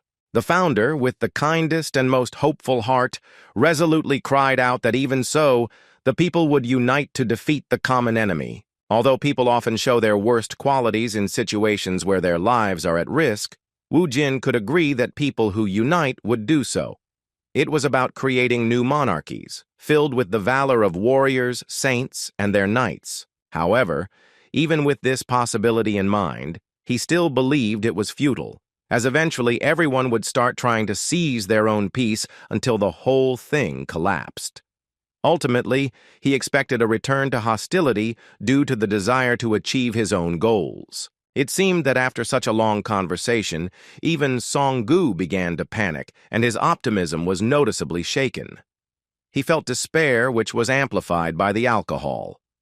Turning to the boss, the excited young man asked in a trembling voice what they should do instead of sitting back and waiting for the worst outcome. In response, the union president said with a confident smile that this was indeed the goal of his organization, and that all this time they had been preparing for the future and its inevitable challenges. Speaking about this, he said the world will need a hero during a disaster, a strong leader who will lead all the weak, turning them into a force to be reckoned with. Now the founders began to grasp the ideas that Wu Jin was demonstrating through his actions. His words about how there was no point in thinking about what others thought of him, about the articles that insulted him, took on a new meaning in their heads. The summons to the police station and everything else, the president's order, all of that was useless in the face of the rapidly approaching catastrophe. With a determined and crazy look, Wu Jin said that instead, he should show people more how arrogant and cruel he can be to achieve his goals. The man Wu Jin wanted to prove he could in fact become a strong leader, followed by all those who, as a result of failures and a series of tragedies, have experienced despair. What Chairman Hwarang didn't realize yet was that he was furious because the media was spreading news about Guild President Ardal. Wu Jin's string of successes enraged him, and he wanted to destroy everything around him.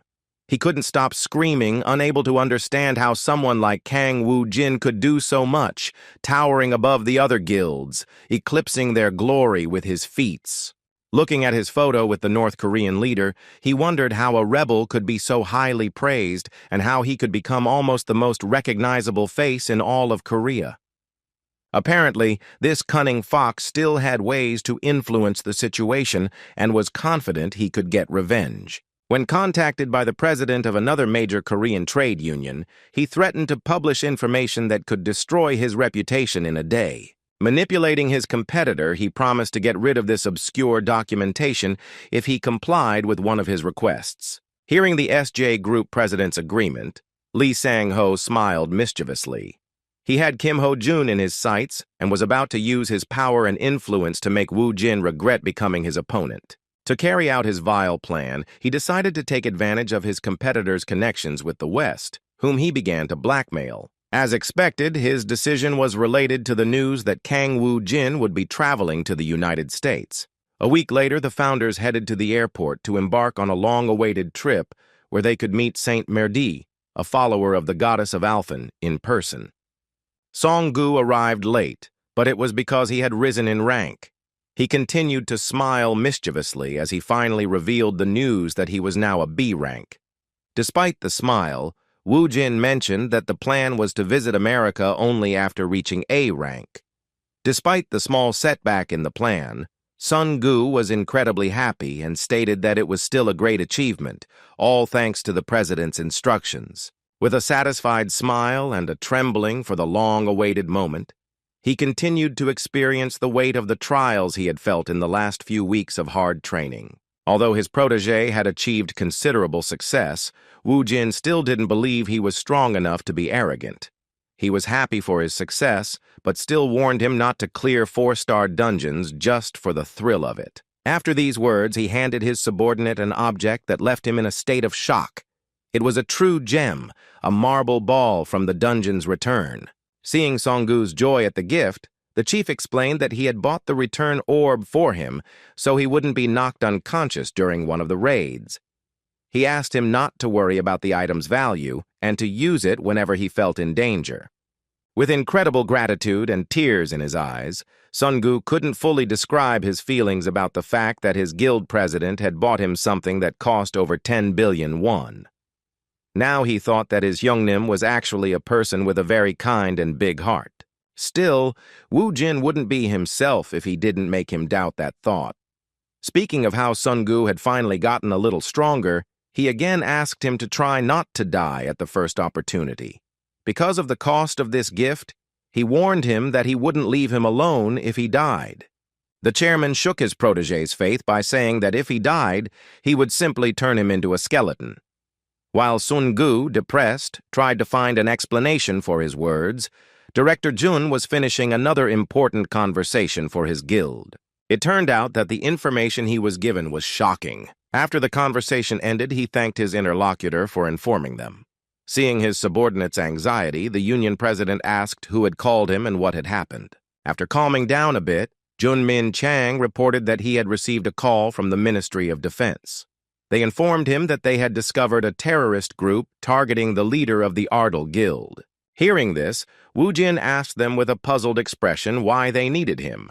To the guild founders, his question seemed odd because in their eyes, Wu Jin was someone who made enemies at every turn. Due to the situation, he was barred from boarding the plane until the Ministry of Defense resolved the issue, putting civilians at risk. This situation jeopardized his participation in the consortium, so Wu Jin began to think of a way around the Ministry of Defense's ban. Suddenly, a tall, muscular man in a formal suit began walking toward them. Addressing his fellow Ardal Guild members, he said that unforeseen circumstances happen even to Kang Wu Jin, a man whose word carries the same power as the entire country. When they mentioned that they were going in the same direction, the apparently friendly big man suggested they accompany him on his private plane so as not to cause concern to the state for the safety of the passengers who would end up on the same flight as the person they were hunting. Kang Wu Jin was unaware of the guilds and influential people among the hunters in Korea, but his director, who had been in that environment for a long time, recognized the man who had found a way out of this difficult situation for them. As usual, the straightforward Kang Wu Jin, noticing his colleague's surprise, asked who this grandfather was who suddenly decided to interfere in his business. Looking at the big man again, Junmin Chang introduced him as the leader of a guild that considered itself the largest in all of Korea. Standing in front of them was one of the top 10 A-rank hunters in Korea, the leader of the KH group named Baek Jongdo. The Ardal Guild representatives never responded to their colleague's proposal, so Mr. Beck repeated his question, asking them what they thought about flying together to the United States. Taking a closer look at this good man, Wu Jin replied that he would gladly accept his offer if they were not afraid of the terrorists threatening the leadership of the Ardal Guild. With a malicious smile, the man responded in a low voice, asking if there really were terrorists who could scare him, Baek Jongdo himself. With a friendly laugh and a broad smile, the sincere man suddenly proposed to the person he had just met in person that they become best friends. At the same time, he demonstrated some special gestures that the Ardal Guild president was unfamiliar with. This unexpected turn of events put Wu Jin in a difficult position, and he asked his assistant what the old man was talking about. Seeing his reaction, the man in the plaid suit was shocked, realizing that Wu Jin hadn't heard of that moment from the famous series. Wu Jin didn't actually understand what series he was talking about, so the big guy explained with a laugh that he was showing a gesture, which is a popular slang used in many modern series. Sighing with a confident smile, Wu Jin admitted that he initially thought the KH Group Guild president was going to challenge him to a duel. This awkward exchange put everything back in place, and the boys began to feel comfortable in each other's company. Baek Jong-do placed his hand on Wu Jin's shoulder and started walking toward the landing site, saying that it was a long way to the United States, so they could watch some dramas together. Sun-gu and Director Jun were confused, as they had no idea Baek Jong-do had such a hobby. 20 hours later, Wu Jin and his company landed at their destination thanks to the help of the KH Group Guild leader. At this point, they had to say their goodbyes. Wu Jin expressed his gratitude, saying that he had only come to the United States thanks to him. In response, the cheerful big man said that his brother didn't have to say that. With a gentle smile, he asked Wu Jin to remember what they should call each other when they met, and then nodded. Wu Jin instantly realized what was being said. After that, they shook hands, creating a kind of slang gesture, and at the same time said they were friends who always shared with each other. Seeing this behavior from the heads of the two strongest guilds in Korea, Director Jun Min Chang turned away to hide his red face from the embarrassment he felt. He shared a similar sentiment with his colleague, the director of the KH Group. While they were happy that their guild masters had become friends, they also felt embarrassed, as people around them were beginning to think such behavior was normal for Koreans. This kind of coherence and gestures of complicity appeared between them just hours before arriving in the United States. While in Jeondo's press room, they watched a bunch of modern TV series and shared positive emotions, which further strengthened their sudden friendship. Together with his companions, they headed towards the exit. At that moment, Richard Choi approached the guys from the Ardell Guild and introduced himself as their guide from the Titan Guild.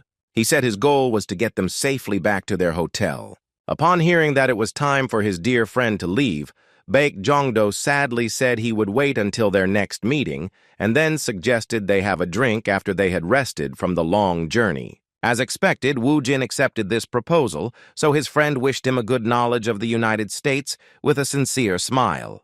The boys climbed into a luxurious car provided by the Titan Guild. Once they were alone, Director Jun asked his boss what he thought of the KH Group Guild president. He noticed they got along well, so he wanted to know what Wu Jin himself thought about it. Wu Jin nodded and said he didn't expect his colleague to be such a cheerful person. He also added that they were able to become good friends because they were almost the same age.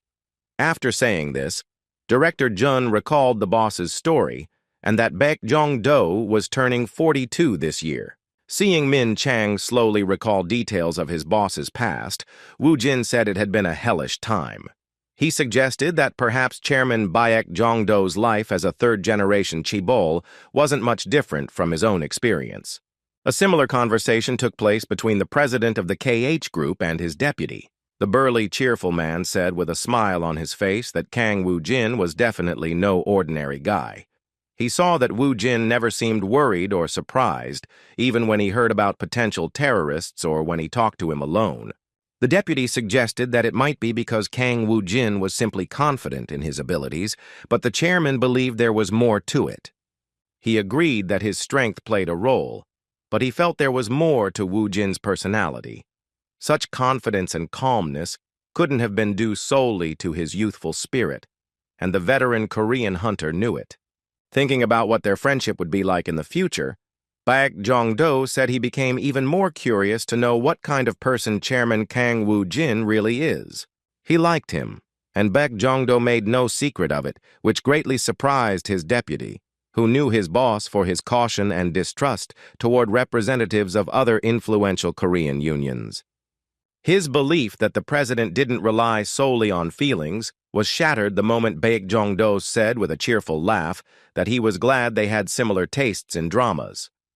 Later that night, Wu Jin and his guild directors arrived at the hotel provided to them as members of the consortium. The Titans Guild representative ended his escort and wished them a pleasant rest. He also informed them that the consortium would be held the following day at lunchtime, so their personal transport would be waiting for them at the hotel entrance at 11 o'clock sharp. After saying goodbye to Richard, Wu Jin confronted Director Jun with the fact that he would be waiting for him on the first floor in an hour. after they had showered and changed clothes. The president was urging his protege to drink, and he couldn't do anything about it. He was depressed because he wanted to rest a lot after such a difficult first day in the United States, while Wu Jin wanted to get drunk right after a 20-hour flight across the Pacific Ocean. The conditions of this hotel corresponded to the level of the event. Wu Jin quickly agreed to his plan before the evening drinks. Looking at his watch, he decided it was time to go out and meet the director, after which he dressed in ordinary clothes.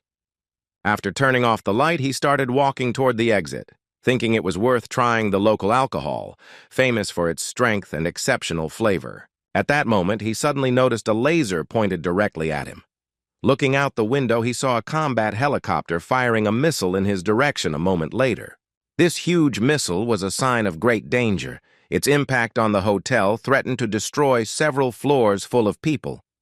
Jin had no choice but to stop her with his own strength. A moment later, he jumped out the window at high speed toward the rocket aimed at him.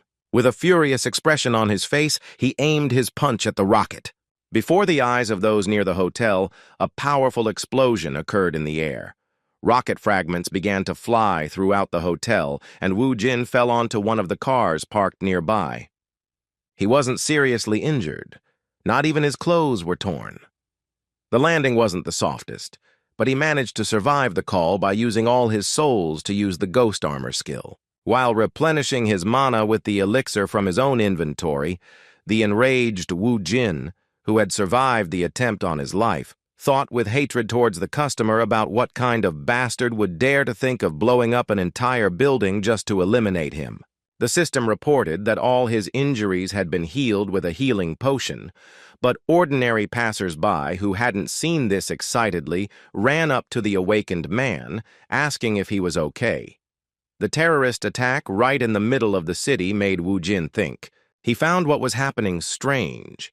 He thought he hadn't been playing the obedient boy unnecessarily, but he hadn't been so brazen as to make an enemy of someone with such abilities. He had no intention of continuing the battle in the city center, so to find out who he was dealing with, he ordered Bibi to follow the helicopter. After looking around, he realized that whoever had aimed the laser attack had already managed to escape. Still, he wasn't worried about losing the trail. As soon as he found this pursuer, he sent a goblin after him at the same moment the explosion occurred. Finding these enemies was only a matter of time, and Wu Jin wondered in anticipation if he should look them in the eye. That same night, Mrs. Murdy received news that the president of the Ardal Union had arrived in the United States and had settled into one of the hotels. Upon hearing that the immortal Ardal had arrived, the saint of one of the goddesses, Alfina, reacted without hiding her excitement. When he asked her how he was received at the airport, she seemed very concerned because she wanted to know if they had made a mistake by doing something that might upset Kim Wu Jin. The pupil, not understanding the reason for such unprecedented excitement on the part of the saint, replied that the Titan Guild had monitored the situation and had taken the long-awaited guest directly to his hotel room. Sighing in relief, the saint once again displayed emotions she hadn't seen before. Her pupil was deeply thoughtful, wondering who could make her mistress feel so worried.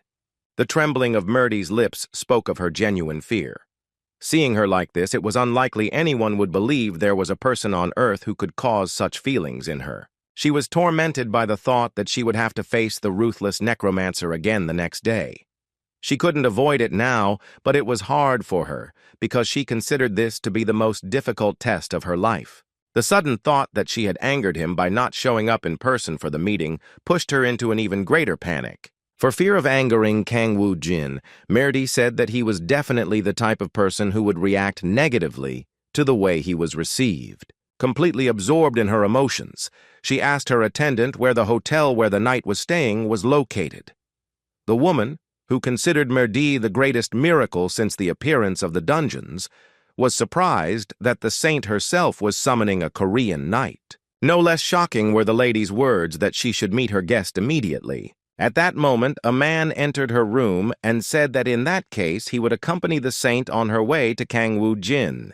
It turned out they were the Holy Knights of Arya, a squad created at Murdy's request. They were created with the help of the Titans Guild, and each of them had the honor of serving the saint. The commander of this squad of paladins was the young General James Barnes, whose strength could undoubtedly guarantee Murdy's safety. Meanwhile, Director Jun, who was in a separate room from his boss, tried to call the guildmaster, nervously biting his fingers. Together with a hotel employee, they tried to enter his room, but it was locked from the inside. The reasons for his excitement were quite logical, since just 5 minutes ago he was taking a shower. While enjoying that moment of calm after a difficult flight, he was startled by a sudden explosion, thinking it was due to a gas leak. When he stepped out onto the balcony, he saw traces of a missile explosion and began to worry, remembering that terrorists were hunting his boss. Woojin did not respond to his calls, and the atmosphere became increasingly tense. By the time the hotel employee finally managed to open the door with his master key, everything became clear. He confirmed his suspicions that this could not have happened without his involvement. Seeing the broken window and everything upside down, he realized it was definitely his fault. Meanwhile, Saint Murdy and her paladins were already on their way to the hotel where Woojin was staying. Seeing the tension the saint was under, the paladin general asked her if there was something bothering her. Although she replied that everything was fine, James Barnes doubted that was really the case. It was the first time he'd seen her in person, but he noticed that she usually looked different. The saint who had cured his daughter's life-threatening illness was someone he was willing to give his life for. Murdy felt he was the one who would protect her, no matter what. Suddenly, their car started to brake sharply, which worried them. Looking back, the frightened driver asked the saint in a trembling voice if he was okay, while the general communicated with the car that had stopped the entire convoy. He was shocked and alarmed to learn that a huge explosion was imminent. When he opened the window and looked outside, he realized that the explosion had occurred right where the hotel where his guests from the Ardell Guild were staying was located.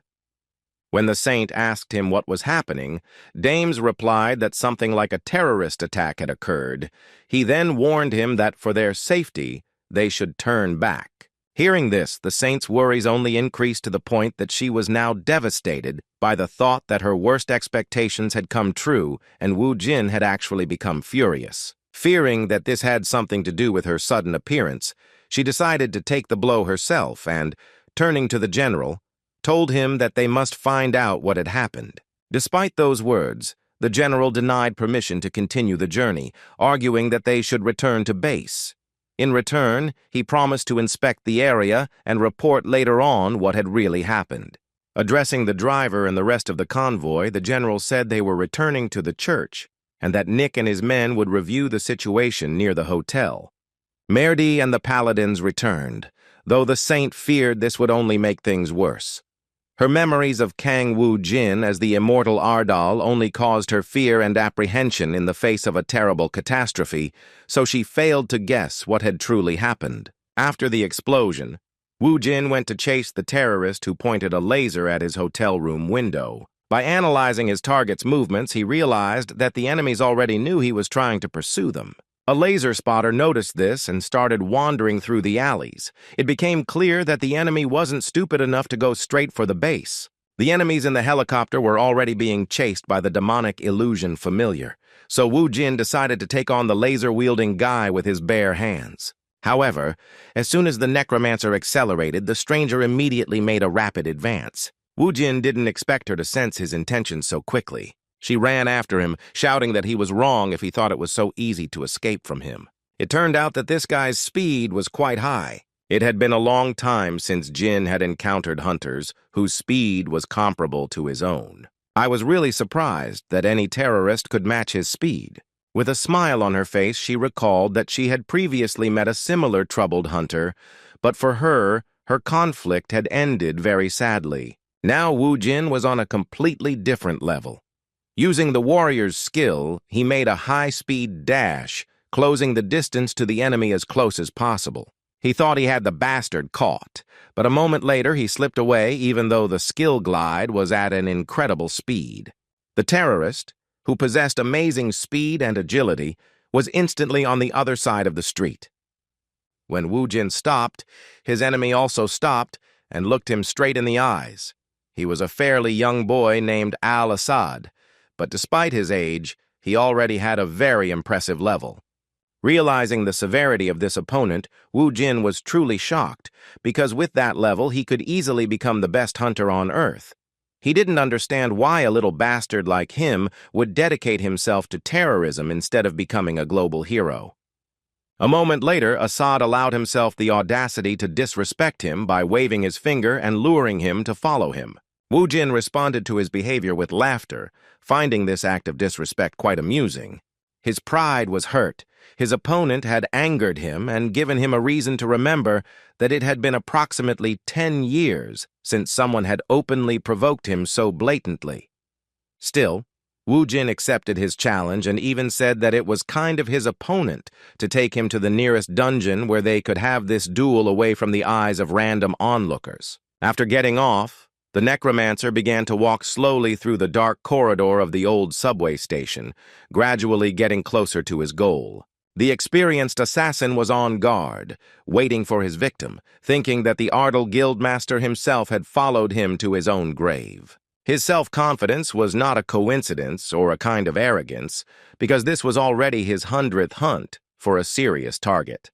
He was born in Afghanistan, and when he was 10 years old, his father sold him to the rebels. Until now, he could not forget how his father had been beside himself with happiness when he received a couple of dollars for a drink and a new sheep. The fact that his father traded him, his own son, for any trifle, turned him into a real monster. Since then, images of the endless wars in which he participated appeared before his eyes. Life forced him to kill his enemies to survive. Having enormous battle experience behind him, he did not even doubt that he had enough strength to destroy an entire army. He had fought non-stop since he was a child, and his very existence was a result of his experiences in wars around the world. In order to become such a high-level awakened being, he continued his life as a contract killer, refusing any order, no matter how difficult the objective. He perceived one of South Korea's strongest hunters as another victim, whose calmness was due to the incomprehensible situation in which there was no way out. Having drawn his sword, he had no doubt that he would eliminate the target in the best place, at the best time, as with every order he accepted. Feeling his goal approaching, he began the countdown until his mission was complete. Just as Wu Jin was within attack range, Al-Assad suddenly appeared behind him to deliver the fatal blow. Within moments he drew his sword, but for the first time in his entire career as an assassin, he was stopped. The boy was shocked to the depths of his black soul because nothing like this had ever happened in his life. Seeing his target's malicious grin, he couldn't believe he had actually managed to predict his attack. In an instant, Wu Jin grabbed him by his clothes and pulled him towards him. Looking into his eyes, the furious Necromancer caused him a fear he had not felt since his first orders. Al-Assad couldn't afford to be caught. He immediately tried to attack, but Wu Jin managed to cope with his speed and managed to dodge him, while also praising how agile the assassin was. Al-Assad continued to try to break through Wu Jin's defense, but he easily repelled all of his blows with the warrior's staff-like weapon. This situation was an exception to all the assassinations Al-Assad had successfully completed. During this battle, he was trying to figure out how Wu Jin knew where he was. After he woke up, no one could predict his plan so easily. At that moment, the laughter of his shadow could be heard. He didn't even suspect that Wu Jin could use the shadow essence that merged with his victim's shadow. As he continued to defend himself from Assad's attacks, Wu Jin paid him a small compliment, saying that most assassins wield two swords. Speaking of which, he suggested that this was why one-on-one combat was his strongest suit. Al-Assad, who was somehow trying to break through his target's defenses, tensed, unable to understand what kind of nonsense his opponent was spouting. He believed the Ardal Guildmaster had begun criticizing him too early because he hadn't yet tested his full strength. He couldn't even imagine his opponent was so daring. Kang Wu Jin, like a true arrogance in the flesh, not only managed to hold off his incredible pressure in the fight, but even offered to show his all so he could gauge how long he could last. Within moments, he counterattacked with such speed that Assad was forced to block a counterattack for the first time in his long career. Gritting his teeth, he couldn't believe his opponent had such impressive strength. Fighting with two swords has a weakness in sword distance and blocking, but for assassins, that wasn't necessary. In this case, al-Assad couldn't believe the enemy's incredible strength because he'd been previously told that their target was definitely a necromancer. As soon as he stopped after the counterattack, Wu Jin disappeared from his sight. Looking around, he realized that Wu Jin had descended into the dungeon. In fact, he took this opportunity to finish off the enemy. Moving forward slowly, he reached the place where subway tickets used to be sold. There were signs of battle everywhere, but he couldn't find a single corpse of the monster. As soon as he reached the next floor of the dungeon, he realized what the empty battlefields were connected to. He encountered Wu Jin again, but this time his opponent was surrounded by summoned skeletons, and it became clear that they were created thanks to the souls of defeated monsters from the previous floors. As soon as the assassin appeared, the confident Wu Jin said in anticipation that he wanted to begin the second round of tests for his pursuer. Finding himself surrounded by enemies, Assad was not surprised, as he had previously prepared for the fact that he would fight the Necromancer. He began counting the skeletons, but his count went wrong after 3. A life spent in battle had deprived him of an education. He didn't even know how to count money, but he didn't need to because there was always more than enough. Having fought only for survival since the beginning of his life, he was not at all concerned about the number of enemies.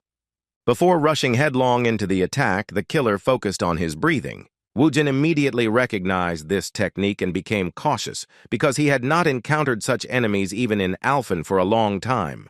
A moment later, his opponent's mana began to leak as he used a rare warrior ability called Wrath of God. Apparently, God's Wrath was a type of berserker skill. Wu Jin couldn't even imagine that this kid had dual abilities, even if he used assassin skills. The tension in his body was simply incredible, but with this ability, he strengthened himself to such an extent that he became a true monster. In an instant, he launched an attack with great speed. Sensing the proximity of his powerful aura, the skeleton warriors sensed danger and prepared to fight. Even with their high level and enormous numerical superiority, it was beyond their power to stop the rampage of such an experienced warrior. Al-Assad began to quickly make his way through the ranks of his opponents, while Wu Jin, watching his incredible technique, enjoyed the wonderful spectacle. The hitman's rage knew no bounds, and he defeated rows of skeletons in a matter of seconds. Even though the opponent was so dangerous, Wu Jin watched the scene with a confident smile, crossing his hands in front of him. However, a moment later, the enemy was behind him and ready to attack him. With a satisfied smile, Al-Assad, who was brandishing his dagger at his target's neck, had already begun to celebrate the successful completion of his 100th hunt. However, he was careless and overconfident, because in reality, Wu Jin managed to dodge and execute an incredibly swift strike with the strongest form of a warrior weapon. It seemed like he had accomplished something simply impossible, decapitating one of humanity's strongest assassins. Upon seeing the body of the hitman, he revealed his secret.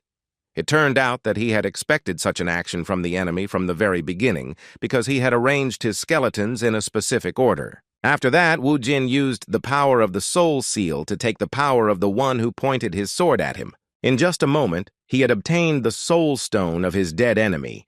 To use it, he needed a connection to the Death Knight's summoning ability, because without it, it was impossible to make a contract with a level 70 soul. The next day, the South Korean delegations began preparing for the consortium. While they were in the Titan Guild's meeting room, Director Jun arrived alone, with no idea where his guild leader was.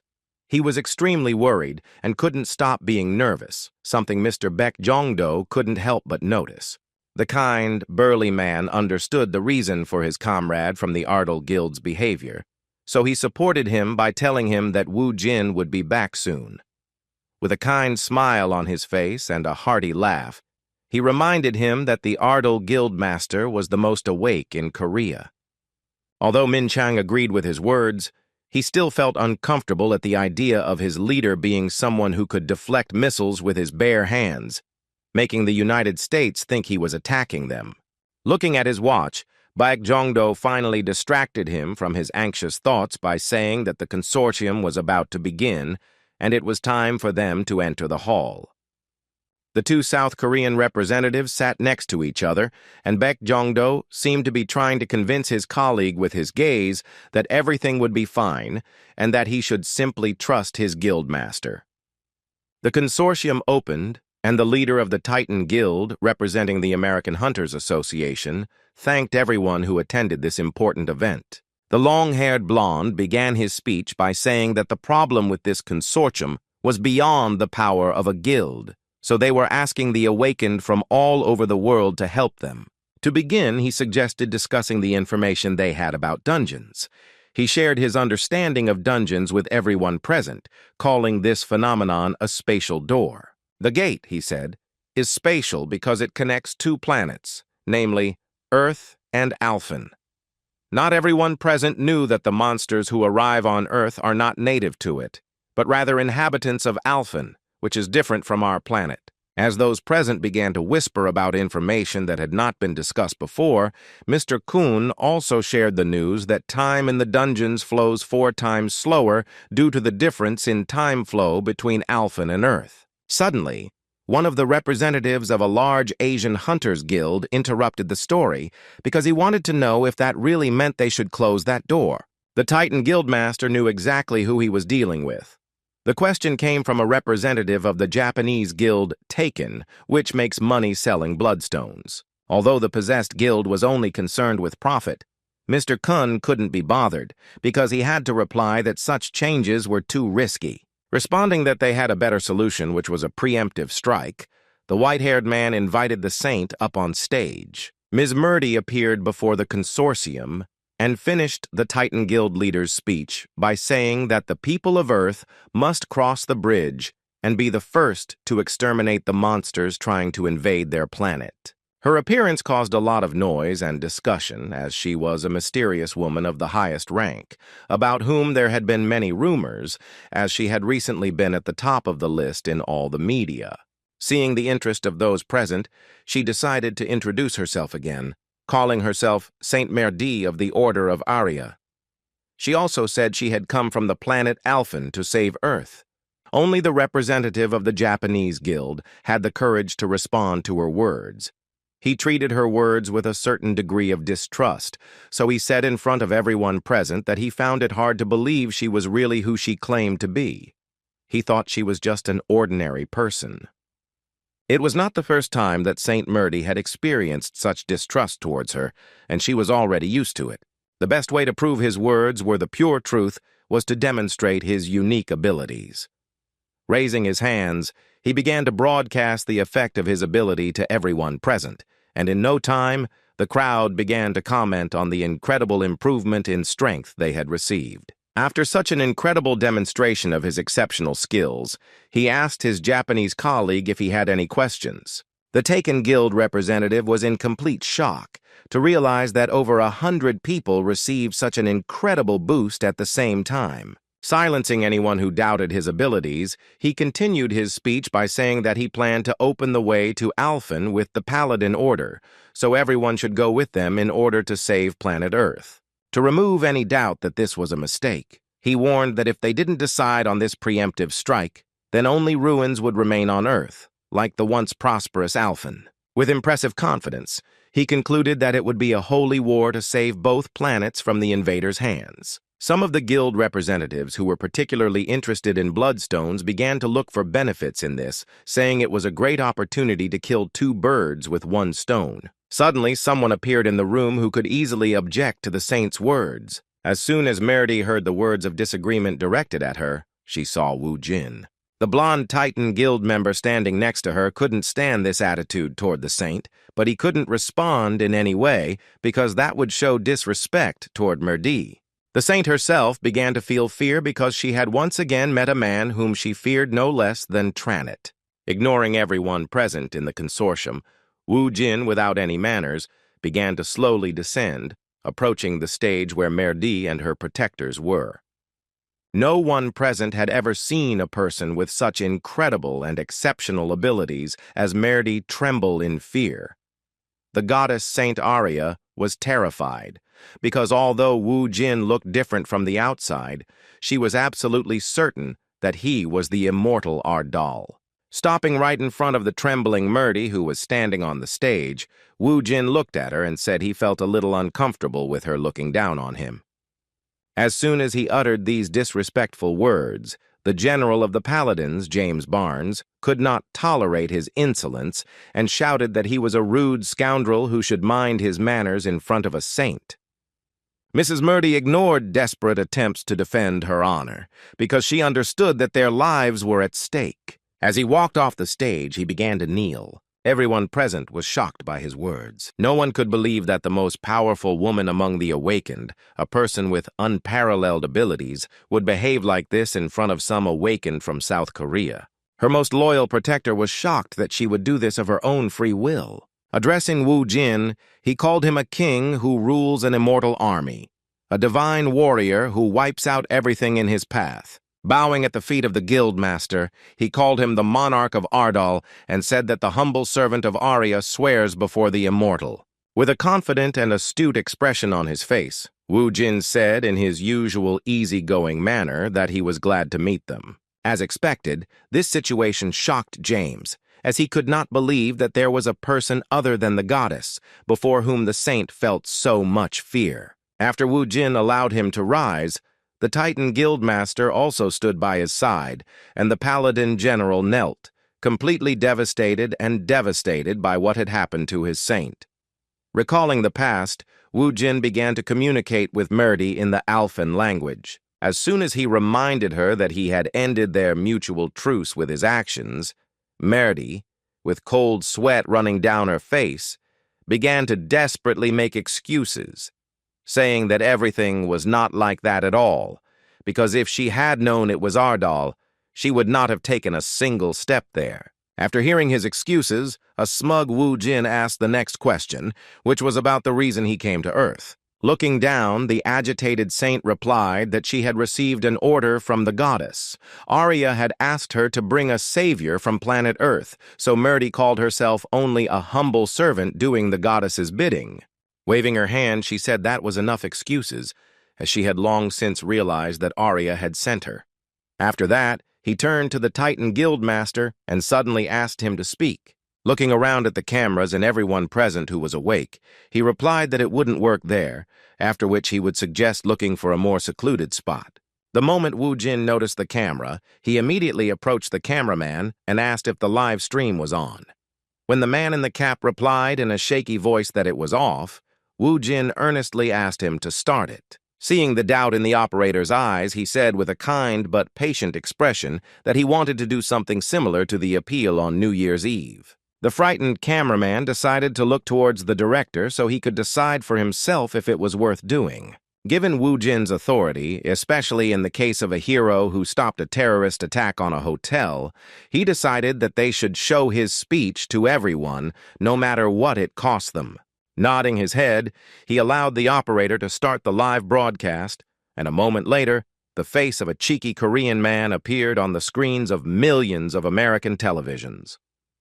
His first words surprised the cameraman, who was afraid to do anything for fear that Wu Jin would use force against him. Seizing the moment, Wu Jin said that the scoundrel who launched the missile and the man who had been his intermediary were probably watching the broadcast. After these words, he said with a threatening and crazed look that he would find them and kill them all, after which he suggested that they wait quietly for that moment. The director and cameraman had no choice but to listen to the plea of a man whom even Murdy feared. Despite this, they couldn't believe their resources were being used to wage war on terrorists. As soon as Wu Jin finished his speech, the consortium ended, and those who had awakened from around the world began to leave the hall. At that moment, Director Jun rushed over to his boss. Wu Jin was happy to see Min Chong. His protege said with a kind smile that it was a relief to see him in good health, and then hesitantly expressed his gratitude for saving him from the explosion. After hearing his words, Wu Jin suggested following the representatives of the Titan Guild and the Aryan Order to discuss some important things with them. With some hesitation, Director Jun decided to ask if he was really a friend of the saint, because the way she behaved in his presence made it seem more like she was scared to death of his appearance. Wu Jin's reaction made the director even more nervous, who repeated in confusion that they were now good friends. While the director and master of the Ardal Guild went to find their American counterparts, Mr. Baek Jongdo, who was watching them, decided to confess to his deputy how he felt about Kang Wu Jin. With a blush on his cheeks and a wide, satisfied smile, he happily said that he was now truly interested in his younger brother from the Ardal Guild. The deputy didn't fully understand what was being discussed. He wanted to know what exactly interested him about this mysterious man. In fact, he was very worried, realizing that Wu Jin was certainly dangerous, and someone you couldn't trifle with couldn't be taken lightly. As soon as they entered the guildmaster's office, where they could discuss more important matters without fear, the boys began to sit down. The moment Mr. Kun took his place in the chair, the saint rushed up to him and unnerved him with her excited words that he must give up his place to the monarch of Ardal before something terrible happened. Wu Jin, who had already moved to another seat, said in a playful tone that everything was fine and there was no need to worry about it. Feeling a little awkward, Guildmaster Kun offered the saint a seat, but she responded with extreme agitation, saying that she couldn't dare be so rude to her guest. However, at that very moment, Wu Jin, speaking to him in the Alphan language, succinctly told him to sit down, causing his entire body to tremble in fear. In response, she obediently accepted his words as an order from her master. Considering how strange they seemed around each other, Mr. Kun asked Kang Wu Jin what kind of relationship they had. In response, Wu Jin began assuring them that they were just friends. However, Murdy, depressed and frightened, couldn't believe he was talking about his friendship with the immortal Ardal. She couldn't even imagine such a thing, because it seemed like a real nightmare. Mr. Kang continued the conversation, asking how it was possible that the Alphan saint who had come to them knew the Korean Awakened One. Wu Jin didn't want to be the victim of interrogation, so in response he suggested that he personally ask Murdy about it, but after he had left. After these words, he suggested moving on to a more important topic. With that, he reached into his inventory and suddenly pulled out a head, which he then placed on the table. This sudden turn of events frightened the Titan Guildmaster's secretary to no end, and Mr. Keen himself asked in confusion what it meant. Judging by his curiosity, Wu Jin replied that it was the guy who had attacked him the night before, trying to lure him into the dungeon to eliminate him. He then went on to suggest that it would be great for Titan to find out the identity of the head's owner. Upon hearing what had really happened near the hotel, Saint Merdi was horrified. Knowing that someone had attempted to assassinate the monarch of Ardal, he began to fear that the earth had decided to choose the path of self-destruction. Confused, Mr. Kun couldn't find the right words to respond to this request. Seeing his confusion, Wu Jin said he didn't suspect them, but simply wanted them to find the person whose orders this hitman was carrying out. Pointing his finger at Assad's head, he made it clear that this was a particularly serious matter, as there weren't many AA-rank assassins in the world. Mr. Kun continued to hesitate because of the suddenness of this request, and the saint, fearing the immortal's wrath, desperately cried out that she would do everything herself. Seeing her anxiety, Mr. Kun, who didn't fully understand her behavior, asked her not to worry, and that the U.S. Department of Defense would take care of it. In response to his words, Ms. Murdy put him in an awkward position with her gaze. She seemed to be thanking him for working with her, promising that she was willing to serve him and follow his every command if he listened to her, and didn't anger Immortal Ardal. The confused man had no choice but to listen to her request.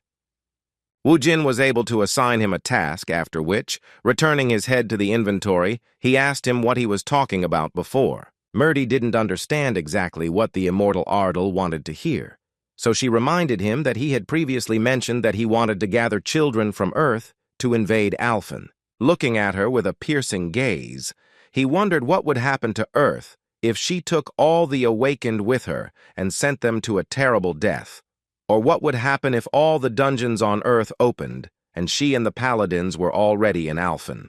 Her question about whether he was going to destroy all the fighting inhabitants of Earth with his stupidity, or was simply declaring war on her, triggered his instinct for self-preservation. She fell back to the ground with a deep bow and cried out that in reality, everything was not what it seemed. Wu Jin was already tired of this behavior from her, so he said that she should stop beating her brains on the floor and sit on the sofa like a normal person. When Murdy calmed down and gathered her courage, she began her story. Wu Jin was very interested in the method she mentioned to stop the dungeon escape. Murdy replied that they must first learn about spatial dimensions and spatial fragments. At the same time, Bibi, pursuing the terrorists by helicopter, headed for an unidentified underground base. There, he found a large quantity of bloodstones, as well as a large amount of scientific research equipment of dubious purpose and many employees. The armed man who was part of the team that eliminated Wu Jin went to meet Professor Leola to suggest they immediately relocate all of their research bases. Speaking of the need, he explained that it was due to Assad's failure during the hunt. The old man was surprised that one of the strongest hunters in this world couldn't really deal with the Necromancers. He was too busy with his own affairs, so he decided not to focus on that, saying that since they were in the final stages of the investigation, they had no chance to change locations. He also mentioned that they had initially been promised 2 days of complete peace. In response to his remarks, the armed representative of the terrorists said this could not continue any longer as they risked exposing their base. As a compromise, it was decided to give them another 3 hours. Watching what was happening closely, Bibi, in cat form, tried to understand how she had ended up in a dubious research center while chasing a killer. She realized this wasn't normal and that something strange was happening there. Looking towards the scientists, who were already close to completing their task, he noticed that they had taken out some kind of wooden box. A moment later, the scientist pulled out a yellow stone that emitted a brilliant light. She immediately recognized the object, remembering that Wu Jin had called it a fragment of space. Using special technology, scientists concentrated energy into this stone, making it float in the air. Apparently, they were doing something similar to creating a gate. One of the professor's protégés excitedly reported that the bloodstone's energy level had surpassed the critical mark, with the indicators reaching at least 5 stars. Hearing this, Mr. Leola said with a malicious laugh that the result was simply excellent. He was eager for this experiment to prove to the world that he was the best among dungeon explorers. At the same time, the experiment began to gain unpredictable momentum as the indicators continued to grow and within a few minutes reached the 6-star level. The fragment of space used to create the door in combination with the bloodstones began to release even more energy. Seeing this, Bibi began to worry about the noticeable fluctuations in the mana. She was a little afraid that if this continued, this whole dubious experiment wouldn't lead to anything good. Things started to get worse when the numbers that had been slowly increasing suddenly showed surprisingly rapid growth. The level literally increased in an instant and reached 7 stars, something that even Professor Leol didn't expect. Realizing the danger, he began to think about how to stop the process. But upon observing the fragment of space, he discovered that such a charge had completely exhausted its resource and began to gradually collapse. Suddenly, a blindingly bright light emanating from a fragment of space attracted the attention of all the employees of this underground laboratory. This was followed by a powerful explosion due to the release of unstable energy, which created a beam of incredible power directed towards the sky. The cave and the building above it were destroyed. All the equipment was scattered to the sides, and the toxic gas from the drugs used began to spread through the air. At the moment of the explosion, a strange man appeared here, who with a malicious laugh and the same smile said that it had been his luck to arrive at a place where the Earth's vital energy overflows to the brim. A moment later, he was distracted by the aggressive cat that was Bibi. Seeing a harmless animal in front of him, he said in surprise that he didn't expect to find her in such a place. Looking at the cat, the man with slicked-back red hair and a demonic expression said that in front of him was a succubus with an energy that felt painfully familiar. Even though in front of her stood a very dangerous man from the Tranet army, whom she had known for a long time, Bibi did not turn around, but began to walk slowly towards him. Meanwhile, Wu Jin and his deputy were still in the Titan Guild Master's office. Saint Merdi continued his story, and before explaining the method to stop the dungeon from splitting, he said that everyone present should learn about the spatial dimension and the space fragment. In her understanding, the spatial dimension was a kind of special space in the higher dimension, but she was certain that Wu Jin and the other high-level hunters from Earth were already there. The Necromancer was surprised by his words, so he suggested that he not delay the explanation. The saint explained that she was talking about other dimensions that emerge behind the red portal that appears in the dungeons on the 4th through 6th levels. What she was talking about was the spatial dimension. Merdi went on to say that they should have noticed that dungeons were like the entrance to these places. Many dungeons were connected to single-chamber areas, like the tentacles of an octopus. After listening to her, Wu Jin asked how this related to stopping the monsters. In response, he learned that, from the Earthlings' perspective, dungeon divisions are a synchronization process, because monsters cannot display their full power if they don't have enough mana in the environment they're in. Therefore, they divide dungeons to spread the energy outwards. The mana that begins to overflow all around it turns Earth into a suitable habitat for monsters from Alphen and beyond, thus producing the so-called transformation, an intentional change in the planet's conditions. After learning everything he wanted to know, Wu Jin asked the next question, wondering if this meant they could stop this process. He suggested that to do this, they would have to clear the dungeons and get rid of the bloodstones. In response, Merdi suggested a way. Before explaining what it was, she said that dungeons and spatial dimensions are under the control of the Dimension Lord, meaning that whether or not to send monsters is entirely up to him. The puzzle about this situation slowly began to take shape in Immortal Ardle's mind, and with a surprised expression, he showed that he had a hunch about who the descendants of the Dimensional Lord were. After his reaction, the saint confirmed his thoughts, saying that the invader Trane and his 72 commanders are the ruler's representatives. She also clarified that besides them, there are also lower-level lords who also influence the situation. Right now, everyone is expanding their power through war, each trying to reclaim their own territory. The Church of Arya was busy protecting Alphen's lands, but lacked the strength to fight back. So the saint's plan is to obtain the title of ruler of the dimensions. She was completely certain that only by achieving such a force would they have a chance to face the invaders on equal terms to restore all the dungeons of Earth and Alphen. With an anticipatory smile, Wu Jin replied that it sounded quite exciting. With a less serious expression, he concluded that if they took all the lands from the invaders, they would lose their power and control over the situation.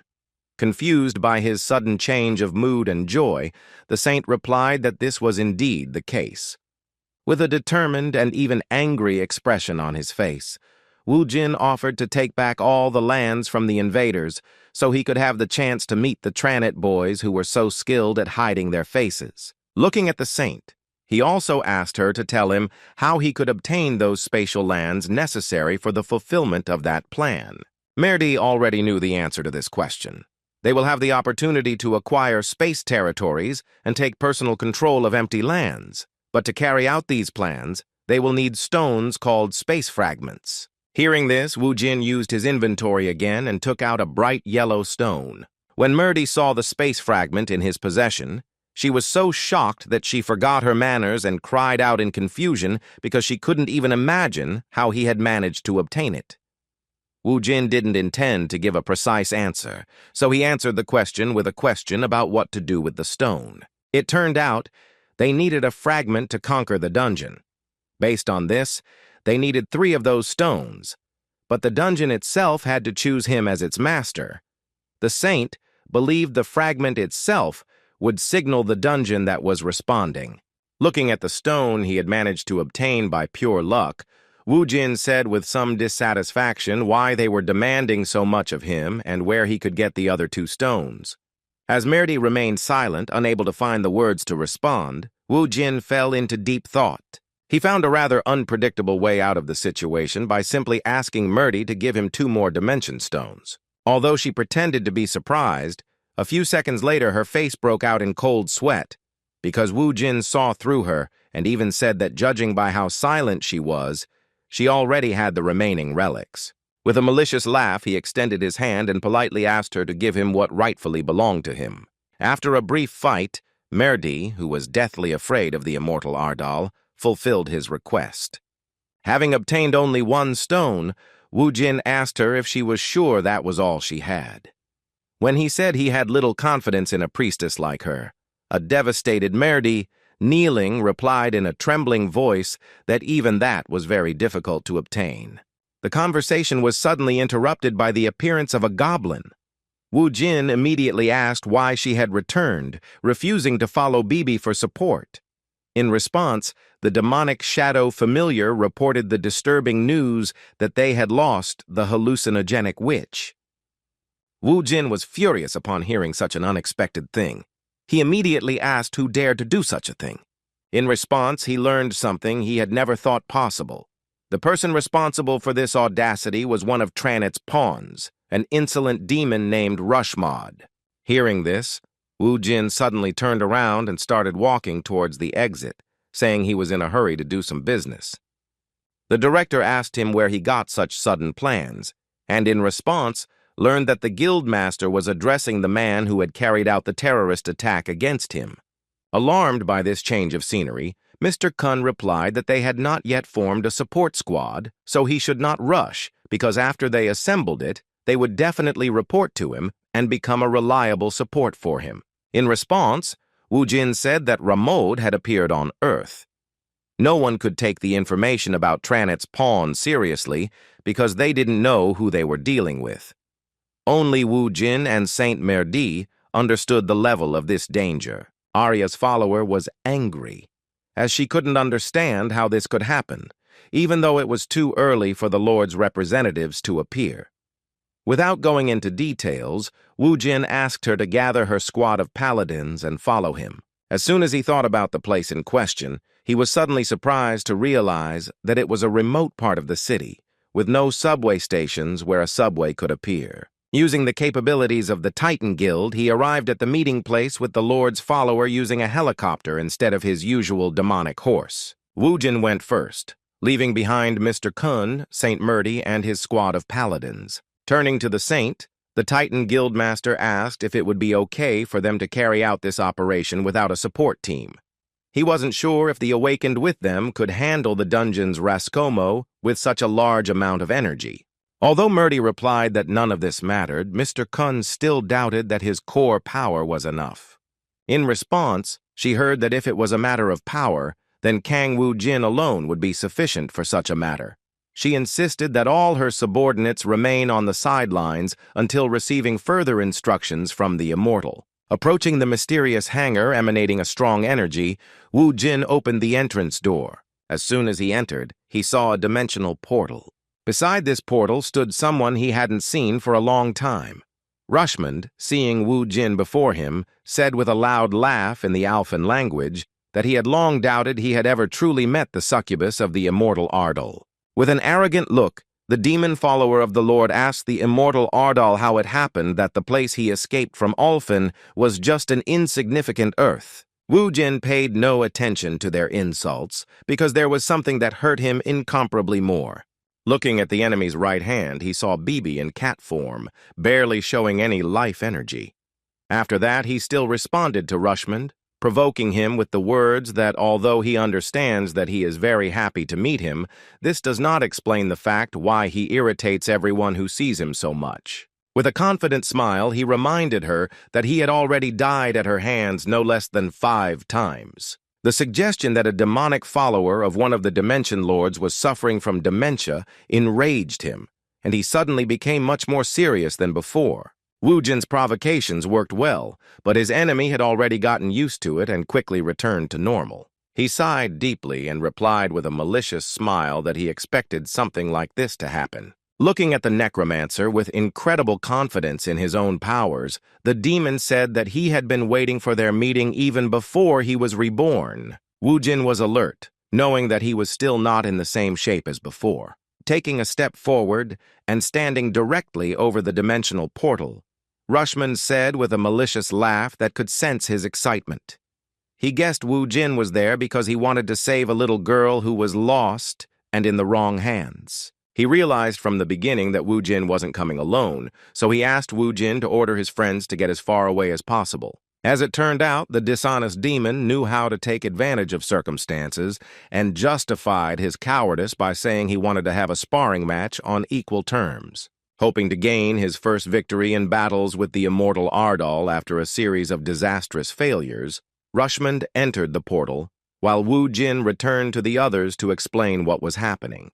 As they discussed what was happening, Murdy assumed it was a trap, but she was certain that Rushmond knew the difference between her skills and the overwhelming power of the strongest necromancer. She didn't understand why he kept provoking Wu Jin.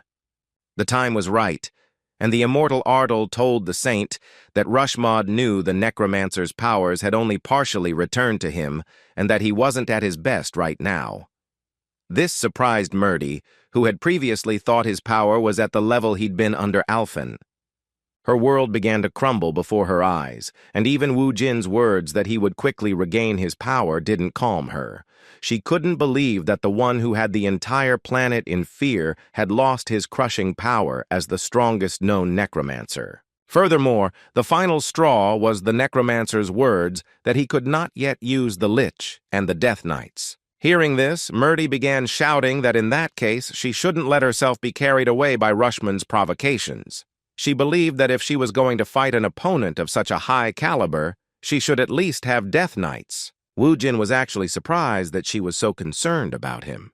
He replied confidently that he would finish off that poor guy before she could even blink. Despite her distrust of his words, St. Murdy was still afraid of him, so she couldn't oppose him even if it was in her own interest. As soon as Wu Jin took a few steps towards the portal, he felt a surge of energy. The portal became unstable and its energy began to increase rapidly. A moment later, a powerful surge of energy accompanied the explosion. The paladins were confused at first and did not understand what was happening. A moment later, monsters began to emerge from the destroyed hangar and realized that the demon Rushmond had caused the rift in the dungeon with his own hands. Everyone began preparing for battle, while Wu Jin continued to observe the portal's activity.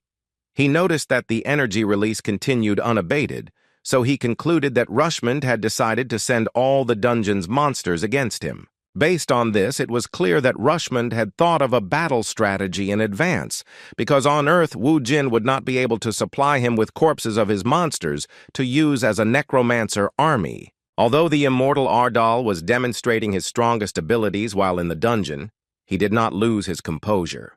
After calling Rocky, he first reassured him by telling him that he would immediately save Bibi.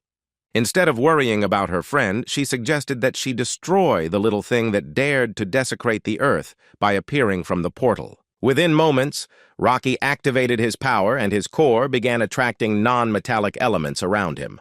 A surprising twist on his golem power was that this time he used military equipment to gain a transformer form. Although the paladins knew this was their ally, they were still surprised by the fearsome power he possessed. The monsters felt Rocky's strong energy, but they were even more scared by his appearance because he was completely a weapon. At one point, the huge transformer began attacking the crowds of monsters, destroying them with his hands, created with the help of helicopters. The helicopter's wings, which were not designed to fight monsters, suddenly became swords in the golem's hands. His array of lethal weapons didn't end there. Although he had never worked with ground-based military equipment before, he quickly learned how to use explosives. The hordes of monsters had no chance in a battle with him, because he even had high explosive missiles that were designed to combat monsters on the surface. It took only a few minutes for most of Rushmond's monsters to be destroyed by Rocky's power alone. The paladins behind him were shocked, and Mrs. Murdy asked with a trembling voice if the immortal had really lost his former strength by having such monsters at his disposal. Wu Jin could completely trust Rocky as well as Mr. Kun and the paladins, so he wasn't worried about the monsters spreading across America. Leaving the battle on the surface to his friends, he entered the portal and found himself in Warlock Rushmond's research lab. The status indicated that attack mode was activated, and Wu Jin, looking around, was surprised, having never seen dungeons like this before. As soon as he said this, he heard Alphen's malicious laughter and tongue-tied tongue. Rushmond shouted in a petulant tone that he didn't believe the immortal Ardal would be stupid enough to follow him into foreign territory.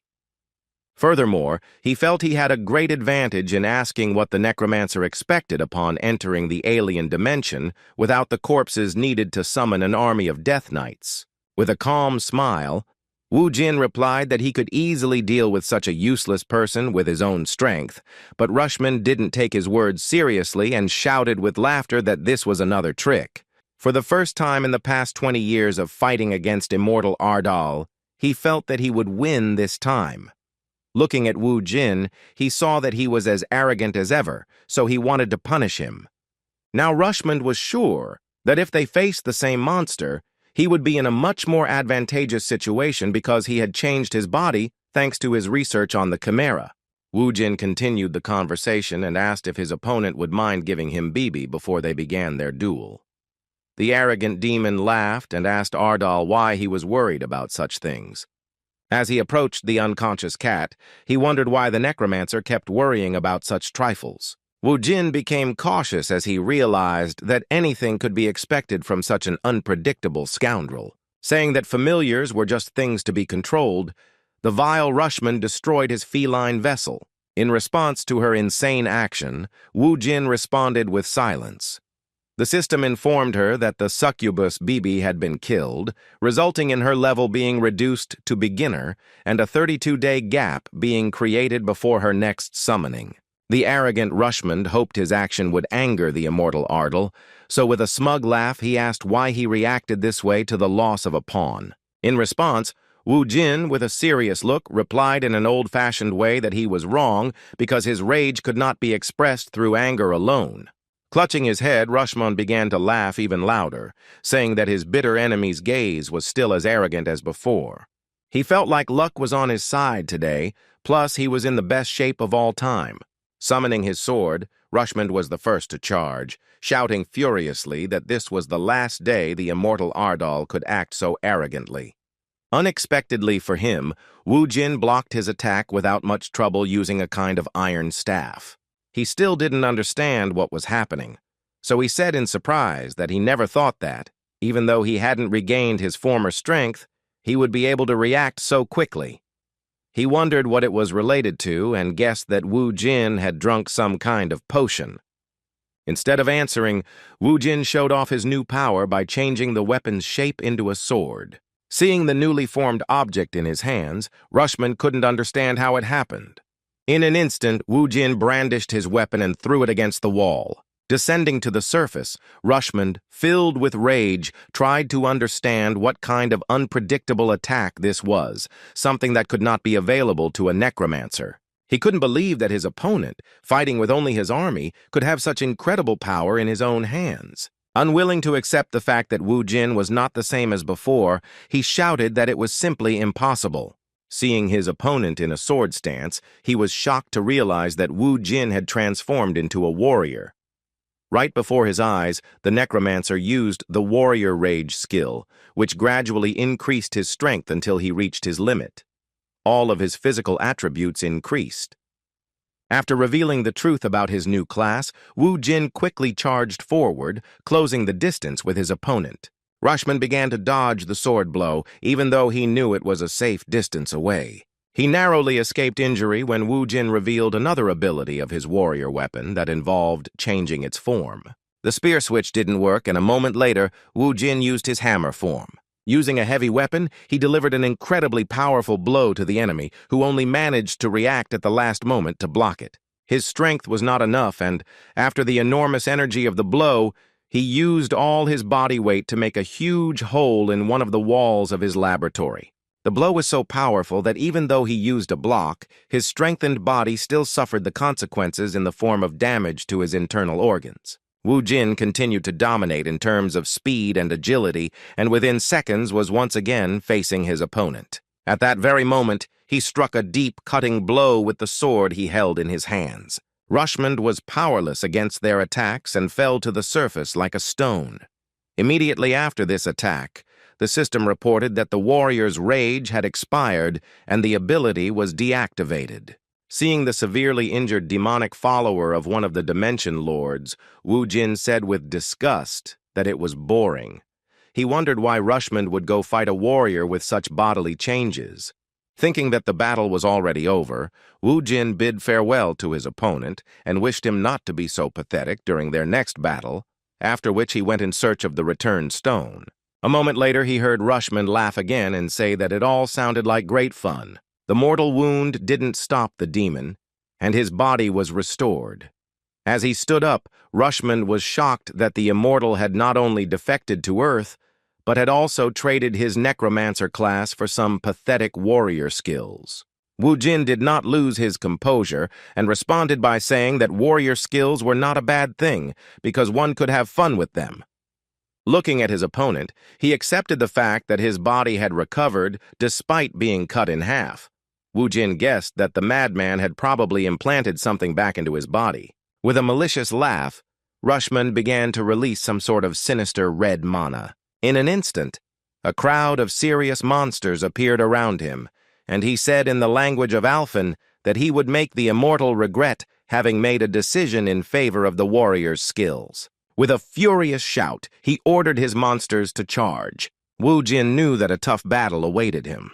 Within moments, he found himself surrounded by ferocious monsters, enhanced by his enemy's experiments. Meanwhile, Rocky was already finishing his battle. The paladins could stand aside and simply observe the incredible power of Wu Jin's familiar, because they had no business being on the battlefield. Mr. Kun was shocked by the power of the golem, because seeing the battle he had no doubt that with such firepower, Rocky alone would be able to wipe out all the monsters that had escaped from the dungeon breach. Saint Merdi completely agreed with his words, and only nodded in response, because she knew that this was only a small part of the power that the immortal Ardal possessed. On the other hand, he feared that Roki wouldn't have time to finish this battle, as he had his own mana limit. He asked the boys to stay in their positions and be ready for battle, because they had no idea where all these monsters would go if the golem stopped due to lack of energy.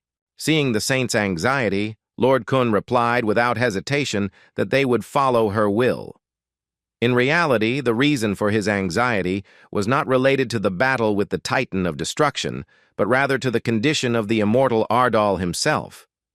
He had no idea what was happening inside the Warlock's laboratory, nor did he know what the Necromancer's new abilities were. Wondering how Wu Jin managed Rushman alone without his subordinates only increased his worries. Meanwhile, Wu Jin had destroyed most of the summoned chimeras. But even despite this, the evil demon continued to believe that the advantage was on his side. Displaying an arrogance he hadn't shown before in the presence of the immortal Ardal, the boastful Rushmod suggested that he look at himself, as he had reached this point despite only fighting a chimera. Wu Jin truly looked exhausted. Feeling the taste of victory, the demon asked if Wu Jin felt that the price he paid for the warrior's bloody sword was too great, as in exchange he lost the throne of the strongest necromancer. In response, Wu Jin asked with a mischievous and self-confident smile as he managed to say that he chose the skills of a warrior instead of the skills of a necromancer. Rushman still didn't really understand what his words meant, but he began to prepare for the fact that his difficult opponent still had a few tricks up his sleeve. In just a moment, Wu Jin surprised him by using the power of summoning troops, which is the ability of a necromancer. The souls of the chimeras killed by his hand began to rise under the influence of his mana. At that moment, the laboratory was filled with Wu Jin's army, which was currently made up of common warriors and mages. Looking at his opponent, who was surprised by what was happening, Wu Jin explained that he had previously put all his mana into Rocky, so it took him a little time to replenish his mana reserves to use the rest of the necromancer's powers. Seeing so many skeletons in front of him, Rushmod refused to accept reality and started shouting that all this was impossible and rather some kind of absurdity. He truly believed that immortal Ardal had become a warrior after losing his powers as a necromancer. Nodding in response, Wu Jin clarified that he had indeed become a warrior, but he had never said that he had ceased to be the necromancer he was remembered as in Alphen. These words provoked incredible anger in his opponent, who clenched his teeth nervously with a tremor running through his entire body. Losing his composure, he began to shout and curse, accusing Wu Jin of daring to deceive him using cunning tricks and schemes. Wu Jin enjoyed every moment of this battle using his new warrior skills. He was pleased that Rushmod was overcome with anger and lost his composure. A moment later, Kang Woo-jin pounced again and shouted that it was time to begin the second round of their duel. As soon as he charged, his skeletons immediately pounced on the remaining monsters inside the Witcher's laboratory. The number of chimeras was insignificant, so the numerical advantage was more than enough for Woo-jin to focus on the main target, which was a follower of one of the Dimension Lords. There was no reason to worry about the limited number of warriors because they fought with the support of the magicians. Using his enormous sword, Woo-jin once again demonstrated his strength, forcing his opponent to block his blows. With a crazy grin, he noticed that Rushmod wasn't as strong as he used to be. The evil demon laughed and replied that no matter what the outcome of this battle was, the connection could no longer be stopped, and Woo-jin would regret getting in its way. Throwing him aside, he, concentrating all his strength, launched a counterattack, shouting that the immortal Ardal should not be arrogant, because he himself had lost his former strength. This time, Rushmod's series of attacks was more serious. Woo-jin understood that due to the waste of energy, he wouldn't win in his current state. The enemy's pressure was increasing, which meant it was worth using additional measures. As Rocky fought, the Necromancer's mana reserves replenished and his level increased. Another crowd of monsters destroyed outside gave Woo-jin enough experience to level up and recover all his stats. With the extra stat points, he was able to fight Rushmod without using his warrior's rage. He was simply brimming with power, and dense mana spread throughout the lab. Having regained his strength, he looked at the scoundrel demon and ironically noticed that he looked a little tired. A moment later, he suddenly struck a powerful blow with a hammer-like weapon, sealing Rushmod into the surface.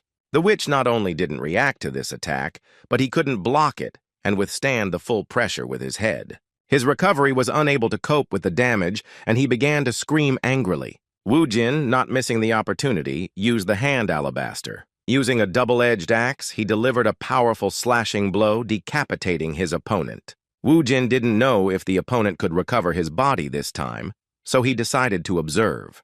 Rushmod continued to maintain his existence even in such a miserable form, and with a malicious laugh he said that the connection had already been initiated and the immortal Ardal would not be able to escape his fate. Without listening to his empty chatter, Woo-jin gave him the final kick. Rushmod was once again wiped off the face of the earth, and Woo-jin responded to his words with a confident look, saying that he never thought of running away from such useless people like them. The battle outside was already over. Rocky had turned the monsters that had come out of the dungeon into pancakes. As Woo-jin walked out of the dungeon, he slowly walked towards his familiar and thanked him for doing a good job as always. In response, Rocky grunted sadly, because despite having completed the task, he felt what had happened inside the dungeon. Woo-jin understood her feelings for the loss of the succubus, so he apologized with a sense of guilt for allowing this to happen. During his 20 years of fighting as a necromancer, he learned that even if the summoned familiar dies, it won't disappear. Rocky's sadness was understandable, because until it's resurrected, Bibi will wander unconsciously in the vast void, which is a rather painful punishment for losing one's life. Placing his hand on the body of the enormous golem, Woo-jin suggested that he go back and make sure Bibi found him in good spirits. Without looking at Merdi, Woo-jin said that Rushmod had appeared outside the subway station and assumed he knew the reason why this happened. The worried saint replied that it was because Earth hadn't fully synchronized yet, because dungeons couldn't actually appear anywhere. The same thing should have happened to him, but this wasn't an ordinary dungeon. This place had become a summoning circle. Woo-jin had never heard of anything like this before, but in the hangar he saw a portal that he had encountered before in high-level dungeons. Merdi was right in guessing that it was most likely someone from Earth who used a space fragment to try to summon the dungeon, but this caused Rushmod to appear, because his laboratory corresponded to the level of the spatial rift. Gritting his teeth in anger, Woo-jin wondered what kind of idiot would come up with the idea of summoning a dungeon without being able to operate it. His determination for the future knew no bounds. Turning to Merdi, he made it clear in all seriousness that he would not allow Tranit to come to Earth in that manner, after which he expressed his hope that she would assist in this matter. He surprised her by telling her that he would do everything he could to save Alphen if he could obtain the spatial dimension. A chill ran through Murdy's body, because she never thought she would hear that the immortal would save Alphen, whom she never cared about. Remembering the goddess's words, he thought that now he had no doubt in the prediction that the immortal Ardal indicated. With a bow to the future savior of Earth, he promised that he would do everything in his power to aid the immortal's plans. After the somewhat unsuccessful battle, Wu Jin focused on leveling up in 6-star dungeons as a service to the Titan Guild. Subsequently, the Ardal and Titan Guilds established a strong alliance in the form of an alliance, considered the details of the defense of Earth and the expedition to Alphen. The conclusions drawn from the consortium, the Tranet army, and Alphen's situation, as well as the entire truth about the dungeon structure, left the entire world in confusion, just like the moment when the saint who was considered the most powerful and mysterious awoke and trembled in front of Wu Jin. There was also a pressing dilemma in the noise. Earth was at particular risk due to the mining and use of bloodstones, causing the ecosystem to become increasingly suitable for monsters whose powers became in tune with their home planet. Furthermore, all these bloodstones were an integral part of life on Earth, as they also served as weapons against danger. My party split into 2 factions, which engaged in heated debates with each other. Among them were those who believed it was time to end the dungeons and those who wanted to strengthen the defense by actively entering them. Given all these circumstances, the world needed a unified defense system, and it was decided to convene a team to lead the global organization of the Awakened. After a month of cooperation with the Titan Guild, it was time to say goodbye.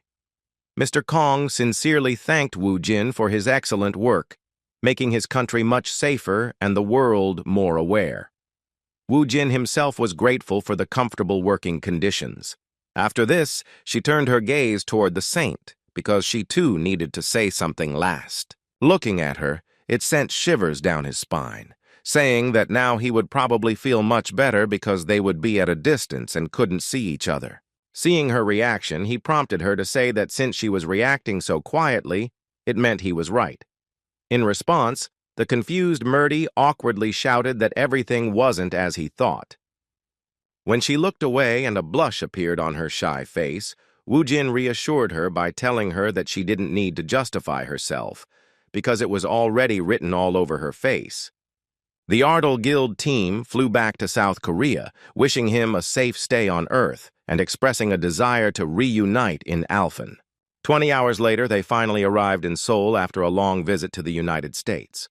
As soon as Wu Jin left the United States, the saint returned to her temple of the goddess Arya and began to pray to her. He was glad that the immortal Ardal had left America, but he didn't expect to hear a response to his emotions. The statue of the goddess began to speak, and she immediately understood what was happening.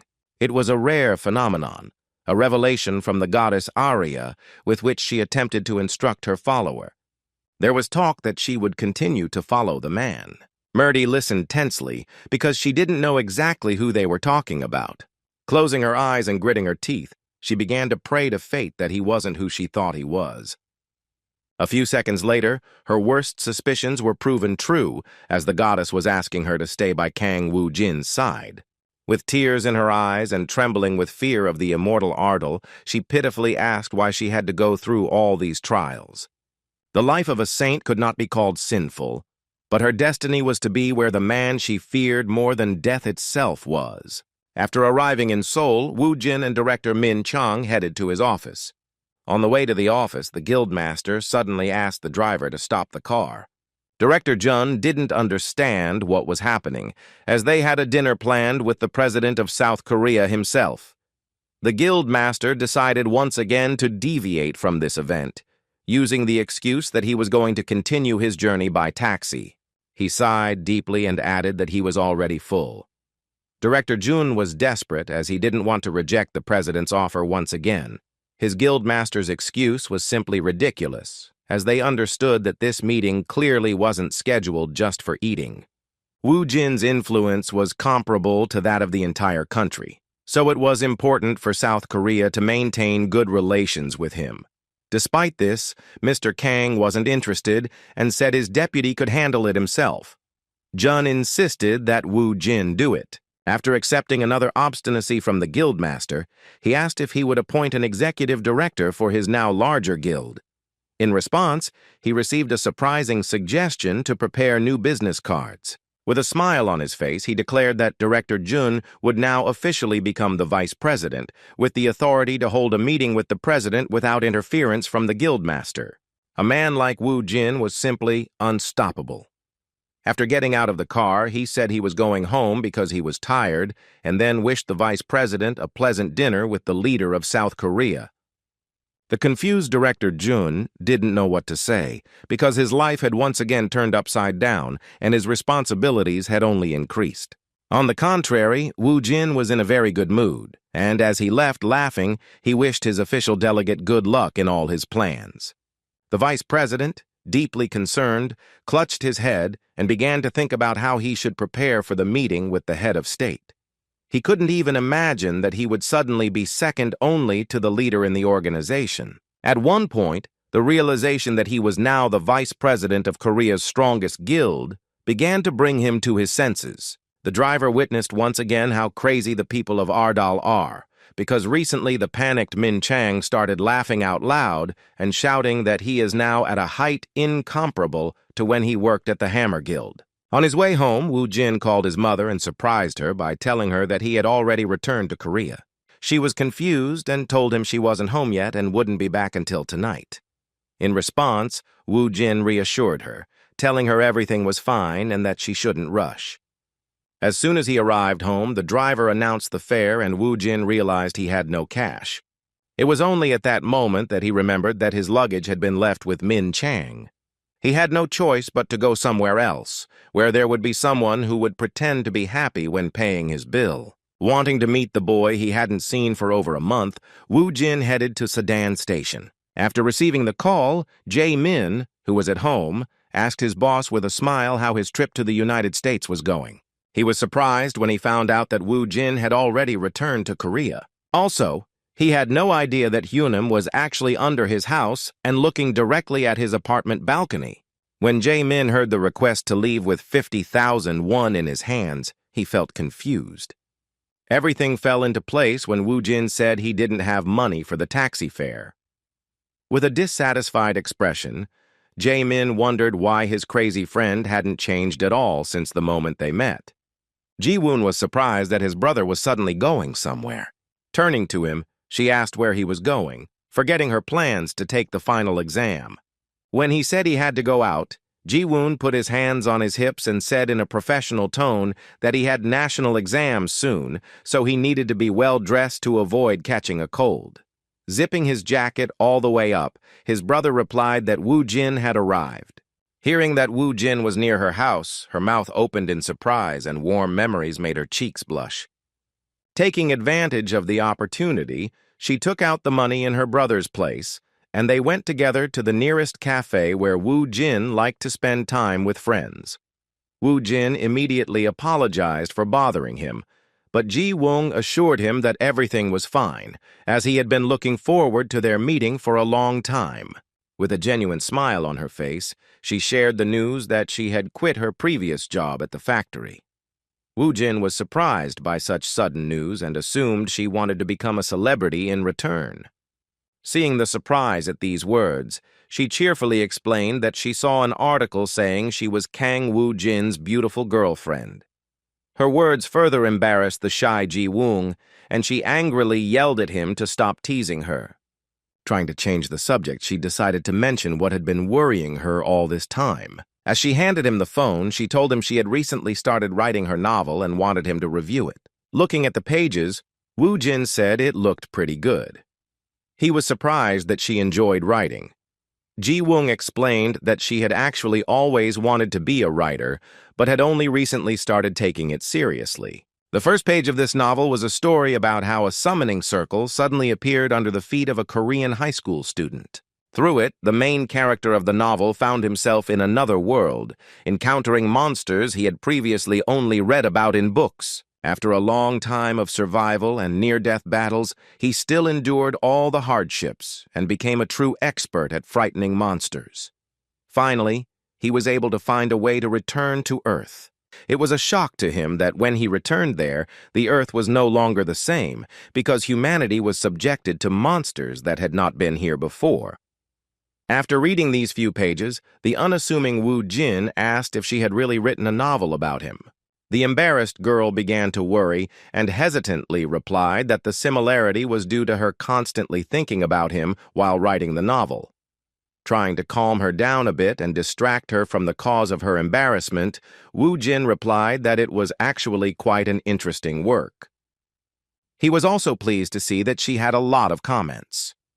Hearing the aforementioned comments, Ji-woon felt uncomfortable and angrily asked not to read them, due to the fact that among the support there were words that would make it difficult to keep the story up to par.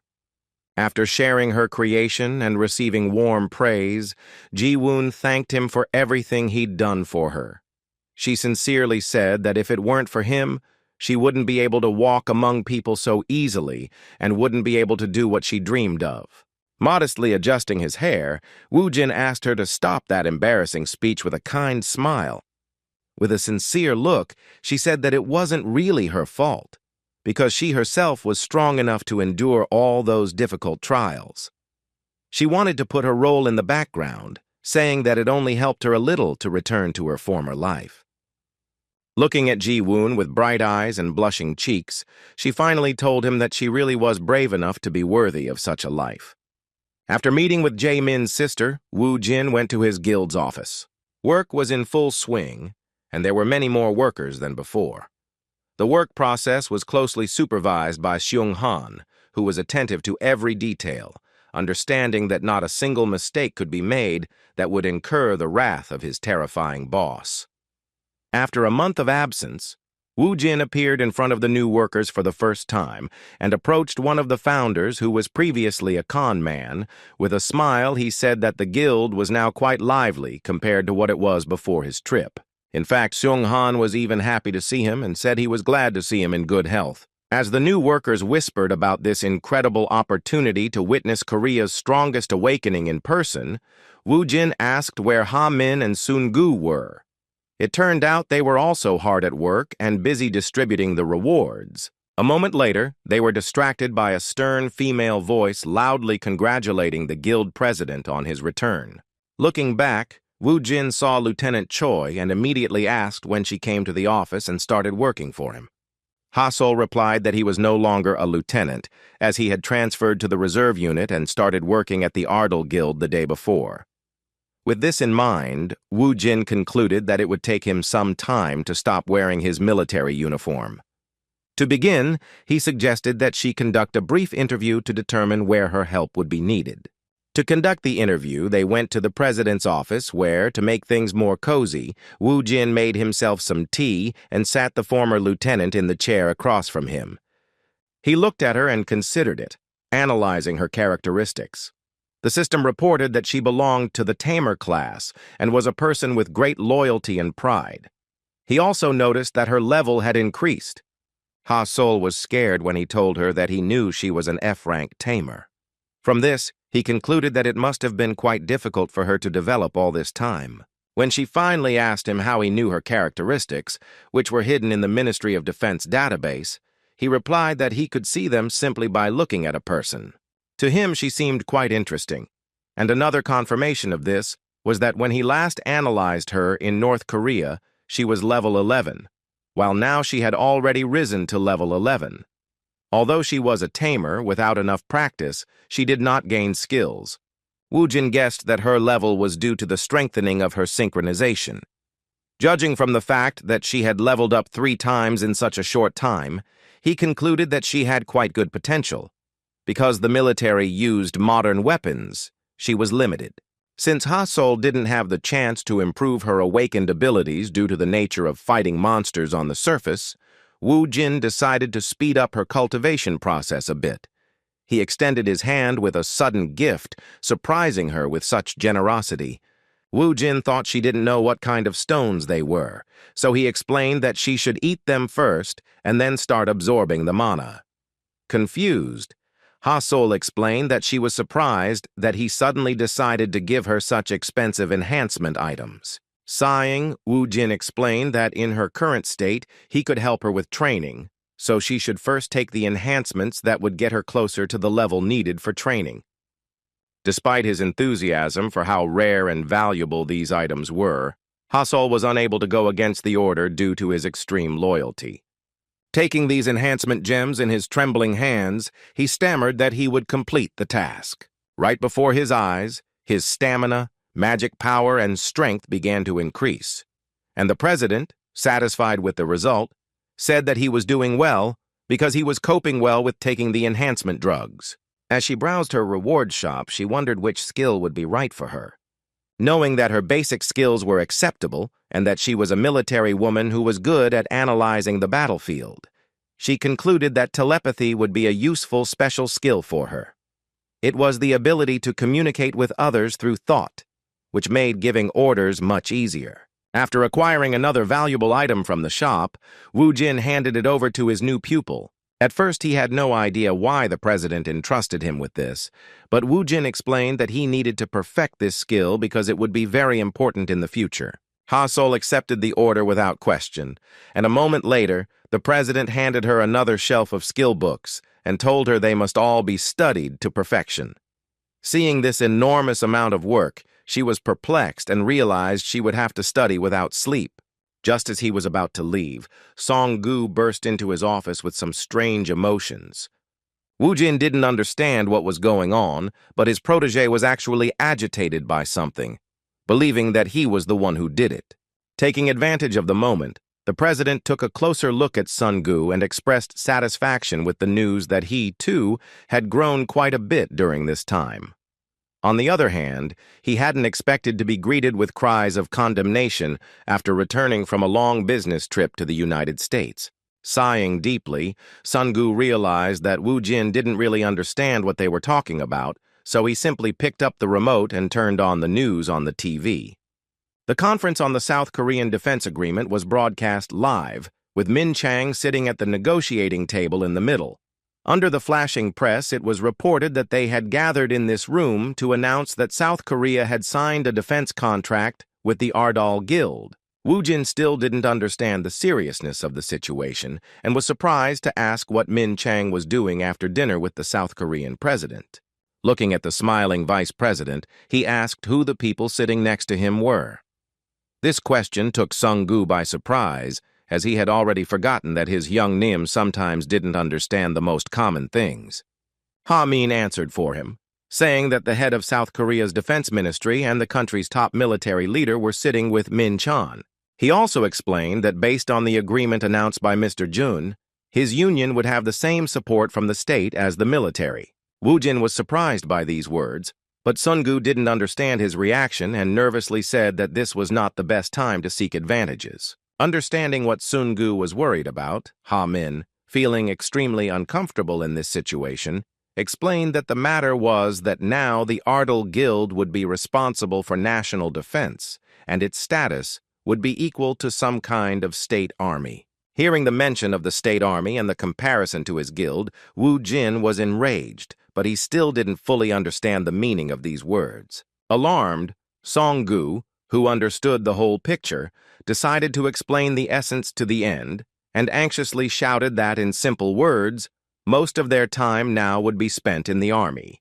Hearing the mention of the army and the fact that his freedom of action would now be limited by state orders, Wu Jin was surprised. He was furious at the way his vice president, who had only recently gotten the position but had already made a huge mistake, was acting. Wu Jin only relaxed for a moment, because he never thought the person who had asked him to have lunch with the president would land them in such trouble.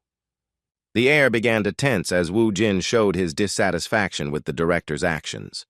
Addressing the founders, he said that when that idiot returns, they should tell him not to go anywhere and to expect a meeting with him. Wu Jin stretched his shoulders and headed to the beginner training ground. He went to the dungeon and asked Song-gu and Ha-Sol to accompany him. Hearing that Ha-Sol was coming with them, Song-gu was genuinely surprised, as he hadn't known that she was also an awakened. She awkwardly replied that she had actually had the skills and mana for a long time, but hadn't had time to use them while in the army. Immediately after these words, Song-gu suddenly grabbed her hand. He was so moved that he promised that from now on he would work even harder than ever. As Woo Jin prepared to train with the boys, negotiations between the vice president and the Ministry of Defense ended. Jun Min Chang left the building and was provided with a car and driver to take him back home. The friendly driver asked if he should take him home, but Min Chang replied that he was going to visit the Ardal Guild office. On the way home, he thought he had done much more than his boss expected. I had no idea what Woo Jin's reaction would be to the news. The driver was the first to break the silence in the car, saying that the Ardal Guild would soon have to relocate its office. Park Jun-po, a member of the presidential committee who personally drove Jun to the office, explained that since Ardal was now protecting the entire country, they would need a larger location. He believed they would begin working together immediately after choosing a new, more suitable location. Jun replied with a polite laugh that they hadn't signed the contract yet, as it wasn't possible to do so without the consent of the boss, a man with rather complicated morals. Mr. Park echoed his laughter, saying that he actually doubted their refusal, as the terms of the contract were simply excellent. In response to his confident speech, Jun replied that he would pass it on, and the presidential committee member smiled mischievously, as he knew more about this situation than the vice president of the Ardal Guild. The vice president tried calling the office but only managed to reach Ha Min, but even that was quite difficult. When he asked why he wasn't answering, he said he was busy, and the president went to the cell with Hong Sun-gu and Choi Ha-sol. Right next to that dungeon, Ha Min confusedly asked the director what had happened and how he had managed to make something like this happen. Hearing himself addressed as director, Min Chang boasted that he had recently become vice president. Hearing this, chaos erupted in his old friend's mind, and he interrupted, saying that this was no time for jokes, but that he wanted to talk about how he had come to be on par with the military when it came to protecting the Republic of Korea. Jun asked in a confused tone how they knew that. Ha Min didn't understand the vice president's reaction and replied that it was all over the news and that the whole country already knew. The realization of what had happened made him panic, fearing the consequences and the Union president's reaction. Somewhat awkwardly, he asked a member of the presidential committee if there had been a live broadcast of the press conference. Park Jun-po didn't expect the truth to be revealed so quickly, so he cautiously responded that they were working on a recording that would be released to the media in the future. He also clarified that he was certain that even if it was a live broadcast, it could only be a temporary fluke. Hearing these excuses hidden behind an attempt to convince him of the truth of these words, Jun felt incredible anger, realizing that the words of a member of the presidential committee were disgusting nonsense. Returning to the conversation, he told Ha Min that he planned to stop by the office first. In response, his old friend advised him not to tell anyone what had happened, and also to try to avoid or be careful with the president, as he didn't seem to be in a very good mood.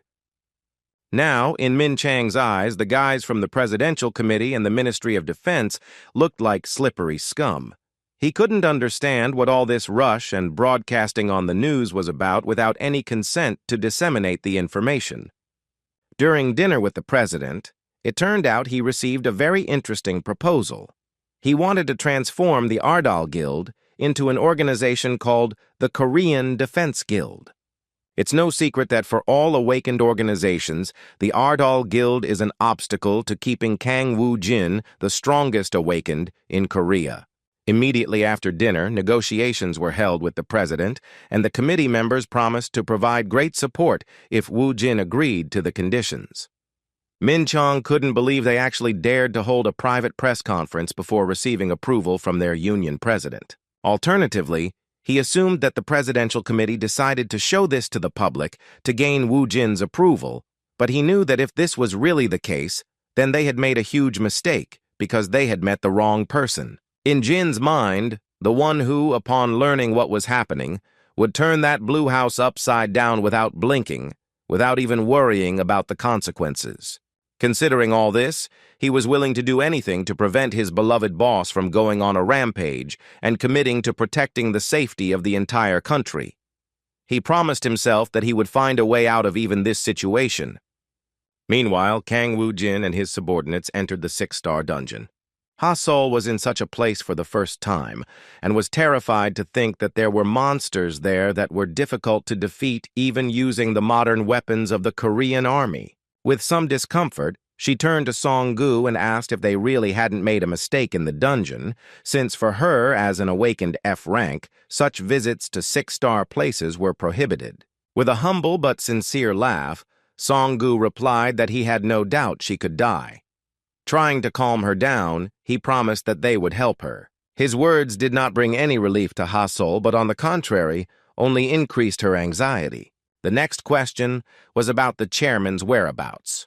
When Sun-gu replied that he had already arrived, Ha-Sol asked him why he had abandoned them despite saying he was taking them underground for training. Extending the weapon to her partner, Song-gu said that the training had already begun and she needed at least some kind of weapon, considering that she, as a tamer, had yet to have a single animal or monster under her command. The weapon he had to fight with in the six-star dungeon was a kind of dagger. Taking out his knife that had seen many terrible things, Sun-gu asked Ha-Sol with a crazy smile if he had any experience gutting raw fish. A few minutes later, he realized the meaning of her question, because they were busy collecting bloodstones from the bodies of the destroyed monsters. The bags filled with precious trophies were collected a little faster than before, because now Song-gu was not alone. Ha-Sol had no experience like this and found it difficult to master the craft due to the enormous amount of work involved. As I continued to obtain trophies, I was in a kind of despair, not understanding where I was and what I was doing at all, being one of the members of the awakened Ardal Guild. Looking up for the first time since he started working, he was surprised at how fast Song-gu was. He hadn't realized he was definitely the best at this trade, having worked under a necromancer who could clear entire floors in seconds.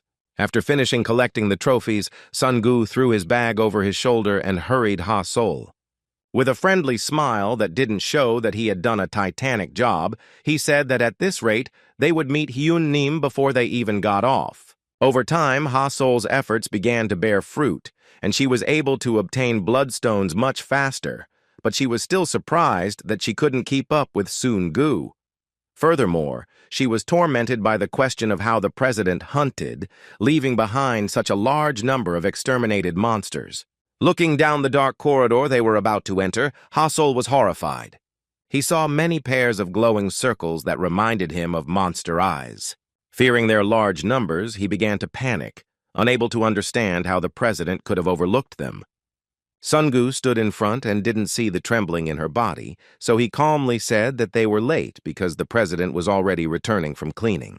Only then did Ha-Sol realize that these were not monsters, but skeleton soldiers summoned in large numbers. After the crunching of bones ceased, Woo-jin stepped forward and looked around, wondering why they weren't done yet. Song-gu, feeling guilty about the speed of his work, promised he'd hurry up and collect the rest of the trophies soon. In response, Woo-jin suddenly stopped him and asked him to simply follow him to the portal. Looking at the back of the boss, who started walking towards the portal, Ha-Sol finally realized why he was so strong. Now she could see for herself that he hadn't been hunting alone all this time, because he could summon over 100 skeletons to clear the dungeons in the shortest time possible, without risking his life.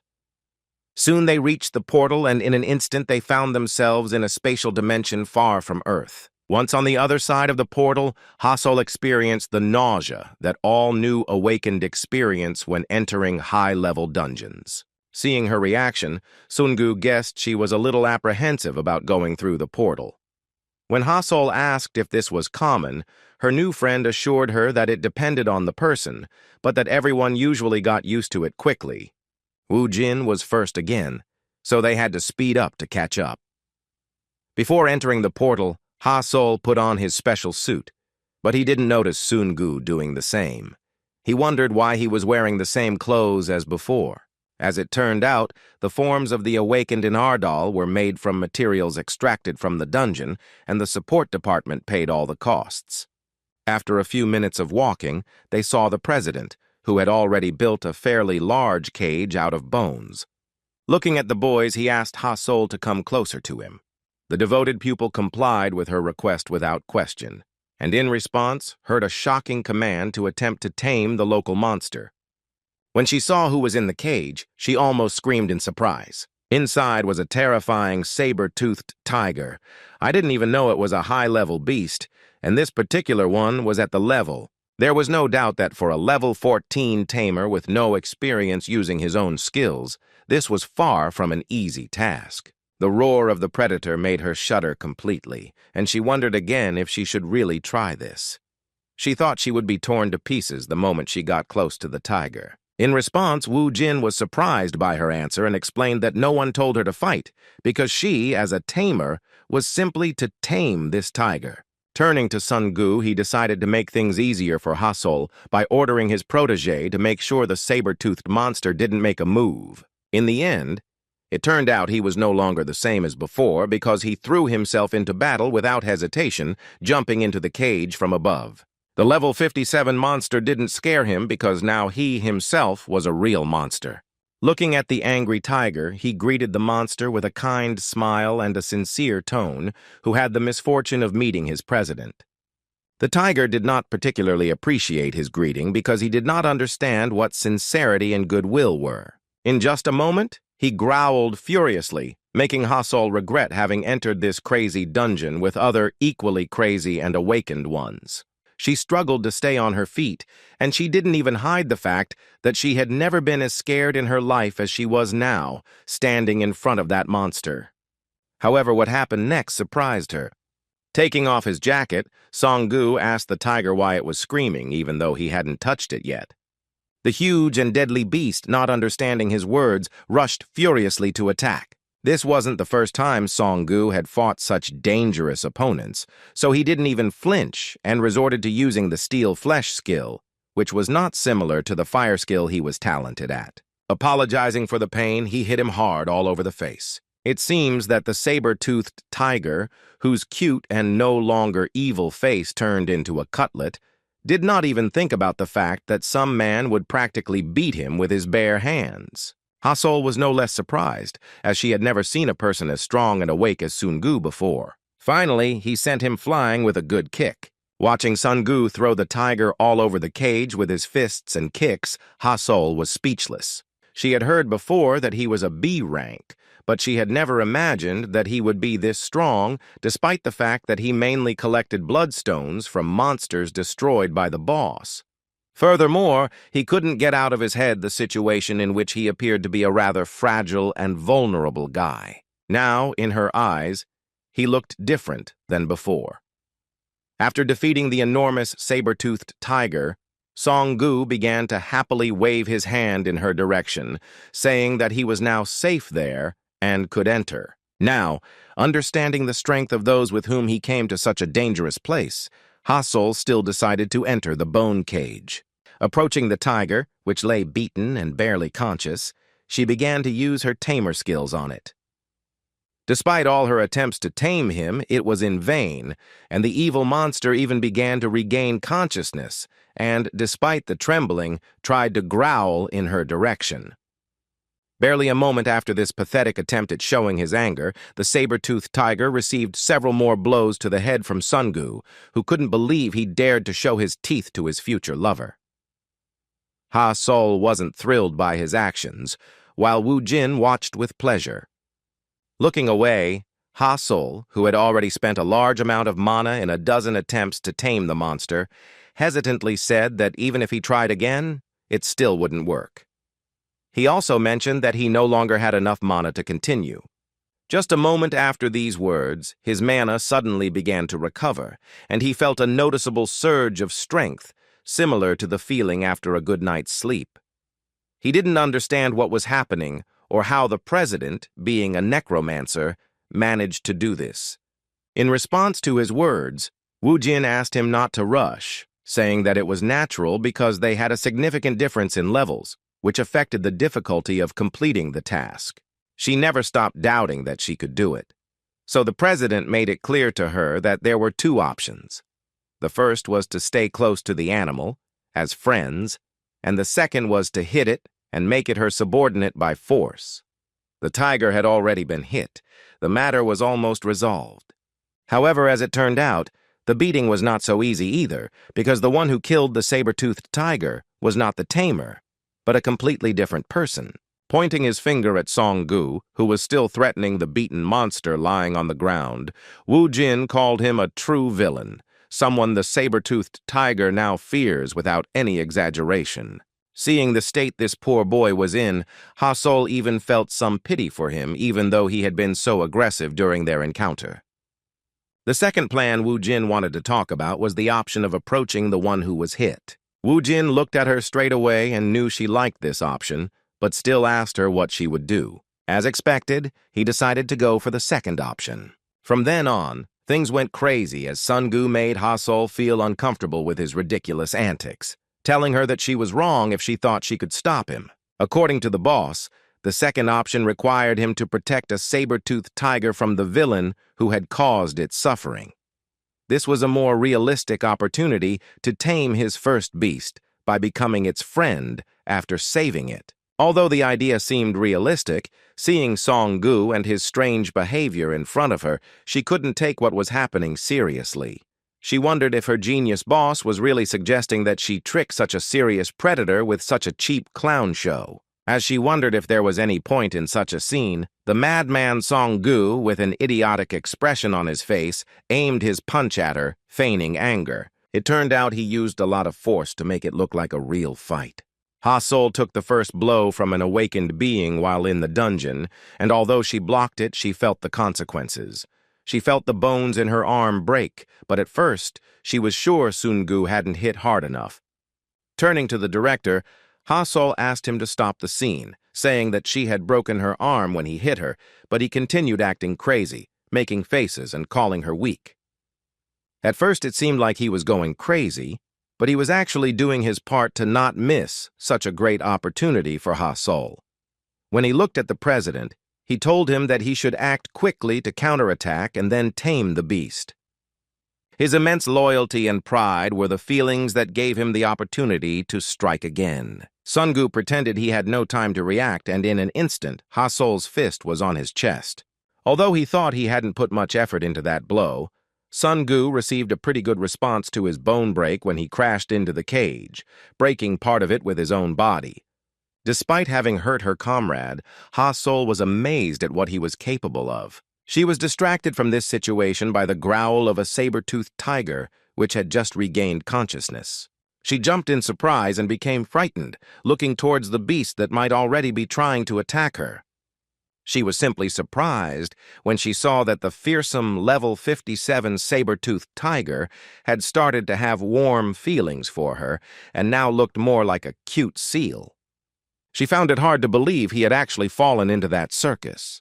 The once stern and deadly saber-toothed tiger had begun behaving like a house cat, begging for food. The president, who watched this comical scene, was pleased with the result and responded that she should be proud of herself because as a result of the work she put in and 2 broken bones in the process, she managed to obtain her own protector of a very impressive standard. The taming really worked well, and Sun-gu, seeing this, immediately ran to the boss to ask him what he thought of his performance. The kind-hearted boy smiled genuinely upon hearing the compliment that he was a true Oscar contender. At that moment, he had to listen to another compliment, but this time from Ha-sol.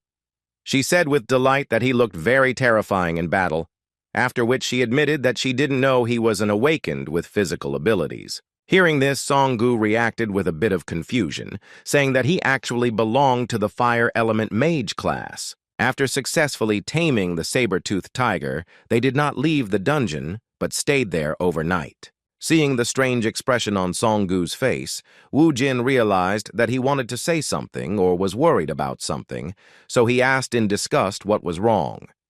The pupil admitted that during all this time he believed everything he said and that he may have even become stronger just because he received his support. After these words, he emotionally asked why he, as a fire mage, could only move his fists instead of focusing on his own abilities. It seemed strange to him, and Wu Jin understood, knowing that he had actually dreamed of becoming a fire mage from the beginning, when he first entered the dungeon after obtaining the status of an awakened one. In response, Wu Jin explained that he was one of the directors of his guild and that it was very important to know how it felt to be one.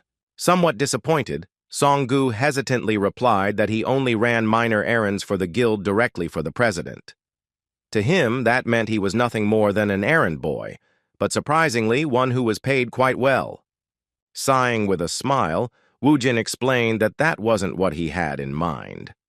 He wondered if his protege knew the purpose of all those little errands. He wanted to know what Song-gu thought about who he would ask to do his work when he wasn't around. Hearing this, Song-gu froze, realizing what his boss meant. As it turned out, Kang Wu-jin considered him the second boss of his guild, leading him to believe that one day he would be forced to become even stronger than ever. He explained that he needed that training because advanced fire magic has high requirements, and he hasn't met them yet, so he needs to level up and acquire close combat skills first. Looking at his protege, he suddenly congratulated him on reaching a rank. Although it was unofficial, Wu Jin could see that he had now reached level 61, which meant that he could now truly become a person with a true affinity for the fire element. Jumping out of his seat, Sun-gu began to shout with joy, once again reflecting on how wrong he had been all along, especially when he complained despite his young Neem's good intentions. He promised himself that he would follow Wu Jin for the rest of his life. Meanwhile, the Ardal Guild, despite the late hour, was already surrounded by journalists, and the staff who had finished work were forced to leave the building through the emergency exit. Min Chang was very worried and thoughtful because he understood that the situation he found himself in was simply terrible. All this time, he was thinking about how he could convince the president, but without going against his will. Suddenly, their tense silence was interrupted by the light in the room turning on. Wu Jin scared the hell out of him with his appearance. Behind him were Ha Min and Song-gu, and the chairman himself looked very angry and was clearly demanding an explanation.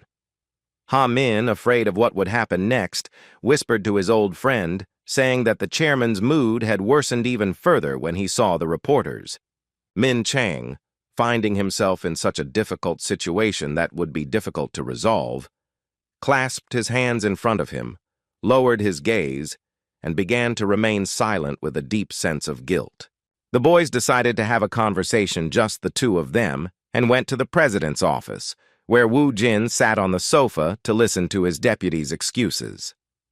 With a serious look that Min Chang had never seen on his face, Wu Jin asked what the news was that was being broadcast on almost every news channel in Korea. The worried vice president began to explain in a trembling voice that this was all fake, because the recordings were to be released to the masses only after the guildmaster made a final decision. When Wu Jin heard that there was a mistake in the media, he came to the conclusion that the government was simply pretending there was a mistake. Min Chan went on to say that he had indeed been offered a good deal. He referred to the conditions he had been offered and said the government would do anything to prevent him from going abroad. He admitted that some countries had even pressured them. Without listening to him until the end, Wu Jin said the name of his deputy, which made him even more worried. Wu Jin, looking him straight in the eye, explained that it wasn't about the conditions. He asked him if he remembered the real reason this guild was created and immediately heard the answer that it was to prevent recruitment. As it turned out, this wasn't entirely true, as Wu Jin explained why he needed to bother creating his own organization if he could join the Hammer Guild with such a desire. After these words, Vice President Jun realized what was happening. This wasn't a state issue at all. In fact, he didn't want to work for anyone. With this in mind, Jun thought it would be better for the president to fly to some island and declare independence there. With a sly look, the president said that, anticipating what was to come, they would answer for what they had done. The countermeasures were already in his head, and he couldn't wait for the moment when the government would pay for its fraud. In the end, the journalists who were supposed to make things worse became pawns in the president's hands, as he invited them to a sudden press conference at the Ardal Union. A large number of journalists with cameras were positioned in the conference room, their flashes brightly illuminating the stage. The president himself decided to speak before them and take matters into his own hands. Min Chang, who had been the culprit of the recent situation, stood modestly aside. Looking at the prepared text, Wu Jin reacted with some tension to the apology for the false information about the acceptance of the agreement with the Defense Guild. By tearing up this sheet of paper in front of all the journalists, he demonstrated his ability to improvise, because he controlled everything with his own hands. His first words were to leave the questions for later, and introducing himself as president of the Ardal Union, he said he would tell everything himself. Seeing that the president was once again going to act on his own, Min Chang began to panic, realizing that he would once again have to solve the problems on his own. Ignoring their reaction, Wu Jin told reporters that the agreement the government had shown on the news had not yet been signed, and then went on to say that he was terribly upset by their actions. Looking around, bewildered reporters began to whisper about the situation, shocked by the exclusive information that South Korea's Blue House had lied about everything.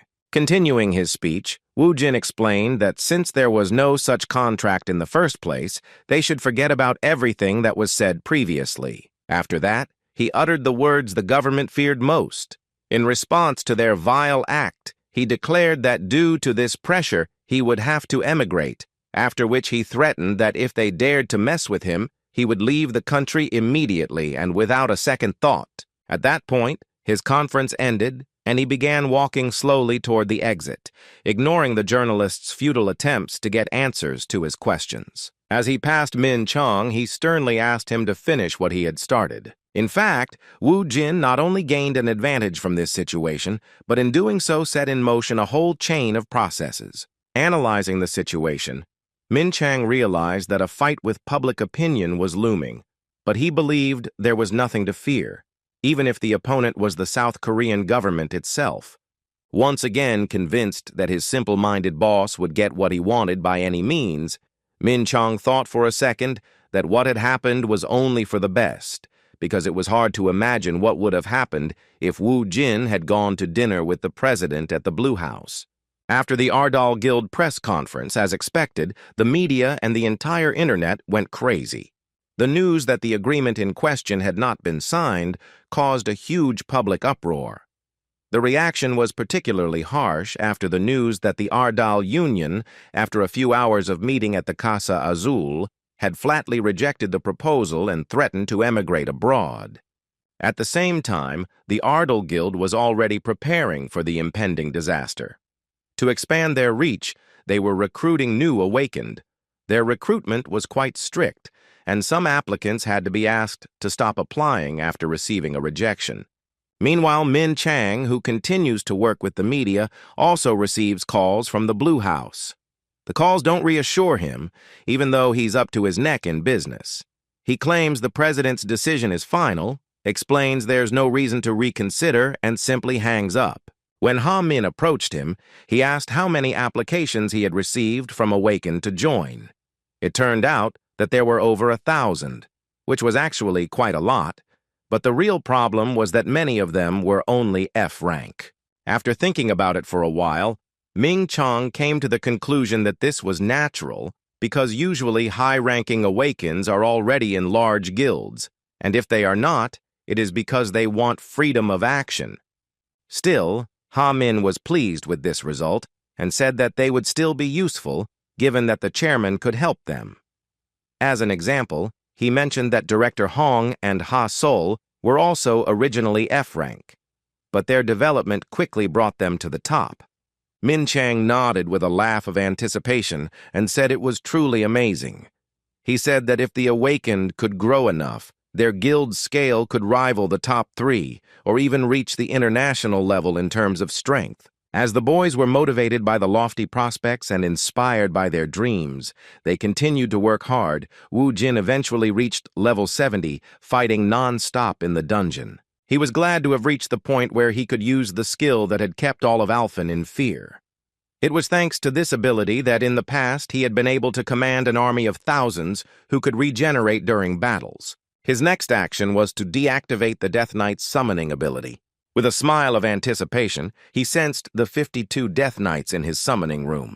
In addition, he had recently had another promising recruit at his disposal in the conscription army, which he was counting on. Using the stone, he finally unlocked the soul of al-Assad, the assassin he fought against during his visit to the United States when he was the target of a terrorist attack. Even in his sealed form, al-Assad's angry soul was filled with hatred towards Wu Jin. All this time, he was delusional about how he would kill the person who had ruined his streak of success, preventing him from achieving his 100th successful contract killing.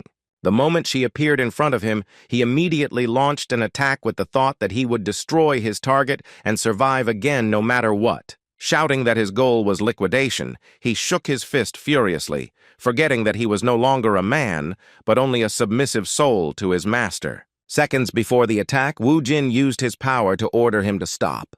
Assad was in shock, suspended in the air and unable to move. He still had no idea what was happening or how his opponent had managed to stop him with a single word. A moment later, Wu Jin added another order, ordering his servant to kneel. Al-Assad's control over his own soul was suddenly broken, and he, following his master's command, fell to his knees. With a trembling all over his body, the young savage, who had almost reached the pinnacle of all the awakened people in the world in his life, angrily asked what had been done to him. In response, Wu Jin offered to surrender and promised that he would allow her to exist in this world in that form if she swore to serve him. Assad, who could exercise a small part of his own will, including his voice and freedom of thought, shouted angrily that this was nonsense and that he did not agree. In response, Wu Jin summoned his sword and said that it seemed like he was still not fully awake and didn't understand the whole situation he was in. Placing one of the swords over her left shoulder, she looked him in the eye with a confident smile. After this, the cunning necromancer asked him if he would choose the path of submission, or if he would prefer that his soul be erased forever and no longer exist, disappearing from this world. Assad's entire body trembled as he gritted his teeth, realizing he had his own dagger in his shoulder, the one that had kept him alive all this time. Recalling the moments before his death, he was certain that at that moment, he had completed his 100th hunt, having finished off his enemy.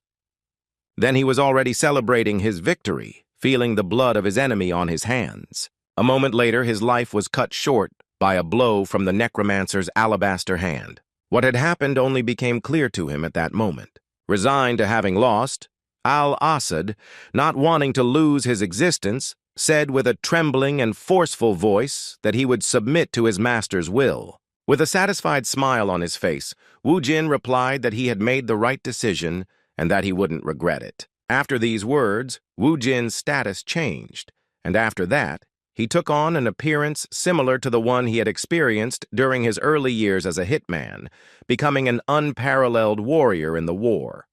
The Middle Eastern assassin with terrifying strength became the 53rd Knight of the immortal King Kong Wu Jin.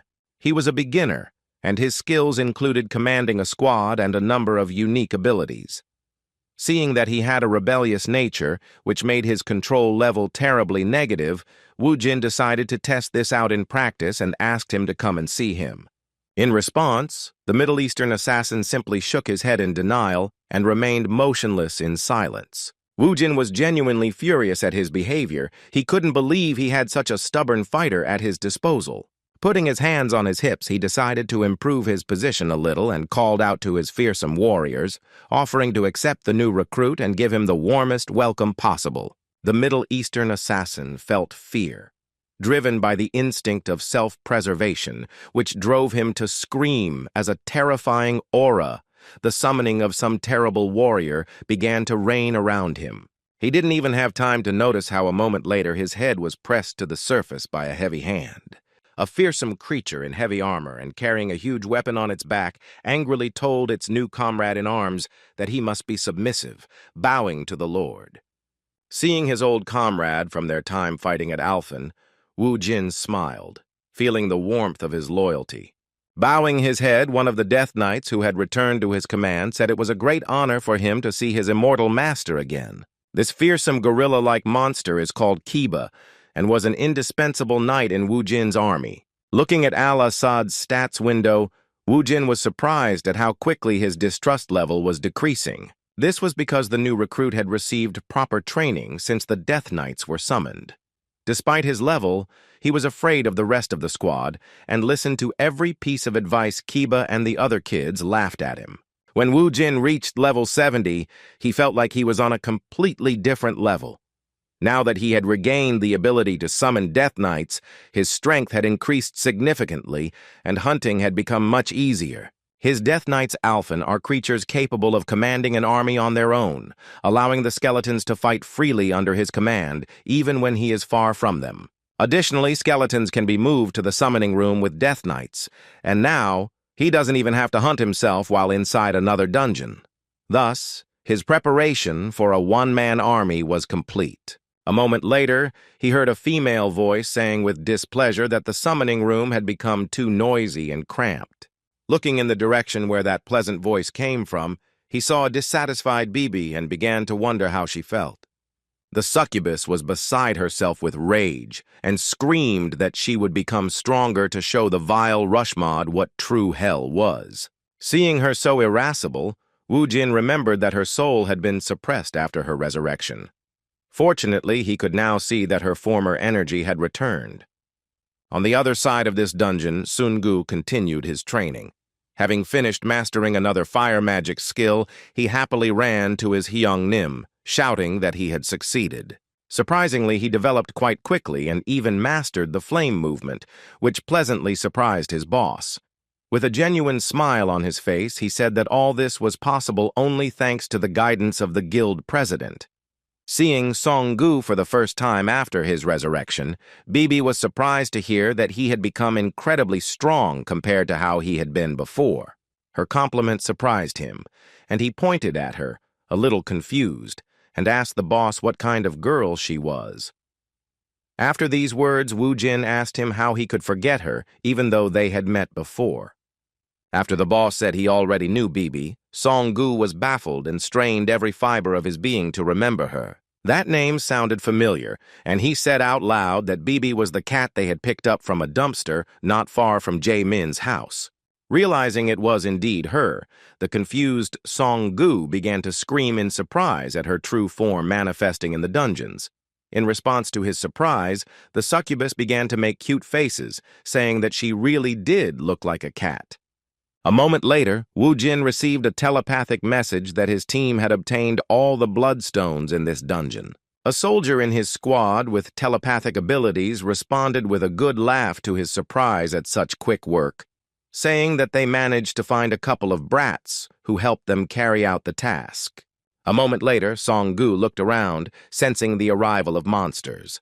He was surprised because he thought the dungeon was already cleared, after which he prepared a fireball, telling the chief that he himself would take care of its extermination. In response, Wu Jin asked him to take his time and take a closer look.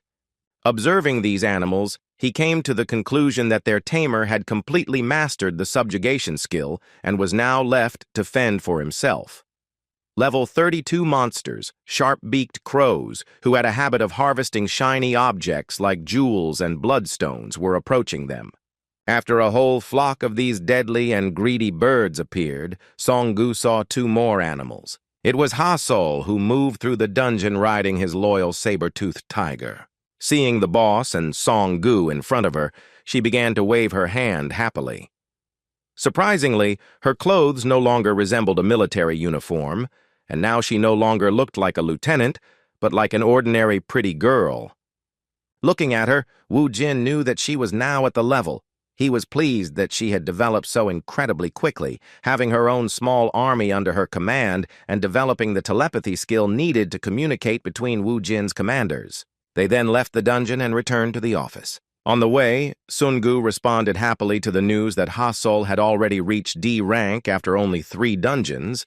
He was very happy about his excellent growth speed. Seeing it, Wu Jin chimed in and said that it was indeed growing rapidly. He thought it would be ideal if he could tame even more beasts. On the other hand, there were already 20 of them, which was more than enough to make collecting bloodstones as fast as possible. Despite Sun Gu's words, Wu Jin asked him not to let such small achievements blind him, because he and Ha Sol still had a lot of growing to do. After finishing training his subordinates, Wu Jin thought of another problem he had to solve. He had to get rid of the forces that had ordered Assad to kill him as soon as possible. He decided to start solving this problem without delay, so while he was still heading to the office, he asked Sun Han to contact the Titan Guild. Upon receiving an unexpected call, Mr. Kun, not expecting any trouble, asked with a smile what was going on.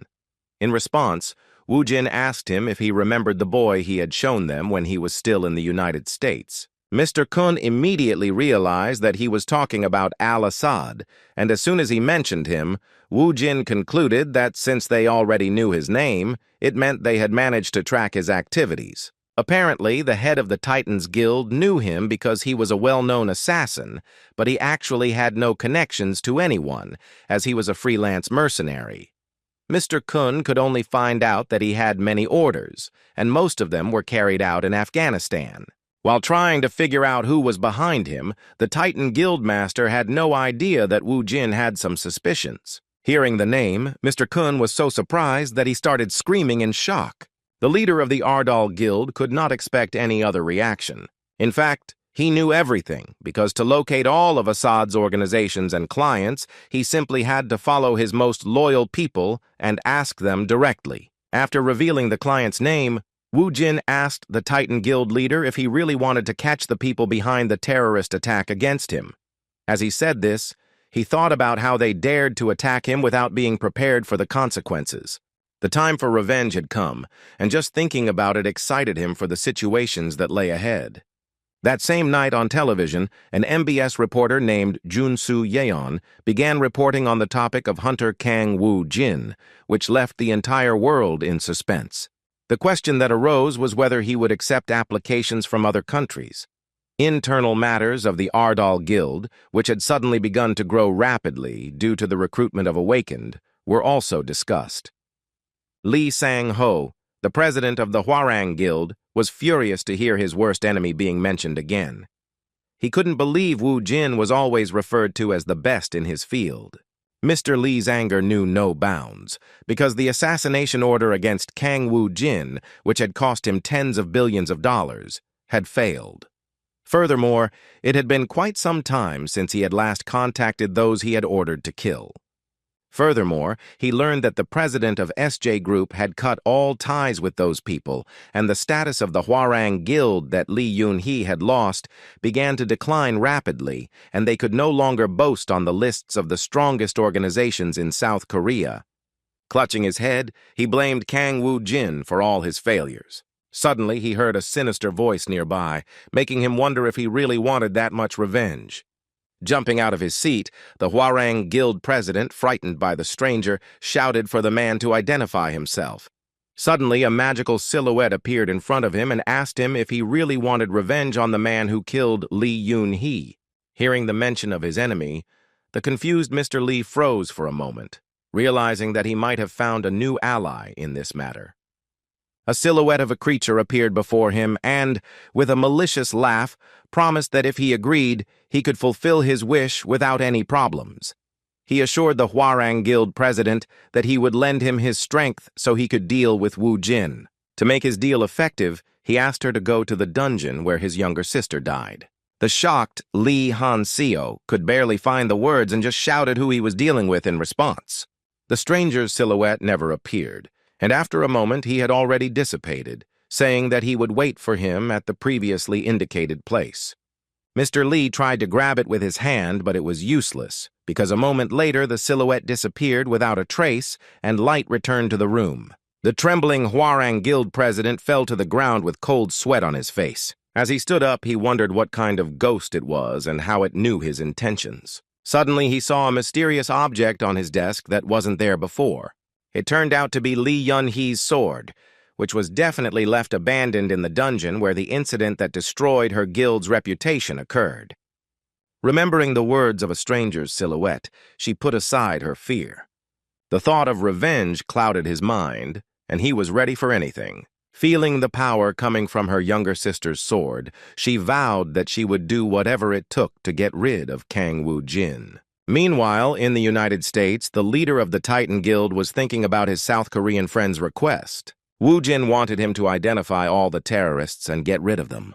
It wasn't an easy task, but throughout their entire collaboration, the Ardal Guild had only asked them for two things.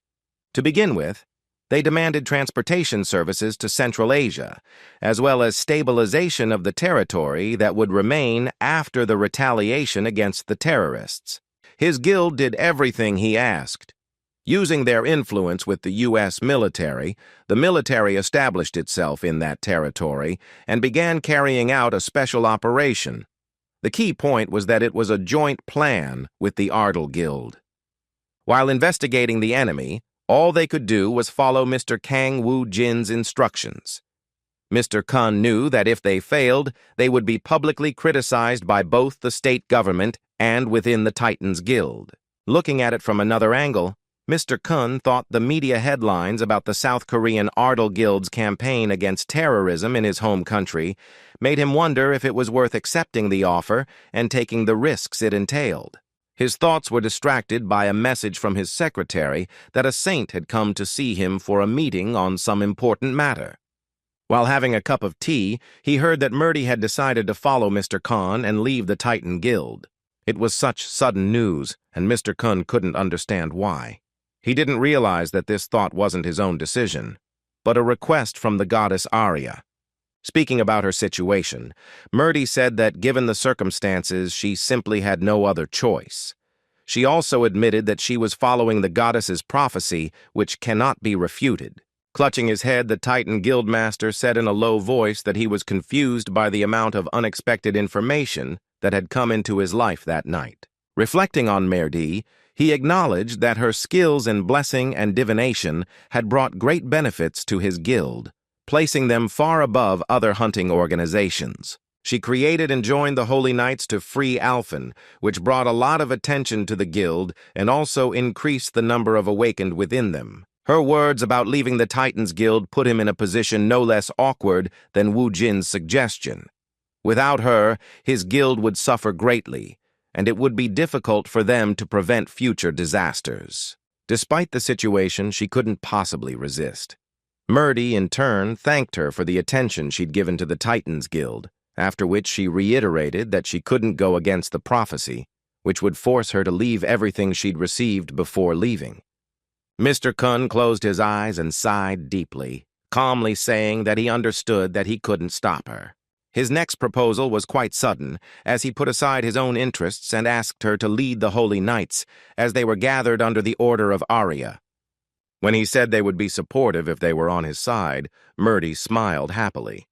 She also stated that her guild was deeply indebted to her and the goddess, so they would continue to support the order of Arya and keep in contact with them. By saying that his request will always be welcome in the United States, Mr. Kun only confirmed that he is a man of true pride and honor. With a blush on her face, a cheerful Murdy thanked him for this and said that the goddess Arya wished him and his guild true happiness.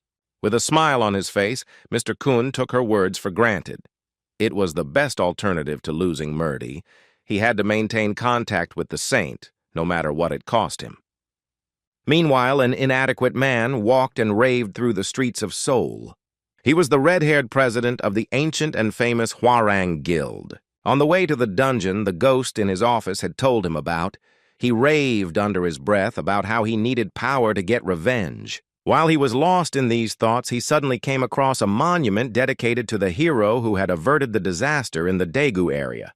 Of course, it wasn't a monument to his younger sister, without whom the guild had become defenseless, but to Wu Jin, who had taken all the glory for that cleanup.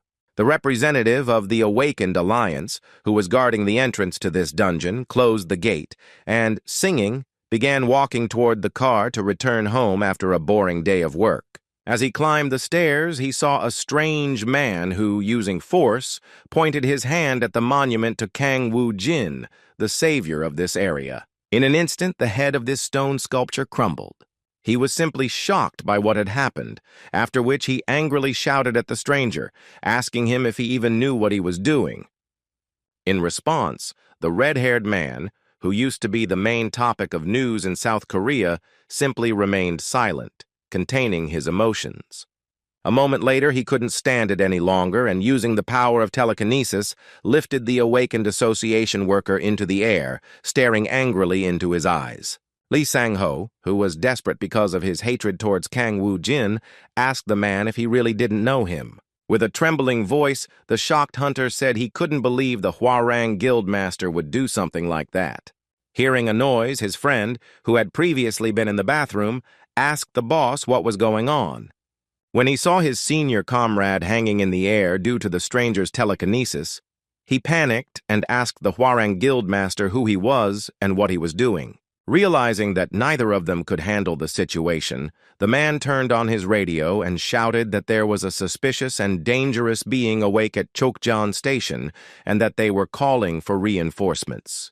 Before he could finish his sentence, Lee Sang-ho destroyed his radio with telekinesis. Grabbing him as well, he asked him if he really looked like the awakened suspect. A rage that couldn't be described with words completely consumed the Hwarang Guildmaster. Lifting them up and squeezing their bodies to the point that they began to tremble from the pressure, he asked them what right they had to look down on him. The children began to choke and the pressure in their vessels began to rise rapidly. The madman did this on purpose. He couldn't hear their answers, but he didn't need to. A moment later, the pressure increased and the boys finished. As soon as the telekinesis stopped, they fell to the asphalt with a crash, and Sang-ho continued to look in their direction without a drop of sympathy. He was completely overwhelmed with arrogance, and with a bestial glare he called the innocent victims worthless for daring to stand in his way. After Sang-ho caused this terrible incident, he went down to the dungeon. The closed gate did not become an obstacle for him, because with such impressive power of the Awakened One, he was able to easily destroy the castle. As he walked in, his expression was still cold and calm. A moment later, he felt a severe headache, grimaced, and began to cough. His demeanor changed dramatically. Looking around, he began to be surprised to find himself in a dungeon. During this entire time, he was unconscious, as if his body were controlled by someone else. When he regained consciousness, he was horrified to realize what he had done just minutes before. Sang-ho never imagined his desire for revenge would lead to such an unexpected outcome. He clutched his head and gritted his teeth in anger, thinking it was too late to look back. He wanted to take care of the dungeon first, and then leave. Looking into the distance where the monsters were, he wondered if he could face such a challenge alone. A moment later, he heard the voice that had frightened him during his solitary stay in the office again. With a mischievous laugh, the stranger told him that all those problems wouldn't seem that way anymore if he accepted his offer. A moment later, a portal appeared in front of him, and a mysterious unknown voice invited him to enter, promising to give him what he most desired. Putting aside his emotions, Sang-ho once again heard the words that he would get what he most desired. Even so, he mustered up the courage to enter and found himself in a snowy area. After losing his belongings during the passage through the portal, he immediately acquired new clothes made from materials from this dimension. In the distance, there was an ice palace, where the stranger was, led by a terrifying voice who offered him a lucrative deal. As he traveled through the spatial dimension, he found the situation very strange. All the monsters he encountered along the way didn't even attack him, but merely watched his movements closely. Based on this, he surmised that the one who had called him must be the master of this dungeon.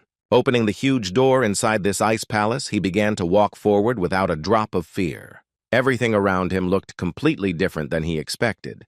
There was a long blue carpet, and the palace was lit from within by blue flames. Looking around the palace with distrust, he continued walking forward until he saw the throne of the master of this dungeon in front of him. The master of the spatial dimension, sitting on this throne, said with surprise that his dear guest had actually decided to visit him. The strange creature with a body that looked like ice smiled maliciously, having obtained the servant it desired. Lee Sang-ho understood very well that he had to behave appropriately in front of such an influential being.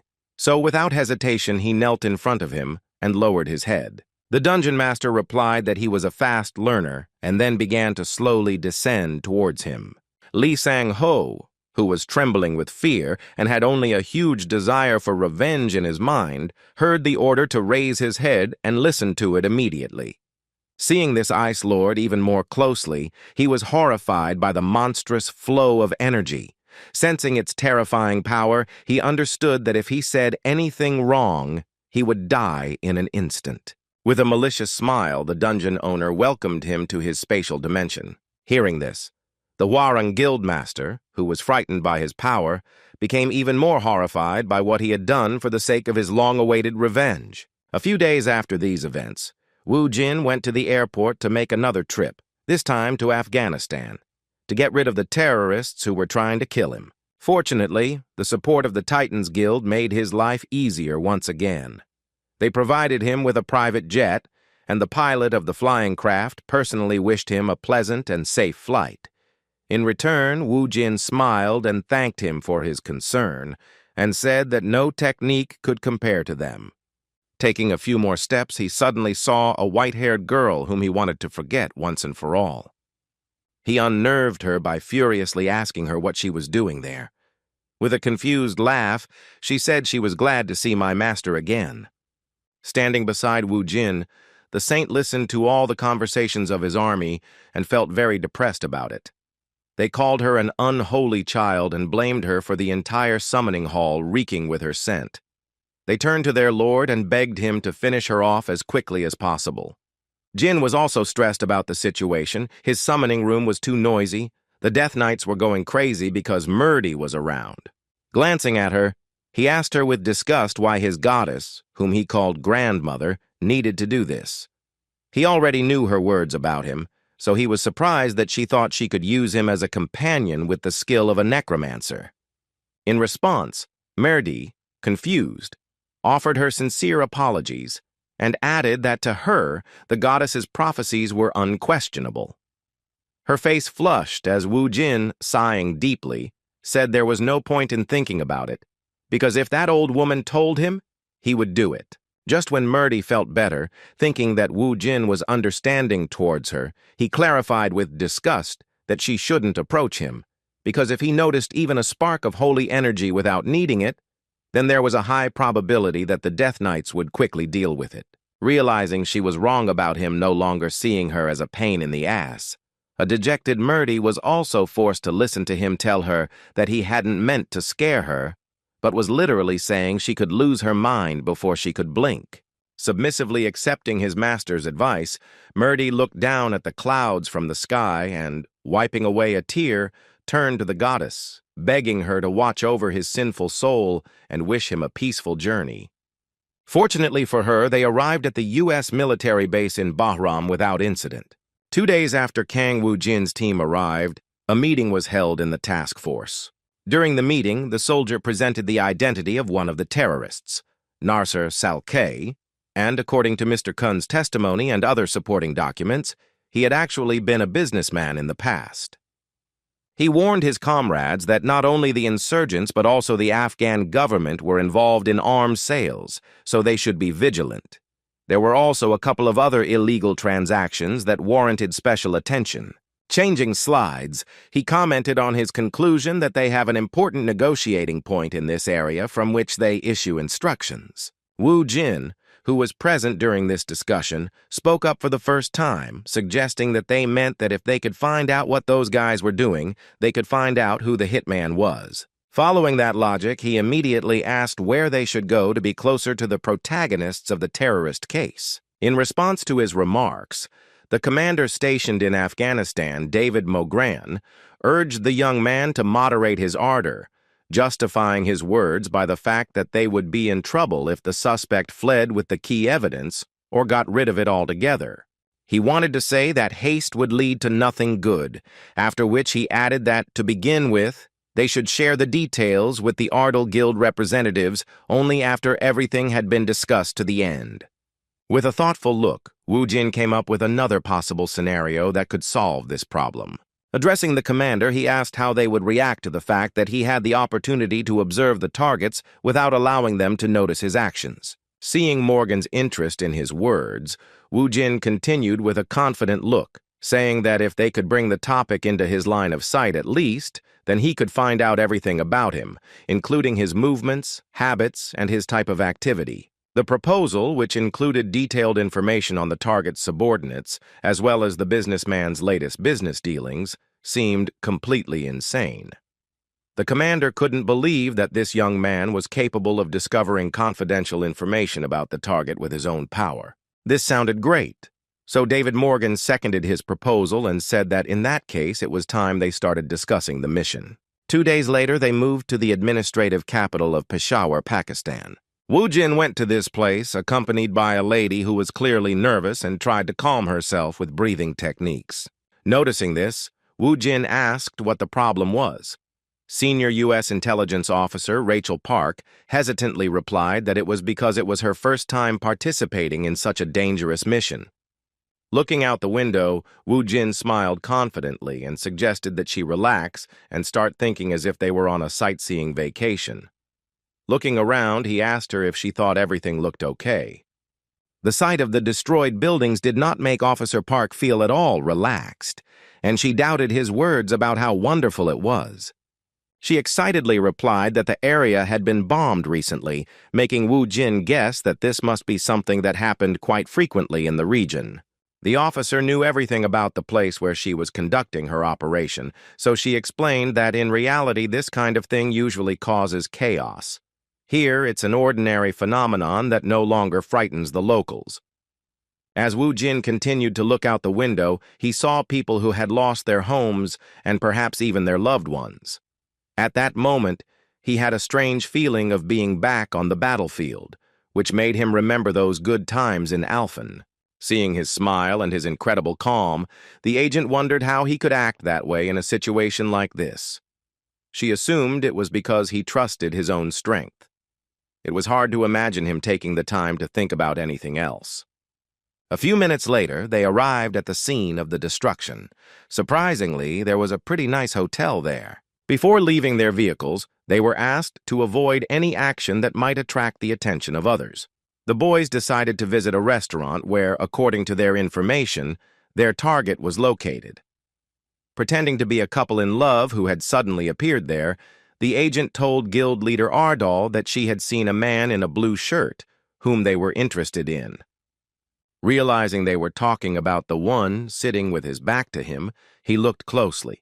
As he continued to enjoy the local food, he noticed that the destination was simply wonderful and in line with his wishes. Alarmed by the tense situation, Officer Park didn't understand what he was talking about, so she clarified that while there was still time, she should install her tracking device on the man.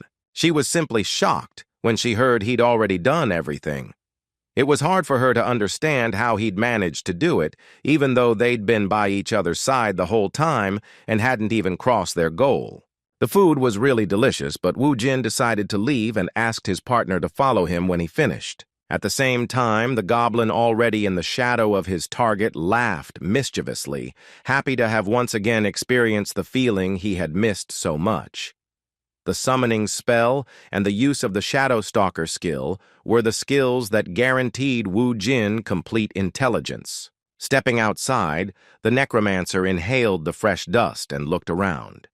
Despite the harshness of the war, he thought this place was even better and more peaceful than Alphen. He didn't even have time to notice how several children appeared next to him and began asking him for something in the local language. Wu Jin, being a very intelligent foreigner, immediately realized that he was being asked for money. He expected nothing less from this place because he knew it was extremely difficult for children like this who had lost their guardians to survive. He took the local currency out of his wallet and handed it to the children, who began to smile happily. At that same moment, he saw another girl standing timidly next to the building, afraid to come out. When Wu Jin saw her, he was very surprised because she was different from the others. It amused him to see such an intelligent girl in such a place. He valued this moment as a unique opportunity to see a child with such a bright and pure soul. Realizing that she wouldn't dare approach him, he gestured with his hand for her to come closer. The shy girl approached and, with a blush on her cheeks, hesitantly said a greeting in English. Wu Jin was surprised by her manners and even the fact that she was somewhat polite. In return, he greeted her with a sincere smile on his face. Seeing her sad look, he realized he couldn't just walk past her. Without further ado, she, like the other children, extended her palms in his direction. Wu Jin responded to this gesture with a friendly smile and asked him to wait a second. At his words, the little girl watched with particular interest what he was doing. She didn't understand his response or his behavior because, unlike other children, the foreigners had never given him money. This was probably due to his shyness. Taking another bill out of his wallet, he saw her cheerful smile and muttered under his breath that at this rate all the children in the area would gather around him and leave him penniless. A moment later, he heard clicks coming from his body. At the last moment, he saw that he was wearing an explosive belt and a timer.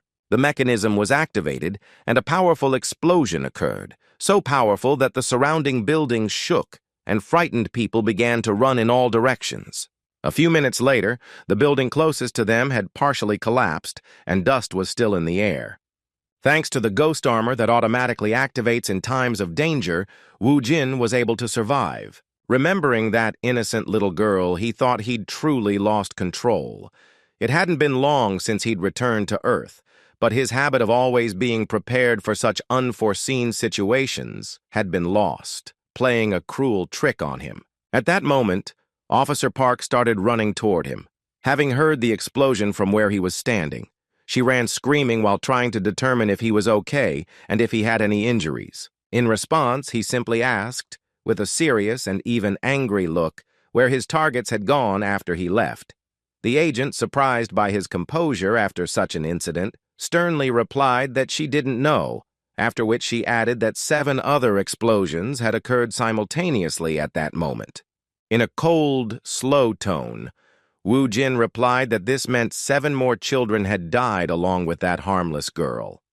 Continuing to judge this, he came to the conclusion that there was a high probability that there were even more victims as a result of this terrorist attack.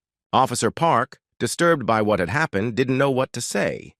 She was speechless, for she too was in shock, unprepared for something like this. After that brief silence, Wu Jin turned around coldly and said that they wouldn't have to wait long. Recalling this incident, I couldn't believe that those vile lunatics would use such an ignorant child as a trap. It had been a long time since he felt so much rage inside him, which made him leave immediately, promising that all those disgusting terrorists would soon be caught and punished. A week after the terrorist attack, Wu Jin began to carry out his plan in a rather strange way. While traveling through the desert in a truck, he was in the cargo compartment along with the other captives. One of these men, who had a red bag on his head, trembled with fear and turned to his master, begging him to save them.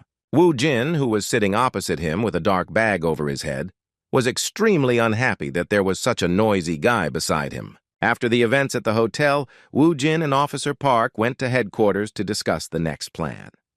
Apparently, when he mentioned a targeted attack on the enemy camp, the commander reacted harshly and forbade such a risk. While discussing strategy in his office, Wu Jin didn't understand this reaction to his request, so he explained that they didn't have to participate because he could handle the task himself. In response to his words, a man standing at the window of the commander's office asked him what he planned to do alone. A veteran of military service in Afghanistan explained that it would be difficult to distinguish between civilians and insurgents. Based on this, he wondered if Guildmaster Ardal was truly prepared to eliminate everyone he saw in the hopes of catching his target. An awakened era colonel named Roger, who had a huge scar over his left eye, had vast experience in such operations. He harshly criticized Wu Jin's radicalism, saying that he seemed to have a burning desire to become the most dangerous and violent terrorist around.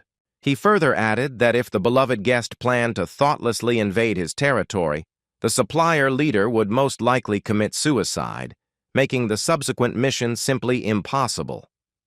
He was right, and the commander said they should listen to him.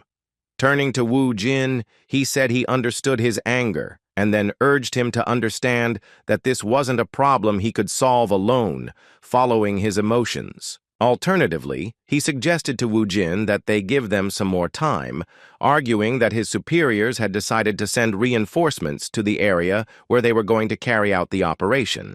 Without listening to him until the end, Wu Jin jumped in and said they had nothing more to talk about. As he left the office and started walking toward the exit, Roger ran after him and desperately asked him to wait. Stopping, angered by this dialogue, Wu Jin, who was still filled with anger, looked at this veteran and asked him if he was really in such a hurry to die at his hands. Roger responded to his words with understanding and calmly replied that he had not said that he could not help them in any way. Taking a few steps closer, he told him that, on the contrary, he already had a solution for how they should carry out this mission. Instead of going directly after him, he suggested starting by killing the rebel commander. Hearing this, Wu Jin smiled with satisfaction and said that this was how they should have started their conversation. Before infiltrating this madness, Wu Jin learned of Roman Baker, a black market arms dealer who, working with the government and the rebels, was the only one who could prevent them from winning the game. The rebels planned to take him prisoner soon, so they decided to capture them both, as that would give them the opportunity to follow him. From the beginning, Wu Jin and Roger hoped to be able to enter the rebel headquarters without any problems. After being captured by armed terrorists, Wu Jin and his second captive headed to a small deserted village where they were kicked in the butt and pushed into one of the buildings. In the end, they simply threw them into a room where the third prisoner was already, after which they closed the door from the outside. Wu Jin responded with a smile that everything was going as planned. His infiltration of the rebel camp had gone without major incident, so he was excited about how he would continue to get closer to his goal. Meanwhile, he earned another achievement point due to the goblin level increasing to 6. The number of shadow goblins increased to 6, and the soul swap skill became available along with several other skills. He received a cheerful confirmation when he requested a body swap.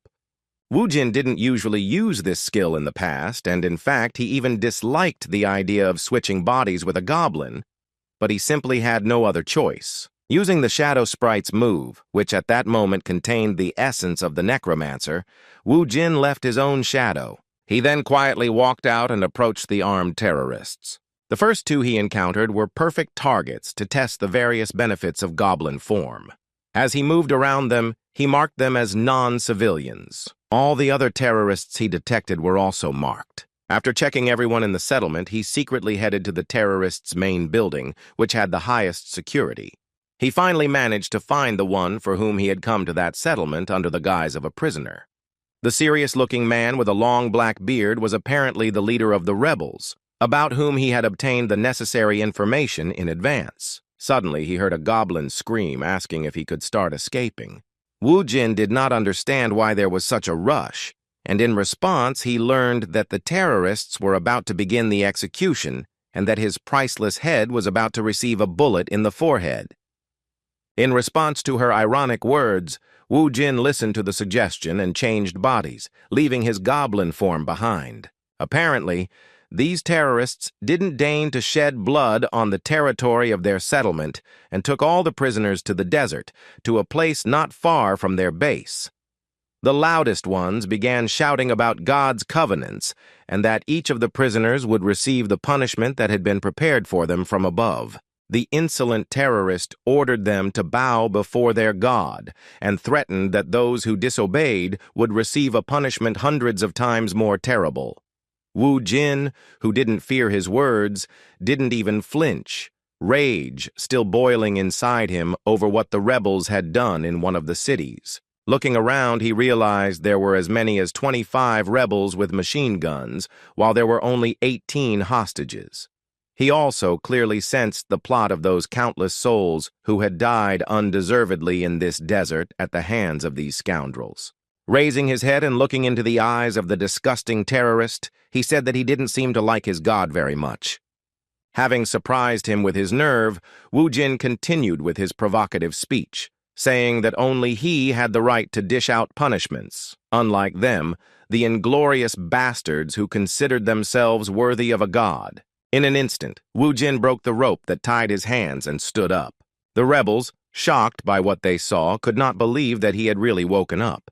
Wu Jin began to walk slowly as they shouted for the fire to start immediately, releasing an aura that oppressed his enemies. Although the humans' weapons were effective against the monsters that came out, in this case their efforts were in vain. While fighting the Necromancer, They were unable to reach his body due to the impenetrable soul barrier, and Wu Jin, who was slowly walking towards them, angrily said that trash like them were not even worthy of God's punishment. Stopping, he raised his hand and spoke words of invocation. A moment later, the terrorists noticed something beginning to push its way through the sand behind them. With a menacing look, Wu Jin presented this phenomenon as a rebellion of those souls who had died for nothing at his hands in this wilderness. When the terrorists looked back, they saw hundreds of skeletons that were armed and with the recognizable crunching of bones began walking towards them. At that very moment, all the brave men who had trained their machine guns on the helpless captives began to flee, screaming that a real demon had appeared before them. Continuing to fire in their direction, they attempted to jump into the transport to escape.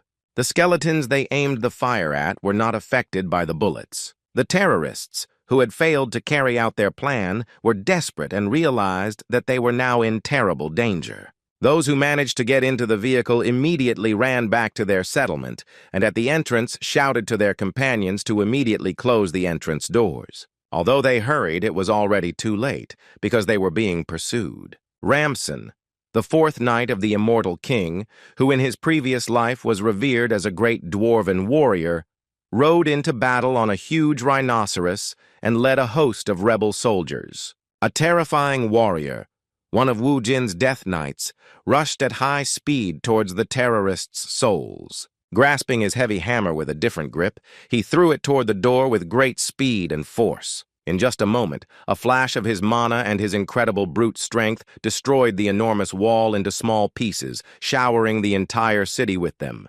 Along with Ramson, a massive army of all the souls who had died in that desert at the hands of the terrorists broke through. One of the Death Knights ordered his companions to show dignity before the immortal leader who watched their attack from the sidelines. Wu Jin was pleased to see justice done and said with a wicked smile that even if God did not punish them, it was unlikely that they would receive his blessing. This was just the beginning. He planned to turn every brutal murderer among these rebels into his soldier, who would continue to destroy that scum. Returning to the city, Wu Jin looked around, making sure it was clean and that there were no more terrorists here. At that point, I was more concerned about where the remaining hostages were. It was then that one of the survivors approached him, holding a prisoner in his arms and threatening to shoot him if he did not comply with his demands. Looking at the guy in the terrorist's hands, Wu Jin recognized that it was the same bug-eyed man Roger had told him about during the discussion of this operation. He was a prisoner of terrorists who trafficked in illegal weapons. The arms dealer, trembling and with cold sweat running down his face, begged them not to kill him and promised that he would do whatever they wanted if they spared him. Sighing deeply, Wu Jin wondered why people were so stupid and expected something like this in front of him. In a moment, he got rid of the invader with the help of magic. It turned out that he himself could use some long-range spells, similar to using the blue flame. The arms dealer he despised so much was freed. Once the horror had passed, the man he'd heard about beforehand thanked him for his help, assuming he was an American soldier. He asked his name and promised to reward him with a decent sum. Upon hearing this, Wu Jin briefly replied that he didn't need it. In response to his refusal, the ridiculous arms dealer began to laugh and asked if it had anything to do with him being a soldier. Continuing to force the opportunity to receive the reward, he even said he would send it secretly. In response, Wu Jin called him a chatterbox, and his next action really scared the shit out of this bastard. Pointing a dagger at him, he angrily asked him if he could finally shut up. Although the arms dealer was scared at the time, he still felt relatively safe and allowed himself the audacity to say that such behavior was unacceptable because an American soldier should not be rude to his citizens.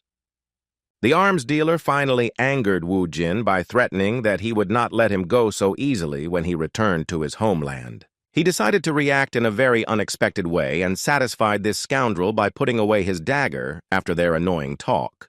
With a smile on his face, he said words of apology, and the illegal arms dealer began to laugh and say that there was no problem.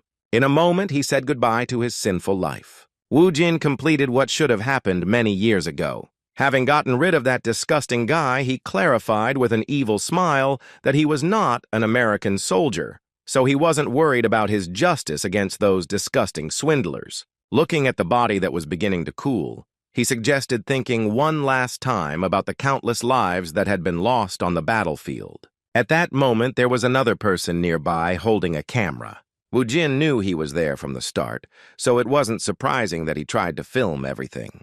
Without turning around, he approached the man hiding behind the rock and asked him to show himself.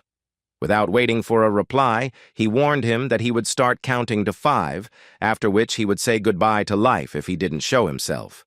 The confused man, fearing the same fate as the many who had gone against the Necromancer, emerged from behind the stone without hesitation. Wu Jin knew he was a war correspondent, and this man confirmed it and introduced himself as Tom. He had heard about the hostages, so he came to this place himself. With a smile on his face, confident as ever, Wu Jin said that he wasn't late at all and that he didn't have to worry about it. Looking at the camera in his hands, he asked her to follow him from now on and record whatever he asked her to. The confused man became a little nervous, but found the courage to ask exactly what he was supposed to write. Under the bright light of the sunset, Wu Jin said he had to capture on camera what the end of terror was like. A few hours later, the U.S. Air Base at Bagram had learned of the incident. One of the military personnel in charge of intelligence showed up at the commander's office to examine the strange report. After watching the video, the shocked man asked what was going on. He saw a large number of tanks and couldn't find an explanation for where they had obtained such enormous military power. In response, his protege clarified that all the equipment was being moved to his base. Deep in thought, the commander, agitated by the situation, assumed they had started fighting among themselves, and his protege added another detail, saying that the report was sent by Hostage Rescue Team A. He then broke the news that the man responsible for taking 37 hostages who had reached rebel territory had been captured. He also mentioned that they discovered the body of Roman, an illegal arms dealer. The commander expected nothing less from his awakened fighters. After learning the details, he finally asked what losses they had suffered. Hearing that there were no losses, he was very surprised by these words because he could not believe it was true. He decided to check the information and asked if it was possible that they hadn't suffered any casualties, despite fighting in rebel territory. The officer at his side explained that, in fact, there had been no enemy resistance. All of this seemed mysterious to the commander. So the officer decided to show what was circulating on the internet at the time. It consisted of strange videos and images. Seeing a man who had solved with his own hands such a huge problem, which they had been unable to solve for several years, the commander felt a real shock. One of the videos features Kang Wu Jin, and the reporter who filmed the video described the situation as the appearance of a messiah in this war-torn land. Showing a video of the scene, the war correspondent said that the one who woke up from Korea declared war on the terrorists, as a result of which Kang Wu Jin's anger began to spread throughout the desert, restoring justice. The commander, confused by the information, turned to his protege and asked if it was possible to confirm the authenticity of the footage. The officer replied that the video had been taken from the social media of a military reporter named Tom, who had previously filmed many unique pieces. The commander was shocked by what was happening, but now the puzzle was beginning to take shape in his head, and he realized that everything fit together. All the enemy forces he had seen through intelligence seemed to be preparing for the final battle. It became clear that they were heading toward Kang Wu Jin's undead army. On a rocky pedestal stood a small figure personifying a deity. Merdi looked down, prayed to the goddess, and said that Kang Wu Jin was furious. He protected adults and children in distant countries who were subjected to cruel abuse. If this guy had protected Alphen instead of Ardan, then maybe their planet would have been saved. Merdi asked the goddess that Kang Wu Jin's anger would lead to the destruction of Tranit. The saint prayed that a new order would be established after the death of this evil tyrant. And the rebels were outraged at the same time. The leader was furious about what was happening. He shouted angrily at his subordinates. He couldn't understand what kind of skeletons were that suddenly attacked them. All major rebel bases were destroyed, including troops in cities under their control. The firearms were useless. The soulless skeletons seemed to understand and furiously attacked only the rebels. Furthermore, the leader was sure that his people had been followed, and that he had probably already been discovered, that he was finished, and that it was only a matter of time. The man said they can't just die and sit idly by, they need to act. He paused for a moment to collect his thoughts and then told his people to prepare something secret. And Kang Woo-jin sent a warning to all terrorists from the Necromancer and said that it was necessary to spread this announcement all over the world. Joint United Nations U.S. forces have just begun discussing the introduction of troops and humanitarian aid, but nothing has been decided yet. Kang Woo-jin and his army of 10,000 soldiers were on the threshold of the final battle. There might be people who doubted the Necromancer who controlled such a large army. But amidst the abyss of despair, he saw for the first time a ray of hope. It came from a man who had worked as a war reporter for more than 15 years. Perhaps in the future, he will be reborn as a god who will surpass the king of the undead. It is this victory that will make him so. Kang Woo-jin smiled mysteriously and said that the goblin energy was getting closer. It was very close. The boy wondered how long he would continue running and finally managed to get out of his bunker. Kang Woo-jin narrowed his eyes mischievously and said that it was necessary to take action and burn the remaining garbage. The entire army of the guy, which consisted of unusual and aggressive monsters and skeletons, headed towards the bunker. They furiously launched themselves into the attack and began to run quickly forward, clutching weapons in their hands. Wild Monster said he never thought the time would come when he could fight shoulder to shoulder with the king. Kang Woo-jin replied that he wouldn't let him down. They rushed to attack, and the leading knight shouted that they were after the king. This bloody festival should be enjoyed to the fullest. It is necessary to quickly kill everyone who comes within a short distance of them. Many skeletons drew their swords and began an offensive operation. They mercilessly killed everyone they found on the way and carried out their ruthless attacks. The people attacked in panic in response, but their forces were significantly weaker and were unable to stand against Kang Woo-jin's army. They fired guns, pointed guns at them, but nothing helped. The skeleton army did not retreat, and soon incredibly powerful explosions were heard in the distance. Kang Woo-jin called Ramson to action. It was necessary to appease these people. The monster immediately replied that he would take care of them and do everything in the best way possible. The rebel leader shouted to his subordinates to kill anyone who came close. They loaded the cannon again, and the flames of bright orange light thickened and filled the surrounding space. And Ramson held a huge hammer in his hands. He threw himself forward, overcoming the force of the shock wave. A purple glow ignited around him, creating the effect of strong magical energy. The knight stared ahead in anger, his eyes flashing with rage and his tense facial features betraying his readiness to fight. Using magic, he created a powerful energy field that combined with the impact, leaving only a glow around it. His enemy, panicking, eyes wide open and body tense, watched what was happening, feeling the full power of what he saw. Ramson brandished his weapon, concentrating his strength, and with a deafening cry he rushed forward, rushing to deliver a crushing blow. He released a magical light that formed an explosion. In the center, a violet flame burned, eclipsing everything around it and dispersing a stream of energy. Kang Woo-jin ordered his followers to go on the attack. The dead and the knights. Everyone had to capture the tanks first. The next moment, a multitude of helicopters appeared in the sky, flying with a deafening roar across the reddened sky. The guy saw a large number of combat vehicles floating in the sky, blocking the horizon. And on the opposite side, the rebel leader watched the entire scene through binoculars, following the helicopter's every move. With a grim expression, he said that villains should go to hell, his voice filled with determination and rage. The pilot of one of the helicopters was preparing to launch a fire, but he was under incredible stress and was very worried. Gritting his teeth, he finally made up his mind and pressed the lever, setting in motion the mechanisms that worked instantly. And the next moment, the fired missiles advanced at an incredible speed, leaving a trail of fire behind them, heading towards the target. They flew continuously, cutting the air with a deafening whistle, and a trail of smoke remained behind them. Stabilizers helped maintain the rocket's balance and direction while it was moving. Kang Woo-jin watched this, seemed calm, and said that people had probably already separated from him. Now the boy understood that his troops were surrounded, so people did not care who was friend and who was enemy. Then the young man decided to manifest a magic projectile and used his skeleton army to do so.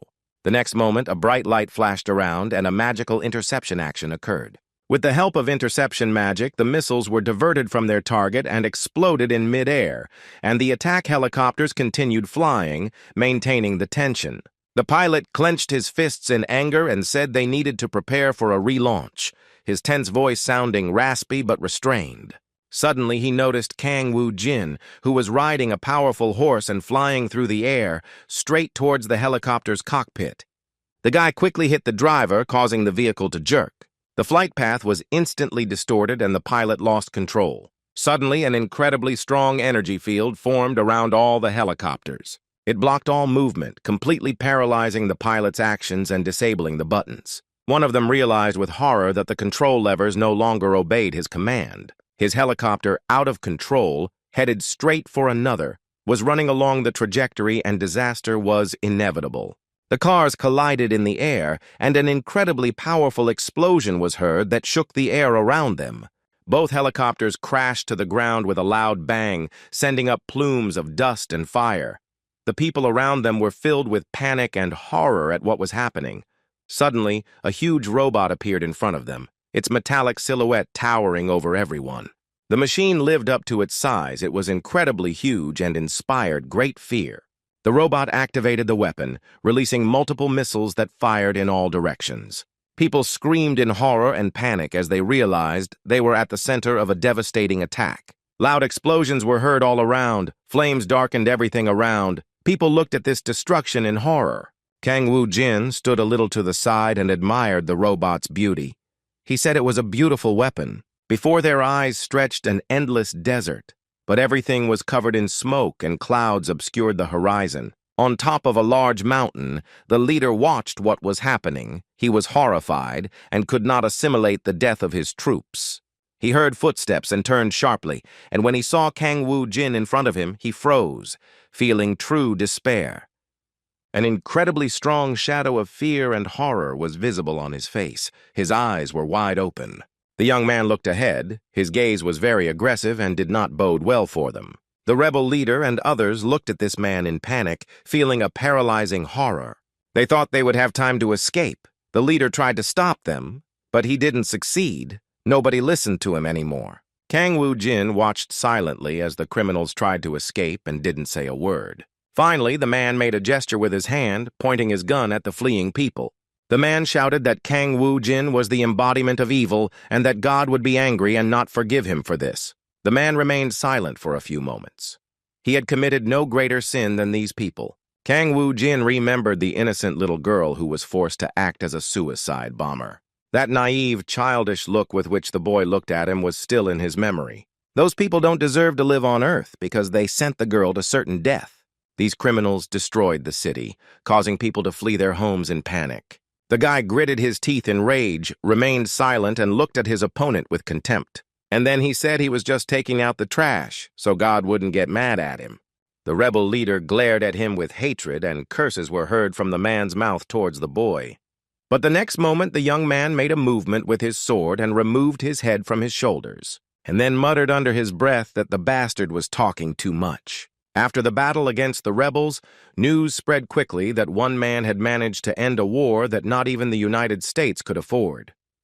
The Americans, who were exhausted from the long war, and the people who were on the battlefield, glorified Kang Woo-jin, and overnight he became a hero to the whole world.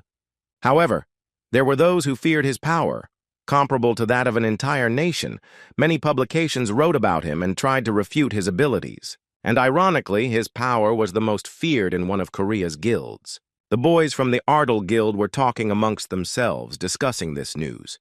The team assumed their boss was very strong, but they didn't know to what extent. Managing an army of strong and resilient skeletons of 10,000 men is not something anyone can do. Junmin Chang said it was necessary to analyze what happened and discuss a plan in case a bad atmosphere developed in Congress. The man said that the state was angry because Kang Woo-jin refused to sign the agreement, and now that they knew about his power, there were even more problems. The boys have already heard that some members of Congress wanted to ban the chief from entering the country. Suddenly, Sun Hoon heard his phone ring, vibrate, and a new notification arrived. There was an emergency warning from the Ministry of Defense. The Daegu dungeon had been breached. The boy reported that there was an explosion in the dungeon. Junmin Chang looked at him worriedly and said it was impossible. The boys turned on the news and saw that there really was chaos in the city, but it all seemed strange because there wasn't a single dungeon on the verge of a breakthrough in Daegu. It all happened around 8 in the evening. People were reporting an unexpected breakdown in a subway underpass, and the entire area was under a state of emergency. Soldiers in the surrounding area were deployed to evacuate the citizens, but the monsters constantly increased, and the situation became very unfavorable. The government declared martial law and turned to the guilds. Junmin Chang couldn't believe it was true, but there was no doubt. It was unclear why the stable dungeon suddenly burst into flames. It seemed mysterious. Sirens could be heard everywhere, and people were urged to remain calm and leave their homes as soon as possible. In one of the rooms, a little girl was sitting alone and crying. She called her mom and dad for help. She was very scared and desperate. She asked them to take her away. Suddenly, a loud stomp was heard, which was deafening and made everyone there shudder. A powerful monster was walking through the city, roaring in a very terrifying and hostile way. He said he could smell a person and followed that sensation further and further. The girl trembled in horror, afraid to move, and worried that the monster would catch her. She secretly watched every movement of that giant who walked by. But suddenly the monster realized that the girl was very close and turned around, heading towards her. He reached out with his huge clawed paw to grab her. The girl screamed and tried to run away. The monster didn't notice how behind him a brave man rose from the ground, preparing to jump. And in the next moment, something unexpected happened. The man jumped on the monster with lightning speed. He wanted to attack him from above and threw his strong fist at the enemy's head. The man used his ability to strengthen his body, with which he could defeat even a giant, launched a strong attack from which the monster fell. Debris rained down around him. The hero asked, with a malicious smile, how it felt to have his head crushed. Soon, several people who were members of his group ran towards the man. He said it was necessary to leave that place as soon as possible. It was very dangerous here. But suddenly they heard a girl screaming at the window, asking for help, because she was left alone. The army was probably on a search and seizure operation in the east at the time and could not protect civilians who could not find shelter, but simply waiting for them is useless. Beck noticed that only B-rank monsters appeared, which was good, otherwise it would have been worse. They may have been able to resolve it fairly quickly, but there were some unexpected moments. Perhaps this unexpected advance into the dungeons will not be an isolated incident. Well, normally it would be an incident, but there's a high probability that it isn't. The impact of this mysterious dungeon breakthrough is as great as the damage. Memories of the dungeon breakthrough 5 years ago returned to people's minds. Many of them left the city in fear. 2 days passed after the advance, and the boys returned to their headquarters. Sungu asked Junmin Chang how things were going. It could be that he hadn't been able to contact the boss yet. He replied that there was no news yet. Kang Woo-jin had not returned yet. The boy said he couldn't just sit around. He needed to train in the nearby dungeons. There were several suitable options, though not many, but he had to try to get stronger. Junmin Chang left Sung-hoon in charge and said it was necessary to keep in touch. They soon arrived at the dungeon, which was located near the city's railway. Sungu said they would be back in about 3 hours, and Seung-hoon wished him luck. And then he turned to the others and told them they could stop at the nearest cafe and wait for the boy. As they walked towards the cafe, an unknown man in a raincoat walked towards them. As he passed Sun-hoon, the boy felt a slight chill run through his body. The young man turned around in bewilderment and looked at the passing silhouette. It seemed to him that the unknown man was smiling when he looked at him.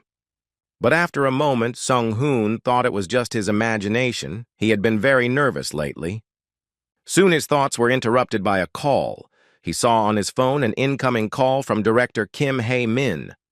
The boy picked up the phone, a little puzzled and willing to listen. Kim Hae-min spoke abruptly and was probably in a very agitated state. He excitedly asked if Sungu and Hae-sol had gone to the dungeon. When the man heard that they had already entered, he said they were in serious trouble and he wasn't sure what to do. After all, Sedan Station had just been blown up, meaning there was no time to waste. Sun-gu in the dungeon. They started training with He-Sol. The girl did not forgive him and hit him with all her might. The guy soon got the hang of it and was able to land a crushing blow, sending her flying to the ground. He-Sol slowed down and managed to stay on her feet, and within moments the fight was over. She caught her breath and realized that it was incredibly difficult to fight with Song-gu, who was stronger and more mature. The boy extended his hand and told him he could get up now. They shook hands and generally expressed satisfaction with the success they had achieved. He-Sol said that the director had improved his abilities. They had become very amazing. The girl compared him to those people who had awakened with abilities. The boy felt embarrassed and replied that he had room to grow, especially if you compared him to the boss, but it's better to compare him to the Death Knight. After all, he almost died when he fought with Kiba before the leader left for the Middle East. But in any case, they decided they had to get out of that place and get back on the road. The boys slowly climbed the stairs, exited the dungeon, and smelled the familiar smell of their hometown. Suddenly, Song-gu's eyes opened and he realized that something incredible had happened here during his absence. The boys watched in amazement as the city turned into ruins. Everything was in flames. The roofs of the houses collapsed under the pressure of the flames. Walls fell and smoke rushed into the sky, obscuring the light of the sunset. The burning streets presented a terrible spectacle, with buildings, alleys, and squares in flames. Sun-gu approached a wounded man and asked him what had happened there. He replied that there had been a strong explosion at Sedan Station and that a catastrophe had occurred. It started with a 5-star dungeon, but then other 4- and 5-star dungeons started to make their way in. All this gave rise to a bad suspicion.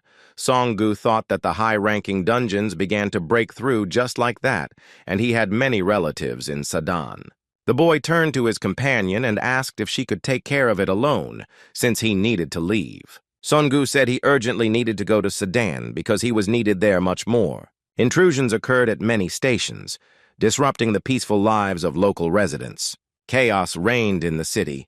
People, confused and desperate, tried to hide from the monsters that attacked them. The animals tried hard to catch and quickly bite their prey, reaching the people with an angry growl. Hammer Guild President Pan San summoned his powers to use magic. He intended to stop the flow of powerful monsters that were approaching the unfortunate inhabitants of the city. But despite all attempts, the monsters came closer and closer, destroying buildings and overturning cars. The man felt that everything was useless, because his enemies continued to attack. He watched people entering the building in an organized group. All this was ordered by Junmin Chong, who invited the locals to go to the headquarters, because staying in the bunker is much safer than anywhere else. The man approached him and asked him what was going on. The young man looked at him puzzled. The president said he was very surprised and that it was impossible to even predict that they would find themselves in a similar situation again. Junmin Chang was once one of his top subordinates, but has now become the vice president of the rival guild. The boy said that the awakened members of his guild will arrive soon, and they will be able to rest a little. The president said that it is very dangerous here, and they can go to the shelter. The young man turned around and replied that in that case he was heading there. In the Ardal Guild, only Kang Woo-jin deserved attention, so the president didn't expect anything special. He then began to look around for his companion, but unexpectedly came across a monster very close by. The wolf opened its mouth and looked aggressively at the people from the roof of a huge multi-story building. People stared in panic at this monster. It looked terrifying, and it was unknown where it had appeared in that area. And the next moment, the terrible monster opened its mouth and howled. People felt an incredibly strong anxiety. Suddenly, a pack of hungry and angry wolves began to approach the city. They moved faster and faster. There were many animals, and they seemed powerful. The heroes looked at the pack in panic. They realized that with its howl, this wolf recognized its henchman. Pan San told the boys that they should be prepared, and that they would probably have to repel the attack. And the wolf rushed at him with a savage roar. The animal's smile was very terrifying and cruel. The man gritted his teeth in rage. He wanted to repel this attack and hit his opponent. But suddenly Sun-gu appeared, waved his arm, and managed to throw the beast back. The president and his companion looked at this in amazement and could not believe what they saw. The boy began to slowly stand up, and a thick fire energy gathered around him. He summoned a wall of fire through which the beasts could not enter. He said there are many enemies, but they are capable of facing them one by one. It is necessary not to lose hope. The people agreed and thought that it was really like that and prepared their weapons where the attacks would take place. Pan San still stared in astonishment and couldn't understand who that young man was. I had never met this young man before, and I had never heard that there was a fire mage with such incredible power in Seoul. The main wolf began to be attacked from all sides with firearms, but soon people heard the sound of a helicopter coming from the sky and looked up in shock. It soon became clear that the capital's defense command had arrived unexpectedly. The monster laughed with joy and said that the explosive metals, along with the warrior wizards, were all very interesting. The Earth really does have hidden secrets, and it is a very exciting adventure. People thought the wolf could talk, but Song-gu realized that it couldn't. Because the beast made no sound, and the voice sounded directly from within, it was like magic. The wolf proclaimed that he would use these earthlings as an offering and ascend to the third stage. He was one of the 72 commanders of the second stage of Tranet, Uriel. A blue stream of energy ignited in the air and lit up around him with a brilliant light. The people gathered in the street watched this unusual phenomenon with confusion and horror. There was a wolf standing on the roof of a tall building, its eyes shining and radiating a solar stream of energy. Song-gu watched what was happening with surprise and confusion, and other residents of the city were standing next to him. Pan San also looked in surprise at the unusual enemy. He was amazed by all the events. Suddenly, a helicopter appeared in the sky, began to fall sharply, and, engulfed in flames, exploded on the roof. Uriel watched the bright burst of fire intently and continued to stand on the roof of the multi-story building. Song-gu felt like he was paralyzed. He wanted to rush into battle and stop this chaos.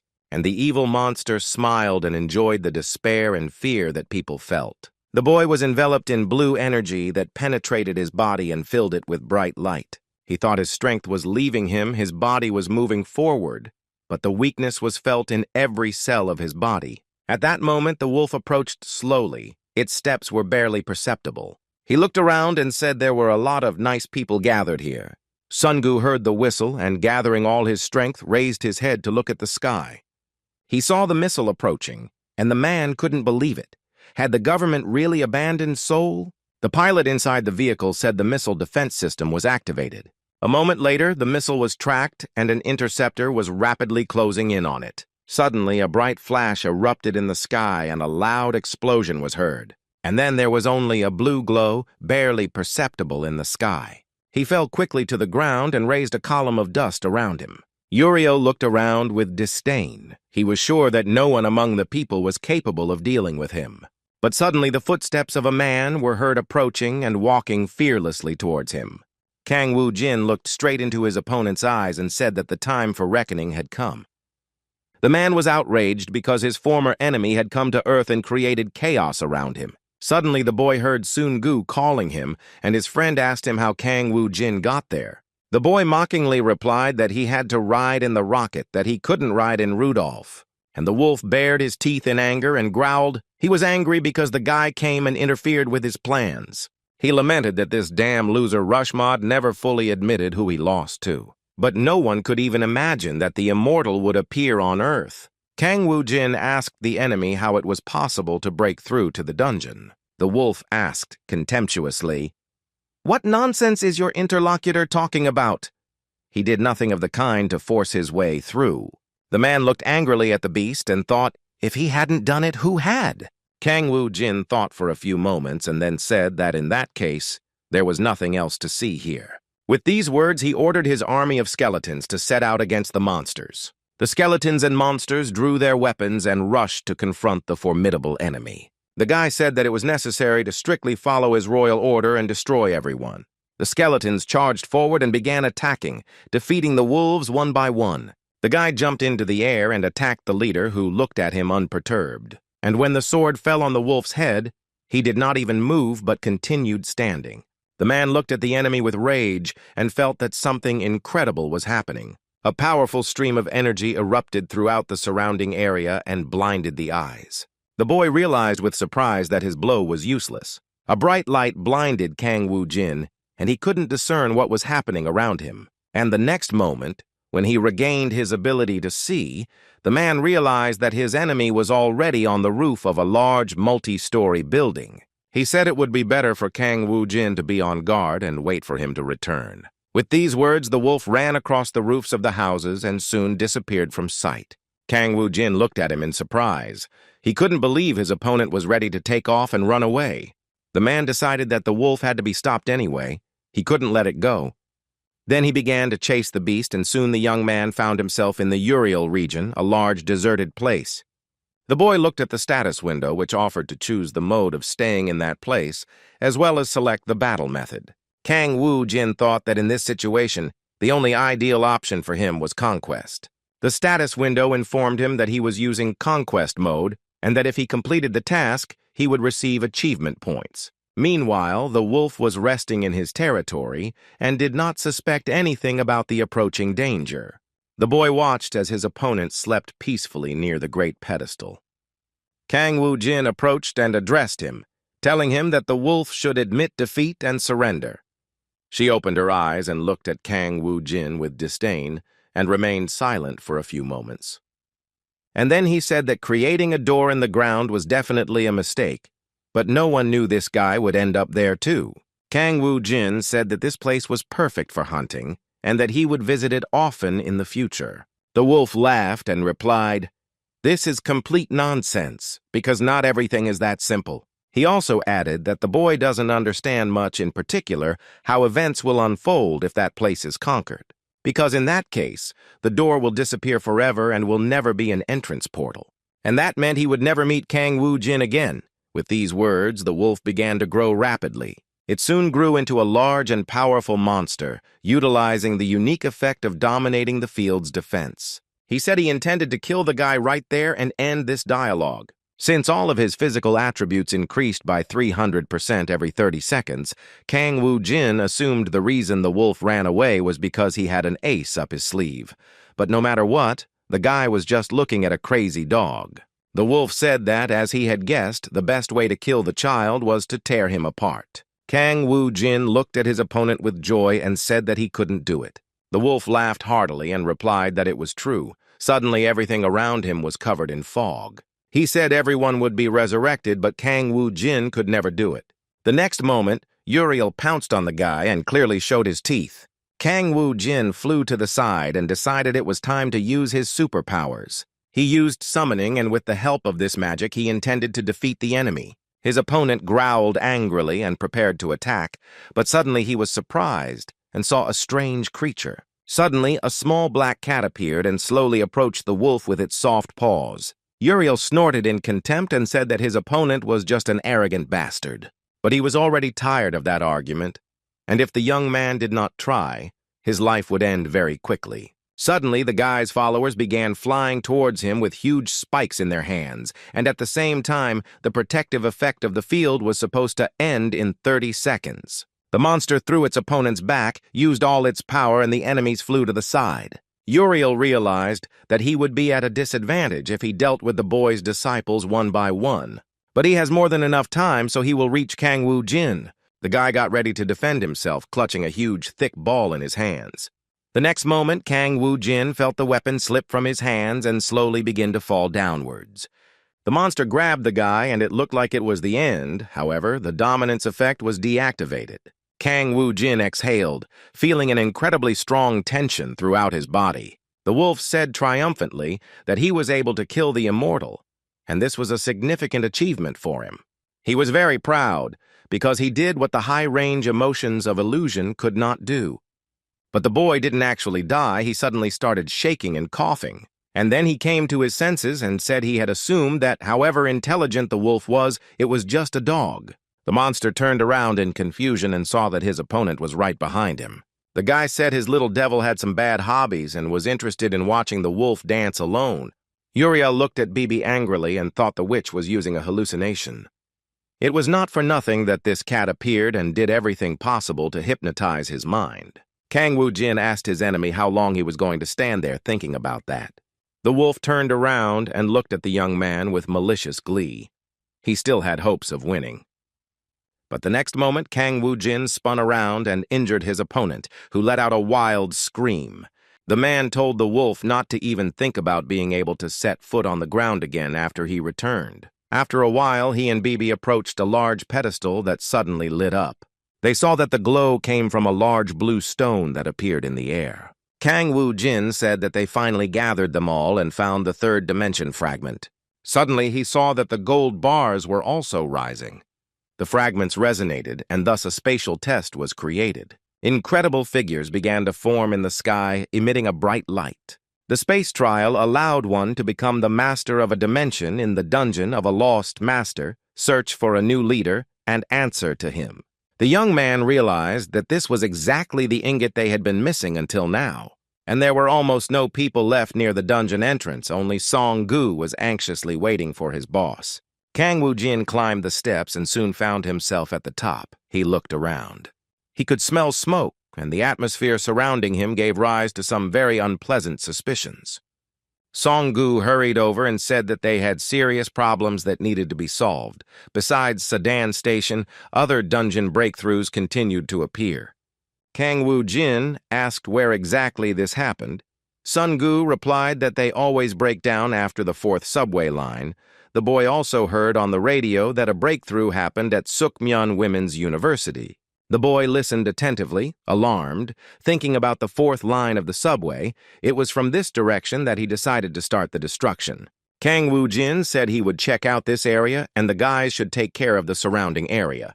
A fierce battle was raging in every district. The huge beetles that came out of the dungeon were killed by the brave ones. They had no intention of surrendering, but the approaching monsters were increasingly numerous, and it was necessary to call for reinforcements. Suddenly, the heroes saw a bright red light appear out of nowhere. The boys drew back in horror and stared in amazement at this unusual phenomenon. An incredibly powerful flash appeared in front of them, blinding their eyes. A moment later, they realized that a large monster had appeared nearby and was heading straight for the battlefield. It was a large iron monster that mercilessly attacked spiders. He crushed them with one hand, and the boys watched in amazement as they watched. Suddenly, Kang Woo-jin appeared in the sky, a guy flying on a big purple horse. He told the fighters they needed to buy themselves a little more time. From Sedan to Sukmyeon Women's University, he placed his henchmen everywhere. The boy was sure that if he participated in the battles, everything would be decided soon, but if the dungeon continued to make its way, then there would be no end to it. Therefore, it was necessary to stop everything in its infancy to prevent its spread. He was still surprised that the dungeons were not perforated anywhere, but on the 4th line, someone had probably deliberately caused an explosion. While thinking about this, the boy headed to his next destination, which was Seoul Station. He approached her, sat on the floor, and began to look around. The young man listened in surprise, but everything around him was calm and quiet. The boy thought it was very strange. 30 minutes had already passed, and the advance towards the dungeon had not yet occurred. It was unclear why this was happening, because the only difference between this station and the others was that Kang Woo-jin had arrived here early. The boy thought that if he was right, then the dungeon was being traversed by someone who knew him well. Suddenly, he heard voices beside him and looked at the people calling him. The boy introduced himself and said his name was Lee Myung-jin, vice president of the KH Guild. Also with him was Tai Gyu, president of the Joas Group. It was a great honor for the boys to meet a man they had only seen on television. Suddenly, the young man noticed that many people had gathered around, everyone saying that if Kang Woo-jin had come, it wouldn't be a problem even if the station was forced to break through. Kang Woo-jin looked around and noticed a person who caught his attention.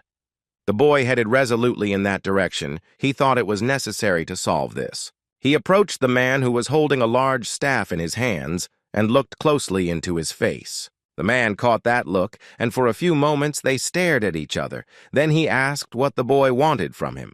Instead of responding, Kang Woo-jin swung his arm and hit him hard, causing him to fall to the ground. The people around him recoiled in horror, not understanding what was happening and what had made the young man so angry. They ran to the fallen man and began trying to help him up. And the man said he dressed up a little, and suddenly Kang Woo-jin hit him. And then he said that people should know what a disgusting character he has. Kang Woo-jin looked at the man with a mocking look and asked if his opponent had really dressed up a bit. The next moment, he struck him with a blow that sent the man flying to one side. He tried to stand up but started shaking and asked what was going on. Kang Woo-jin replied that there should be appropriate punishments for such crimes. The man stared at his face and couldn't understand what the word crime meant. Did this young man really understand everything? At Jukdong Station in Daegu, he became one of the vassals and received great power from the level 25 Great Nord Yellow. He received enlightenment when he became the master of this incredible and powerful force. And the being who endowed him with this energy was a god, and the earth had to fall on its knees before his power. He triggered the dungeon breakthroughs and carried out his orders.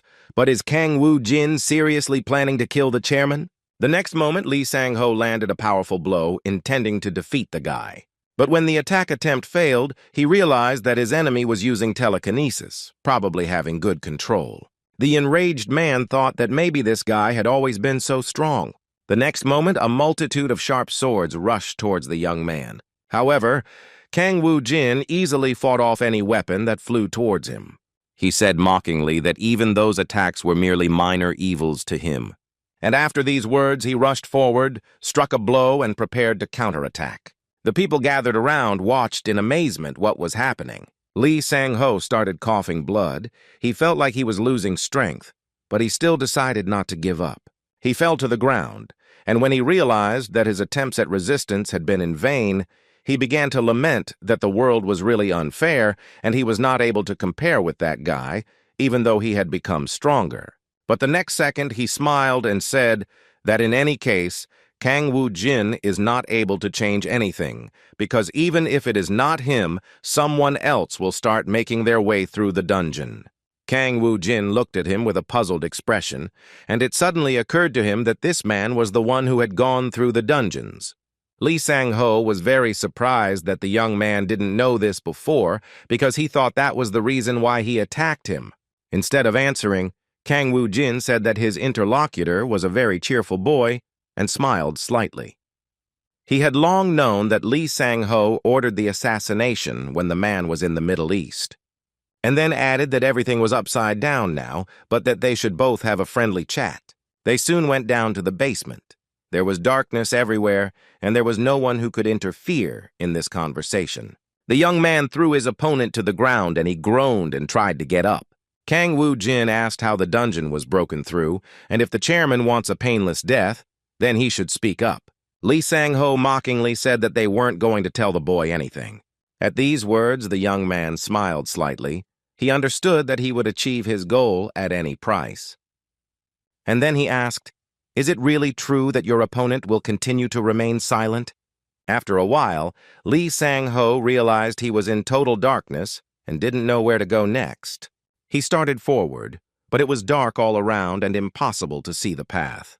Lee Sang-ho turned around anxiously because he heard someone's heavy footsteps behind him. Soon a large silhouette began to approach the frightened man. Kang Woo-jin held an iron stick in his hands, looking very scary, and then told his opponent to turn around. And when he turned his head, he saw many copies of the guy around him. And after that, his nerves gave out, and he screamed loudly. Lee Sang-ho began to think feverishly about the best way to get out of that place. But he could never hide, and yet the man had to answer for all his crimes. Bibi was very happy. She couldn't even imagine that she would find something extremely necessary on Earth. She said that the ghost cloak originally belonged to her, but was simply lost due to a misunderstanding. And then the little devil looked meaningfully at the wounded Lee Sang-ho, who suddenly began to move. The girl said she must be having a lot of fun, because hide-and-seek games with a brutal outcome, where the one caught will be beaten to death, are very entertaining. Lee Sang-ho looked around in horror. He felt fear and his pupils dilated. Kang Woo-jin approached him and told him that the president had finally woken up. Lee Sang-ho begged for mercy and said he would tell everything if they let him go. The guy looked him in the eye for a few minutes and then said he didn't know. Lee Sang-ho looked at him with a puzzled expression. He couldn't understand what the hero had been thinking for so long. And in the next moment, Kang Woo-jin spun around and dealt a fatal blow to his opponent. He took a deep breath and said thoughtfully that the people of Earth were gradually becoming involved in this process. This guy fell under the influence of Bibi's magic. began to reveal everything and told how he became a vassal of Lord Yellow. Thanks to this, he was able to avoid the monster's aggression, thus saving himself from cruel reprisals. But since he was human, he could only trigger an underground advance using the return stone. Bibi said that it was still a relief for the owner. The guy replied that that man had become a vassal of the Lord of the Dimension, so he would still be resurrected. And after his resurrection, he will become a full-fledged vassal, in whom not a drop of humanity will remain, so he will not be able to repeat the same trick. The guy said that it is necessary to end this and continue further. Meanwhile, red clouds thickened over the other dimensional city and large fire-breathing dragons began to appear. Through the opened portal, the hero Kang Woo Jin and his companions stepped onto the ground. This time, the flying dragon dungeon was incredibly terrifying. On the horizon, a great castle was visible, and a flock of wild monsters flew against the backdrop of the scarlet sunset. The boys entered an ancient tower, where there was a statue of a saber-toothed tiger. It opened its terrible mouth as if preparing to bite, and in the dimness it looked even more impressive. Bibi told Kang Woo Jin that this place was a little scary. It felt like a ghost was about to appear. The huge folding doors opened, and a dim light entered the large and spacious living room. Kang Woo Jin slowly walked inside and looked around. He saw the return stone right in front of him. The spatial test reacted with the dungeon's return stone, and the boy was able to claim this place as his territory, in which case he would become the owner of a certain amount of land specified in the synchronization level. The boy remembered how the saint spoke about this, that the owner is chosen by the dungeon itself, and if three-dimensional fragments are collected, then space can react to this. He said there was nothing to worry about and pressed the accept button. The wyvern's nest was declared its territory. Before registering, they asked him to change the name of the territory, and Kang Woo Jin said it would be called Ardal. A status window began to appear in front of him, warning him that a territory management guide and some rules about receiving an adventurer test had been created. He received a lot of messages from the system, and the guy said his head was spinning. Kang Woo Jin said that even if he tried to plan, his enemies were still one step ahead. After all, this is all a game of the Lord of the Space Territories and 72 commanders to gain more power. It turns out that Alphen and Earth are just hunting grounds for acquiring energy. He said he would turn everything upside down and not allow his insidious plans to come true. The guy gritted his teeth in anger. Meanwhile, news spread throughout the city that all the monsters that appeared during yesterday's dungeon raids had now been destroyed. The boys, led by Kang Woo Jin, headed towards their headquarters in the apartment and soon entered the office. However, what they saw shocked them. The office was in complete chaos. Papers, chairs, tables, and other furniture were scattered everywhere. Kang Woo Jin bitterly noted that the enemy had completely cleared even the warehouse. He turned to Junmin Chang and told him they would continue on. The boy explained that it was necessary to inspect the surroundings of Seoul Station and gave the boys the task of looking for a room that could be used as a stronghold, similar to the one used by the Hammer Guild. After a few moments, the boys noticed that the internet connection had returned. Junmin Chang promised that the entire headquarters would soon be back in operation. Suddenly, Kang Woo Jin heard the sound of a phone and looked at the screen in surprise. There was the name Ji Woon. He picked up the phone and heard his girlfriend's worried voice. The girl was very depressed. She was crying and couldn't say a word. The boy started to ask worriedly what happened, but Ji Woon continued crying on the phone. The girl was in the hospital and began to talk incoherently about something bad that had happened to her brother. There was no cure, and the only way out was to take all precautions. They tied his hands and feet so he wouldn't hurt those around him. The boy felt pain and despair, but he understood that his fate was sad and he couldn't avoid it. Several doctors grabbed him and tied him to the couch. Now Jae-min had no way to move. The girl was at the Seoul Medical Center in South Korea. She was sitting in the hallway, covering her face with her hands and couldn't see anything in front of her. Suddenly, Ji-woon heard footsteps beside her and a familiar voice addressed her. The girl stood up and threw herself on Kang Woo Jin's neck, sobbing loudly. She asked through tears, "What will happen to him next? Is it really impossible to help him anymore?" Ji-woon couldn't believe that the worst would happen and that his brother would end his life. Kang Woo Jin hugged the girl and gently stroked her head, trying to calm her down. He said everything would be okay. that Jae-min wouldn't die but would live, and that everything would be okay. Kang Woo-jin told her to trust him and that he would definitely fix everything. Ji-woon looked at the boy with wide eyes. He didn't know what to answer, but he felt a small ray of hope in his soul. And Kang Woo-jin opened the door to the hospital room and entered where his exhausted friend lay. Jae-min looked at the boy, who came in with a devastated look. He was very confused and felt terrible. Kang Woo-jin looked at him thoughtfully and then asked, "How did it all happen?" The young man replied that he had been bitten on the shoulder by a terrible vampire, and everything happened so quickly that he had no time to defend himself.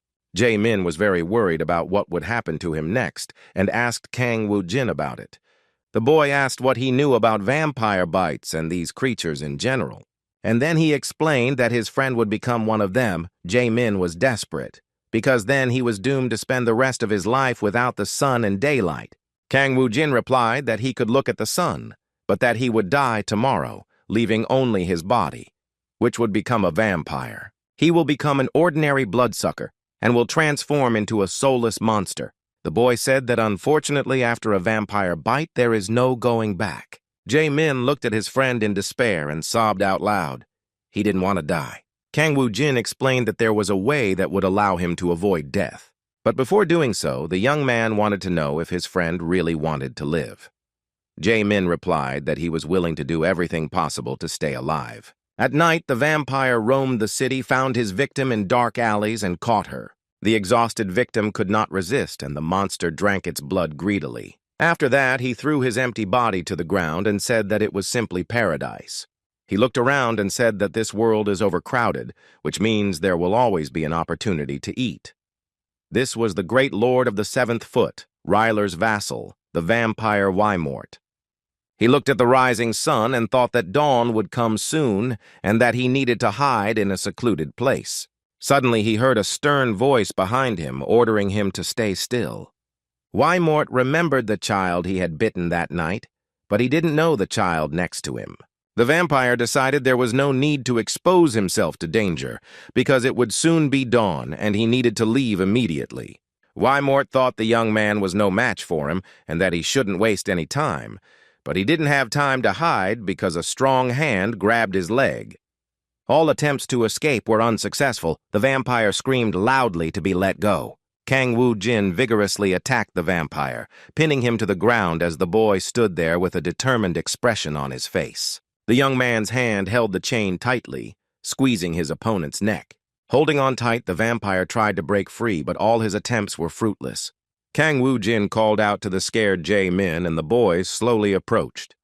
The young man handed him a dagger and told Jae-min to pierce his heart with the tip of the weapon. He was very afraid to do it, but the boy had no other choice. Kang Woo-jin said he should do it himself. Jae-min was still hesitant, and his friend sighed devastatingly. Kang Woo-jin explained that this guy would die anyway as soon as the sun rose, and after that happened, Jae-min would die along with him. The child can die with him or absorb his life and still become a vampire. A difficult decision loomed for the confused Jae-min, who looked at his friend in horror. Then he took a deep breath and thought he had to decide something. He remembered his sister and how she was very worried and couldn't find a place for her in the hospital.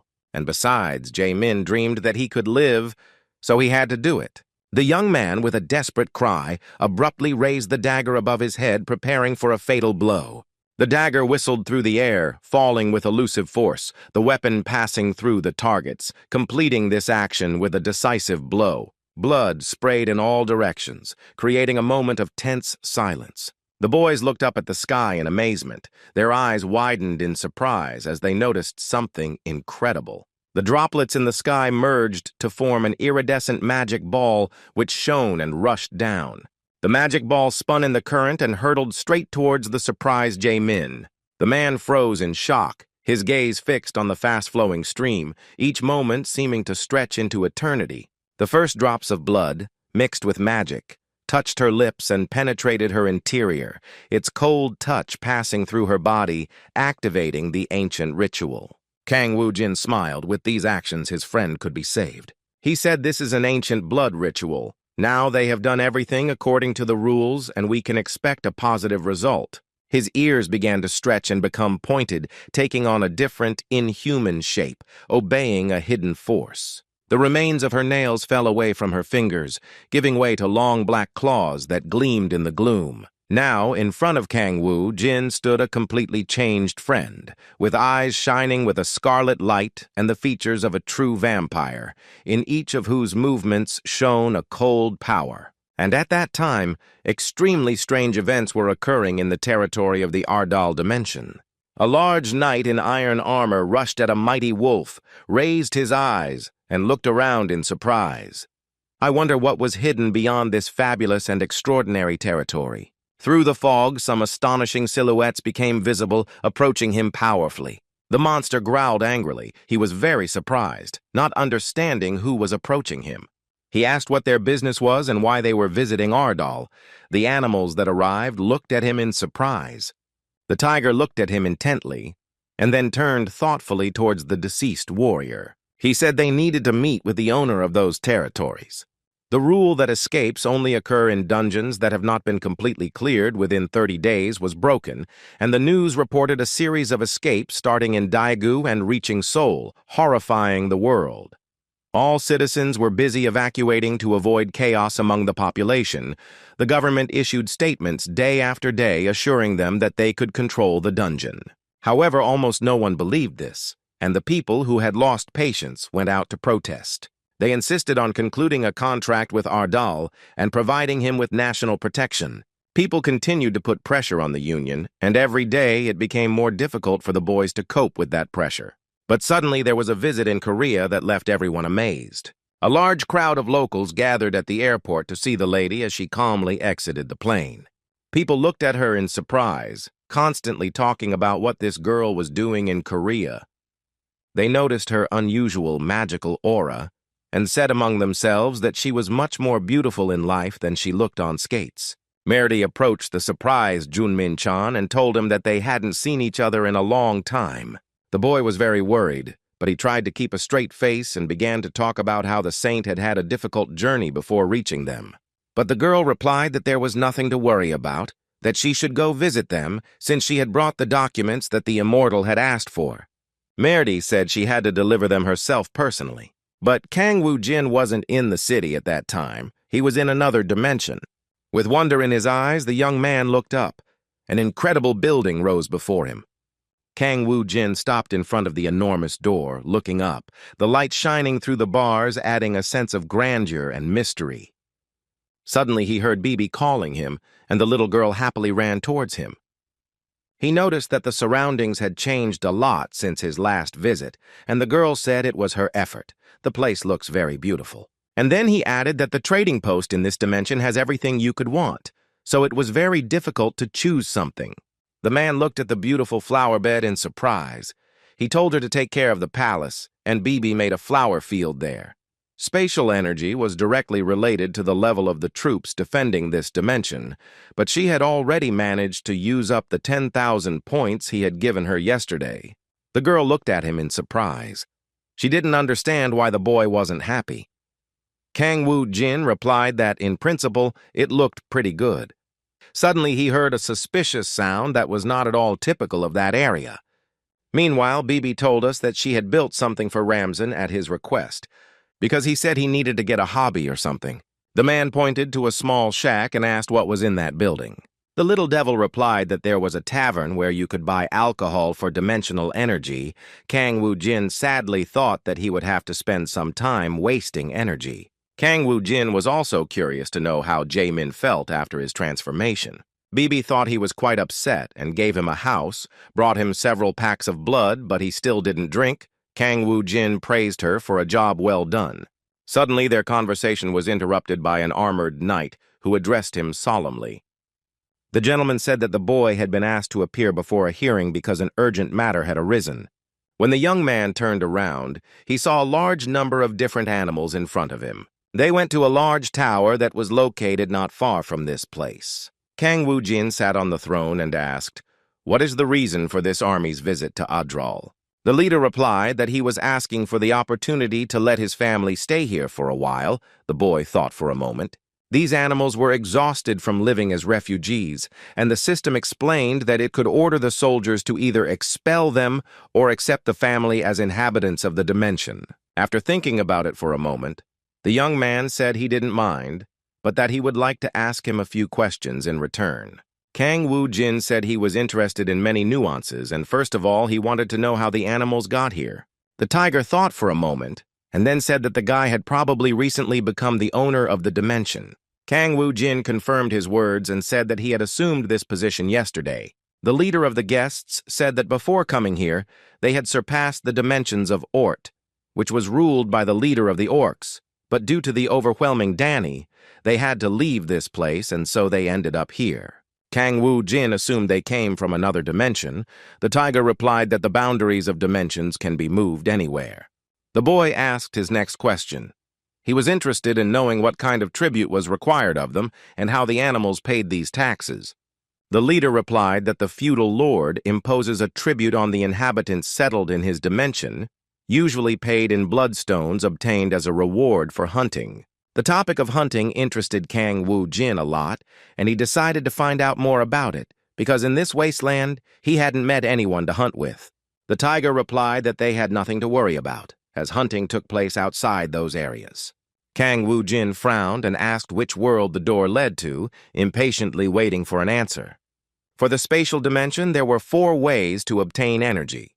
The first was to kill and absorb the energy of a wanderer who came to hunt, and the second, to release troops and population from the dimension to the outside world.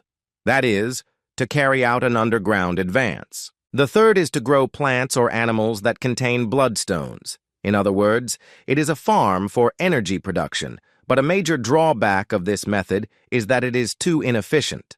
The last method was interdimensional wars. It had the highest reward, but the consequences were no joke. Of course, the easiest thing would be to allow the residents to hunt, but forcing them to pay tribute, the guy seriously considered it, and then stood up and said that the doors would not open. The beasts protested that in that case the energy would decrease, and they ran the risk of being conquered by other dimensions. However, Kang Woo-jin looked upon them favorably and said that this should be avoided because the world beyond the gate is his home. The tiger stopped dead in his tracks and said he would apologize for his words, and the guy replied that everything was fine. In conclusion, he said that staying or leaving is the resident's own decision, but only after they have rested. Once someone receives a dimension in their possession, it is protected for 30 days. But once the protection period expired, a battle over the area became possible, in which residents could claim rights to their territory. Furthermore, vagrants could come to them. If they were entitled to defensive protection, the owner risked losing that space. They could become prey for those seeking new territories, and before that could happen, it was necessary to find a way to increase not only military power, but also the energy of the dimension.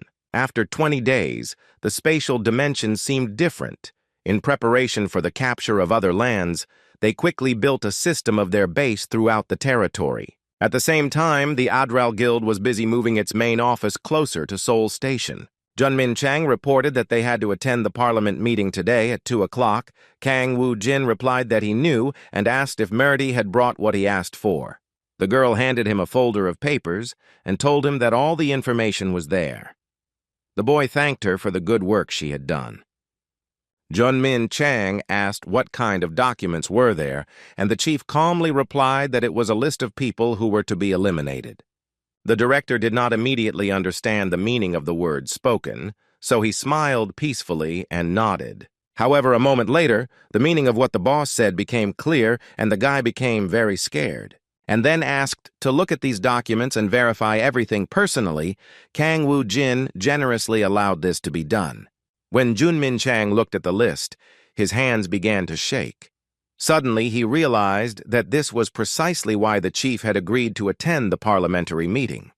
Kang Woo-jin confirmed his suspicions and said that was exactly the case, as it was more convenient to get rid of them all at once when they were all in one place. He himself had no idea that so many people were behind the attempt on his life. Kang Woo-jin decided that no one could escape punishment and he would rip off everyone's head. and then gave the task to his colleague to contact Parliament and inform them that they were already moving forward. The majestic green-domed building was the Parliament where deputies met to make important decisions. Several deputies entered the room with focused faces, but friendly smiles and slight nods accompanied brief handshakes. Park Seo-guk reported that Kang Woo-jin had finally decided to appear, and Deputy Choi Tae-oh smiled mysteriously at him and said that the guy simply had no other choice. The men in suits argued about him and said he was too young, but that he behaved insolently in his dealings with the country in which he lived. The objective of the meeting was to propose recognition of their association as equal to the Ministry of Defense. However, if the guy wanted to continue living in Korea, he had to accept. After all, it's a pathetic act to raise his price. They decided that within these walls they would surely unmask him and discover all of the young man's intentions. Meanwhile, the man's car was approaching the city's Grand Parliament. Sun Hong glanced at the boss and asked if it was true that he wasn't going to kill anyone. Kang Woo-jin frowned and said that if he heard one more question, he would definitely destroy everything there. The vice president tried to reason with him as best he could, so the worst-case scenario could probably be avoided. That was all the driver hoped for. Suddenly, she heard Kang Woo-jin talking to her and her whole body tensed. The boy said they needed to go somewhere else. Si-young-hoon looked at him in surprise. Against the backdrop of the mountain stood a blue house with shiny tiled roofs. It was surrounded by gardens. The children went there. The president was inside and asked his supporter how things were going with the demonstrations, and he replied that people were furious. President Kim Byung-man clutched his head, wondering if the incompetent government could protect its citizens. The only good news was that Kang Woo-jin was positively considering the possibility of drawing up a contract, and the hearing should pass without incident. He was called unexpectedly. The president thought the time had come and it was necessary to rush to the meeting. However, he was informed that a visitor had come to visit them and needed to be received. Kim Hai-min was quite surprised when he found out that it was Kang Woo-jin who arrived at the Blue House. An hour had passed since Kang Woo-jin's meeting with the chairman, and the deputies were outraged because he said he'd be here soon, but ended up being late. They considered his behavior to be very shameless. The deputies talked among themselves, thinking that perhaps the man had decided to flee, because for him the government's requests were always empty words. Choi Tae-oh gritted his teeth, angrily thinking that Kang Woo-jin imagined himself to be a great man and, having received worldwide recognition, now thinks he is above Parliament. I should have killed him in the Middle East before things took such a serious turn. However, Kang Woo-jin suddenly entered the room. The boy smiled smugly and said, "Finally, everyone is gathered." Choi Tae-oh shouted angrily that for that boy the speech was a joke, that it was disrespectful and that he could have arrived on time. However, Kang Woo-jin didn't say a word in response. One of his assistants moved a chair for him. The deputy shouted angrily that there was no need to pretend they hadn't heard him. Kang Woo-jin must be held accountable for his actions. The young man calmly approached Prosecutor Lee Kang-jin, who handed him the verified materials. The man looked closely at the people gathered and also studied the faces that were visible in the images. He thought there was a lot of rabble here, but it was impossible to kill them all. However, the number was decent, almost half. After a few moments, the boy stood up and said he was leaving. The boys stared at him in astonishment. Did he really intend to leave immediately? Kang Woo-jin replied that he had walked right over their faces, and that was enough. Park Seo-guk said it wasn't a mental issue. Maybe this guy doesn't care about the parliament at all. Kang Woo-jin replied that the deputy was probably planning to use this meeting to convince him to establish a defense guild for his stupid government. With these words, the boy took the microphone in his hands and prepared to give his speech. He said he wasn't going to do it, so he didn't care about this meeting. Before leaving, Kang Woo-jin warned about only one thing. After these words, the deputies became visibly tense in the face of all those individuals who had tried to arrange his assassination by organizing a terrorist attack, as well as those who specifically caused the dungeon to break through just so they wouldn't lose their buff. And to those who proved useless in the protracted war that lay ahead, Guy promised that they would soon pay for all this. Kang Woo-jin added that he had already sent related information to the press and remained silent for a few moments. And then he went on to say that the reason why they should die can be found out by watching the news. There was a tense silence in the room, and the next moment, Choi Tae-oh stood up from his seat and shouted that this was nonsense and that such a brazen statement was beyond all bounds. However, the man ignored him and signaled his friends to leave. The deputy ran after him and said he wouldn't tolerate that. He tried to catch up with the guy. Kang Woo-jin turned around and looked at the man, then used a shadow attack. He stopped. As if paralyzed, he continued screaming, but he could no longer guess. His entire body began to turn into a huge black shadow at lightning speed. Another member of parliament stood up and said that this guy was getting away with it for too long in the hallowed parliament building. Kang Woo-jin looked at him mockingly and said, "It would be better if I spent this time praying." The boy walked away and heard angry shouts behind him about how the country's defense cannot be entrusted to such a monster. All the information about his merits is false, and Kang Woo-jin must be expelled from Korea immediately. When they left, Sung-hoon held his breath and said his boss could barely contain himself. Lee Kang-jin thought to himself. He thought he was very sorry. He assumed the guy would do something bigger. After all, the president personally sent him to help Kang Woo-jin. Under the orders of a superior, they even relayed information to Kang Woo-jin about the dungeon developments organized with the participation of the parliament members. And it's hard to believe that the guy backed down so easily. He even managed to declare war on them. But now they'll be able to get rid of the evidence, and in the end, everything will repeat itself like in the replay. However, Kang Woo-jin was in no hurry to leave. He smiled mysteriously and said he was ready to begin. With these words, the young man summoned his great army of strong and powerful monsters. He ordered the servants who appeared to do everything in the best possible way. Kang Woo-jin remembered everyone who was to be eliminated. Sun Hong looked at him fearfully and reminded him that the chief had promised not to shed blood in the parliament building. The boy replied that he had already left there and that now he could do so with a clear conscience.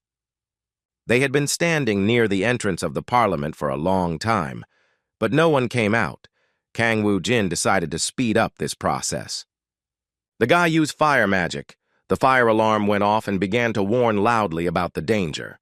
The deputies ran in panic toward the street exit, trying to quickly free themselves from the fire trap. The fire lit up the corridors. People's screams could be heard everywhere, and tongues of flame moved inexorably along the walls. At the threshold, all the deputies suddenly stopped, because a new threat awaited them in front of the entrance, which made them forget about the fire. Choi Tae-oh pushed the others away and stepped forward, not understanding why everyone was frozen in indecision. But when he refused on the street, he looked closely at what was happening, and the man's pupils dilated with horror. After all, the monsters had gathered there, were tearing their colleagues apart, scattering the remains of their bodies. The great mighty knight examined those present and reported that the targets had been identified. The deputy tried to flee, but a huge monster in iron armor chased him. Choi Tae-oh tried to enter the huge elevator, pushing the other men in the process. However, he couldn't escape. A huge iron hand grabbed him by the neck. The deputy screamed, tried to free himself, but could do nothing. The strong knight was strangling him. Soon Kang Woo-jin approached them. The boy watched with pleasure as the assistant suffered. He mockingly said that Choi Tae-oh had to be gotten rid of as soon as possible. The deputy took a deep breath and asked why they were treating him like that, and the boy replied that he would find out on the news. Choi Tae-oh asked in confusion how he could watch the news if he was going to die soon. He groaned and said the guy had enormous power and probably thought of himself as God. And then he shouted angrily that he should at least know the reason why he would lose his life. Kang Woo-jin muttered that the whole reason was his connection with Lee Sang-ho. After all, he deliberately organized a dungeon breakthrough and made a lot of money from it, illegally obtaining billions, and he also participated in the assassination attempt on Kang Woo-jin. And then the guy asked, "Isn't that reason enough to kill him?" The deputy, overcoming his pain, responded that he had nothing to do with it and that he was innocent, that you can't kill an innocent person without any proof. Kang Woo-jin agreed and said he could settle everything according to the law and demand a trial. But after these words, the boy smiled smugly and said that he is this court and the law. The deputy shouted that the guy was crazy, that they were in South Korea, a republic, and that he wouldn't get away with it. He didn't have time to finish the last word because the monster's thick, strong hand squeezed him tighter and strangled him. The deputies watched in horror. They simply could not believe it. And for a moment they lost the power of speech.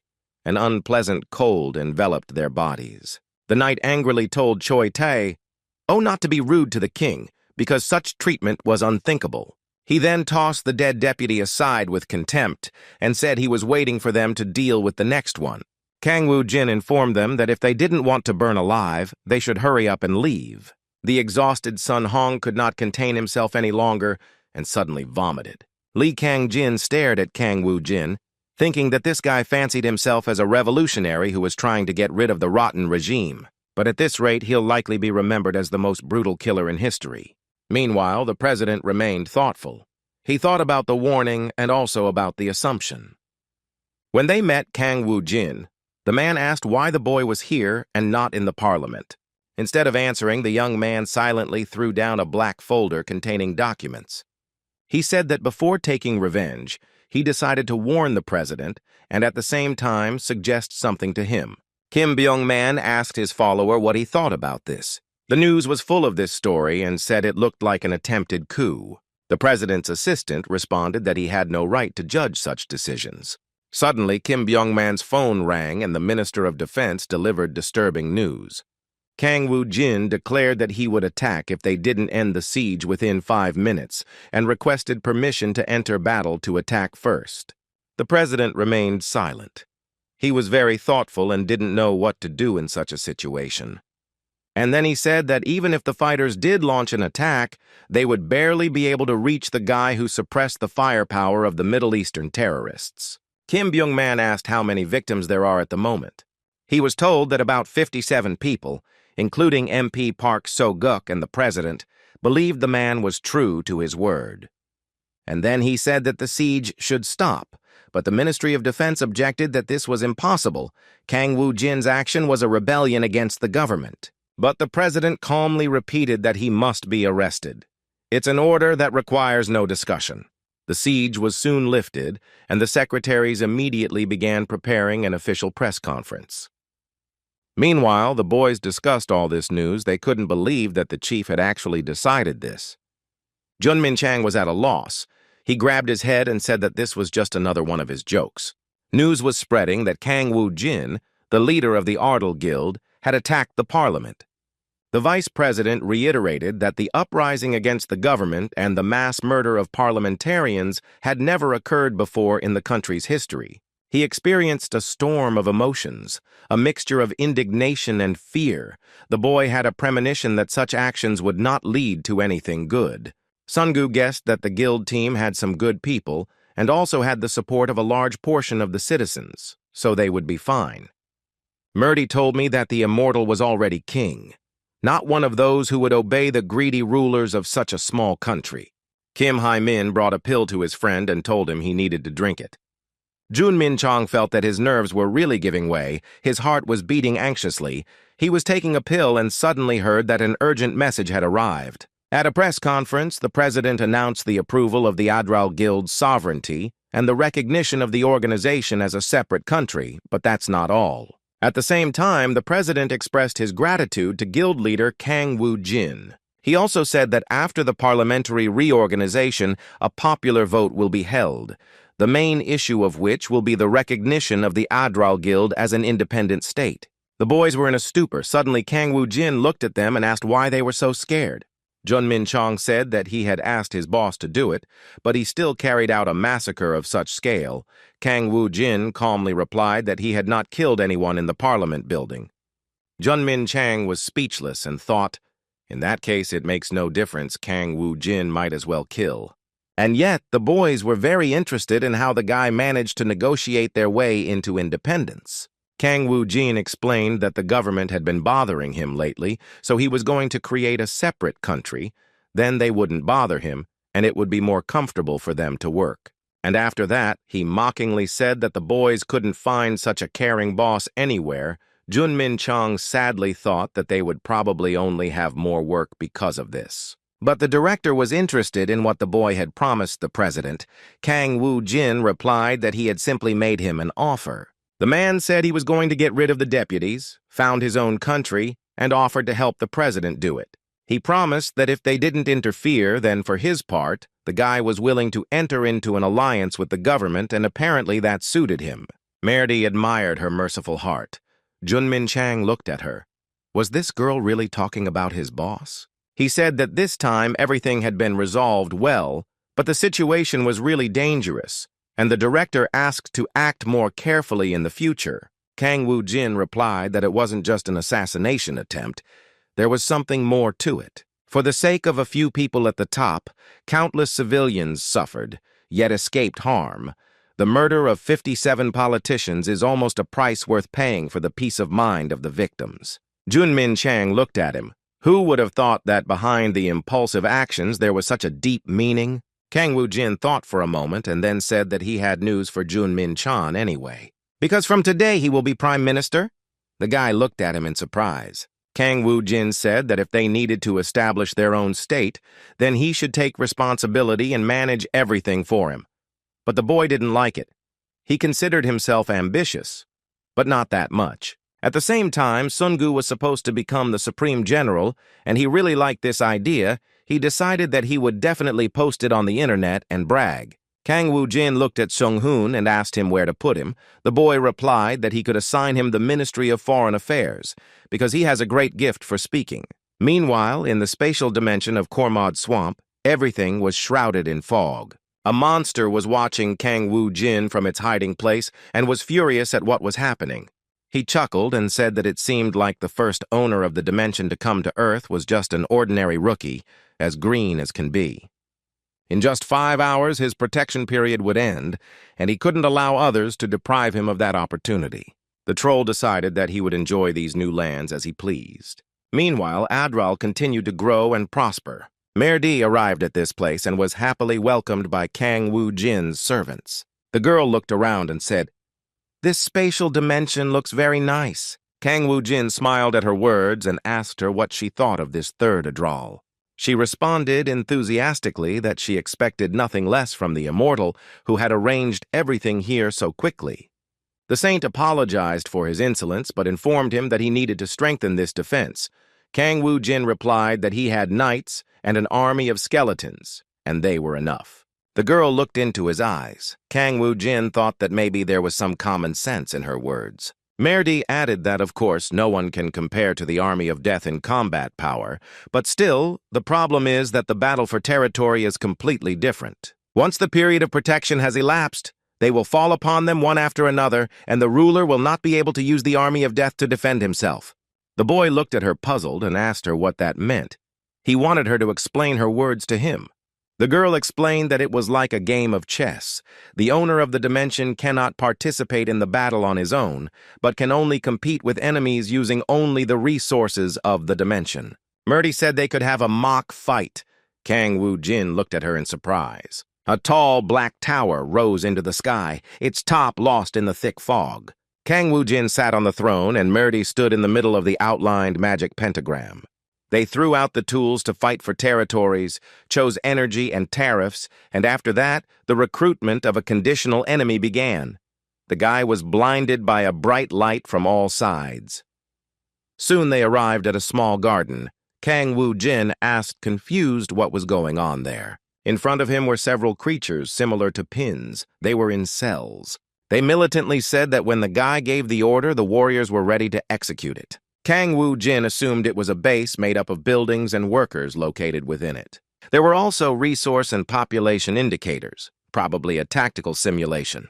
The ruler immediately made a plan in his head. First, it was necessary to collect the blood plants and then get the prize. The boy looked at the structures at his disposal and realized that they only contained what was already in the territory. To prepare for battle, it was necessary to obtain all the equipment in reality. First, the boy decided to install big workers and an orc warrior. The system told him he'd reached maximum population and needed to build a cabin, and he got angry. He hadn't done this in a while, and he'd forgotten how annoying it was. However, after thinking about it for a while, Kang Woo-jin realized he had no other choice. Suddenly, he heard footsteps behind him. It was enemy forces, Count Ritten's detachment of knights. He wondered when they managed to break through. The system reported that he had lost the battle for territory. The guy grabbed his head and thought it was necessary to entrust this to others. Merdi approached him and asked what the king thought about this. Kang Woo-jin replied that he couldn't fight alone, which made him feel like he was tied hand and foot. Who would have thought that invading dimensions and collecting bloodstones would turn out to be some kind of stupid soldier game? Merdi replied that battles for dimensions were important and the stakes for them were low, but that in return they could gradually increase their rank without exposing themselves to danger. The boy asked him what kind of fight he was talking about and how it could be used for revenge. The girl replied that in battles for territory, battles occur between dimensions, but a duel is a competition between the rulers themselves in the fight for primacy. He added that the fight can only take place if the opponent consents, except in the case of a loss and a rematch being demanded, where the contest will be forced. Kang Woo-jin said that it was to his liking. Even if they lost the territory in battle, it would be enough to get it back. Meanwhile, Bibi walked slowly through the narrow bazaar. Around her reigned a chaos of sounds, smells, and flashes of fire. Instead of people, strange aliens wandered there. In one hand, the girl held a huge hot dog covered in purple sauce. She took a bite with pleasure, but suddenly noticed Kang Woo-jin. Bibi ran up to him and bombarded the owner with questions. She was very worried about where Merdi was now. She admitted that when they both suddenly appeared, the girl was confused and even scared. Kang Woo-jin handed him a thick notebook and said that he might have to use these skills right away, so he needed to quickly familiarize himself with the information inside. Bibi took the papers they handed her and told her the good news that Jae-min was already feeling better. He had hunted monsters today and had even eaten. Kang Woo-jin decided it would be a good idea to visit his friend, so he went to his house and knocked on the large iron gate. He entered the room and sat on the soft sofa. Kang Woo-jin asked how Jae-min was feeling. He replied that he was better now. The ruler asked how Jae-min felt about meeting his sister. The man looked down sadly and said that she could not come to those places and that he was not yet ready to be among people. Kang Woo-jin confirmed that this is true. It will be difficult for her to enter another dimension. She is not awakened, so even through the portal she cannot be thrown into a state. Jae-min became sad and said that sooner or later he would have to leave, but for now he asked her to wait a little. The vampire hesitated for a moment. He wanted to ask his friend a question that had been tormenting him for a long time. The boy took a deep breath and asked if it was true that Kang Woo-jin was God. Kang Woo-jin thoughtfully ran his fingers over his chin, his gaze fixed on nothing. In Jae-ming's eyes, it might actually seem that way, because the Lord of Dimension created everything from spatial energy. However, the boy looked calmly and firmly at his interlocutor and said that he was not God, but an ordinary person.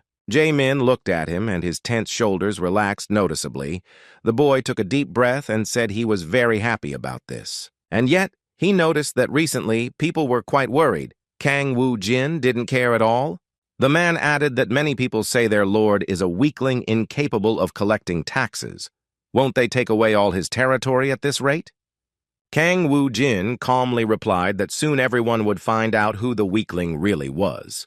He smiled encouragingly at his friend and told him there was no need to worry about such trifles, that Jae-min should just focus on getting used to the new uniform. When the ruler returned to the tower, he immediately received a request for a battle for Kormod territory.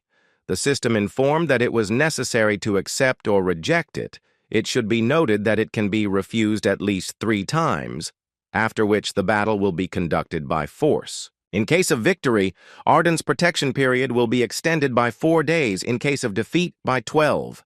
Kang Woo-jin told Bibi that it doesn't matter if they win or not. The main thing is to beat them up. The little devil said he was going to win. She belligerently said that if she wins, she would like to be allowed to control half of the energy. The boy said that of course he accepts those conditions. He thought that if they won, it would be good. But losing wasn't scary either. They would immediately take revenge through the duel. His opponent laughed. He couldn't believe his luck, and that the guy accepted this so quickly. The monster was anticipating taking everything. Soon the fighters took up their positions and tensely waited for the fight to begin.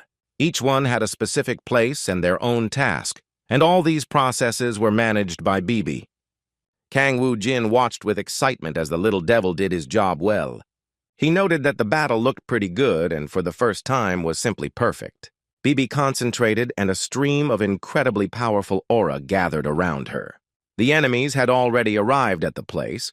A troll was approaching them with a heavy step. The warrior looked very powerful and strong. BB said happily that the enemies probably decided to attack first. She sent her orc warriors to attack. With a threatening roar and clutching their weapons in their hands, the monsters rushed forward. Meanwhile, the trolls were running towards them and looked very sinister. Kang Woo-jin thought that in terms of control, he was a little behind his opponents. The girl lost the battle for territory. BB sat down disappointed and clutched her head. The system wrote that the guy had suffered significant losses. He thought this was bad because the enemy now not only gets his share, but can also empty the depot. But fortunately, the enemies had collected a lot of garbage. Apparently, things happen at random. BB threw herself on his neck and cried. She apologized and said she wanted to win. The guy calmed her down and told her it was okay. In any case, they would get revenge and give her everything back. And then he angrily said that they would have to pay double for everything. The troll laughed heartily and said that the guy was clever because he used another strategist instead of himself. Apparently, he managed to find him somewhere. However, all his efforts were in vain because he had now captured the territories.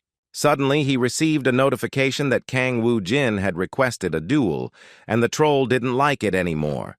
Since the guy had lost, it would be better to start equipping the army while the protection period was in effect. This time, the action took place in an icy expanse. In case of victory, the boy was assigned the corresponding privileges, and in case of defeat, he died for 12 days. Now, Kang Woo-jin understood why everyone avoids participating in these fights. If they lost the battle for the dimensions, they would receive a 12-day protection period.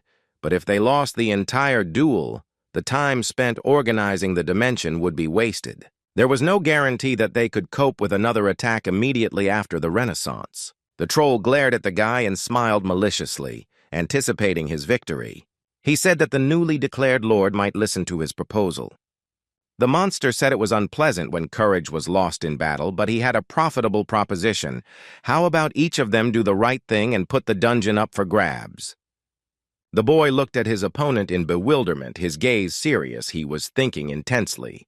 And the enemy, meanwhile, considered this silence as anxiety and said that with that mood, the guy would not achieve a high rank. Kang Woo-jin smiled slightly and said he could see through his enemy. He agrees, and if they've already decided to raise rates, then they don't have to waste time on trifles. The troll said it was a pleasure dealing with him, and in that case added another 100,000 energy units to the reward. Kang Woo-jin said that this was a very profitable deal and accepted, and his bet was the #1 exit of Seoul Station on planet Earth, at the place where the enemy placed the Nason column. The troll looked at him angrily and told him that the competition was beginning. The guy looked closely at his face and thought his opponent had probably taken the bait. If the other Dimension Lords were like this, he would be at the top in no time. The guy held a golden staff in his hand and said that it was unlikely that others would be as stupid as this troll. They engaged in a fierce duel, and a moment later the monster flew to the side. He said that for an Earthling, this guy was too strong. However, the troll was also the leader of an entire race at one point, so he is not so easy to deal with. He went ahead and said that an ordinary man could never beat him. The monster brandished his iron club. He was sure that the guy wouldn't be able to survive such an attack. However, to his great surprise, Kang Woo-jin remained alive and even had enough strength to not fall. The troll froze, but the young man didn't give him a chance to think about it, and in the next second he dealt him a powerful blow. The monster flew to the side like a toy, feeling like it was losing control of the situation. Gathering all his strength, he stood up, gripping his club firmly in his hands. However, this did not discourage the desperate troll, because his opponent used magic. Kang Woo-jin's eyes shone with an evil fire. It was hard to stop him now. The frightened troll saw the boy raise his sword above his head and prepare to die. The next moment, there was a powerful blow that destroyed the monster. The system declared the Overlord the winner of the rematch, and as a reward, he received the Nesian Column dungeon. Now, Kang Woo-jin also had the planet Zhao, the Nesian Column, under his control. A great gorge and huge rocky caves were taken over by an uncountable army of skeletons. The reset dungeons have now become your safe haven. However, getting rid of the skeletons is very easy, simply by smashing their skulls with one blow. The leader of the Roti race, Rarik, said that they simply had to succeed in this campaign, and then they could survive. They must win at any cost to save the planet and their own species. Among their conquests, only the Heavenly Dungeon remained, to which they rushed, having gathered a large army. Rarik warned the army that they did not know who would attack and from where, so they had to remain alert. Suddenly, he heard a suspicious sound in the sky and raised his head to see what was going on there. The scarlet sunset hid a flock of large and powerful wyverns in its gloom. Rarik concentrated, used his Raksha magical abilities, and summoned a powerful lightning bolt. With the help of these rays, he tried to target the wild dragons that were rapidly approaching them. However, all his attempts were in vain. The dragons easily repelled the blows. Rarik couldn't believe it. He assumed the rider sitting on one of the wyverns was also a mage. Kang Woo-jin reported that this planet Jakku will be conquered very soon. The monster glared at the daredevil and thought he had enough strength to resist. Meanwhile, the man approached him and mockingly told him that he was inviting them to an unforgettable adventure in Ardal. The stranger looked boldly at the arriving traveler and asked him who he was and where he came from to these lands. Kang Woo-jin slowly walked towards him on the ground, feeling confident, and replied that he had now become the master of this place. The monsters looked at him in surprise. The boy said they looked pretty strong. He even became interested in what the planet Jakku represents thanks to you. The monster looked him fiercely in the eyes and told him firmly that they were not going to say anything. Kang Woo-jin replied that he wasn't suggesting they have a conversation, and the boy's eyes flashed with a cruel light. The aliens suddenly realized that something incredible was happening, similar to a magical attack. Rarik guessed who was in front of him and ordered all his henchmen to retreat. Because this guy is not an easy person, he is a necromancer. The monsters obeyed. They ran off, their heels clicking, and the guy looked at them with a satisfied look. He ordered his servants to bring one of these strangers to him to converse with. Several of his subordinates moved forward and began to catch up with the monsters that were trying to hide. However, they couldn't escape far, and Kang Woo-jin's henchmen easily caught up with them. Rarik thought they were at a disadvantage. In such numbers, they had no chance of resisting dozens of death knights, and they had to try to save at least the remaining ones. He told his allies that he would hold off the enemies and that they should use the homestone to escape. But suddenly, Rarik realized that they were already surrounded on all sides. He was trapped. He decided that it was necessary to use magic since there was no other way to resist. The monster used its imprisonment-based ability and magical currents condensed around it. With his help, he was able to deal a devastating blow to his enemies. For a few moments, everything around us was plunged into darkness. Fog and thick clouds gathered around us. The monster said that he had put all his mana into this crushing blow and that he must carry out his plan.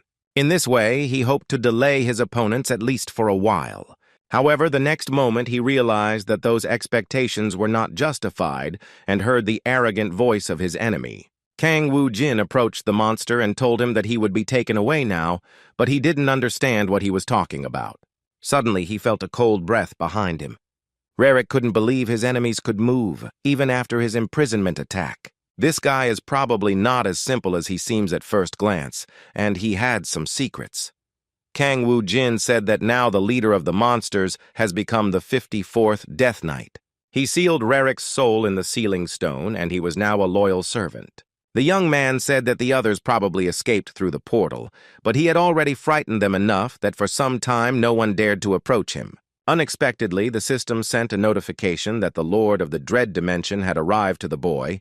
Kang Woo-jin said that he had completely forgotten about him. After all, 2 days ago, after Kang Woo-jin obtained the Nesian Pillar Dimension, guests began arriving in Ardal frequently. Since the dungeon reset process here was almost complete, other Dimension Lords had the opportunity to visit to establish friendly relations. A lot of monsters came to him every day, and the boy was already tired of accepting them all. Dread said on his 3rd visit that neighbors exist to visit each other often and be friends. Kang Woo-jin replied that if his interlocutor returned, he would go to his dungeon and destroy everything to hell. The octopus peacefully told the boy not to be angry, because he even brought him a gift. an unusual sculpture in the shape of a bird. The system notified that if this bird settles in the territory of the dimension, the artifact will accelerate the growth of bloodstones by 1% for the restoration of blood plants. Kang Woo-jin took the bird in his hands in surprise, and his interlocutor noticed that every time he came with a gift, and when it came time to pay in some way, the boy suggested dinner. Dredd happily agreed and said he would be happy to try the food there. He began to enjoy the delicacies they brought him, which included various hamburgers and pizzas. BB watched in disgust as the monster greedily ate that food and said it was very disgusting. The octopus said he was really embarrassed. Kang Woo-jin replied that if he was full, then they should move on to the real reason for the visit. The monster thought for a few moments, took a napkin and dried his face, then said he had a question. Dredd asked the boy if he knew what forces existed on the planet Jakku. Kang Woo-jin replied that he was well aware of this, and said that the indigenous inhabitants of the Ratti race, as well as the unions formed by the lords of various dimensions, are the Black Hat Alliance. There was also the Red Hammer Alliance, which was represented by a huge mallet. And the Yellow Lizard Alliance had been around for a long time. The monster was surprised at how the guy managed to find out all this. He replied that he had found a very useful informant, the Ratfian whose Death Knight he had become, and that he had told him a lot. The monster looked at him in surprise and said that it seemed as if another alliance had managed to hit him before him. In that case, he decided not to beat around the bush and said that he served Rajakui, the head of the Yellow Lizard Alliance, the strongest of all the unions, and wanted to ask the boy to join them. Kang Woo-jin replied that he didn't need to because he could protect his territory on his own. The octopus said that his interlocutor was still an inexperienced lord, since for now the dungeon could surely be managed by one person alone. But if there are several of them, how can they protect the dimension when it is attacked from two fronts at the same time? Kang Woo-jin thought for a moment. There was some sense in those words. He hadn't even thought about it before.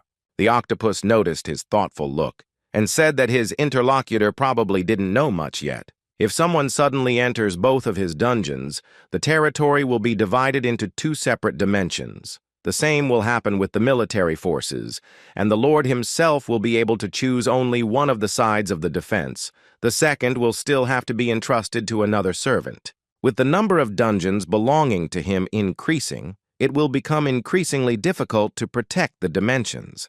And as he left, he said that the boy needs to think everything through carefully. Kang Woo-jin told BB that in the future, if any of the lords wanted to sit in their dimension, they would have to refuse without exception. He thought there were about 30 days left until the Nesian column dungeon restarted on the planet Jakku. If the intruders want to advance along an individual route, the column will obviously become their target as soon as the barrier is opened. He had to hurry up to level up, and immediately after meeting Dren, Kang Woo-jin returned to Earth. Their main goal was to level up and gain the ability to summon more powerful spirits. To this end, the guild decided to start helping other countries clear the toughest dungeons. Strongman Baek-hyun was sincerely happy about the hero's arrival to his lands. He saw him from afar and waved his hand.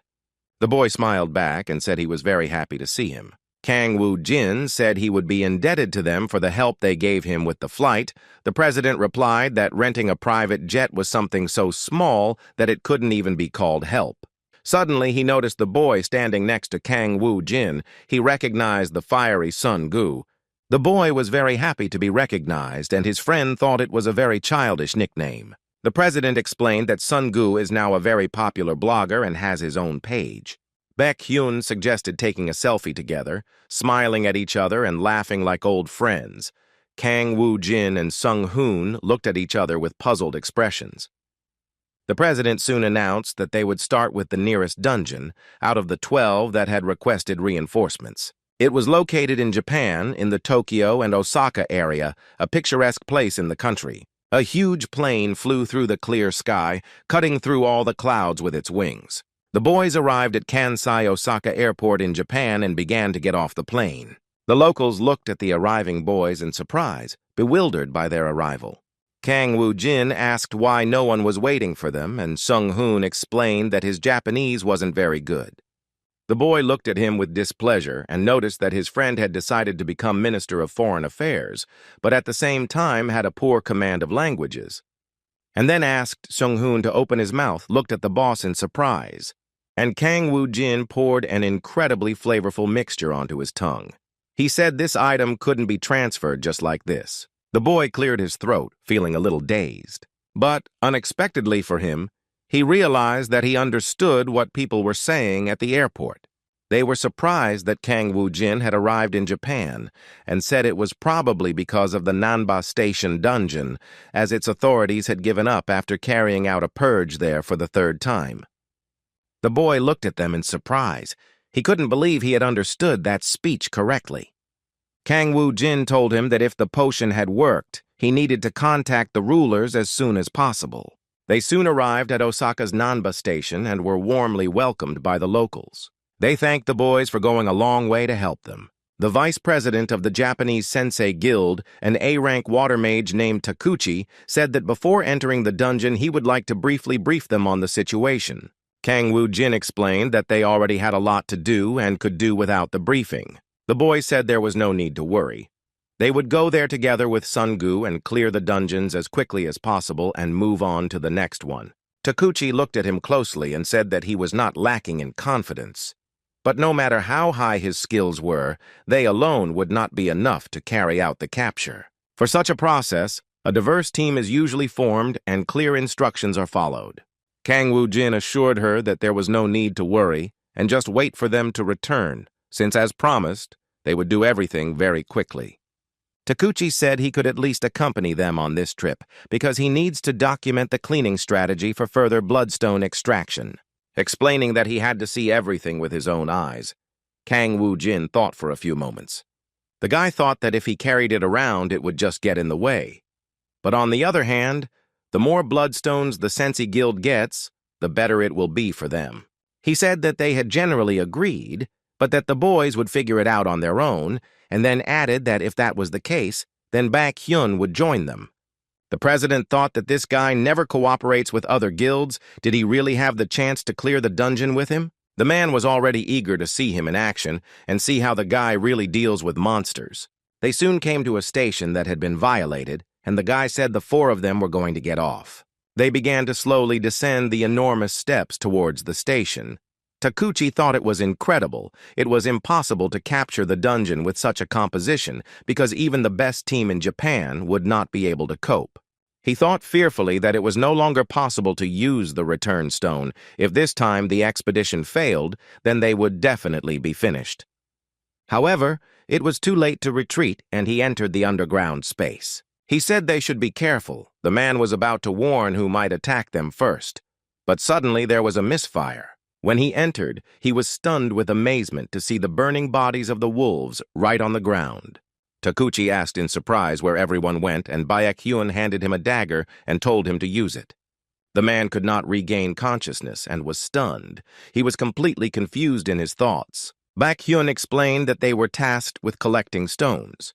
Takuchi still looked at him with a puzzled expression. Baek-hyun said that before he could blink, the two had defeated a pack of wolves. As soon as they entered the dungeon, the two were confronted by humanoid wolves that attacked them. I expected nothing less from Kang Woo-jin, but who knew that Sun-gu also had skills that clearly surpassed A rank? They moved through the dark corridors, removing bloodstones along the way.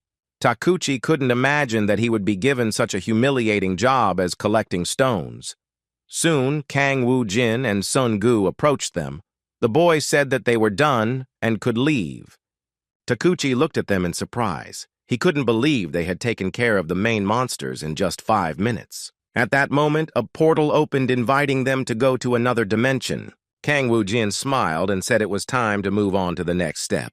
The boys entered a dimension that transported them to a completely different space.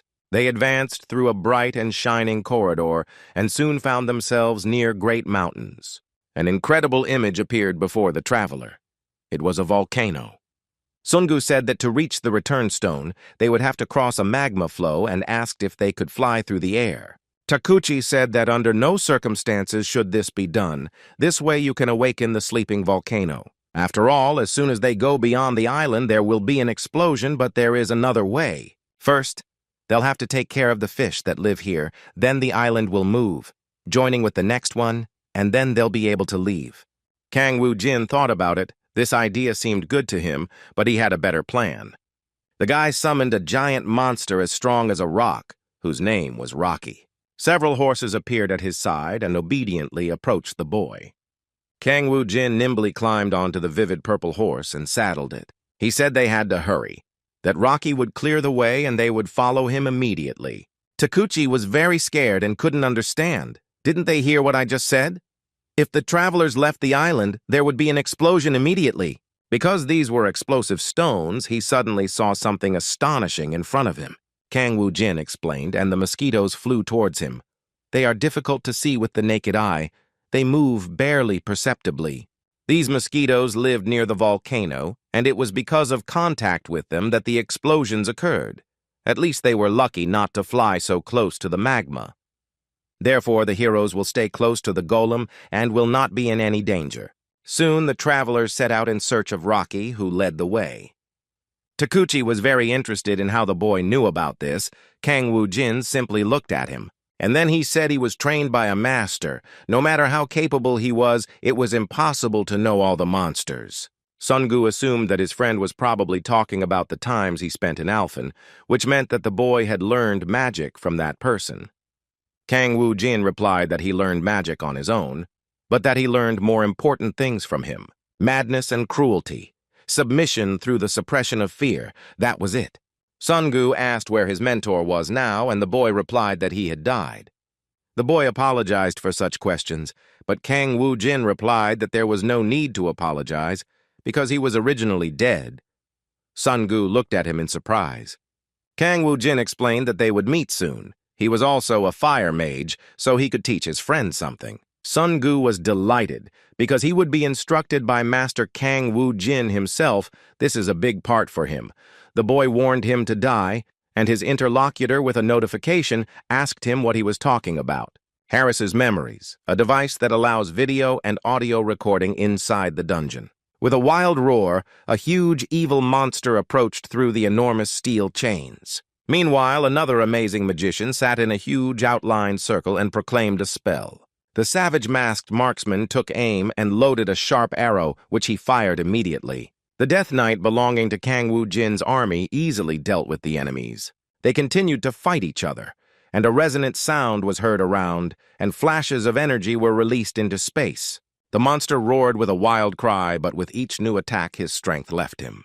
Kang Woo-jin used his finishing move, the two-way slash, and finished the fight brilliantly. He said this marked the end of Osaka's underground cleanup. Guild boss Sensei Gato looked at the guy through the big screen and thought that was complete nonsense. How did he manage to so easily conquer a dungeon that the best team couldn't handle 3 times?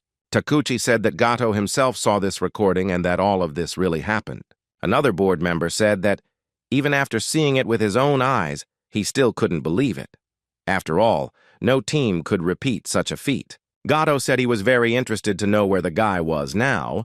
Takuchi replied that he had taken care of all the dungeons that were close to breaking through and was now moving towards China. The man couldn't believe it because it was simply impossible to clean so quickly. He said he could only laugh nervously in surprise, that waking up like this was a great fortune, and that for the first time he envied Korea. Takuchi said this man was no longer a Korean citizen. The man said that if he was referring to Adral, the government had not yet officially recognized its existence. And I heard in response that they will soon see who will recognize whom. This guy is too independent. Takuchi looked his interlocutor straight in the eyes and asked, "When was there a time when the weak recognized the strong?" After Kang Woo-jin cleared the underground of Osaka and Tokyo, he successfully dealt with 2 more that were already in China. It only took a day to conquer a total of 5 dungeons, and Kang Woo-jin's group immediately headed to the next spot. When the boy was flying on the plane, Beck asked him what he was going to do with the offers. After all, 2 countries have already offered to officially change citizenship and become legal residents of Japan and China.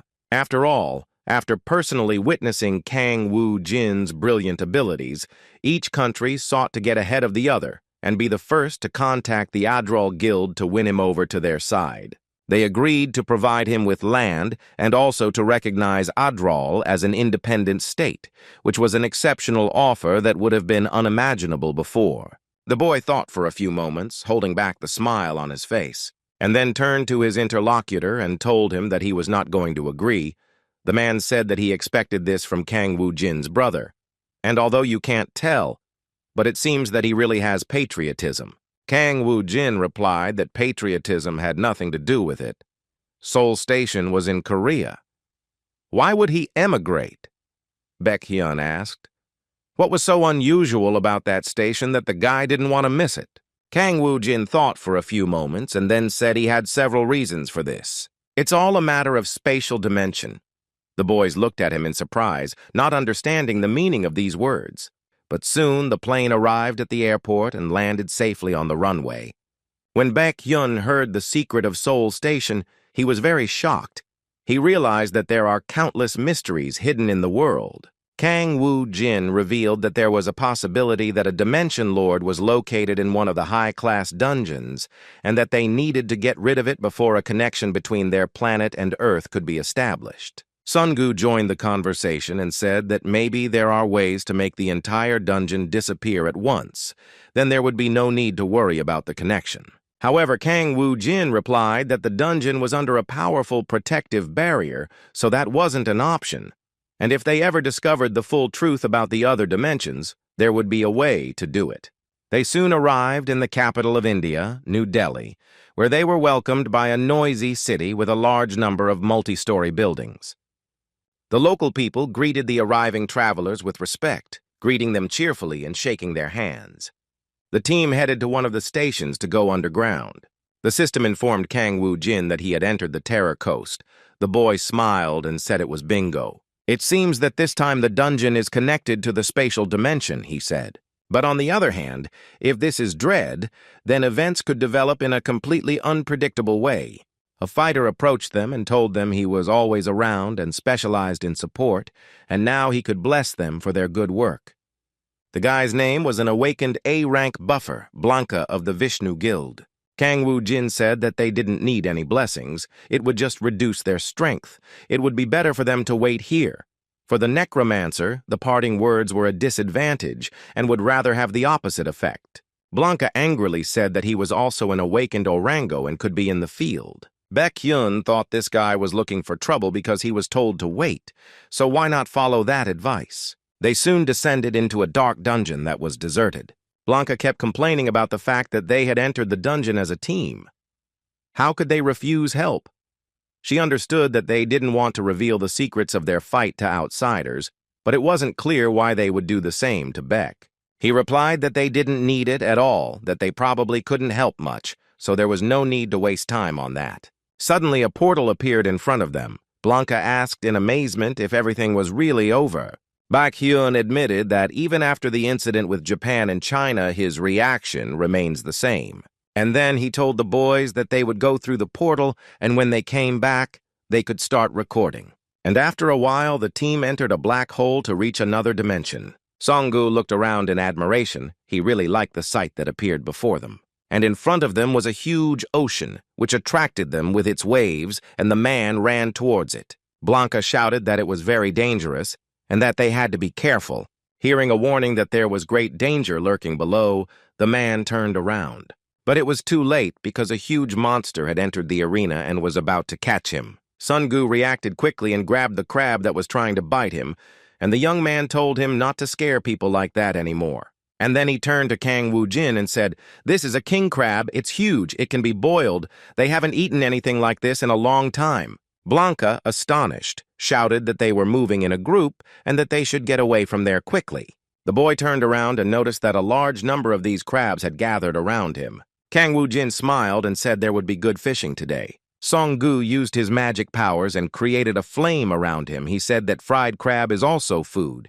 He was very hungry and could eat some. After a while, the entire flock was destroyed and they could be eaten safely. Blanca was incredibly amazed. She looked at this and couldn't imagine how the boys could treat the monsters with such cold blood. However, he was even more surprised when Sungu suggested they drink a couple of glasses of beer and, with Kang Woo-jin easily supporting him, invited the bewildered foreigner to sit with him. Blanca said they were in a dungeon and maybe the meat was poisonous. Sungu laughed and said it was simply delicious. Seeing their satisfied faces, The Indian couldn't say a single word. He couldn't understand how the boys could be so comfortable in the dungeon. After all, it was a 6-star dungeon that hid many different creatures. Blanca said now was not the time to sit down and make a plan. After all, even if they dealt with the crabs, to achieve the final goal, they will have to dive underwater, and obviously fire magic doesn't work there. And therefore it will be very difficult to capture the stone. For this, it is necessary to pass through hundreds or thousands of jellyfish, and there is no antidote for their paralyzing venom. Kang Woo Jin said that if there are hundreds or thousands of them, then that would be exactly what is needed, and he happily announced that they could now start fishing. His companions looked at him in surprise, and Kang Woo Jin walked calmly towards the water and moved forward slowly. When he reached a certain point, he said this would be enough. The boy looked around carefully and listened, picking up every sound that was nearby. And soon he noticed small splashes of water extending several meters away from him. Suddenly, a huge monster approached him from the water, showing its snow-white teeth. However, the young man continued to stand calmly, not feeling anxious, and boldly looked into his opponent's face. And then he used his magic and summoned a skeleton. Its ability was a poison ring. And suddenly, there was a bright flash that blinded the children's eyes, and for a while they couldn't see anything in front of them. Soon, all kinds of creatures began to slowly emerge from the depths of the sea. Kang Woo Jin waved his hand and said that an additional skeleton magus summoning would be performed.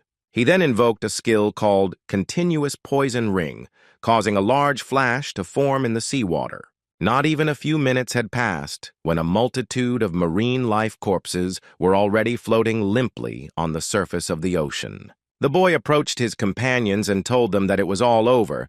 Baek Hyun said that was probably what was called fishing. For his brother, hunting was a piece of cake. Kang Woo Jin smirked and said that was only if we were talking about small fish. He ordered the skeleton to continue spreading the poison. His enemy would soon be unbearable and would have to go to land. Baek Hyun didn't understand who he was talking about. However, after a moment, a suspicious splash was heard, and a terrible sight began to appear before the boys. A huge octopus came out and said this guy was being too arrogant. He could have taken this as a declaration of war, and then Kang Woo Jin would have had a hard time. The young man replied that he started first because no one asked him to connect his dungeon to Earth. The monster replied that this was quite impudent, and that the guy was behaving as if the entire dungeon on Earth was his property. I couldn't believe that Kang Woo Jin came to conquer the dungeon as a traveler, without fearing anything at all, okay? It would have been a battle for the dimension, or a duel where he could use the power of his domain. And here the situation turned out very well in his favor. The monster laughed with malicious joy. He said the boy would pay for invading his dungeon. Now he would show him the incredible strength and power he possesses. Kang Woo Jin looked straight into his opponent's eyes and said he would end this with his last words. His enemy looked at him in surprise. He didn't understand the words the young man was saying. And Kang Woo Jin made the corpses explode, and by the magical effect, a glow began to appear around the soulless bodies of the monsters. The octopus looked at this in amazement. He was shocked by what he saw. Incredibly powerful flashes of fire began to spread around, consuming everything around them with their flames. Blanca stretched her hands forward, trying to resist her opponents. Suddenly he realized that his level had now increased much further. Some time passed, and suddenly there was absolute silence in the entire area. Now Kang Woo Jin's level was already level 76. This was a great achievement. He only regretted that there was nothing left of the enemy, but the octopus fried in butter was very tasty. Sun Gu laughed and said they could eat together when they returned to Korea. Suddenly, Blanca began to cough violently. The boys stared at him in astonishment. And the Indian said that if they had a plan, why hadn't they told him before? After all, since they had to extract a large amount of mana suddenly, the return trip was no joke. Kang Woo Jin looked at him and said that he didn't have to stick his head out.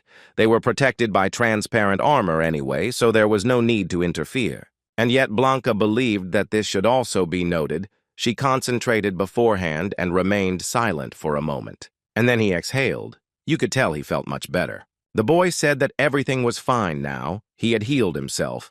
Kang Woo Jin was surprised. Probably this person not only had range enhancement skills, but also self-healing skills. The boy thought about it and decided that this skill could be useful to him. He asked the Indian his name, and he replied that his name was Blanca. Kang Woo Jin asked what his salary was. The boy looked at his interlocutor in perplexity. Then Kang Woo Jin invited him to his place in Adral and said that he promised him good conditions, better than those of the Vishnu Guild. Blanca felt very discouraged by this proposal. She thought a lot and remained silent for a few moments. Did this guy really think he could be bought that easily? He said he appreciates the offer, but that he has a close connection with his boss, the Vishnu Guild, and that this is the place he should dedicate himself to. Kang Woo Jin narrowed his eyes and thought this guy was quite loyal, but he already had a plan on how to convince him. After all, the guy had several aces up his sleeve when they returned. Guild leader Vishna Kasim asked how easily they dealt with the dungeon. He added that he was infinitely grateful to Kang Woo Jin for this honor. The boy replied that they had already completed the formalities and that he would like to offer him something. He looked his interlocutor in the eyes and told him that he wanted to welcome Blanca into his guild. For a few moments, everyone was silent and looked at him in surprise. The leader slowly said that Blanca was his adoptive brother. Kang Woo Jin now understood why Blanca spoke of a close relationship, and asked what amount would suit the guild chief in that case. Kasim replied that he could not sell his brother for any amount of money. Kang Woo Jin commented that if the answer was positive, he would completely transfer the rights to manage this dungeon to him, and if another similar one appears in the future, he will clean it up and hand it over to his guild. The man thought a lot and thought it was too good an offer. And then he turned to his brother and said that he had been thinking about this for a long time, but still, keeping him here would be selfish, and as a loving relative, he was obliged to let him go so he could grow. Kang Woo Jin turned to the bewildered boy and told him that he was now inviting him to Adral. Blanca muttered darkly that he had been sold like a pig to the slaughter. Sungu patted him on the shoulder and admitted that he had also come to that place for money, so one should always think positively. And Blanca should have been glad that she didn't have to die to join them.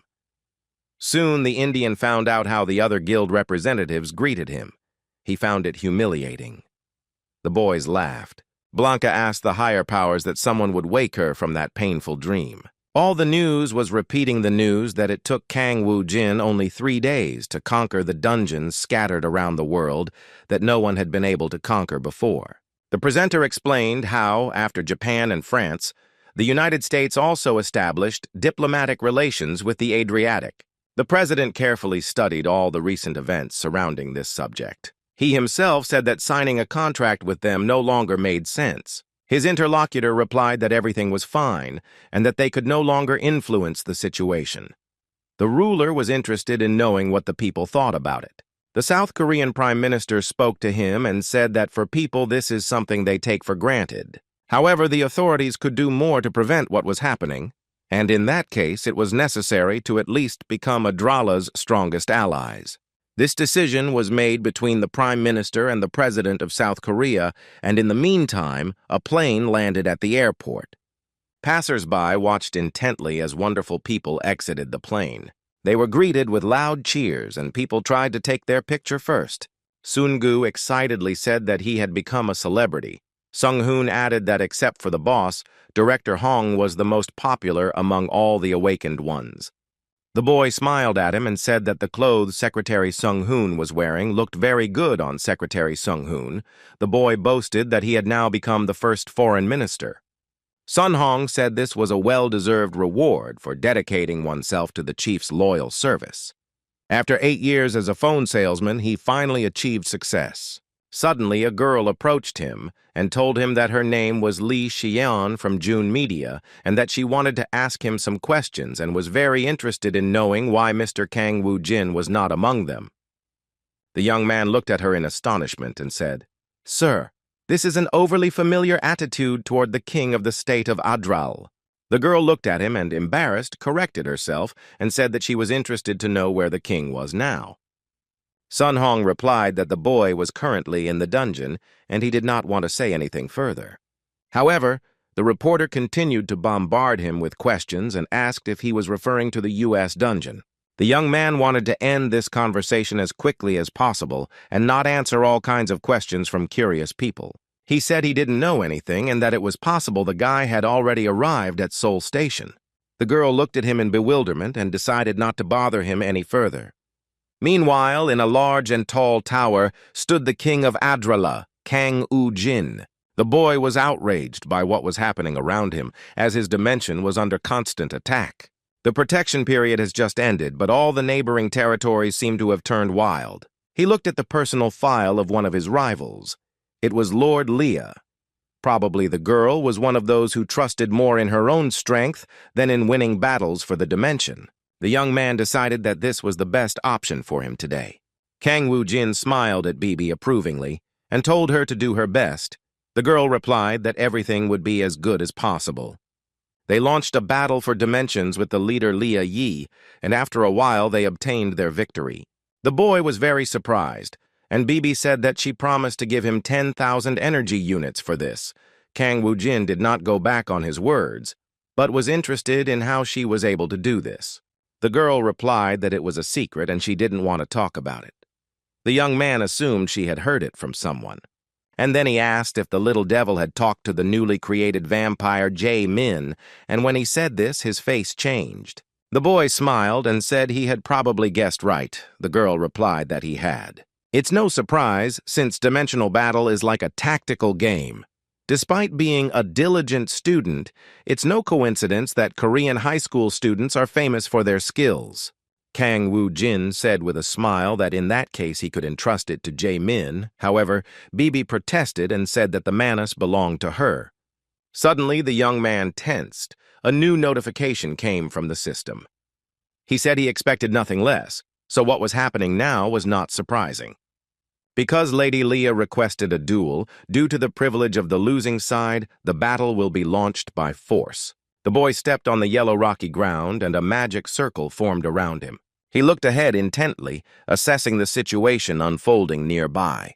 The girl said bitterly that she couldn't believe how she had lost to the new ruler, and to a human at that. She assumed that Kang Woo-jin came from planet Earth, and apparently didn't know that this place was quite popular these days.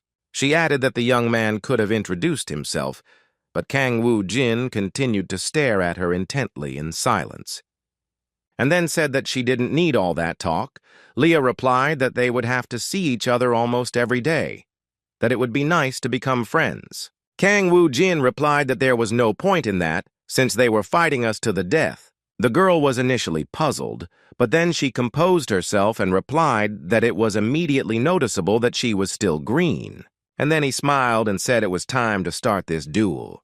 The boy continued to study her closely and watch every movement of the girl. She took the gun in his hands and said that he was not only cute, but also naive, and kindly gave him time to reload the gun. With these words, he pulled the trigger and said the game would end. The next moment, a shot was heard and a dark space formed in front of the guy. A mixture of dirt and dust stared at him, but he continued to stand calmly in one place. It turned out to be an ordinary weapon, not an artifact with a built-in special ability, which was why he was stalling. The boy heard her laughter and her contemptuous words about how if he was still good at battles, then with duels everything was already completely sad. She would advise him to give up. Kang Woo-jin asked him if he really thought he would give up his position so easily. From the darkness he heard the answer that the cloud of death is not an ordinary smoke, but a special field from which it is impossible to escape. Not even a ray of light penetrates here, and complete darkness reigns. And the poison contained in the cloud immobilizes the enemy. Then Leah urged him to be a good boy and accept his death with dignity, and with these words, she pointed the gun at him. The guy grabbed the iron cane in his hand and shook it, preparing to parry the blow. He made quick movements and waved his weapon directly in front of him. The girl praised Kang Woo-jin and said he was fighting pretty well, but that wouldn't help him. Although he blocked the shots, his body remained paralyzed. Leah added that even if he could resist, she was capable of launching attacks from all four sides at once. The guy didn't have time to dodge the swords attacking him. He felt like he was fighting dozens of warriors at once. Suddenly, he found Leah's hand already moving towards his head. He said it was quite fun, and he was able to stop the blow brilliantly, and then added that if it gave the impression of a fight with tens of thousands, then he had several 100,000 under his command. The guy ordered his skeletons to grab the girl and bring her to him, and an army of thousands of skeletons with glowing eyes advanced to attack. They screamed loudly and started running towards the confused and scared Leah. The girl tried to get away and run away, but she realized she wouldn't have time to do so. The next moment, a huge sword leaned over her head, and she looked at the skeleton in fear. The sharp sword hit his gun directly, and a deafening sound was heard. The girl fired a shot to destroy her enemy. An explosion was heard, and the skeleton was broken into several small bones. Defeating it was not difficult. However, she noticed another similar crowd approaching her. They were waving their swords and looked very scary and aggressive. The girl thought with disappointment that her death cloud technique had not worked at all. However, he couldn't fight every single one of them. There were too many summoned souls. Leah decided she needed to channel all her power into the Necromancer and get rid of him. But she didn't have time to finish her thought because the Iron Knight appeared in front of her. She was attacked by several enemies, and the girl accidentally dropped her hat, which fell silently to the ground. The girl screamed in pain as many enemy swords pierced her body. Now she was surrounded and sat on the ground, trying to collect her thoughts. Kang Woo-jin said that she had finally brightened up. The girl looked at him with wide eyes, and he added that the Clouds of Death is a pretty scary name. But would this work in an army called Immortal? The girl shouted with hatred that he would still pay for his actions and began to insult him angrily. The man brandished his gun, raised his hand above his head, and prepared to bring it down sharply. The next moment, the girl's head flew to the side. He simply destroyed it with one blow. Her ugly head flew to the side. Leah did not survive this competition.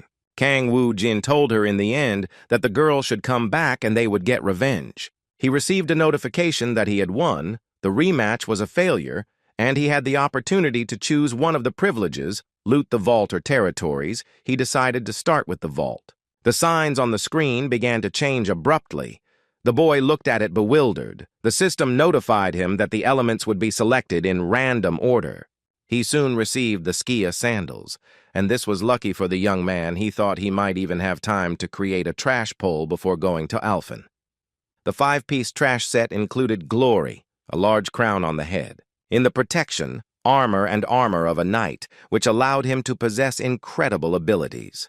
The greatness worn on the belt was a source of pride. Retribution was a pair of steel gloves that gave more power to blows. And the procession, this is also the most powerful equipment in existence. This is what Alphen used. The guy thought he had once again taken possession of a set of garbage that increased the wearer's magical power and overall power to the maximum. One could say that he had actually returned to the power he had during his life in Alphen. One of the materials he needed to make the procession were Skia's sandals. They were impossible to obtain on Earth, so he had already given up on them, but in such circumstances he found them. He decided that everything would be fine if he continued to win battles. Kang Woo-jin thought about this a lot and asked, "Is it true that BB taught Jae-min how to play?" Leah was on the brink of existence.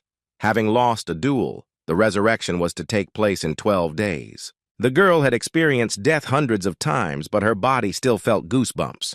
This bastard, how could he be from Earth if he had such abilities? She thought that the hour of reckoning would definitely come, and they would still see who was the strongest of them. Meanwhile, the territories Kang Woo-jin had taken continued to flourish and develop.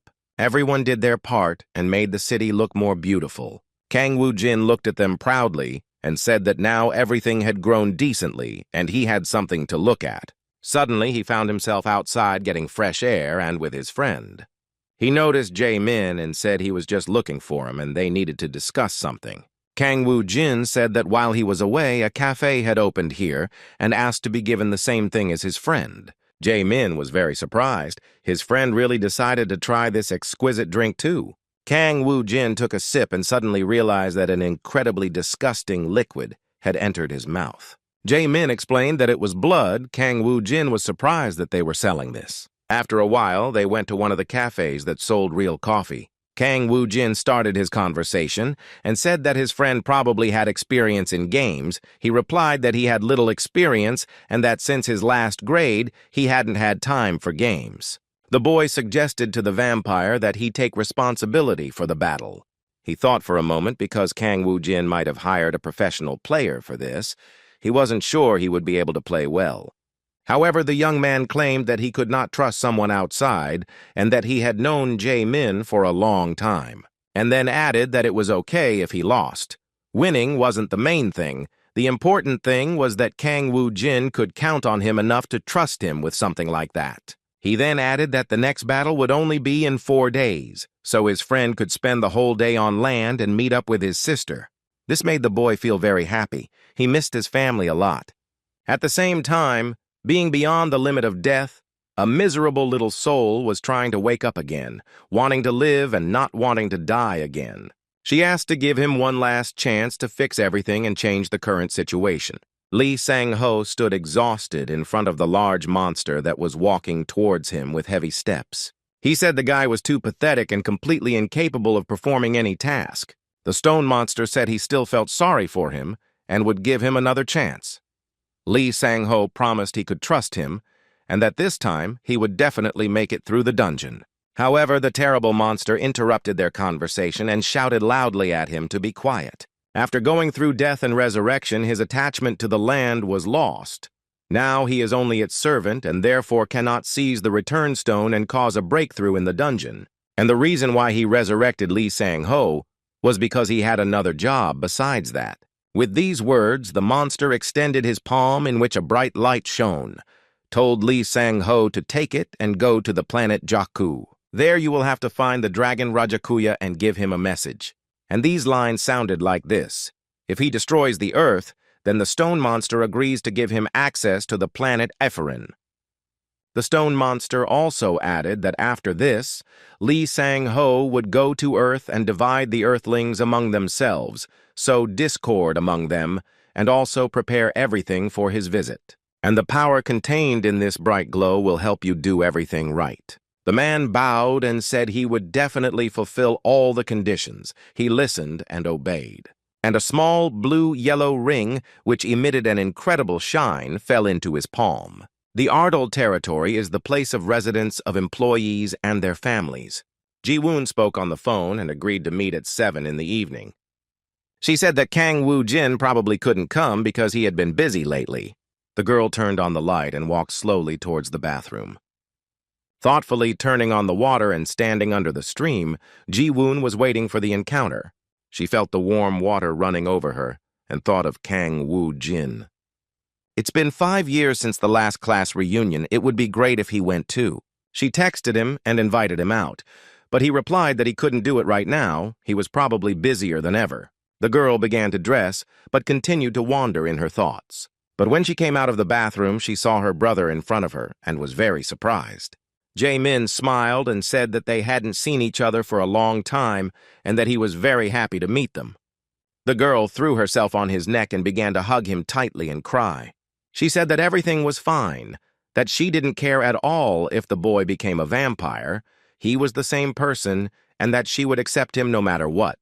Jae-min, embarrassed, asked him to let him go because he had more news to tell him. The boy said he didn't come alone and that Kang Woo-jin came with them. The girl turned around and saw a smiling boy. He told her that a wonderful reunion between siblings had taken place. Ji-woon felt very embarrassed, and for some unknown reason he started to tremble. And then, with incredible speed, she disappeared from the room. The boys looked at her in bewilderment. Kang Woo-jin asked her why she was so surprised. Jae-min asked, "Do you really not understand?" The guy didn't respond and said he would leave it to them, but he didn't have time to stay. He needed to return to the dungeon and continue leveling. And then he said he was leaving. Jae-min looked at him with a puzzled expression. Soon the door slammed shut behind the guy, and the vampire continued to stand there, bewildered. He didn't understand why his friend needed to be enhanced, since he was strong enough. You might not notice it, but Kang Woo-jin is quite conscientious when it comes to things like this. The boy met Sung-hoon. Soon they arrived at Mokdong Station, 4th entrance.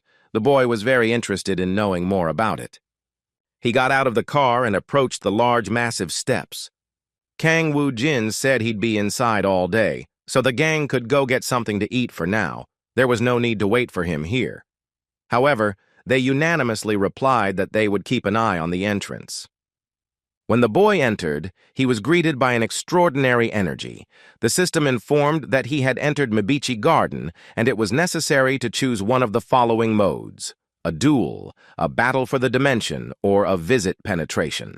Kang Woo-jin guessed that the Lord of the Dimension was located in this place. Judging from the young man's experience, dungeons up to the 6-star level were generally run by ordinary owners, but even so, the ones with a higher energy level almost always belonged to the Golden Dimension. Only this time things were different. The connection between the dungeons and spatial dimensions was happening everywhere, so it was only a matter of time before one of the lords reached the ground. Of course, the connection itself can be broken and the dungeon can be conquered later.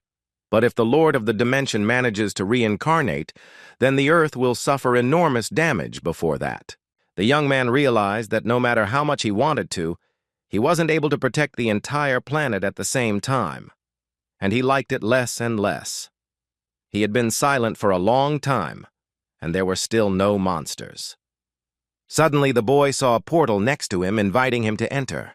Kang Woo-jin decided that the Lord was suggesting not wasting time on small things and getting straight to the point. 6 hours after the boss left for the dungeon, the boys were still waiting for him. Sun Hoon was already shivering from the cold. His friend asked how the authorities would react if they walked through that place. After all, Adril became an independent state and is now on the territory of Korea. Sun Hong explained that this agreement had not even been concluded yet, and that they were not North Korea. He added that everything is correct, they are a separate country, but in the end it turns out that by joining Adral, a person not only acquires local citizenship, but also retains Korean citizenship. The boy added that it was strange why the boss was taking so long to leave. Kim Hae-min said it was extremely suspicious. Considering the time it took him to clean, he was clearly late today. 6 hours have already passed, but inside the dungeon a whole day must have passed. Sun Hong thought about it, looked at his interlocutor, and chuckled. Suddenly, Kim Hae-min said there was urgent news about the dungeon. When he looked at his phone screen, his eyes widened. The boy was stunned when he saw the notification. The host said that several dungeon resets occurred simultaneously. According to his calculations, up to 20 new spots appeared. 11 in Seoul, 2 in Daegu, and 7 in Busan. According to the energy measurement results, several of these dungeons are estimated to have a rating of 6 stars or higher. Sun Hong couldn't believe what he was seeing. He didn't understand why the sudden dungeon updates were happening and what the reason for them was. But a moment later, he was even more astonished. This happened not only in Korea, but in other countries as well. Kim Hae-min said that something out of the ordinary must have happened. Sun Hong looked at him with a puzzled expression, but suddenly heard the boss's footsteps getting up. The boys waited for the man with great anticipation and prepared to tell him the alarming news. Some time passed, and the noisy streets filled with people. Everyone hurried about their business. A very strange man ran through the crowd. He put on a hood and covered his face so no one would recognize him. The man was breathing heavily and was probably very nervous, intending to hide as quickly as possible. And the whole time I thought it was real, and it turned out not to be an illusion.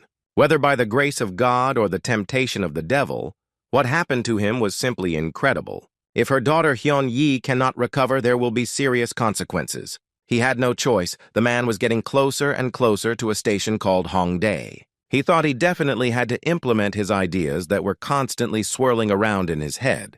The military officer looked around and noticed something suspicious around the corner. The guy walked forward pretending he had no interest in that station. He was told it was too dangerous to approach. Suddenly, there was an explosion right at the entrance. Passers-by screamed in horror. The soldiers prepared to defend themselves. They were unable to discover who the man was, and he had already begun to flee. He ran with all his might and felt his breathing becoming labored. Meanwhile, a terrible laugh was heard in the mountains. The monster said that indeed the folder was already there. He nodded approvingly and said that Lee Sang-ho did everything right. And then the huge spider added that he had beautiful children.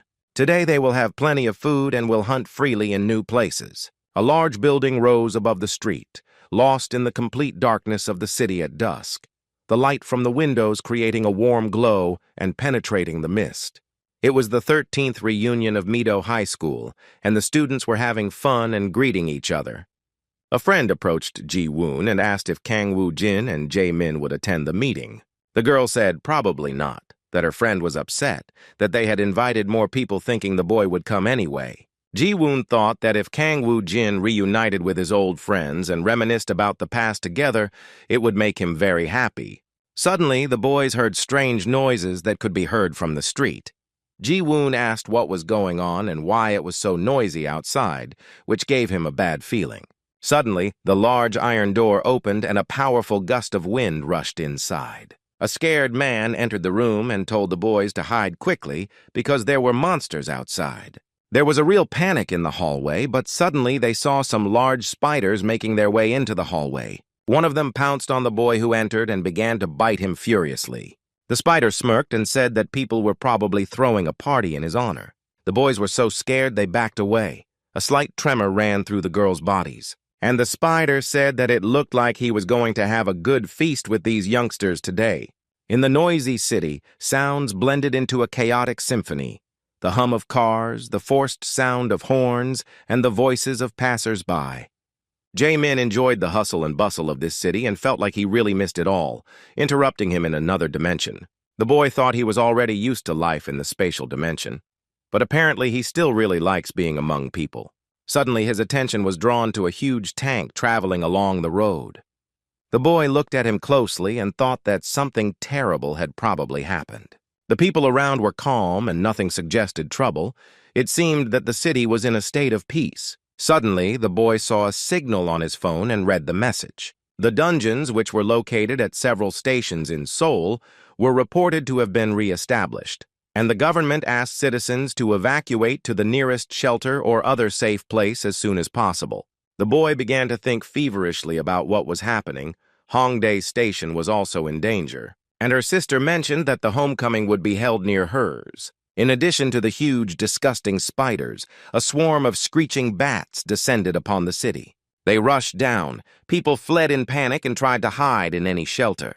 The sound of a shot was heard. The cannon fired at the uninvited guests who brazenly barged in and disturbed the peaceful life. However, the bats also skillfully dodged all the blows that people directed at them. The military ordered the locals to all go to a safe place. Suddenly, the sky was completely covered by these unprecedented creatures, which rushed forward with loud cries and flapping their wings.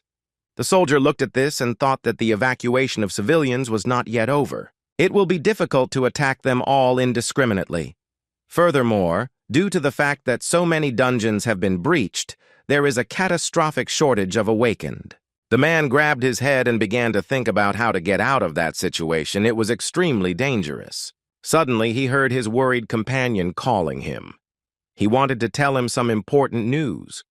The man looked at the place she was pointing to, and his eyes widened in amazement. A large, gigantic snake was sitting on a high pillar and was looking at them intently. This monster looked like a dragon, but had a sharp beak and glowing eyes. At that moment, Kang Woo-jin, who had entered Mibichi's spatial domain, was there. In front of him stood an unknown man, wrapped in a large black cloak. The boy asked if he had understood correctly that in front of him was that very Mibichi. The man remained silent for a while, lowered his head, and was in no hurry to show his face. Finally, he slowly took off his cloak and said he didn't think they'd ever meet that guy again. It had been a long time since they had seen the immortal. He was the strongest knight on the planet, Alphen Mibichi. Kang Woo-jin said that familiar faces appeared before him. But I wonder what the warrior of Alfina is doing here. And did he follow the saint? The gentleman looked at his interlocutor in bewilderment and asked, "Is that guy really referring to Murdy? Is she still alive?" The boy thought for a moment, alarmed to hear that she was still alive. Kang Woo-jin replied that she was alive and was helping him. The knight laughed and said that she had met an unfortunate fate. He then said he couldn't believe she would leave the Alliance and join him, an immortal, all to save Alphen. Kang Woo-jin sternly asked who he was talking about. The gentleman was probably referring to himself, and then added that they say he betrayed the Alliance and infiltrated Tranit, and also wanted to become a hermit. If he is not in alliance with the saint, then this is the only reason. The knight said that this was not a betrayal at all, but that the young man did not quite understand what he was talking about. Tranit? This is the one who makes no sense to resist. He is the new world order, the absolute law that not even God himself can hinder. So the word betrayal is not entirely appropriate in this case, and the man smiled. Kang Woo-jin realized that his interlocutor was probably crazy for saying those things. Tranet isn't worthy of being the law and ruling everyone, so Kang Woo-jin is ready to wipe them out and end this. The gentleman replied that they apparently had not yet realized the full extent of the situation they were in. After all, Kang Woo-jin and his people already exist in obedience to the laws of Tranet, and by their actions they bring upon themselves death and eternal oblivion. Kang Woo-jin sneered and asked again if his opponent was talking about death, adding that he wasn't afraid of such trifles. Initially, he would not have set foot on the battlefield, and with these words, the guy brandished his sword and rushed at the enemy. Their swords clashed in a fierce battle. The sound and grinding of metal could be heard. The knight laughed and said that the boy had not wasted his time. He had managed to master the sword. Kang Woo-jin replied that it seemed like something so easy could take a long time. These words greatly offended the knight, and he attacked the guy with renewed vigor. Kang Woo-jin flew to the side. However, this enraged him even more. He gritted his teeth and prepared to counterattack. He saw how the enemy tried to brandish his sharp weapon against him. But suddenly the knight realized that something amazing had happened, because instead of Kang Woo-jin, another warrior was fighting with him. It was a huge monster that was difficult to defeat. It stepped aside and blocked the sword strike. The knight flew to the side. He felt that his opponent was much stronger than him. And then the guy said that Kang Woo-jin doesn't even shy away from cheap tricks. That's not very good.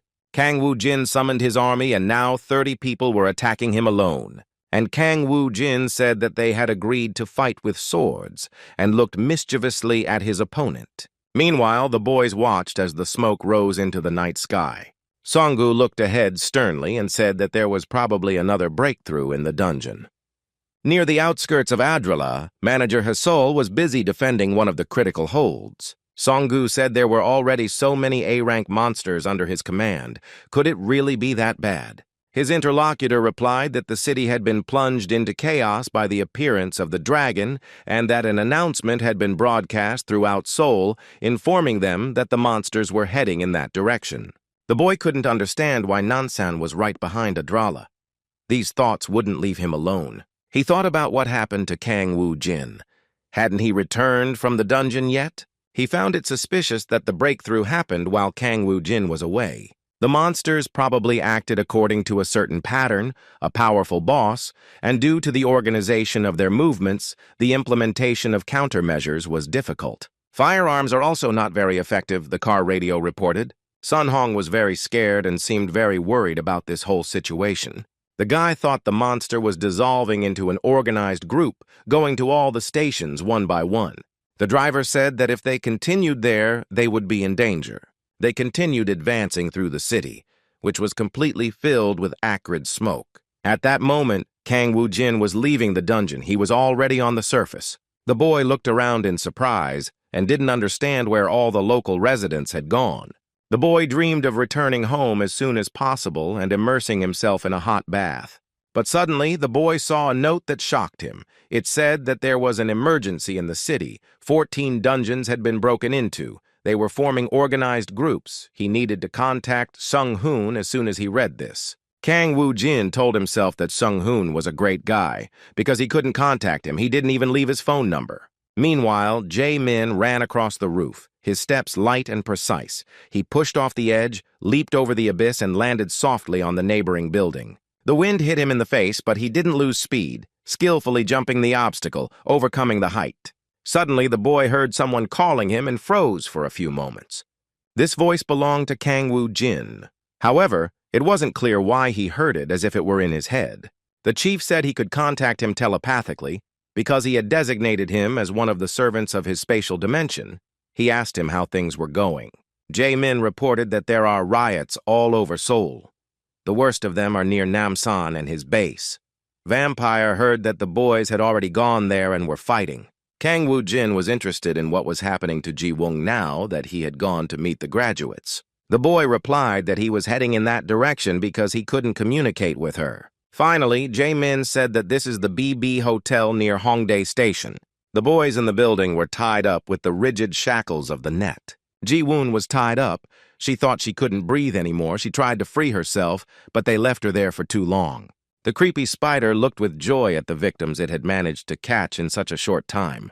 The monster thought that if the Earthlings were so weak, then it wouldn't be difficult for her and Mr. Rajakui to capture the entire planet. And what a shame that Mr. Aiello was the first to set his sights on this Earth. However, there was no time to waste, and the monster decided it was time to begin colonization. He approached one of the captives and curiously opened his eye. The Tide Man groaned, tried to free himself, but could do nothing. The monster brought its terrible face closer, and the man recoiled in horror. This continued for quite some time, with the spider walking among its victims. Ji-woon glared at her. He wanted to break free, but the strong net tied his body too tightly. Transparent entrance doors led to a spacious banquet hall, behind whose glass soft reflections of light could be seen, but now everything was plunged into darkness. The two boys entered, and Jae-min said that the entire building had become a nest of spiders. His companion replied that the monsters had not wasted any time and had managed to settle comfortably. But still, monsters of this type reproduce quickly, and due to their number, fighting them will be very tedious. Kang Woo-jin called out to his servant Rerik, and his friend looked around in confusion. Beside him were skeletons led by a powerful monster. Kang Woo-jin told him to take care of roasting spiders. After a brief pause, the young man said there was one more task. He needed to find Ji-woon. The goblin chuckled and said the owner probably meant finding his fiancée. Meanwhile, the spider approached the girl and told her that it had been a long time since he had met such a pure soul. She looked at Ji-woon's face with a malicious look and said that thanks to her, someone special could be born. The girl was destined to become a vessel for his new children, but she did not want such a fate and glared at the monster in fury. The terrible paw was already approaching the girl, and it seemed that nothing could save her. But the next moment, an explosion was heard, causing the spider to jump back. She glared angrily at those who had interfered with her evil plan and heard Kang Woo-jin's voice, who apologized for being late. The girl looked at his face with a different expression, and tears sprang from her eyes. And Kang Woo-jin smiled approvingly and said he had probably been waiting for a long time. Jae-min approached his sister, hugged her, and asked how she felt. The girl was finally able to free herself from the sticky net. Ji-woon said his classmates and friends were in cruel captivity. The boy frowned. He didn't like everything that was happening here, because all the boys had gathered rejoicing and anticipating that he might come too. And if Kang Woo-jin had really arrived, then probably nothing would have happened to them, and they would have returned home. Meanwhile, the spider said that he could not believe that such warriors existed on Earth. Now he understood why the lords of the dimensions could not establish communication with the outer dungeons. Kang Woo-jin looked at her face and asked her name. She looked at him in surprise. And then she said that she was called the ruler of the dimensions, Charlotte, who belonged to the Yellow Lizard Alliance. Kang Woo-jin realized that he was in the same place as the octopus. Charlotte laughed and said that she now understood that in front of her was the new warrior that Dredd had spoken of. Kang Woo-jin said he would remember her name, but that wouldn't help her. The guy glared at her and said the spider shouldn't expect an easy death. Charlotte shouted angrily that she didn't dare speak to him like that, because the guy was nothing but a pathetic little man. And he called his sons and ordered them to eat it, so that not even the bones remained. Kang Woo-jin told his friend to protect his sister, while he took up arms. The boy gripped the huge hammer, his muscles tense from the weight of the weapon. Strength and determination could be seen in every movement. Leaning forward, he rushed towards the giant spiders, scattering them with a powerful blow, forcing them to retreat in fear. Pieces of crushed spiders flew in all directions, covering the ground with sticky debris. Charlotte froze, her eyes glowing with horror at her opponent's power. Kang Woo-jin swung the hammer again, the blow terrifyingly powerful. The huge spider flew to one side, circling several times in the air. With a stern expression on his face, the hero stood up, emitting a torrent of his incredibly powerful magic. The spider crashed into the wall with a roar, leaving cracks and marks from the impact. Kang Woo-jin snorted in disdain and said that his opponent looked like a pathetic stuffed spider. His gaze became stern and piercing, directed directly into the eyes of the crazed spider. Suddenly, a strange liquid flowed from his chest like a fountain, piercing the air around him. The young man looked at her with hatred, said it was too soon to give up, and then added that she would not die just like that. Meanwhile, Song-gu was fighting the terrible monsters. He created a magical fireball around him that spread through the air. The guy switched to his fire attack and tried to deal threatening damage to his opponents. However, the terrible monsters continued to appear, and with each passing moment, their number grew. Horrid monsters with sharp fangs and evil, glowing eyes rushed forward. And Sun-gu and Hae-sol stood shoulder to shoulder, their gazes filled with determination and tense anticipation. They were quite tired of fighting. The boy thought his supply of magic was almost running out and thought about what to do. After all, recovery takes time, but if it is withdrawn, all the families living in the surrounding area will perish. A monster distracted him from his thoughts and pounced on him with lightning speed. Hae-sol froze in horror. Her eyes widened, and her breathing became ragged with shock and fear for her comrade. The guy clenched his fists, ready to attack. His face expressed determination. He was going to act. But the next moment, Song-gu looked ahead in astonishment, his eyes wide open, not understanding what had happened. A terrible explosion erupted in front of him, everything around him turned upside down, and the air was filled with chaos. Suddenly, a rock monster appeared from the clots of dust, its gigantic steps walking slowly towards them. However, this rock monster turned out to be an ally, its shining eyes looking at the boy with respect. Standing on his shoulder was a girl with black wings. Sun-gu saw the little devil for the first time. Bibi smiled broadly, her gaze mysterious and a little playful. The saint also approached them and placed her palms on Song-gu's back, performing a magical action. He warned that the boy is not yet fully recovered, so he should not overexert himself. Bibi turned to him and told him that Kang Woo-jin's owner would arrive soon. Song-gu breathed a sigh of relief and said that in that case they would be saved because his friend would definitely sort out this whole mess. Bibi said there was little time left until Lychee was called. The saint looked at them in confusion. She said that the Plague King had probably finally arrived. Song-gu couldn't understand what she was talking about. The saint explained that he held a high position even among the soldiers of the Immortal, the King of the Plague, as the Lychee called Janus was called. In the last 200 years, it has managed to kill 30 million people. Its mere appearance can be said to herald a plague, hence the nickname. Sun-gu's face turned cold because Kang Woo-jin told him that he would learn magic from this lich. Now the young man doubted if he would be okay after that. The boy smiled and said that this was the boss's master. It seems that in number of kills, Lich surpassed even him.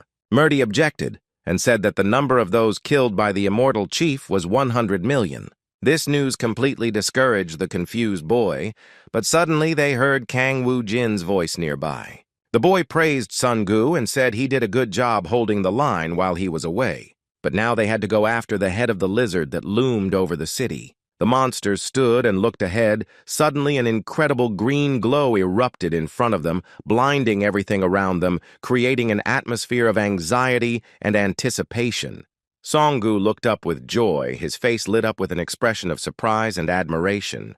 Kang Woo-jin jumped, flying higher than all the monsters. He seemed very light. His strength and energy were simply amazing. The boy looked at them and said that it looked like he could get a lot of points in one of the Namsan neighborhoods. He thought he would soon be able to reach level 80, but suddenly, Kang Woo-jin heard the flapping of enormous wings near him. The young man stared at the dragon, his eyes filled with anger and fury. The dragon opened its mouth, letting out a terrifying roar. Its enormous teeth flashed, and its breath was hot and deadly, preceding a burst of fire. Kang Woo-jin said that breathing fire was very stressful, but in any case, he didn't intend to give up. The boy thought the spirit armor could protect him, but behind him were the Awakened and Adral. The dragon opened its mouth and unleashed an unprecedented stream of fire that blazed through space with threatening power, filling it with cosmic heat. The fire went straight to the place where Kang Woo-jin was. For a moment, everything was plunged into darkness. The bright light coming from the flame filled the entire space. This attack was terrifyingly powerful. The boy held the fire, his palms outstretched, using all his strength and magic to try to stop the flow of flames. But suddenly a luminous ball appeared. A glow shone in the sky as if it were a supernatural being. Frightened, Sun-gu and Hae-sol heard a loud explosion. The ground shook, and the air was filled with noise. Bright sparks began to fall from the sky, as if the heavenly light was reacting to what was happening. The dragon opened his mouth again, but no more flame came out of his mouth. Suddenly, a skeleton appeared. In his hands was a cane with an intricate circle on the end. This skeleton grabbed his weapon, his bony fingers gripped the handle, and he approached the enemy. He asked if it was the golden dragon in front of them. Perhaps his opponent had decided to get a new pet. Kang Wu Jin replied that he was just Tranet's lackey, that he was useless to them, and that they just needed to get rid of him. Before them stood the golden dragon Rajakui, the lord of the Jakku planet dimension, and the leader of the Yellow Lizard Alliance. He said that his fire breath was so old that it had existed for an eternity. He couldn't believe that the guy had reflected it so easily. He was the one who wouldn't die even if he was hit. He asked him to say his name. However, the skeleton replied that there was no point in exchanging pleasantries. They needed to end this quickly. And then added that Tranet's vile henchman must shut down his vile growth. The dragon cried out angrily that he would destroy him to such an extent that not even a bone would remain. The dragon let out a terrible roar, his voice resounding like thunder, filling the air with a powerful force capable of making the earth tremble. And soon a stream of blue magic air appeared, which merged into a magic ball. This flow filled all space, its energy embracing every cell of the surrounding world. The dragon laughed, looked at the Lich with contempt, and said that he was a real fool. After all, his body has unlimited resistance to magic. There's no point in attacking him with it. The skeleton replied that it was an unusual flame which had incredible power. The dragon realized that his scales immediately began to burn under the influence of this attack. He realized that this was the hellish flame, which would never go out as long as its caster lived. "But this is not enough to break through," said the dragon, and again he prepared to attack. Janice said that apparently her firepower wasn't enough, and that's why she could add a little. The dragon glared at his enemy, his eyes filled with rage, ready to destroy everything around him. Around the skeleton, a multitude of magical pictograms began to form, decorated with glowing structural magical energies. From these rings, shark heads began to emerge, their exposed mouths suddenly appearing as if from another reality. All the sharks aimed at the dragon, their eyes full of anger, preparing to attack. The skeleton continued to stare forward, his cold and determined gaze expressing not the slightest fear. The sharks opened their mouths, and blue balls of magical energy began to pour out of them, filling the air with fire magic. The dragon growled, his anger evident. But he didn't have time to react before the currents of energy reached him. He was thrown to the side, the dragon's body bent. The force of the blow was too great. The huge lizard began to dissolve into space. Its body began to disappear under the influence of the fire. At the last moment, the dragon disappeared, leaving behind only ash, who slowly fell to the ground. Kang Wu Jin watched this phenomenon with admiration and said that his old friend would not give up his position, but he wondered what it would be like to be free of Janice's seal. Lich replied that he wasn't entirely interested in talking about past matters because at that moment the most important thing was that Kang Wu Jin had found a use for the trash. Kang Wu Jin sighed and said that he had organized a search, but it had led to nothing. Garbage execution, this is an element of the set that served as a weapon. Janice always insisted that it was necessary to find it. But it's not in any store, and even the recipe for making it is impossible to find. The boy was already doubting whether it really exists. However, the rest could be discussed later, but for now, the Lich had to join the Death Knights, and the battlefield needed to be cleared. The guy was left alone, and the skeleton began to dissolve into space and soon disappeared completely. Kang Wu Jin said that he left the elimination of the monsters to the boys and that he himself would clean up the mess left by the lizard. It'll be tough if this bastard expands his territory at Soul's expense. The guy shouldn't have allowed that. Suddenly something caught his attention. The boy felt an incredibly strong energy. He looked up, trying to understand where this extraordinary flow was coming from. Kang Wu Jin used a skill that sharpened his senses, allowing him to understand what was happening. He saw in the sky, far away, a small, incredible point that shone with an intense light. In fact, it was a large meteorite approaching at high speed.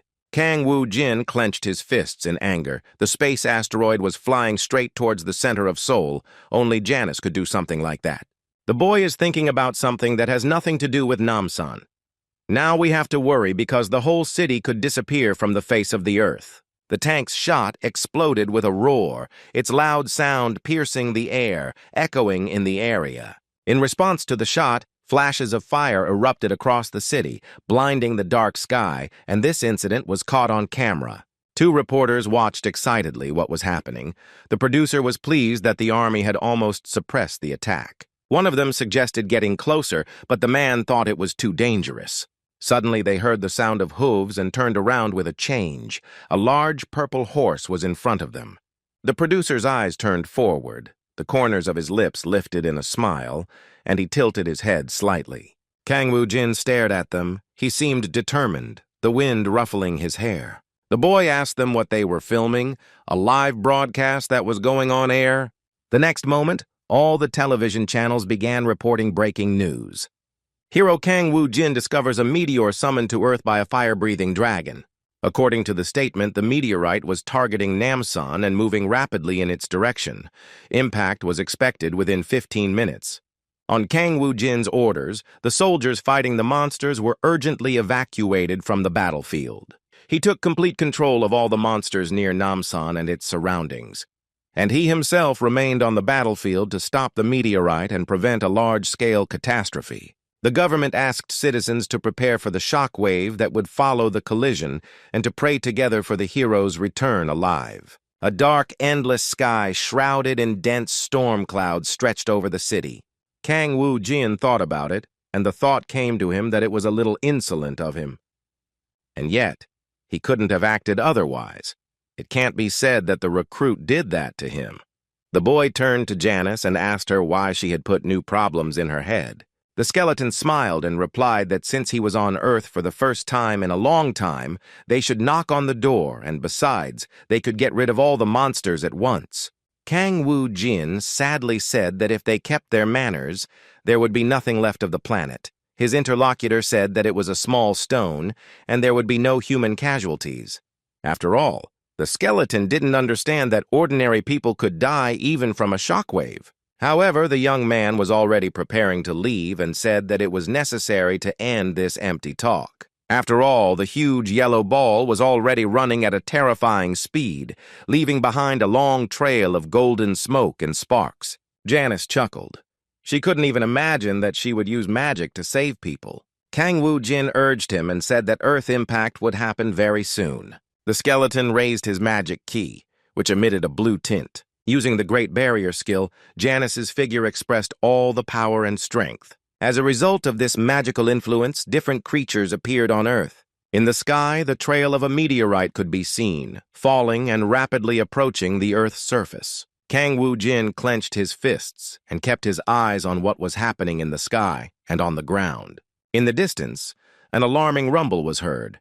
The ground beneath my feet shook slightly, and a trembling sound was heard in the air. 2 days after the dungeon invasion, restoration work on the destroyed infrastructure was still ongoing. Monsters were destroyed using nuclear weapons in other countries, but Korea became an example of how a crisis can be overcome with minimal damage. And all this is nothing other than the merit of Mr. Kang Woo-jin's characteristics. No one doubts it anymore.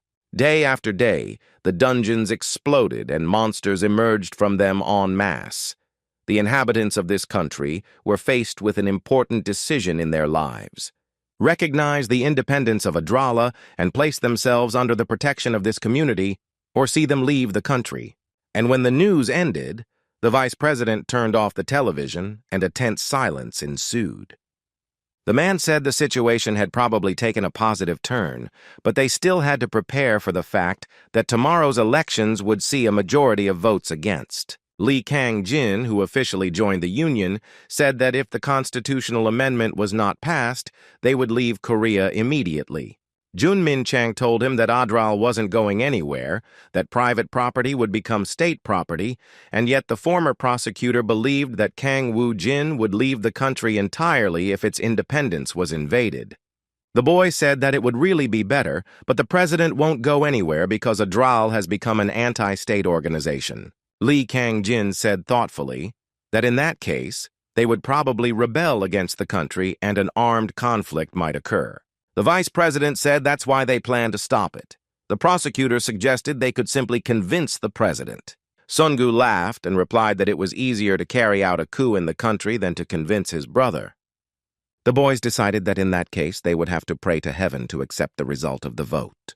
Just as the Adral Guild members were racking their brains to find something, Kang Woo-jin, who had taken care of all the dungeons in the country, received an invitation from abroad and headed to the base. The boy was flying in an airplane and thoughtfully said that now he too was the master of dimensions. He turned to Merdi and told him that he was very similar to the Alphen he had ruled before. The saint lowered her head and said that she had had a very terrible dream and that now she had a bad feeling. The boy said, "Monsters must be constantly appearing at the base. Presumably the base is where the Overlord uses his power." The youth bought monsters in the store, and through the base it was possible to sell said monsters. On the planet Alphen, they only destroyed the monsters that invaded the territory, but now the situation was a little different. To protect the Earth, Kang Woo-jin must quickly destroy all the bases where these bastards have taken root. The city of Rome was plunged into darkness. Dark and dangerous clouds covered the sky. The situation seemed grim. Suddenly, desperate gunfire was heard. The soldiers hid and continued firing with machine guns. A giant monster appeared from around the corner, its body so strong that bullets easily bounced off it. Suddenly, the monster appeared in front of the young soldier, and its huge claw approached the boy. With the force of his powerful blow, the monster broke the wall of one of the buildings. Screams and noises rose up around. One of the officers, looking around, grabbed the radio and said it was urgent to get the wounded into the car and withdraw. They were no longer capable of holding out. The soldiers quickly headed to a military vehicle parked in a safe location, dragged the wounded, and covered them while the rest ran back. The car's engine roared, and after a few seconds, the vehicle took off and began moving toward the fortification. The driver of the car saw a message saying there were only 4 minutes left. Bombs have been placed all over the city. They are not able to destroy all the monsters, but they will delay their attack. The soldier, overwhelmed with fear, shouted loudly, defying all the advancing threats. Suddenly, the car stopped abruptly, causing a panic reaction from everyone inside. The soldiers looked up in horror. They saw an incredible danger before them. In the sky flew giant monsters, similar to eagles. Their wings were enormous and terrifying. The soldier gave the order to fire without hesitation, hoping to stop this attack. Powerful shots and bullets began to fly from the vehicle, the soldiers hoping to divert the monsters from their course. However, the full-scale continuation of the flight was already almost at ground level, threatening everyone on the vehicle. The soldier closed his eyes, preparing for the inevitable. He was already mentally saying goodbye to life. At that moment, something incredible happened, and the soldier opened his eyes and was amazed at what he saw. All the huge birds were destroyed. They were on the ground and no longer posed a threat. The soldier turned to see his savior and couldn't believe what he saw. After all, in front of him was Kang Woo-jin himself on his purple horse, and behind him was a little girl. Kang Woo-jin told his partner to stay and treat the wounded while he headed back to the base. And when the boy was about to leave, the soldier shouted at him and told him that he couldn't go there because there were bombs all over the alley. The guy looked at him sideways and asked, "How long would it take for them to explode?" The soldier replied that there were only 59 seconds left, and then the young man could enter. Kang Woo-jin made a sudden decision and ordered his horse to gallop with all his might. He told Merdi that they would see each other later. The soldier tried to stop him and shouted that there was a bomb there and that it was very dangerous. Kang Woo-jin frantically thought that he shouldn't allow himself to lose his experience points under any circumstances. The boy turned thoughtfully to Janice because he had something very important to do. The skeleton laughed and said that he was always ready. It was necessary to destroy the entire city, and he would gladly do it. The monsters were already walking on the ground. A yellow glow erupted around them. It penetrated all the surrounding areas, igniting the city and filling everything around it. Janice caused a massive, large-scale explosion that left the entire city in shock. Soon, Kang Woo-jin and Janice approached a large and powerful base. The boy noticed that a huge tree with dense, intertwined roots had recently grown. They completely covered and hid the building. It looked like an ancient temple. Everything around was calm, but suddenly there was a bright flash that broke the silence. Kang Woo-jin stood still and looked at this phenomenon. He was calm and confident. After this, a powerful explosion was heard that shook the ground and destroyed everything in its path. The terrible voice of the old man was heard, who said that the man was behaving like a dead man because he himself had destroyed Lord Rajakuya. Kang Woo-jin looked at him mockingly and said that it was indeed like that. The old man slowly said his name was Nictor and grabbed the gun with his huge muscular hand. He said that with his own hands he would take revenge on the boy for Lord Rajakuya. However, the young man looked at him bravely and asked him how he was going to do it. Was he really stronger? Nico replied that Lord Rajakui is a great lord who cannot compare with him. He is just a servant. The young man sadly reported that in that case the old man would not be able to kill him. For a few moments the warrior froze and began to scratch his head. He hadn't thought of that before. But then he shouted again in anger that he would not tolerate such insults. The huge warrior, overwhelmed with rage, swung his hammer with the aim of hitting the guy. But he missed and Kang Woo-jin stepped aside in time, avoiding the blow. A moment later, the guy found himself behind Nictor. This happened at incredible speed. The young man, smiling smugly, said that his enemy was very stupid and that his only advantage was his large size. He summoned his army of monsters to confront this warrior. The giant, filled with rage, became very angry and prepared to repel the blows of these little bugs. However, the monsters attacked him and dealt him blow after blow, not allowing him a second to rest. The eyes of one of the monsters burned with a terrible fire, reflecting all its ferocious power. And finally, the monster, in fury, dealt the decisive blow to the giant, knocking him down. Kang Woo-jin and Janice watched with delight as their creatures won, enjoying the spectacle. When young Nictor Upal said he had taken him on, he was just a huge giant and he was very boring to be with. And then the boy added that it was necessary to take everything that was left at the base. In a few moments, fire gripped the earth and the night sky burst into brilliant flames. Suddenly, like heavenly jewels, ingots of gold began to fall, blinding with their brilliance. It was a piece of dimension that was directly connected to Tranit. Kang Woo-jin said that this is the key that can be used to enter the Tranit game. Among the 9 dimensions, only 3 had pieces with which he obtained 5 pieces in Dread's dungeon. The boy said there was a good chance he would fall now, but this is all very strange. Why are all the bases crowded places or historical monuments? Janice replied that he doesn't know much either. Kang Woo-jin said it was even better when they appeared in flocks in places that were easily visible to people. And if the lords had acted covertly, it would have been more difficult to neutralize them. Entrance to Manjangul Cave in Chengdu. There was a policeman sitting at the cash register. He asked the manager what was happening, and he was told that repair work was being done that had been postponed to an earlier date. The security guard replied that he should have given advance notice because there were still tourists.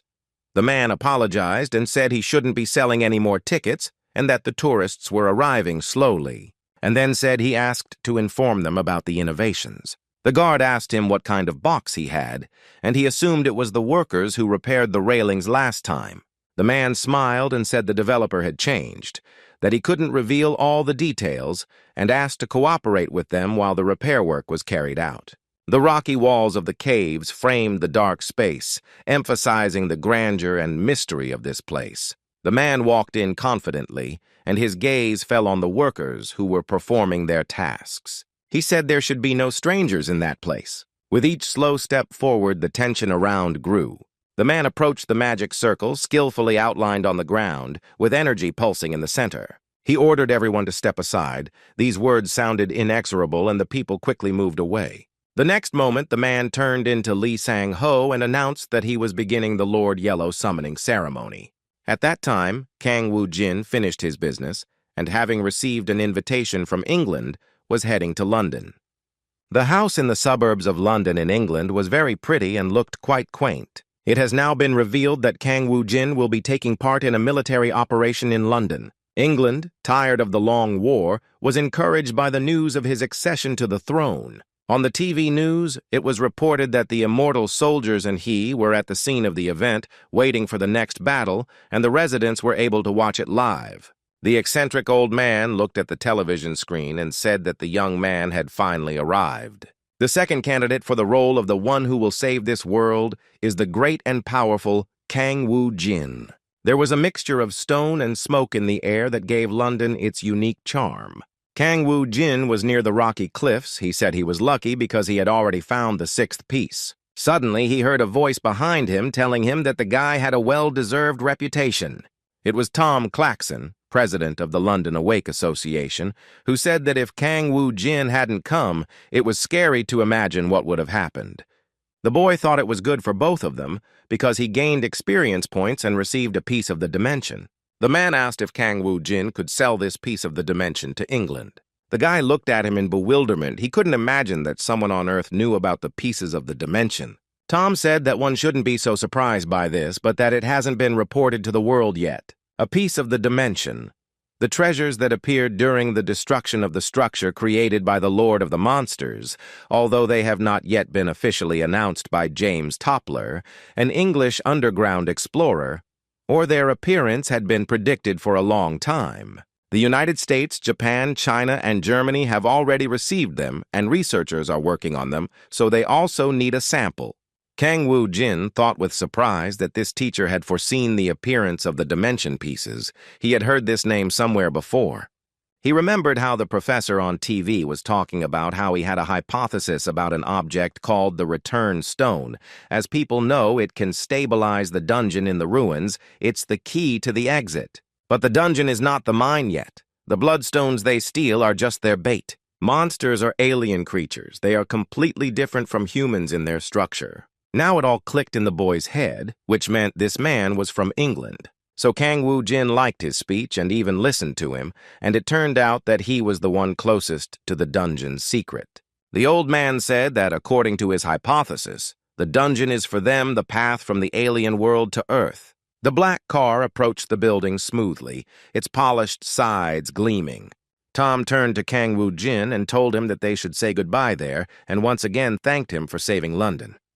The man reminded him to think again about his proposal regarding the dimension pieces. The man smiled and said he would report this to Parliament. Soon the man walked away, and the boys looked at him for a while and remained silent. Myrti was a little surprised by the young man's action. If he personally asked her for a favor, then this doctor really was that important. Kang Woo-jin said thoughtfully that this person was the closest to the dungeons, and in any case, nothing bad will happen if you meet and talk to him.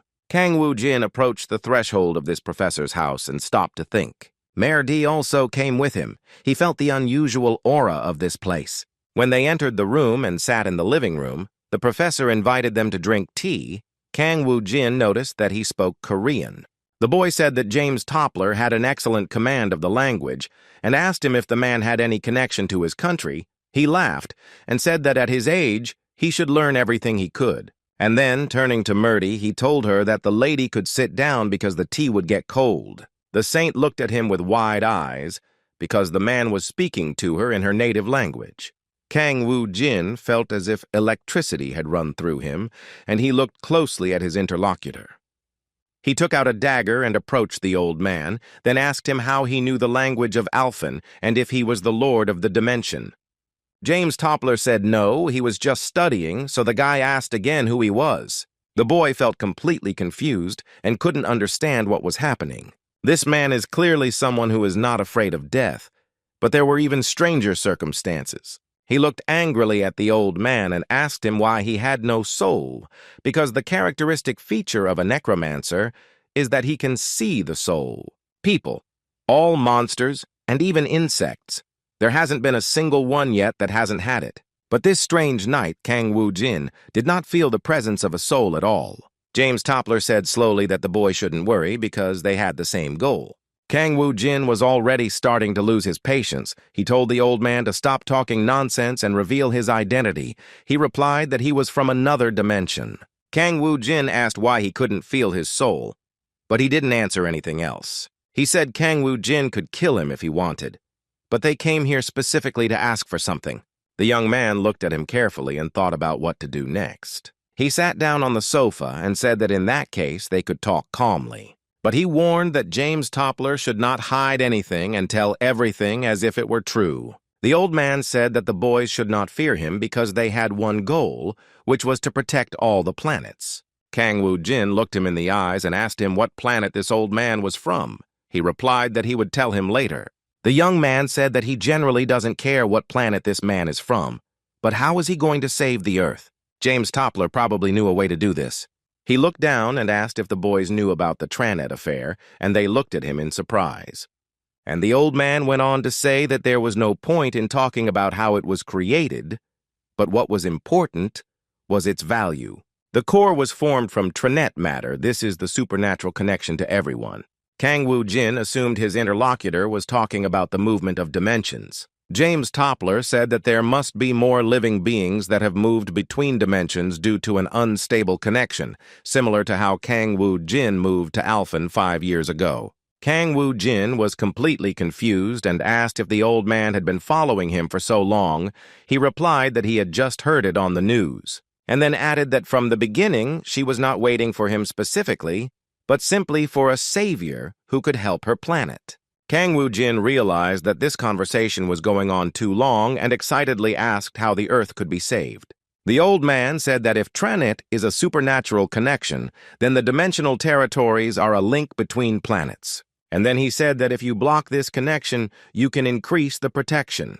Merdy looked at the man with a puzzled expression, and some guesses appeared in her head. She said that only God can help with this. No one else has that much power. James Toppler nodded approvingly and said that the planet's god is a barrier-like being that blocks this connection. The god of the earth is about to appear and must be protected from the powerful Tranet. The saints said that only by protecting God could they block the connection. There were also higher powers in Alphen, but the result was sad. The old man agreed with her, adding that no matter how outstanding the barrier was, it would not be able to protect against all viruses. Then someone must take on the role and become the most powerful vaccine to finally destroy all the viruses that have penetrated the barrier, and then added that the Necromancer Kang Woo-jin already knows the answer. The weapon that Janice so longs for, and which is capable of destroying all opponents, is the garbage execution. He went on to talk about how the boy didn't see the human soul in him, but James Toppler still believed in him. The young man couldn't understand what he was saying. The old man looked at him closely and said that he had eyes that saw all truth. Kang Woo-jin is the closest to the one he has been searching for a long time. After this, the old man stood up and said that was all he could say, adding that he was pleased to meet him. As James Toppler was about to leave, Kang Woo-jin asked him where he was going. The boy stepped forward, his voice shaking, shouted, "Stop!" and reached out as if trying to grab onto the elusive connection, but the figure in front of him didn't stop. Her fingers reached for James Toppler's shoulder, but instead of touching the fabric, her hand passed through the body as if it were air. The guy froze. His eyes widened and his breathing quickened. He looked at his trembling fingers in confusion. His gaze went from the hand to the figure in front of him. He didn't understand what it was. Meanwhile, the old man slowly lost his form, his body becoming transparent like water until he disappeared completely. As he said goodbye, Kang Woo-jin only heard him say that he wished him luck in finding the truth at the end of this long journey. The man turned sadly towards his skeleton, feeling angry and dissatisfied with what had happened. The young man announced that they would probably need an execution, and the skeleton nodded approvingly. And then he said that execution is the ultimate weapon that only a necromancer can possess. But first, it is necessary to put everything together before moving on to the riddle.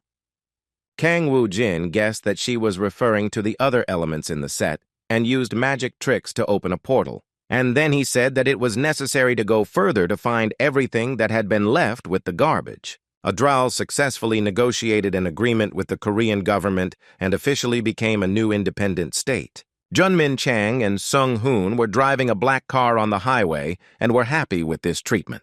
The Prime Minister praised him and asked him how much his friend had managed to learn foreign languages. He replied that he had not done anything surprising, but on the contrary, Junmin Chang had done all the hard work. Sung Hoon said there were rumors that the president had finished work on the base in England, so he would return soon. Junmin Chang said it was necessary to inform him about today's achievement. The man was expecting a promotion to the rank of Prime Minister, something that was beyond all limits. Furthermore, it is a huge new state that has incredible influence around the world. The boy proudly thought he was the most suitable for that position. Sun Hong agreed with him and said that in any case they did a very good job. Soon the boys arrived at their base and heard shouts right at the entrance. The guard refused to let in a man who claimed the president had told him to come. The boys looked on in bewilderment at what was happening on the street. The security guard stood firm and said that the man was not on the guest list. However, the man continued to claim that he was a famous and awakened person from India. Sun Hong recognized this man who was with them during the dungeon cleanup. He gestured through the half-open door and offered to escort them. Sun Hoon asked when he arrived in Korea and said that if he had contacted them in advance, they would have sent a man to pick him up. After this, he introduced Blanca to the Prime Minister and introduced them to each other. The boys walked slowly towards the door and heard someone in the room. A familiar voice said she was very happy to see Blanca within the walls of her parliament. Kang Woo-jin sat in the chair and said approvingly that the awakened one from India had doubts, but still came. The boy smiled and replied that he wasn't slow, that he had things to do, and that was why he was late. Still, the chief did not believe her, saying that Blanca had come from India and was going to meet her brother. The boy protested that that was not the case at all, that he wanted to come himself. Kang Woo-jin said that there was no point in this argument, and that in any case, he was happy to welcome him to Adrala. But suddenly Kang Woo-jin noticed that his friends looked a little strange. He wondered why they were smiling like that, and thought he had a bad feeling. Jun Min-chang proudly handed him a document outlining the agreement on the independence of the new state. Kang Woo-jin asked him to get straight to the point and not drag it out too much. The friend replied that Korea had recognized Adrala's state sovereignty and had amended its constitution to allow dual citizenship. Jun Min-chan added that it was all thanks to Kang Woo-jin and said he could now call him ruler. Kang Woo-jin said that wouldn't work and that it would be better to call him Your Majesty. The boy looked at him confused and Kang Woo-jin asked him what was wrong. However, the next moment he smiled and said that once an independent state is established, everything should be simpler, so you can call it whatever you want. And the next moment, Kang Woo-jin got serious and said to call everyone now. Jun Min-chang also became tense and added that he had a serious conversation with the team. After a while, all the boys gathered in the office and sat in their seats. They were a little puzzled and waited to see what the boss would say. Sungu noticed Blanca among those present and greeted him happily. And yet the boys were very alert, waiting to hear what this serious conversation was about. Kang Woo-jin said, there was an infiltration into the outside world and they couldn't ignore it. Jun Min-chang's face changed and he asked what it meant. The president explained that until now they had tried to destroy the connection between dimensions, but this had caused great damage to Earth. The enemies will continue to form endless connections, so nothing will remain of the cities. The boys listened with great anticipation to what their ruler had to say about the current situation. Kang Woo-jin said that even if the battlefield was on Earth, they had their own military camps, so they couldn't fight here. And they are also incapable of simply defending themselves. If a war breaks out, then it is necessary to attack first. Song-gu clenched his fists angrily and said that in that case they could go to Alphen. Merdi looked into Kang Woo-jin's eyes. She really wanted to go to her homeland. However, he smiled mischievously and said that they would leave Alphen for last, and that first and foremost they needed to visit the planet Jakku, a planet connected to Earth, where there is an alliance of yellow lizards called Rajakuya. By hunting them, the team can increase their strength, which is very beneficial for all the boys. Before the boys was Seoul Station, a huge transportation hub with high glass walls and many levels. The boys were ready to land, but the chief said they needed to wait for one more person. He turned to Seung-hoon and asked if he had contacted him, and he replied that he had. Suddenly, a muscular Baek-hyun appeared in front of the boys and happily greeted his friend, Kang Woo-jin. Song-gu expressed surprise. He didn't expect the president to appear here, and the man said that they were now on the same team. Kang Woo-jin explained that he called him because they didn't have internet. The team had a point guard who was good at driving monsters into the corners. He's also a tank with self-healing capabilities, a necessary link in your group. There was also a healer on the team who prevented the heroes from dying during the battle. Now that the team was complete and each member had an assigned role, Sun-gu asked what task he was doing now. Kang Woo-jin smiled mischievously and said there was a special task for him. Sun-gu went completely cold. He realized that he had to fight with his brother's crazy teacher. The young man began to talk frantically about how they were missing a dealer and that he could become one. Kang Woo-jin calmly replied that there was no need for that. After all, he had already contacted someone. There was no need to try to escape. He had already made arrangements with Janice. Song-gu looked down, thought he was lost, and felt his hands trembling and his heart beating wildly. You probably won't be able to avoid this fate, but you're already afraid. The next moment, a portal opened. A mysterious light flickered from its depths, and an unknown abyss extended within. The boys went inside, and when they came out, they saw something in front of them that surprised them. This was the dimension of Adral that they had only heard about before. The place was truly fascinating. Beck said it was really impressive, that he hadn't seen such beauty in a long time. Because he thought Kang Woo-jin could only use the dungeon, but it turned out he was the ruler of an entire dimension. Suddenly, a cheerful little devil named Bibi ran towards them. She looked at the children with joy and said she was very happy to welcome the guests. Kang Woo-jin informed the team that there was one person he needed to introduce, his distributor. Vampire Jae-min, a brave and courageous boy, approached them confused. A row of small houses were nestled comfortably along a winding road, and the team walked leisurely between them. Bibi called the guys who were with her and told them not to stay behind because her unforgettable tour was starting right now. Jae-min was still shocked by this news and asked if Kang Woo-jin was willing to entrust him with the distributor job and accept him into his team. The boy remained mysteriously silent. He answered me, but he was sure of his choice after all. They are the best players on Earth. Now they could have fun together. Meanwhile, the little devil said that there is also a tavern in that state where they sell specialty drinks. Kang Woo-jin asked his friend if he had prepared well and hadn't learned all the skills, as these trainings were different from real battles. But in any case, it will be a good experience for the vampire, and he will be able to show his best version. All the boy has to do is become powerful in order to protect his sister. Against the dark sky rose a huge black tower, as if rending the horizon with its sinister spire. The man waved his hand and a glowing portal opened in front of him, from which a vortex of mesmerizing energy burst forth. Kang Woo-jin called out to the boys, a cheeky grin breaking out on his face as he turned to his team and asked if they were ready. The team looked at each other, each nodded tentatively, said they were ready. The answer sounded firm. Without a doubt, the boys took a step forward, preparing for the unknown. And the boss said that when they go through the dungeon, Sung-gu will train with Janice. Meanwhile, they will conquer the rest of the dungeons on the planet Jakku together. A swirl of blue energy began to form around his outstretched hand. The light from the portal reflected in his eyes, and the air heated with tension. When the light disappeared, the team found themselves in another dimension, with an unknown landscape stretched out before them. Kang Woo-jin said that this is where they would part ways, and that Sung-gu would go with him for now. Suddenly, the guy turned cautiously and heard an angry growl not far from him.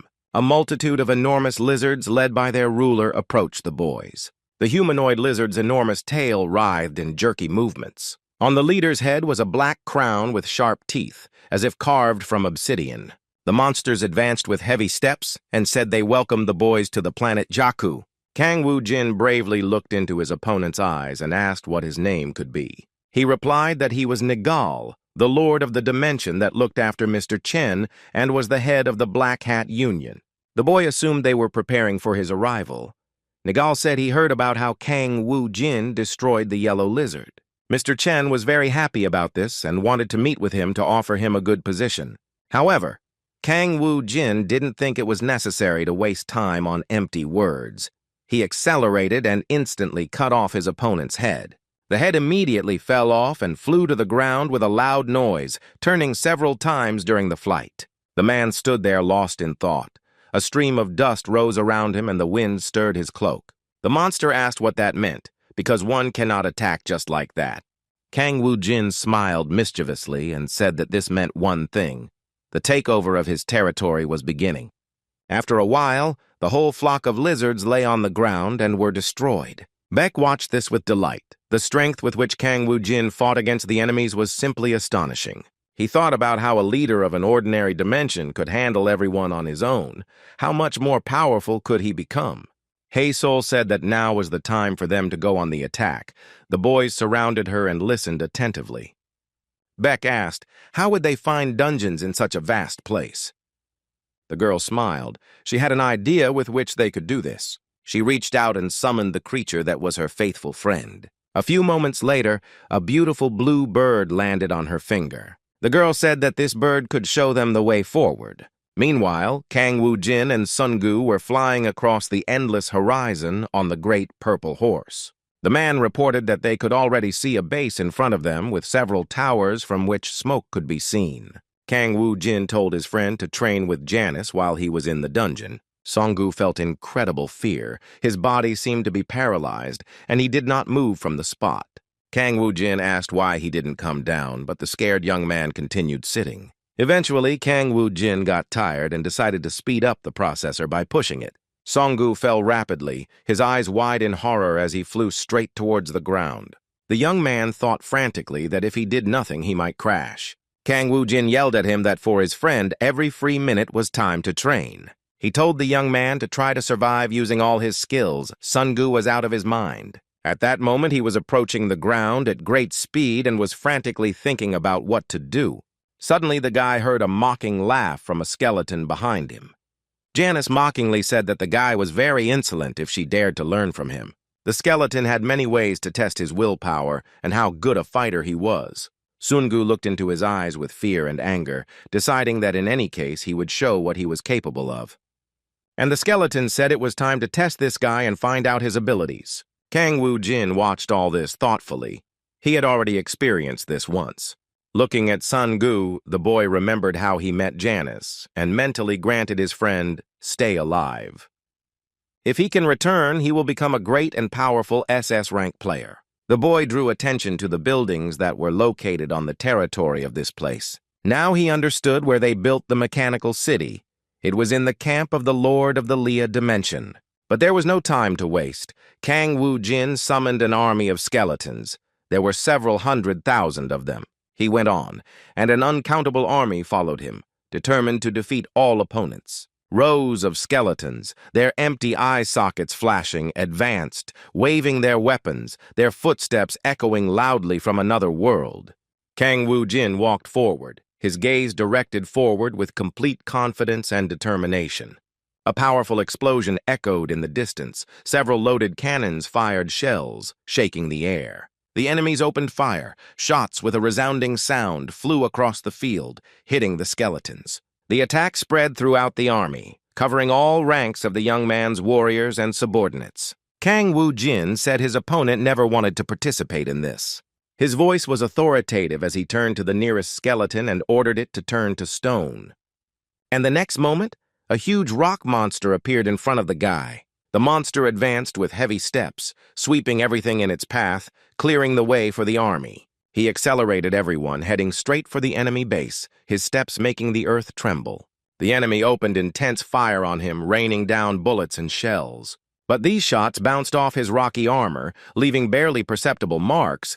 The monster continued on his path, unwavering and unstoppable. The rock giant propelled itself from the ground with force, sending a cloud of dust and debris into the air. It soared high, heading straight for the enemy base, its enormous shadow covering the battlefield. Kang Woo-jin loudly ordered everyone to attack, his voice sounding confident and authoritative. An innumerable multitude of monsters rushed forward, shattering the ranks of enemies, and screams echoed throughout the field. The rock monster crashed into the base with its entire body, destroying the fortification. The ground shook from the impact, and the walls began to collapse.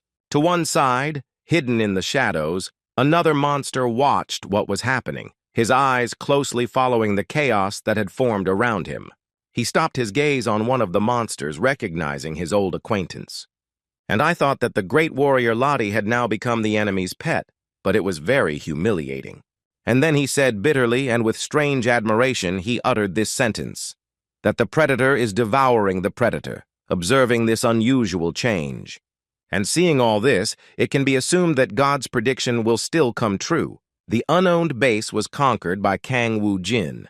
He could either destroy it or occupy it. Kang Woo-jin remembered that he had heard Leah's name somewhere before. She was the one who hurt him back then. She probably still couldn't recover. Bibi asked him to give her this base because the girl really liked that place. However, the boy replied that he had no interest in capturing other planets. And with these words, he pressed the destruction button. Now these lands could not belong to anyone. The next moment, a loud explosion was heard, and everything around them shattered. Kang Woo-jin mockingly said that it would be interesting to see his face when he recovered and saw that the base was completely destroyed. And the boy was also very interested in how things were going with Jae-min and the other boys. And they had been wandering through the dense thickets for a long time, destroying many enemies. They overcame many obstacles and destroyed a large number of different creatures. Beck thoughtfully asked if there was anything worthwhile on this planet. Meanwhile, Blanca gave Jae-min a friendly pat on the shoulder and told him to drink the blood quickly, and they would move on. The vampire bent down toward the fallen enemy and sank his sharp fangs into his skin. For some time, he greedily drank the liquid that was the blood of this monster. An incredible red glow formed around the boy. His body began to shake. His gaze turned stern and red. From the outside, it seemed that the boy felt no connection with reality. But the next moment, everything changed. He stopped shaking and felt like he was before. Blanca looked at him in amazement and said that her friend was probably prepared for this. Haesol looked up and said the bird was showing them the way. You have to go to the place the feathered assistant indicated to you. The boys moved slowly through the dense, overgrown areas, constantly listening to what was happening in the area. Suddenly, Haesol discovered something incredible. Strange sounds were heard from the bushes, and the next moment, a large, aggressive beaver-like creature leaped out of the thicket. Haesol decided that now they had to defeat this monster. She used the ability to share consciousness with others, and thus gave command to the boys. Beck discovered that there were 3 monsters ahead, and he had to go first and deal with one. Blanca had to help him with the speed and strength that her abilities had. Jae-min had to face the 2 remaining monsters that were also there. The strong man crashed into the monster with a roar, his fist piercing through the beaver's body, causing his opponent to stagger. Blanca raised her hands and magical energy began to gather around her, shining and glowing. Jae-min dashed forward like lightning, his body seeming elusive as he ran across the battlefield with incredible speed. The guy instantly reached the enemy, grabbed him by the legs so tightly that the monster had no time to react. The next moment, Jae-min sank his sharp teeth into his skin, causing the opponent to scream in rage. He soon fell to the ground, exhausted and unconscious, and never moved again.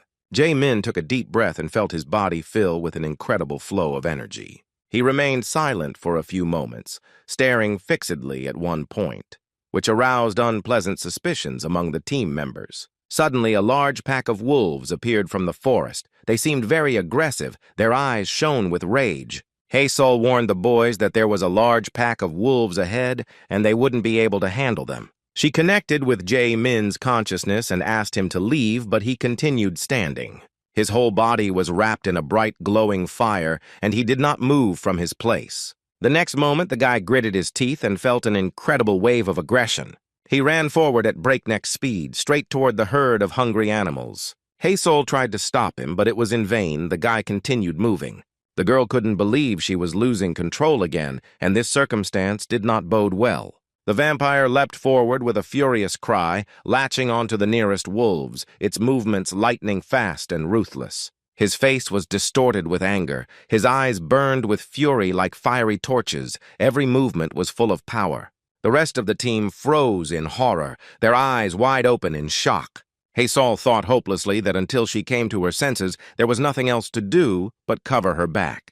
Suddenly, they heard a suspicious whistling behind them and looked back in horror. Behind them were some giant, disgusting frogs that had many teeth in their mouths. The girl thought in horror that, by some unknown coincidence, those monsters had arrived at precisely that moment. Murdy heard something suspicious in the sky and looked up. She said in horror that monsters were approaching from the air and the children were paralyzed with fear. The enormous eagles opened their beaks and swooped down, intent on destroying all the team members. Staying still was risky. Haesol ordered Beck to grab the vampire and retreat. The man understood his order, quickly jumped towards the crazed guy and grabbed him by the neck. Jae-min looked at him angrily. He wanted to break free, but he couldn't. The guy bit his hand in rage, but nothing happened. Beck didn't feel the bite. He said her skin wasn't so weak that a common vampire couldn't bite her. The next moment, the boys began to flee from that place at breakneck speed. Meanwhile, the heated battle between Jae-min and his mentor continued. The boy decided that in any case he had speed in his legs with which he could avoid the attack. However, the waves of fire constantly pursued him and overtook him. The skeleton smiled and said that the young man would probably run away and die without learning anything. Song-gu thought angrily that it was impossible for him to learn at this pace. Janice himself said that she would make him the best fire mage, but he is just playing but still can't kill. The guy grabbed a stick that was on the ground, had an idea, and decided to make it happen. Song-gu summoned magic fire with which he intended to carry out an attack. The skeleton looked at the guy in surprise. He didn't expect him to do such a thing. The next moment he laughed and said that the young man had probably decided to fight after all. In that case, he wouldn't mind seeing all his skills and threw a lot of big fireballs at the guy. Song-gu accelerated and rushed forward at breakneck speed through the hot flames. He screamed and swung his stick, breaking the fireballs and moving forward uncontrollably. His attacks followed one another very quickly, and with each new blow the force increased more and more. He finally reached the skeleton and attacked it with a loud roar. However, at the last moment, a strong hand grabbed the stick and the man could no longer move it.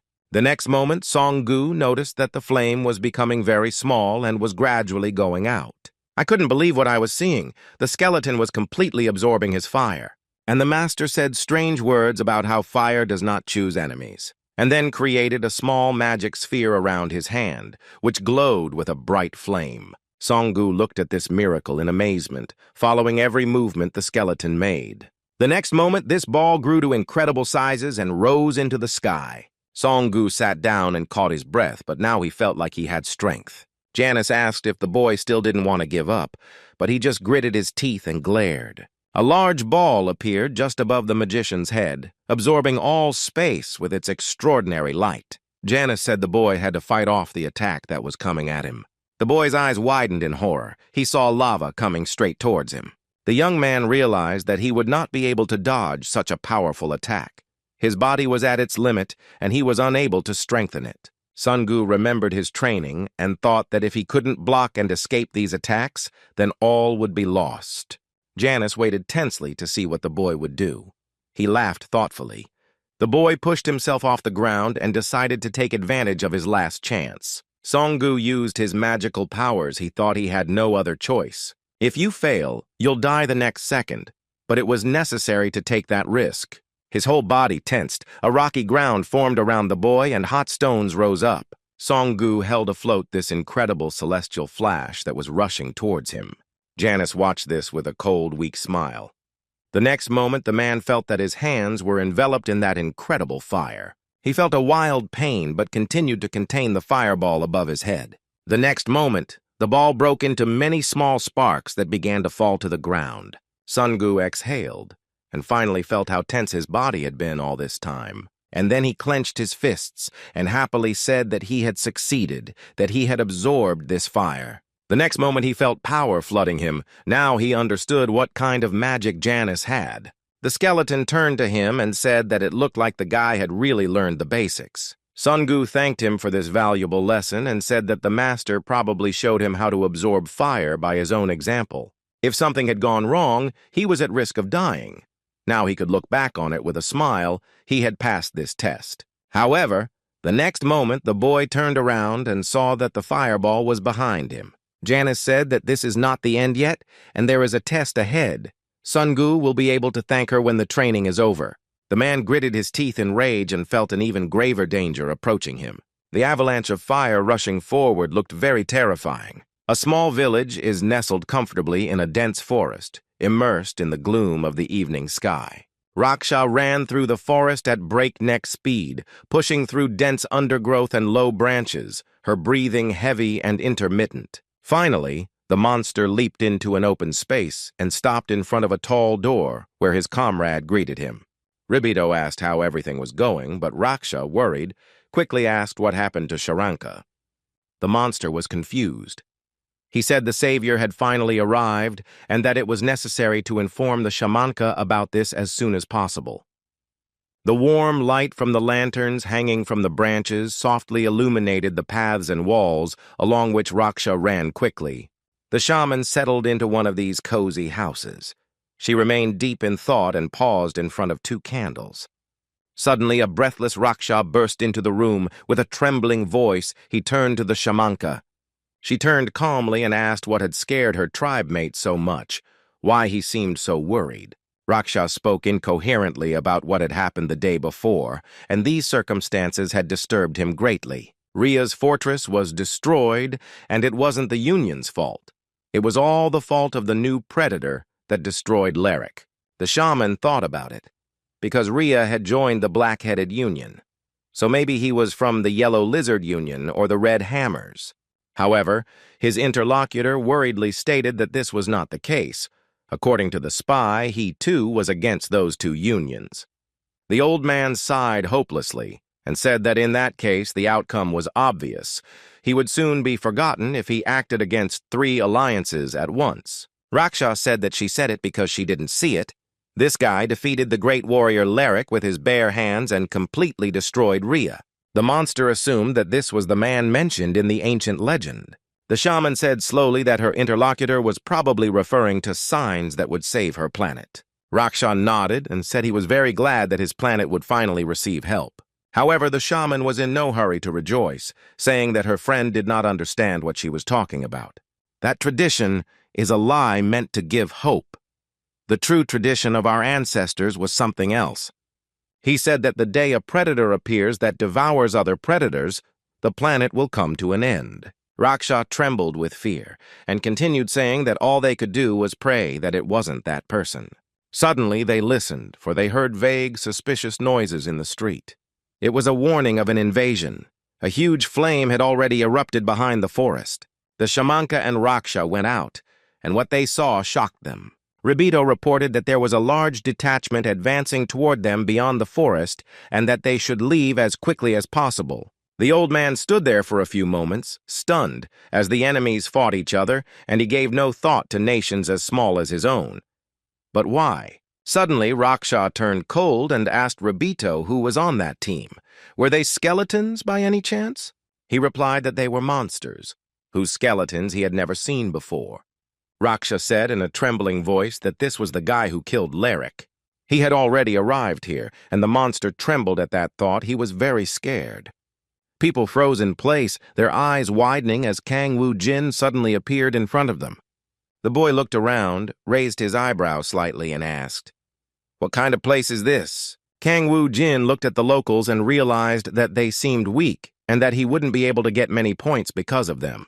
The monsters, overcoming their stupor, advanced, their movements tense, but they prepared to defend themselves, understanding that the battle could begin at any second. Despite this fear, the people decided to resist with dignity.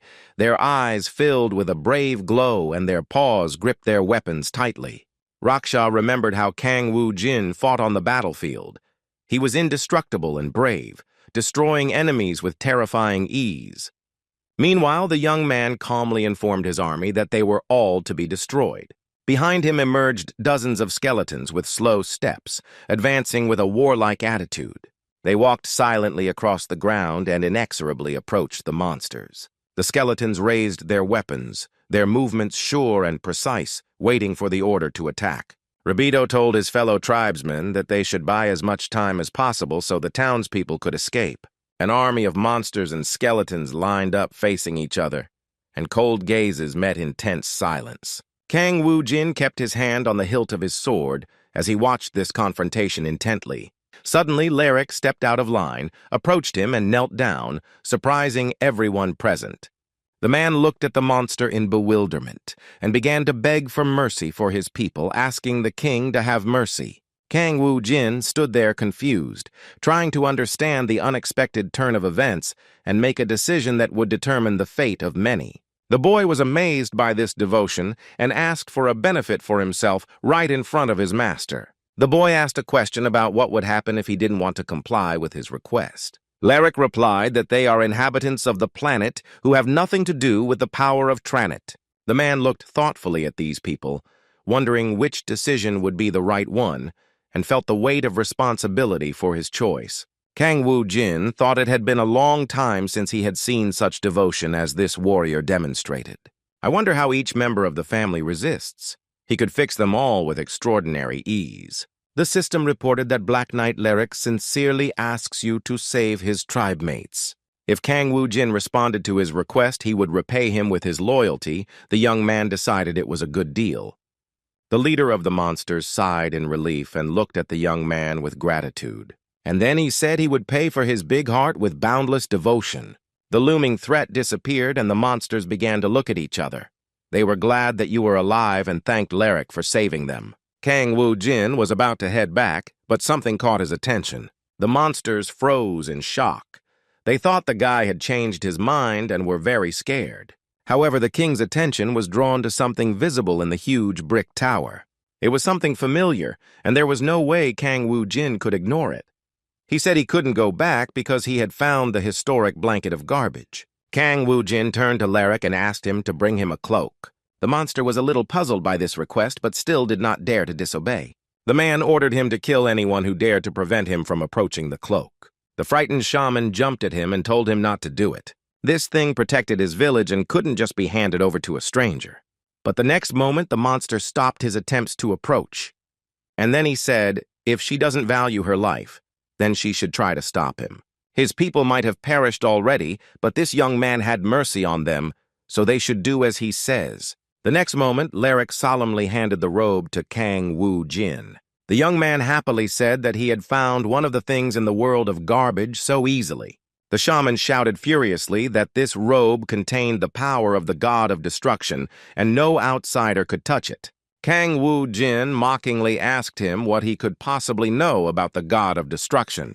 The shaman said that although there are people who boast of having been resurrected, they are not the true god. And the moment the man took this robe in his hands, he condemned his body to a curse. Kang Woo-jin thought this witch was telling interesting facts. If the Dimension Lord used the things, would he be cursed? The crowd of monsters began to talk amongst themselves, unsure of what to do.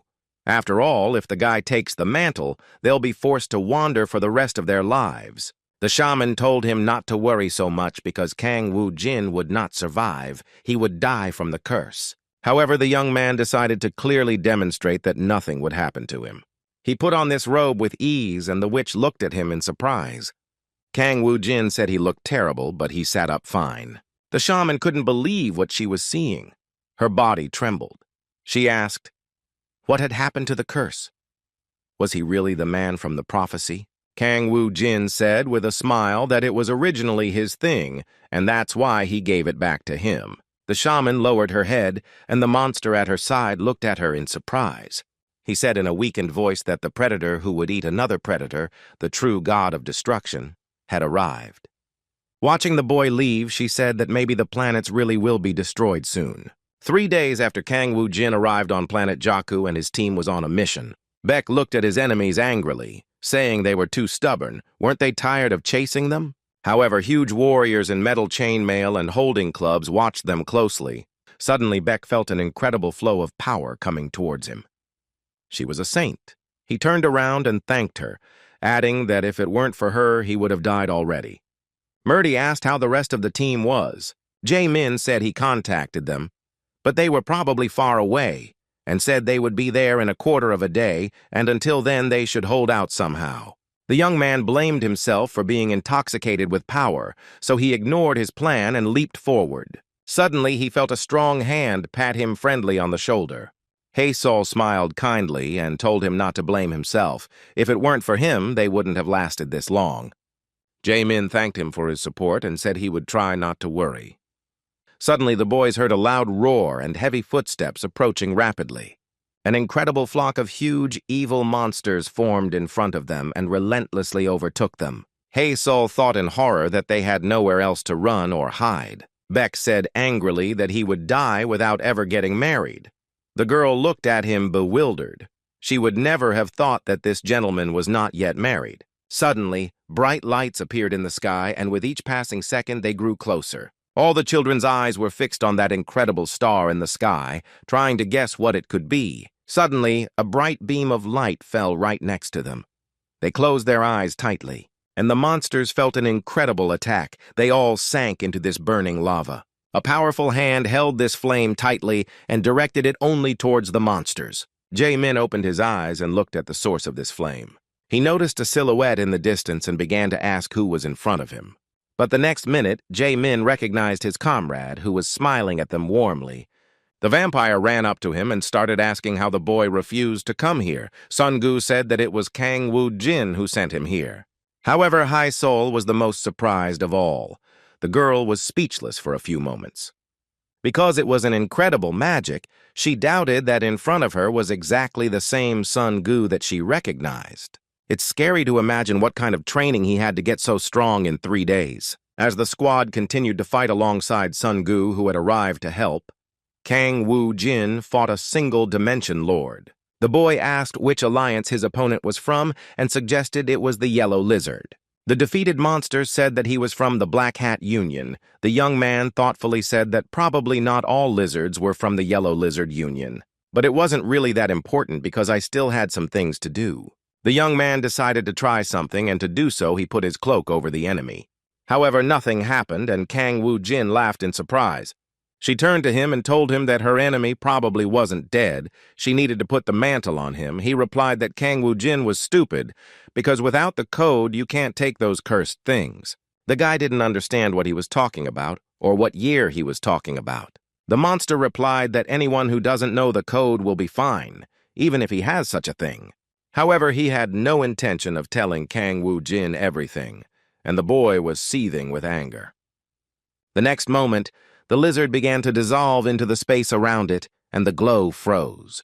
Kang Woo-jin looked at this phenomenon with wide eyes, but understood that there was no turning back. Suddenly, an incredible flash exploded near him, blinding everything around him. After that, in the place where the giant lizard was, nothing remained. Kang Woo-jin said that his enemy blew himself up.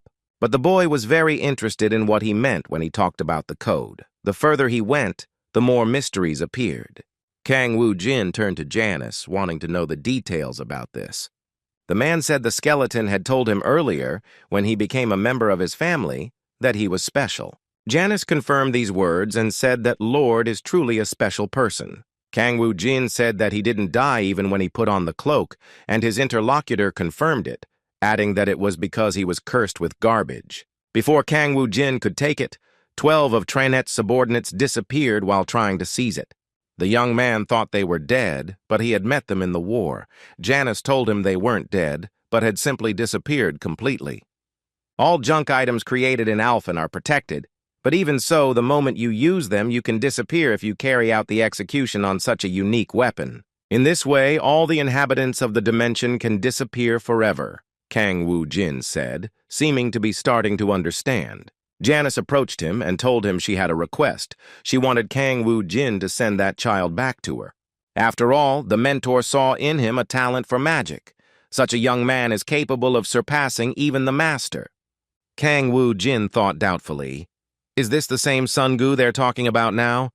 The young man thought he was even a little envious, a talent that even Janice recognized. He said that if the skeleton loved him so much, he could take him in and train him properly.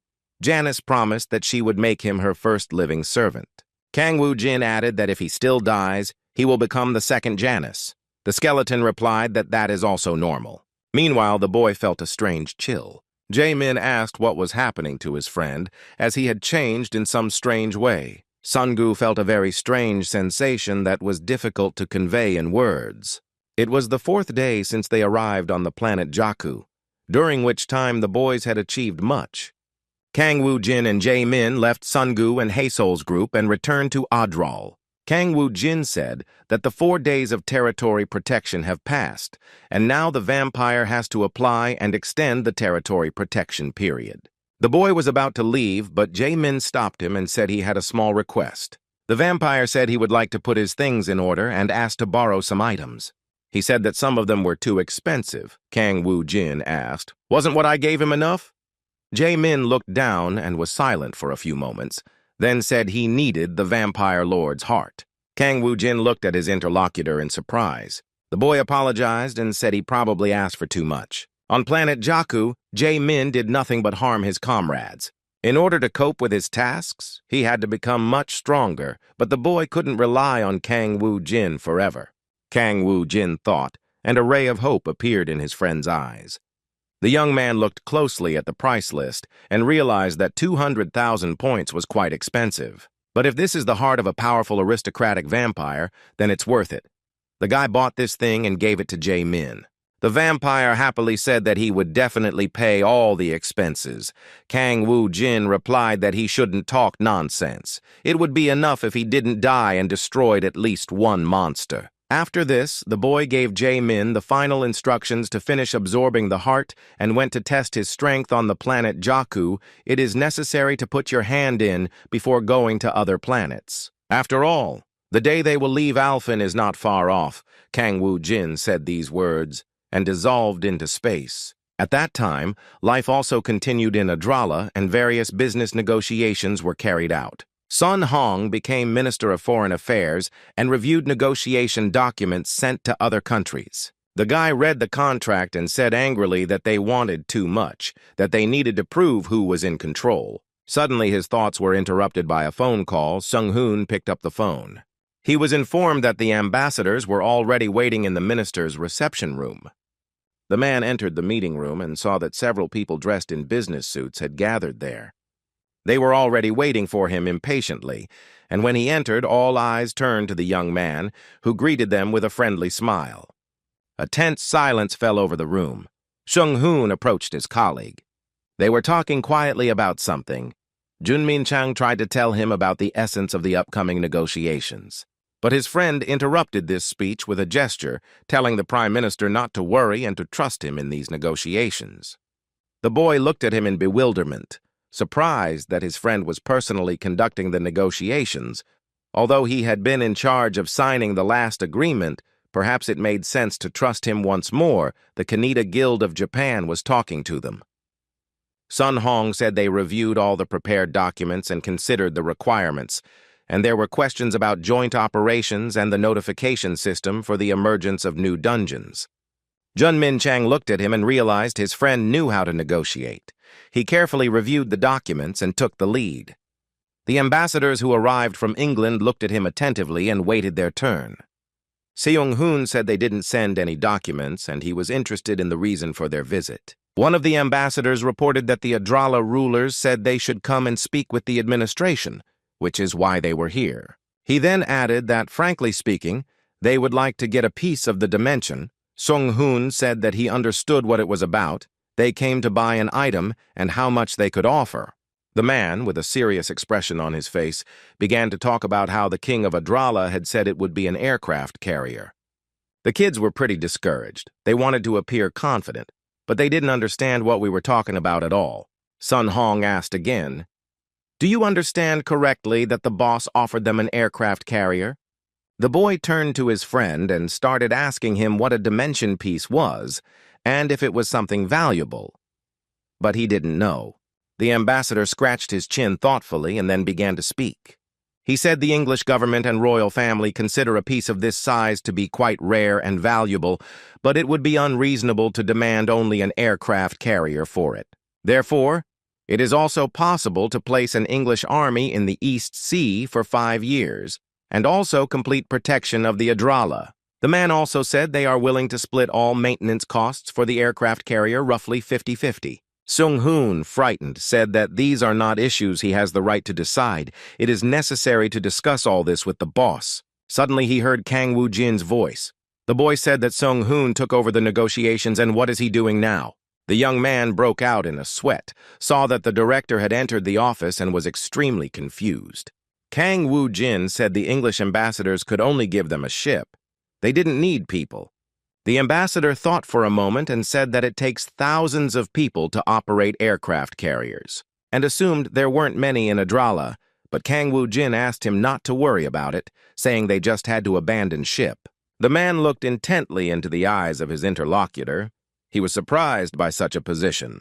He thought about what this guy was going to do with the aircraft carrier, but he was apparently confident in his actions. Kang Woo-jin asked about the dimension piece. "Are you willing to buy it?" The English ambassador replied that they needed it for research, but that they still didn't know what that thing was. The young man thought for a few moments and decided that these people could be allowed to lift the veil of secrecy. and said that with the help of this piece of dimension, you can open doors leading to other planets as well as take possession of the dungeon. Everyone present stared at him in fear and amazement. This opened up unlimited possibilities. The boy smiled mischievously and said that it was a pretty good deal for the English ambassadors. After a while, a tense conversation took place in the principal's office. The boys didn't understand how the boss was willing to exchange something so valuable for an ordinary aircraft carrier. Kang Woo-jin said he just wanted to check something. Sun Hong assumed the boss wanted to create a golem, but he replied that the old hardware was sufficient for this, and there was no need to buy aircraft carriers. And then he turned to Junmin Chang and asked if they had managed to gather the newly awakened arrivals. The boy said he had already received the documents, but there were too many, and he would need more time to review them all. Kang Woo-jin replied that there was no need to waste time on this, that everyone should be summoned 3 days later, and he would choose the right ones himself. Junmin Chang approached him and asked him what to do regarding the general meeting of awakened people from all over the world that would be held in 6 days. He assumed that Kang Woo-jin would personally join him. A month ago, after stopping Uriel's invasion, Adral, the Hammer Guild, and Kan planned to hold a general meeting to take further action. The boy thought he should find out about the other awakened and join forces in this way. It would be difficult to prevent the impending crisis alone. He stood up from his seat and said he had little time before returning to Alphen, so it was necessary to send an invitation to all the guilds. Finally, the boy said that it seemed that they had everything decided and he could go. The boys warned him to be careful on the road. Suddenly, Kang Woo-jin remembered something and turned to Foreign Minister Sung Hoon. He told the man to stop acting like a minister and do the work of a secretary, adding that he was terrible at negotiations. The boy thought sadly that he wasn't such an inexperienced person after all, since he had been able to foist the phone on him. As the door closed behind Kang Woo-jin, a tense silence fell over the office. Sun Hong sadly covered his face with his hands, not understanding how he was so easily ousted from his position as minister. Now he is an ordinary secretary, but the next second an unexpected thought lit up his face. Now Sun Hong was not the Minister of Foreign Affairs, but the secretary to the ruler of Adrala. This thought made him tremble all over. Junmin Chang watched with apprehension what was happening to his friend. He suddenly burst into laughter and said he had been promoted, as the position of press secretary to the ruler was higher than that of Minister of Foreign Affairs. Meanwhile, on the planet Jakku, it was still incredibly hot. The locals were in a panic, Mr. Ger called his subordinate. He told him to let the soldiers in, and they created a barrier, thus protecting the base. Suddenly, a portal opened and incredible energy poured out of the black hole. Inside, a monster that looked very much like a monkey appeared. It was the Lord of the Red Hammer dimension, angrily asking who dared attack his base. Gier reported that this person did not belong to the Union. Recently, a madman had infiltrated the planet Jakku, and it was probably him who attacked them. This man even destroyed the Yellow Lizard Alliance. The Monkey King said that we must quickly take up arms to protect the fortresses. However, the troll hesitated, not knowing how to tell what had happened, when he took a deep breath and then said that he was already destroyed. The ruler asked how many soldiers were left. Ger replied that he himself barely survived, and moreover, the attack was so powerful that he could not even get close. This circumstance completely shocked the Monkey King. It turned out that his enemy destroyed the last weapon and practically no soldiers remained. Not understanding who would fight and defend these lands in that case, Ger reported that the two who invaded were fighting each other. And all this was happening right on their land, literally outside their window, and a fun shootout was taking place. The Monkey King said that he would tear them to pieces himself, that they would not dare to act arbitrarily in his land.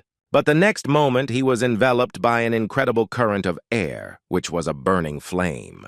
He noticed that the sky was filled with a bright stream of fiery air, which, like a living element, moved forward with a roar. A deafening explosion occurred, scattering debris in all directions, flying rapidly, tearing through the air and creating chaos all around. After the deafening explosion, an ominous calm settled over the area, with only a faint wind whispering in the background. As the dust slowly settled, the monster's gazes fell on the boy sitting on the ground, his silhouette barely visible among the ruins. Song-gu slowly raised his head, and his eyes met the terrifying gaze of a monster whose enormous figure loomed over the destruction. The moment the unexpected happened, Jur froze in horror. The guy jumped at lightning speed and hit the Lord of the Dimension in the head. It happened literally in a minute. The monster was very scared and began to lament that the Lord of the Dimension had died. Even Song-gu himself was stupefied. He did not expect to meet the main one in this space. Meanwhile, Janice's sinister laughter was heard in the sky. She asked what the man was hiding there. Sung-gu waved his hands and asked the mentor to give him a break of at least 10 minutes, because Janice Sam promised that they would rest when the boy found the ruler of the dimensions. The skeleton said he was very sorry, but he really should give the guy a break. Sung-gu took a deep breath, feeling a little tired but still feeling a surge of energy within himself. Suddenly, he heard footsteps behind him and turned to see Kang Woo-jin. The boss praised him and said that now the boy does everything as he should. He even caught the ruler of the dimension. Sung-gu embarrassedly said it was all thanks to a good mentor. Janice said he just taught him the basics. But now the real fight will begin. The boy looked at him confused. And was it just a warm-up? Kang Woo-jin looked at the hot city and said that, in any case, it seemed like he could rest easy now. And yet, I wonder how much Jae-min has grown during this time. Meanwhile, the guy stood in front of the dumbfounded opponent and told him who was in charge here. He, trembling and frozen with fear, begged for mercy and said he was not willing to say goodbye to life. Jae-min looked down thoughtfully, lost in thought, as if weighing the consequences of his next action. The knight looked at him fearfully, not knowing what to expect, his fear visible even in the slightest tremor. The man quietly but firmly ordered him to drink his blood and extended his bloody hand forward. A few drops of thick liquid rolled down and fell to the ground, leaving dark trails. Jae-min said calmly and confidently that if his opponent drank the blood, he would become his slave forever. Dusk fell over the abandoned wood and brick buildings, their cracked walls and broken windows seeming to whisper the story of times gone by. Meanwhile, the team wandered through the bushes of the abandoned jungle and decided they needed to get some rest. Suddenly, Kang Woo-jin silently emerged from the shadows, his appearance so unexpected that the boys were taken aback, stunned by his silent footsteps. The boy asked how the team was doing and if everything was okay with them. Beck admitted that this was a good incentive. He reached his limits and feels how his skills are growing little by little. The chief cordially offered to stay with them if the man so desired, but he replied that he was grateful but did not believe he belonged there. He had already gained a lot from this expedition and had to return to the guild to finish the business there. Haesol stepped forward and happily greeted the boss. She was glad to see him. The girl said that the other day Jae-min entered the camp alone. He went to do some reconnaissance, so everything is fine. However, Kang Woo-jin felt uneasy. He said he wasn't sure about that. His friend probably wasn't there for reconnaissance. Suddenly, the boys noticed that there was a strange noise in the air. It was something amazing. A huge flock of bats circled in the sky, their wings creating a mournful whisper and disturbing the silence of the night. With each passing moment, the flock drew closer and closer to the boys, and Jae-min kept an eye on them. He stood nearby and looked at his friends, but despite his sinister appearance, the guy's intentions were not evil. The team looked at each other in confusion, not understanding where such a large number of these mice could have come from. They watched in horror and surprise as the dark flock covered the sky, leaving only faint flashes of light. Jae-min slowly raised his hand like a conductor signaling the beginning of his new piece. The bats began to circle, forming complex shapes in the air, like a living dance of darkness. From the thicket of the forest appeared creepy vampires. They looked very scary. The boy smiled and said that it was better to have many allies than to fight alone. Kang Woo-jin nodded approvingly. He couldn't help but agree with this, but the vague anxiety still didn't leave him. Jae-min took a step forward confidently, his figure merging with the surrounding darkness. The hero's unexpected servants rebelled, their faces distorted with anger, smelling blood. Now instincts took control. The vampires felt nothing but thirst. They decided to attack and ignored all their master's orders. Jae-min shouted loudly, trying to stop them. He said that couldn't be done. But the enraged vampires no longer listened to him and rushed forward with fury in their eyes.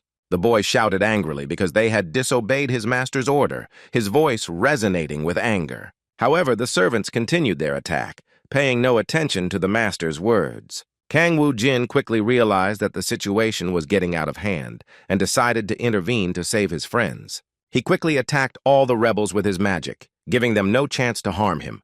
Jae-min stood paralyzed and watched bitterly as his slaves fell one after another. His heart sank with pain and disappointment. The realization that he had lost an entire army of servants was a blow too great for him. Kang Woo-jin told his friend not to try to repeat it after him, that it wasn't very good. The boy hesitated for a moment and then began to explain why he thought that. The bloodlust of Jae-min's servants is not a simple hunger. If the friend cannot control them, then his slaves will turn into monsters. And then he added that the important thing was not the number, but whether he was able to subdue at least one of them. Jae-min still couldn't understand, because Kang Woo-jin had a large number of servants under his command.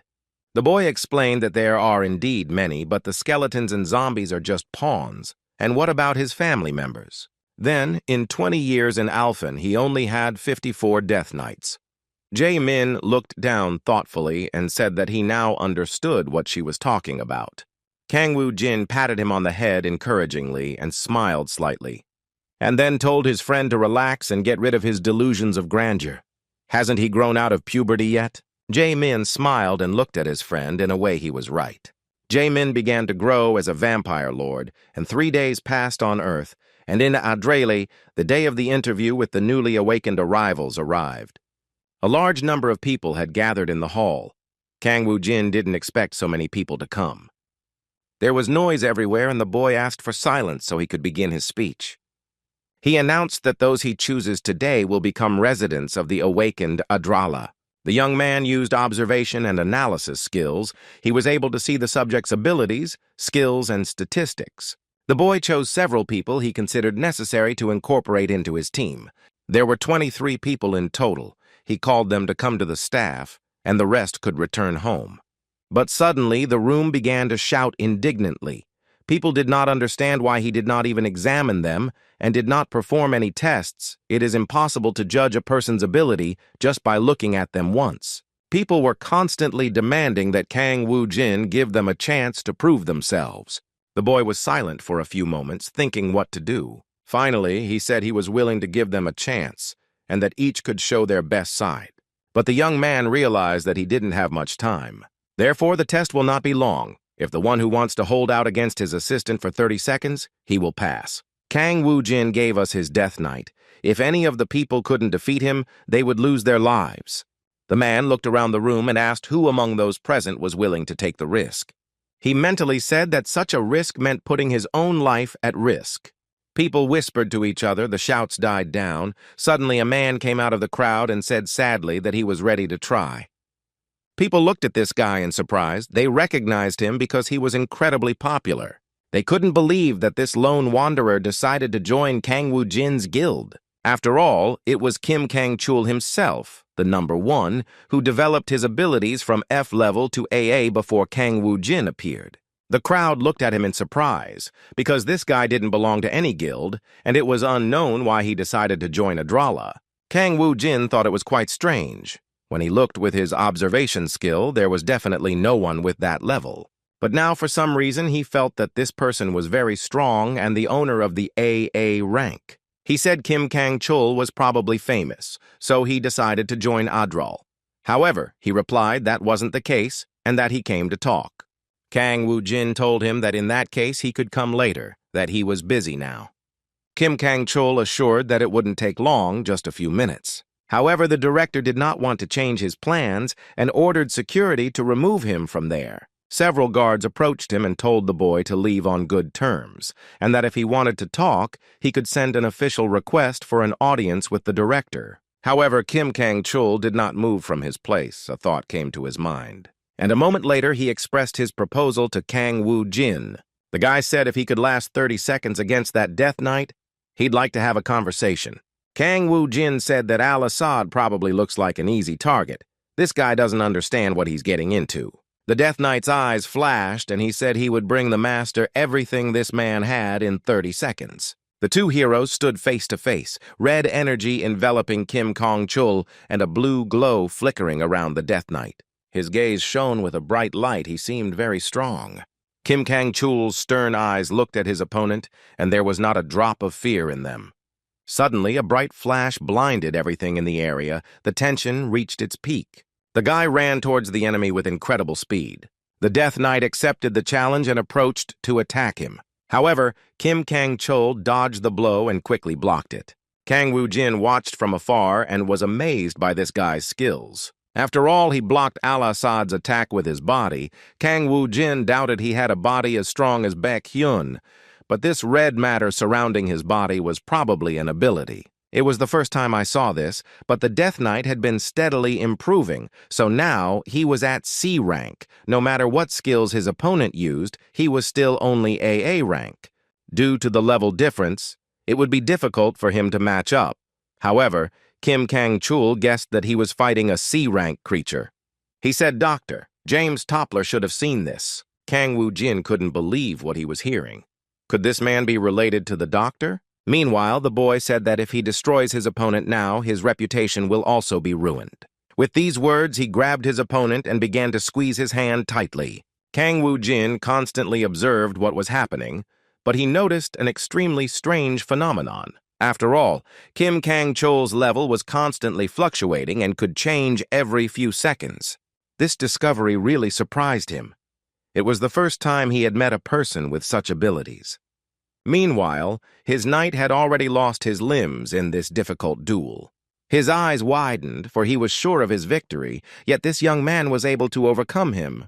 Meanwhile, Kim Kang-chul once again clenched his hands tightly, attacking his opponent. He thought he had finally won and would soon destroy this enemy. But suddenly, Kang Woo-jin stepped in and blocked his blow with incredible ease. He said that was enough. 30 seconds had already passed. Kim Kang-chul looked at him in disgust.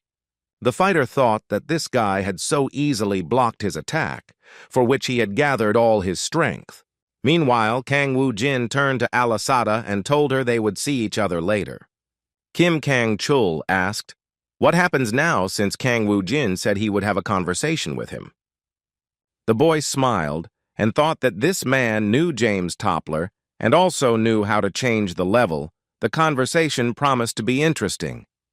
The glass facades of the office building pierced the sky and reflected the sunlight. On one of the upper floors of the office, there was silence. Kim Kang-chul sat on a soft sofa, but he was alarmed by the fact that his legs were chained, and in his hands glinted a pair of cold handcuffs. He asked indignantly what that meant. Kang Woo-jin calmly explained that before, there were many who ran away in the middle of their interesting conversation. These are special chains, so it is useless to use force. Kim Kang-chul looked angrily at the guy's face and thought it was a power-limiting device. Meanwhile, Kang Woo-jin sat opposite and prepared to speak. He asked him why the young man had come to him, and he replied that it was because of Dr. Toppler's words. He said that James Toppler believes Kang Woo-jin is a strong candidate who can save Earth, but to do so, he needs to collect the code. The young man thought for a moment, remembering how his opponent had mentioned this recently. And that monster from the planet Jakku also spoke of this, but he died without finishing his thought. Kang Woo-jin asked his interlocutor what the code was. He replied that he didn't know. They only asked him to transmit it. The boy sighed regretfully. He said he couldn't find something he had no idea about. He suspected that the old man was just pretending to be ignorant and deliberately withholding information. Kang Woo-jin asked what connection this awakened person had with James Toppler. Kim Kang-chul arrogantly said that he is an ordinary awakened being who does not belong to anyone but receives help from the lunar world. Kang Woo-jin was completely confused and asked, "What was this lunar world?" Kim Kang-chul explained that it was an organization belonging to James Toppler. The man asked what planet he was on. But suddenly, a scared Sung-hoon burst into the office looking very agitated. He said the director needed to leave urgently, and Kang Woo-jin asked him what was wrong. The boy stammered that there was a girl in trouble and that it was very urgent. Her name was Su-ah, and at that moment, Kang Woo-jin felt as if he had been struck by electricity. Sun Hong reported that she had fainted, and Murdy had already provided her with assistance. a large hospital building with the Red Cross sign sticking out from the gray wall. Kang Woo-jin pushed open the door and carefully entered the room. His face was serious and focused. Inside, her tearful mother was already waiting for her, very worried about the girl. The woman threw herself on his neck, hugged him, and squeezed him tightly, and burst into loud sobs. She said that Sue hadn't woken up for a long time. Kang Woo-jin told his mother that everything would be okay, and she looked into his eyes with hope. And then the boy said he would do everything he could to make her wake up, so he asked her not to worry. Kang Woo-jin gave orders to Junmin Chang to take his mother out and take care of her. The face of the sleeping child was serene. He seemed to be in a deep and sweet sleep. Kang Woo-jin asked her how she was. Merdi replied that the girl's body was in perfect condition. The man asked her why she didn't regain her senses in that case, but the saint remained in tense silence, and then asked if the gentleman remembered how James Toppler said that God would appear on the planet. The boy actually remembered this conversation. Then the man said that Kang Woo-jin should find this God and protect him. However, he still didn't understand what this had to do with his sister. And suddenly an idea occurred to him. He looked closely at Merdi. Could it be that Sue was that same God? The saint said she didn't understand what the reason was, but she felt divine energy from her. The girl was really very weak. Now she must have met God in a dream. Kang Woo-jin looked down and said they could just wait for her to accept him. Merdi added that when the girl opens her eyes, she will never be the same again. She will become a saint who will listen to God. Suddenly they saw a luminous sign on her forehead. The modern glass and concrete structure rose above the surrounding cityscape. In the principal's office, a dejected Sung-hoon sat, thinking to himself. The boy didn't understand why she fell so suddenly, and he really hoped everything was okay with her. Suddenly, Kim Kang-chul broke the silence and asked, "When in this world has something happened for no reason?" The boy didn't understand what he was saying and turned around looking at him in astonishment. He replied that he was saying that even every coincidence has its reason and immediately broke the handcuffs. Sun Hong angrily told him not to break anything in that office, that it was prohibited. The boy also wanted to say that when the principal returned, he wouldn't let him get away with it, but the next moment he felt a strong blow. Kim Kang-chul looked sternly at the fallen child, his thoughts heavy. The ruthless wheel of fate began to turn. There was no turning back now. Kim Kang-chul looked up and wondered, can the hero Kang Woo-jin get out of all this? The girl's face was calm and sleepy. Her breathing was even and her facial expression was very gentle. She was probably having pleasant dreams. Meanwhile, in the office, through the broken window, the moon shone brightly in the night sky, filling the room with a cold silver light. In the dark room, Sung-hoon slowly opened his eyes, grimaced, and looked around. Suddenly he heard Junmin Chang's worried voice. He asked if his friends were okay and what had happened to him. Suddenly the door opened and Kang Woo-jin entered the room, asking what happened here. Sun Hong said he started fighting with the awakened man and then suddenly hit him, after which he remembered nothing. The boy said that Kim Kang-chul started saying strange things about how nothing was happening in the world just like that. Kang Woo-jin mentally added that everything has a reason and that it is indeed true. Even the fact that Sua was chosen to become a saint was not just a coincidence. The boy looked out the broken window in disappointment. He had the guide thread in his hands, but he lost it again. The mysterious lunar world, James Toppler's organization that supported Kim Kang-chul. Everything was as he said, but something in Kang Woo-jin's soul caused serious suspicions. They were hiding their true nature, and it was as if they were watching him.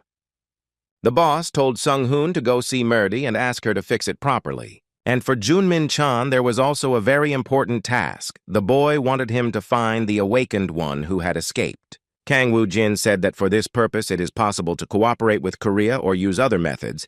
The main thing is to find it by any means. Meanwhile, there are 3 days left until the expedition to Alphen, and according to the dungeon time, there are 12 days left to prepare.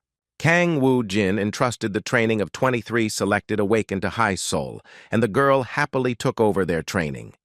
With the help of the trainer's booster, endless training, power stones, and the skill book obtained in Ardal, the recruits grew rapidly in their skills. And after completing their training, they, under the leadership of High Soul, entered the fandom squad. On the other hand, Janice's hellish training also came to an end. Sungu fulfilled his dream of becoming the strongest fire mage. He put a lot of effort into it. With each new test, he became more proficient in controlling fire and learned to absorb this infernal flame. But even after these achievements, for some reason, the boy didn't feel happier. Jae-min also mastered new skills, now training animals. After Kang Woo-jin's instructions, the boy stopped using his power in vain and began to control it. The boys called him forward while the vampire performed educational work with his prey. Jae-min promised that he would finish in just 1 more minute, and then he would meet up with his friends. Probably his aristocratic nobility was starting to fade away little by little. Kang Woo-jin, of consideration, stood on the great cliff and looked at the ruins of the city. The boy thought they could manage on their own now. The day before returning to the planet, the expedition to Alphen was to take place immediately after the General Guild meeting. The small brick building stood alone in the silent space, with strangely shaped metal antennas rising from the roof. The glowing sensors lit up, their light pulsing in time with the system as it powered up, and the room filled with the muffled hum of technology. James Toppler was standing in front of the monitor, his head deep in calculations, when he suddenly heard a voice behind him saying it was time to distribute the food. The doctor turned around in fear. He was so busy working that he forgot it was lunchtime. He thanked the so-so girl and asked her to leave the food there. She wished him a good meal. He took a small plastic container, his lips trembling slightly from tiredness, and slowly opened the lid. Seeing the contents, James Toppler laughed thoughtfully and said that there was very little time left before they started eating something else. He thought that this time he would definitely complete his plan. The doctor thoughtfully approached the large window of the laboratory and contemplated the immense black abyss in the middle of which the planet could be seen. The day of the Union's general meeting arrived. It was in the Republic of Korea at the port of Busan. Several people gathered around a huge body of water, in front of which stood an aircraft carrier, its enormous hull piercing the horizon. One of the men in the crowd, not hiding his surprise, said it was 280 meters long. It was a true giant. Kim Hai-min turned to the captain and asked what his plan was. "Is it possible to deal with this machine on our own?" He responded that once the transfer of all matters was completed, there would be no problems with the aircraft carrier itself, but loading additional weapons, including aircraft and deploying the pilot force, would require enormous resources and time. The boy said, a little disappointed, that he had generally assumed that. From the beginning, the idea of building an aircraft carrier in Adralla seemed crazy to him. He didn't understand why the boss needed all that. Suddenly, a loud whistling of the wind broke the silence, and all eyes turned to the sky. Kang Woo-jin was gently descending towards them through the clouds, sitting on the back of an extraordinary creature. The boy asked in surprise why the boss came here. Because he should be at the guild meeting, Kang Woo-jin replied that they would just plant a tree and then return immediately. Kim Hai-min looked at him with a puzzled expression. It was hard to imagine what the boss meant. Meanwhile, the chief greeted the new captain, who introduced himself and said his name was Park Gil-soo. He added that he is a former naval colonel and has 6 months of experience serving on an aircraft carrier as an officer. Kim Hai-min said that due to limited contacts, they have no escort planes or ships, and also lack weapons and manpower to operate. He ended his speech by saying that the aircraft carrier was too big to be used simply as a means of transportation. Kang Woo-jin pointed out that that was the goal, a huge ship. That was exactly what was needed, but the guy didn't tell everything. He walked thoughtfully along the enormous deck and found a suitable spot. After that, he connected the 2-dimension pieces, and the next moment, something incredible happened. A blinding flash shone with incredible power. Everyone present closed their eyes. Kang Woo-jin combined 2 fragments to create a spatial dimension. He created a base, and its symbol grew with every passing minute. It looked simply incredible, like a nest that a dragon had created in Namsan Tower. 24 hours left until the construction of the base city of the Lord of the Dimension, Kang Woo-jin, is completed. He said Seoul Station is currently surrounded by several dungeons, so its defenses are too weak. If an attack occurs while you are in Alphen, everything will be over because the portal leading to Earth will disappear. So he decided that the best solution would be to move Adral to that same place. At the same time, the opening of the World Guild's General Assembly began at the Seoul Hotel. Junmin Chang began his speech, thanked those present for their participation, and introduced himself. Before the Lord arrived, they were preparing to present a brief information about the dungeon they had managed to learn about. The boy looked at his colleagues gathered there, who were calmly wandering around the corridor and talking among themselves. He asked Seung-hoon how things were going, if there was any call from the boss. He replied that he had called recently and said he would use the Busan portal. Hae-sol suggested that in that case he might be late. Junmin Chang began his speech. He said that to figure out why monsters started appearing in the dungeon, it was necessary to first understand the concept of Tranet. It is a network that connects planets. With its help, it is possible to send objects regardless of the distance. There is still no exact data on their existence and origin, but one thing is certain: the dungeon monsters come from other planets. And the Earth is already connected to other planets by this incredible Tranet network. The moment the synchronization is completely over, even more powerful lords and monsters from other dimensions will attempt to capture the Earth. When this happens, the heliotropic industry will take a back seat, because the lives of all humanity will be in danger. One of those present in the room asked what they should do in such a case, since it was impossible to defend the dungeon with a barrier or destroy it. Junmin Chang agreed that it was true. The dungeon could not be destroyed. However, there was a chance they could cut off the connection to Tranet. A man in the audience asked if there was any way to do this. Suddenly, Kang Woo-jin came in and said that such a method had surely already been found. That's why he goes to Alphen to carry out his plan. There's a junk weapon hidden in Alphen. If we can find and perfect it, we can use it to break the connection to Tranet. The young man said he had gathered everyone today to ask them to protect the Earth during his absence. The fighters began to talk among themselves, not even assuming that there was a weapon on Alphen, and if it had a transcendental ability, this would arouse suspicion. One of them asked if Kang Woo-jin was really heading to Alphen to save Earth. After all, he has kept the information about the space stone that allows Adrala to own the dungeons until now. Perhaps protecting Earth is an excuse, and he wants to get the benefit of what is in Alphen's dungeon. Kang Woo-jin said humanity was in danger, and how could he think of anything else now? He just wants to protect his family and the Earth he lives on, and if anyone doesn't believe, they can go to Alphen. The guy said to go after him right after he was killed. The man remained silent and angry, did not argue, and found nothing to say. Kang Woo-jin asked Junmin Chang to show the screen where the image was visible. There was a picture of former guild leader Lee Sang-ho, who became Yellow's subordinate and was responsible for the division of the Republic of Korea. Those present looked at this man in surprise.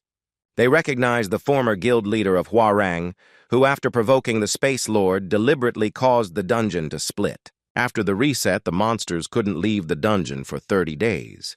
But it was because of him that they did everything at once, and as a result, Seoul and Daegu suffered enormous damage and great losses. And then, by this method, a division of the dungeons was simultaneously brought about throughout the world. Although there were many other psychopaths besides him, one of the criminal groups in the U.S. managed to achieve an artificial creation. When the synchronization ends and the global catastrophe begins, there will be many more traitors, Kang Woo-jin concluded. He was referring to those who tried to join the Space Lords, who are willing to do anything to save their own skins. The man added that he was sure that among those present there were those who were more concerned about their own benefit. His gaze turned to one of the people gathered who had argued with him earlier. Kang Woo-jin said that he hoped his answer was clear to everyone and that he would like to make one last request. Tomorrow morning he, along with his warriors from Adrala, will leave for Alphen. Surely they will find a way to save the Earth no matter how difficult the trials. Kang Woo-jin asked to combine strength and defense to save the entire Earth. The luxurious white hospital building, with a row of large windows, reflected the cloudy sky. In one of the rooms lay Sue, still unconscious, fast asleep. Merdi was sitting in a nearby chair. A lot of time had passed. The saint was near the girl. She thought that there was finally one day left before leaving for Alphen. She really hoped that the United Army would resist Tranet's army. Suddenly, the room lit up with a blinding flash, the light so bright that Merdi instinctively covered her eyes with her hand. The girl opened her eyes, looked ahead. An incredible, soft energy concentrated around her. Meredy screamed and froze in shock. Sue got up from the bed. Her movements were gentle and unusually light. His eyes, bright and fathomless, looked somewhere in space and noticed nothing around him. Soon, Kang Woo-jin and Junmin Chang entered the room excitedly. His A continued to float in the air, his body radiating energy. He was in a semi-conscious state. Kang Woo-jin asked, "If God had awakened, why was there no reaction?" The saint explained that fortunately the girl was fine. The synchronization was progressing steadily. It was just necessary to wait a little until she spoke. However, Kang Woo-jin decided he could speed up this process, and in the next moment he approached the girl. The saint tried to stop him, but realized it was useless. The boy asked what the name of the god who appeared was. Could he introduce himself? The being inside his sister said that the seed of a newborn planet could not have a name. Kang Woo-jin looked at her in surprise. So he was just born, and there were no gods on Earth until now? The girl was silent for a few moments, and then said that they had just met. It seems as if they have known each other for a long time, as if another era has passed and now they have met again. Kang Woo-jin couldn't understand all of that speech, so he asked him to speak more simply. His A continued saying that the essence gave rise to the phenomenon, and man only recognizes this phenomenon, a false history that is repeated endlessly, and again turned his gaze towards this end. The guy was trying to put together in his head the puzzle she was telling him. What did the false story mean? And the girl looked up and asked, "Could I stop this endless slavery?" She will watch him continuously, always, at any time. The next moment, Sua began to fall slowly, and Kang Woo-jin barely managed to catch her. She looked up and saw the boy. The girl recognized her brother. He was very happy that she recognized him, and Sue said she had a very strange dream. Kang Woo-jin praised her for doing well, and said there was no need to think about it, and that it was better to rest for now. The boy thought, it's good that Sue accepted the deity without any problem. However, if something goes wrong, his body or soul could be seriously damaged. A creature that looks like a strong door trying to prevent communication with the deity. The god of the earth will soon be born, must be protected from Tranet. These were the words of James Toppler. Kang Woo-jin still couldn't understand why his sister was the seed of God. It didn't seem like a coincidence. The guy gave an order to Junmin Chang, as agreed. It was necessary to move all the workers. There were 7 of them, and the equipment to the aircraft carrier, and then added that Junmin Chang should take care of Sue-ah while he was away. The boy thought he could lose everything, but he had to protect this girl. Meanwhile, a tense discussion was developing near the entrance to a huge cave. The guard tried to get in, saying he had worked there for over 10 years and couldn't understand why there was so much rigidity. And suddenly their discussion was interrupted by a black car which approached them with an incredible screech. The door opened, and a man began to walk out with heavy steps. He angrily asked what was going on, and the guard replied that there had been a terrible misunderstanding. He just wanted to see how the repairs were going. But they wouldn't let him in, and everything was blocked off. But he still worked here for 10 years, and nothing like this ever happened under his watch. The man thought for a moment, and then decided he shouldn't make such a fuss. He, in good humor, said that he could show the guard everything himself. After a few moments, they descended into the heavy gloom of the cave. The man continued saying that it was much easier to reach an agreement with the chief, since the cave contained a very valuable natural monument. He was very worried that the monument would collapse, but the chief replied that he understood perfectly. Suddenly, they heard a wild roar coming from the depths of the cave. The man was a little scared. He screamed in horror and started looking ahead. He asked his colleague if he had heard anything, but the boss replied that he had probably imagined it. The man continued to look around cautiously. Now it seemed to him that the cave looked too frightening. Suddenly, he noticed a bunch of blinking red eyes on the ceiling. They were probably common bats. He smiled shyly and said he'd just been nervous lately. There was silence inside the cave, broken only by the soft sound of water dripping from the ceiling. The drops fell on the rocky ground, leaving small puddles that slowly spread in different directions. A pack of hungry wolves was already devouring the unfortunate guard, and he paid dearly for his curiosity. The man accompanying him smiled haughtily and murmured that sometimes it was better not to pry into other people's secrets. The next moment he took his true form and said that this stupid man wasn't even able to defend himself, yet he made such a fuss. The cave flickered softly with a faint blue light from the torches that burned steadily on the rock walls. Lee Sang-ho walked slowly across the cold, rocky floor, his footsteps echoing throughout the cave. He bowed his head in greeting to the enormous rock monster. The man looked down, his voice calm and sensitive. He announced that his humble servant had arrived. The monster was sitting on a throne that was made of rough stones and ruins. His body was hard and enormous. The rock monster slowly looked up and asked, what had they managed to discover about the immortal? Lee Sang-ho revealed he's setting up camp on an aircraft carrier, a massive ship. It looks like he'll move his lair there once it's finished.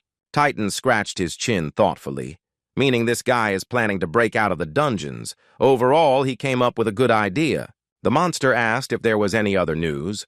Lee Sang-ho reported that along with the awakened Adrala, a military expedition was being sent to Alphen.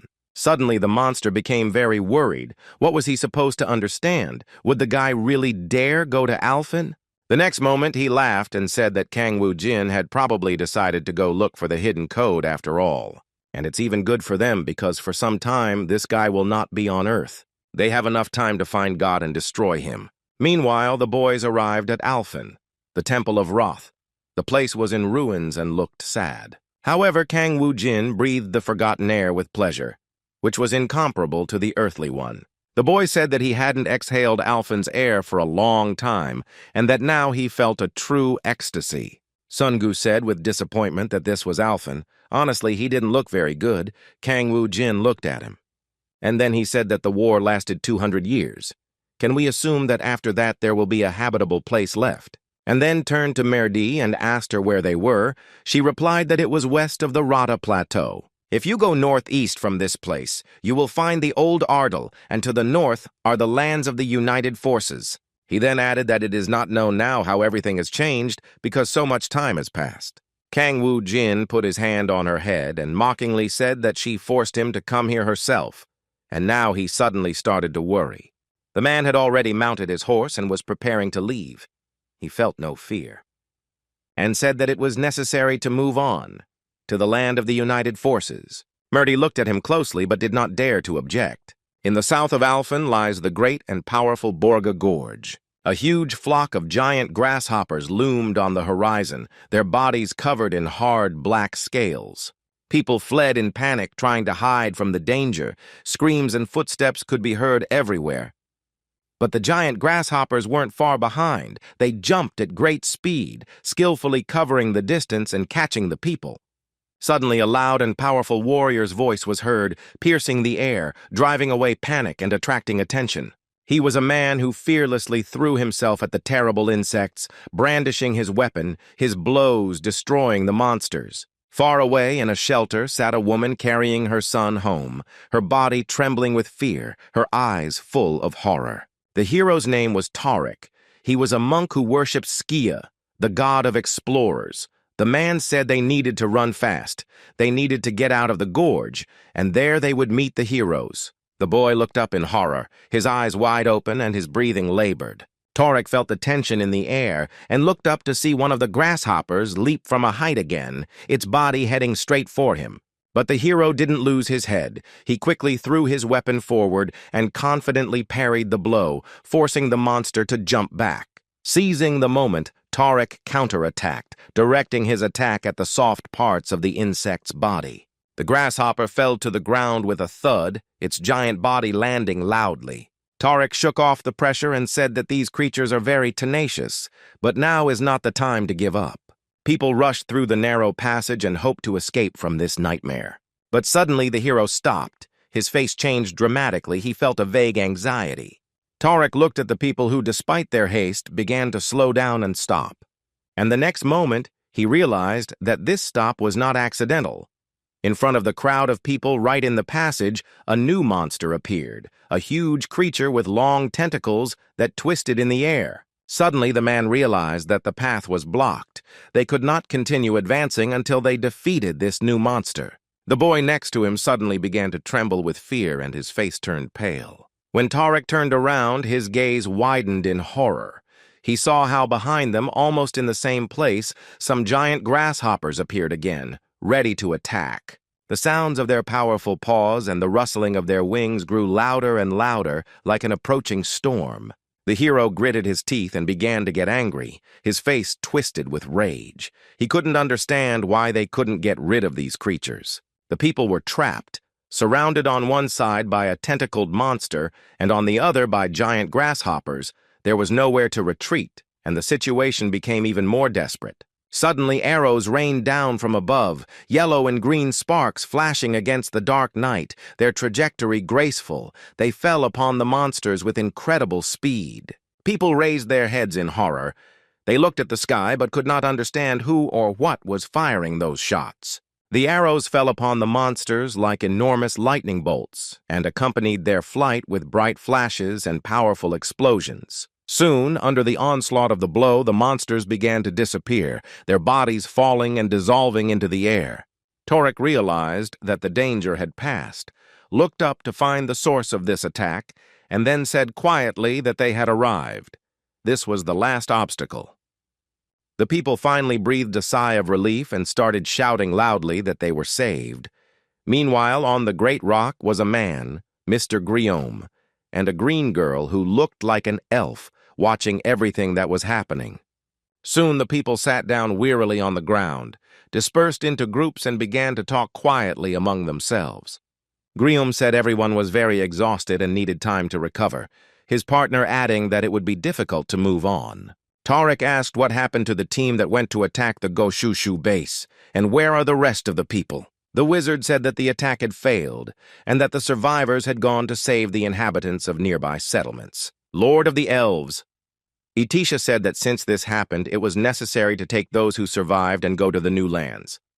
But here everything will have to be left as it is. Tarek thought sadly over these words. He couldn't understand. Was there really no other way than to destroy the Goshushu camp?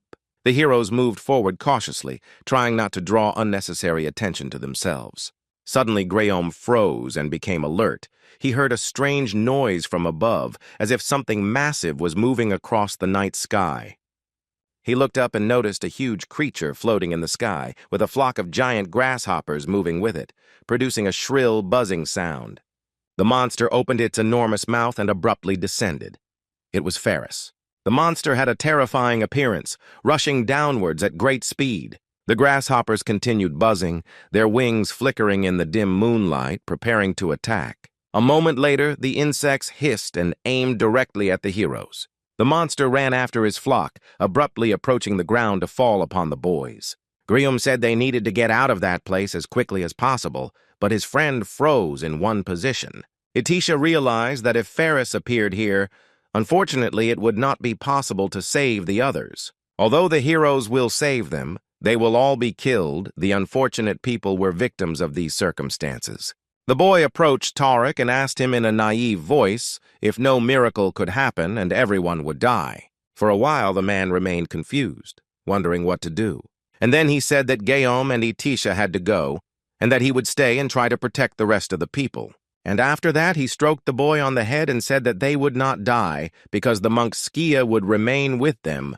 The boy must stay alive to save Alphen, and Tarek's vocation is to take care of his own life, as well as protect people. Even if he dies, it will be by Skia's will, and he has no right to contradict her fate. Griom looked thoughtfully at his friend. It was a brave act that deserved respect. At least death is also God's will. Everything happens according to his choice. Griom Tico apologized and said that it seemed like he was only thinking about how to save his own skin. But this is not right. It is necessary to always remain firm and courageous. And then said that he could not become Alphen's hero if he abandoned the people and ran away. They would resist to the end. Now all eyes were on Itisha. Elf had to make a decision whether to stay with her or leave. She thought for a few moments and then said that the moment she took the blood oath, the people became her people, so she would stay too. Griom looked around and said that the conversation had probably gone on too long and the attack should continue. It is necessary to prepare everything to fight against the terrible enemy that has fallen upon their heads. The huge and powerful monster continued to float above the surface of the earth. Kang Wu Jin watched it with interest and said it was the first time he'd seen such a big monster. He hadn't hunted in a long time. The next moment, the boy created a large red ball filled with fiery energy. This energy absorbed the insects as well as the enormous Ferris. She simply burned them alive. Surprised, Guillaume and Torek noticed an incredible flash in the distance and heard a powerful explosion. The hero walked on the ground with heavy steps, approaching the people. Itisha asked in horror, "Is there really an earthquake?" Torek asked her to check the area. Suddenly, a huge army of skeletons appeared in front of them, armed with their swords, and they followed them relentlessly forward. A knight with a long, bushy beard stepped forward and said they would turn Alphen into the land of death. And the next second, a huge army of skeletons engaged in a brutal duel with the insects. Itisha watched with wide eyes what was happening and couldn't believe it. Where did the undead army come from? They shouldn't be in places like this. Dusk fell over the gorge, and the girl went to her team to report the situation. Graham said with surprise that an army of death, which had not been heard of for a long time, had appeared, and they found themselves in a desperate situation. Torek thought angrily that the miracle hadn't happened. Were they really doomed to perish? Itisha said they shouldn't despair. Perhaps this is their chance. While Goshushu fights the undead army, they'll be able to escape this place. However, she suddenly heard a voice behind her asking where they were going. The elf turned around in horror, frozen with fear, because she saw an immortal in front of her. The boy smiled peacefully and looked at them quite friendly. He said they hadn't seen each other for a long time and that he was happy to be reunited with the Alliance heroes. The heroes stood there stunned for a few moments as a threat approached from above. Torek thought angrily, why did this immortal appear just now? And I wonder what the saint who disappeared is doing with it. Suddenly, a thought struck him, and he angrily asked if he had understood correctly that the guy had kidnapped the saint. Kang Woo-jin asked her what she was talking about, and Murdy apologized for being so late and said that she had brought an assistant from planet Earth to help save Alphen. Grimm asked what this meant. He couldn't understand it. What other helper from planet Earth? The girl explained that she promised to help the planet Alphen and counterattack the enemies, and yet Torek found this phrase absurd. Would the Necromancer only help Alphen? How could the saint believe such an obvious lie? Suddenly the thought struck him again. That young man had probably used his magical powers on her. He angrily said that it was unforgivable. Not only had he kidnapped the saint, but he had also turned her into an undead. She accused the guy of wanting to use her to capture Alphen. Murdy yelled that she had understood everything wrong. She was alive, and this man really wanted to help. Kang Woo-jin interrupted her speech and said that she shouldn't explain anything to him. The embarrassed girl said that Torek really didn't understand him that way. But in the next moment, the fighter rushed straight towards Kang Woo-jin, grabbing his weapon in his hand. He shouted that his opponent was disgusting. This was his chance to defeat him while he was without his immortal army. Kang Woo-jin said thoughtfully that if words don't help, then you'll just have to act. Murdy tried to stop him, but it was useless. The next moment, he and Torek were engaged in a fierce fight. They hit each other with all their might, and from these blows, sparks flew in all directions. The rest of the boys saw this in horror. Graham and the elf were very worried about their friend. And Kang Woo-jin, squinting his eyes mischievously, said that now Torek would understand everything, having paid with his body. Grimm seethed with rage, grabbed his magic key in his hands, and cast a spell. The magician used teleportation magic and attacked the guy from behind. Everything around began to glow with a bright flame, and the fire spread throughout the area. It was the magical flame of hell, which could destroy the enemy in an instant. However, Kang Woo-jin remained unperturbed in his place and just smiled arrogantly. Suddenly, Graham realized something had gone wrong and looked at his driver in horror. And the guy pulled out a huge bow that glowed yellow and aimed. The next moment, the magician fell to the ground and groaned in pain. Itisha looked scared. She couldn't even imagine that was possible. No matter how strong he is, he's just a necromancer. Did the immortal take care of the hero so quickly? And the boy turned to her and asked, does she really want to try it too? Or has she already understood and no further explanation is needed? The girl clutched a dagger in her hands, trembled, and did not respond. And then he dropped his dagger from his hands and it quickly fell to the ground. Kang Woo-jin smirked and looked around. Now he had proven his superiority. The man said to the saint, In order for her to heal the victims, as soon as they regain consciousness, it is necessary to explain everything to them. And after that, Kang Woo-jin turned his gaze into the distance toward the sky where the monsters were flying. These were probably the creatures of Goshushu, which means their Logan is nearby. He said he would help the bastard so he wouldn't suffer anymore and quickly saddled his horse. Lord Goshush's lair was located on the Great Mountain, with a grim castle visible in the distance. Kang Woo-jin entered without incident and attacked his opponent. He sank to the ground and said sadly that nasty, dangerous guy had returned. Kang Woo-jin asked, "Isn't the monster happy about this encounter?" He replied that they had already defined the territory, and he was not going to invade it as before. The man asked what to do in that case because he would like to own the entire planet. The monster suggested that perhaps Kang Woo-jin's target was the Alphen Code. The young man looked at him in astonishment and asked him what kind of code that was, since they also talked about it on the planet Jakku. Goshusha asked if his opponent really didn't know about the code and just wanted to help the inhabitants of other planets. That's very strange. Kang Woo-jin replied that he could tell him, but the monster said he wasn't going to. Suddenly, the young man's face changed. He looked at his opponent with anger and hatred. And then he said that if I didn't want to die, I should tell him everything. Kang Woo-jin killed him and then said that he still didn't understand what kind of code this was that no one wanted to talk about. Suddenly, he was called. He turned around and saw his friends behind him. The boys said they looked at all the lower floors and there was nothing special about Alphen. Kang Woo-jin told them that his friends shouldn't relax, that they were small fish, and after that he said that if they finished, they could go back. Meanwhile, in the Rocky Mountain gorges, the heroes finally came to their senses. Merdi healed them with her skills and they soon felt better. Tariq said it was the power of the goddess Arya, but the immortal's subordinates usually lost her abilities. Guillaume said that this is truly a saint. She has her own will and has not lost her appearance. The heroes apologized and said they had simply misunderstood everything, but now they realized their guilt. Merdi replied that everything was fine and thanked everyone for continuing to believe. Kang Woo-jin approached them, asked them how they felt, and if they had cleared their minds. Tariq asked why the young man decided to leave them alive and not destroy them completely. Kang Woo-jin turned to Merdi and asked if it was really necessary to kill them, but Tariq quickly explained what he meant, why the guy was helping the syndicate. He scratched his chin and thought for a few moments. And then he said that they had common interests, and that's why he decided to help.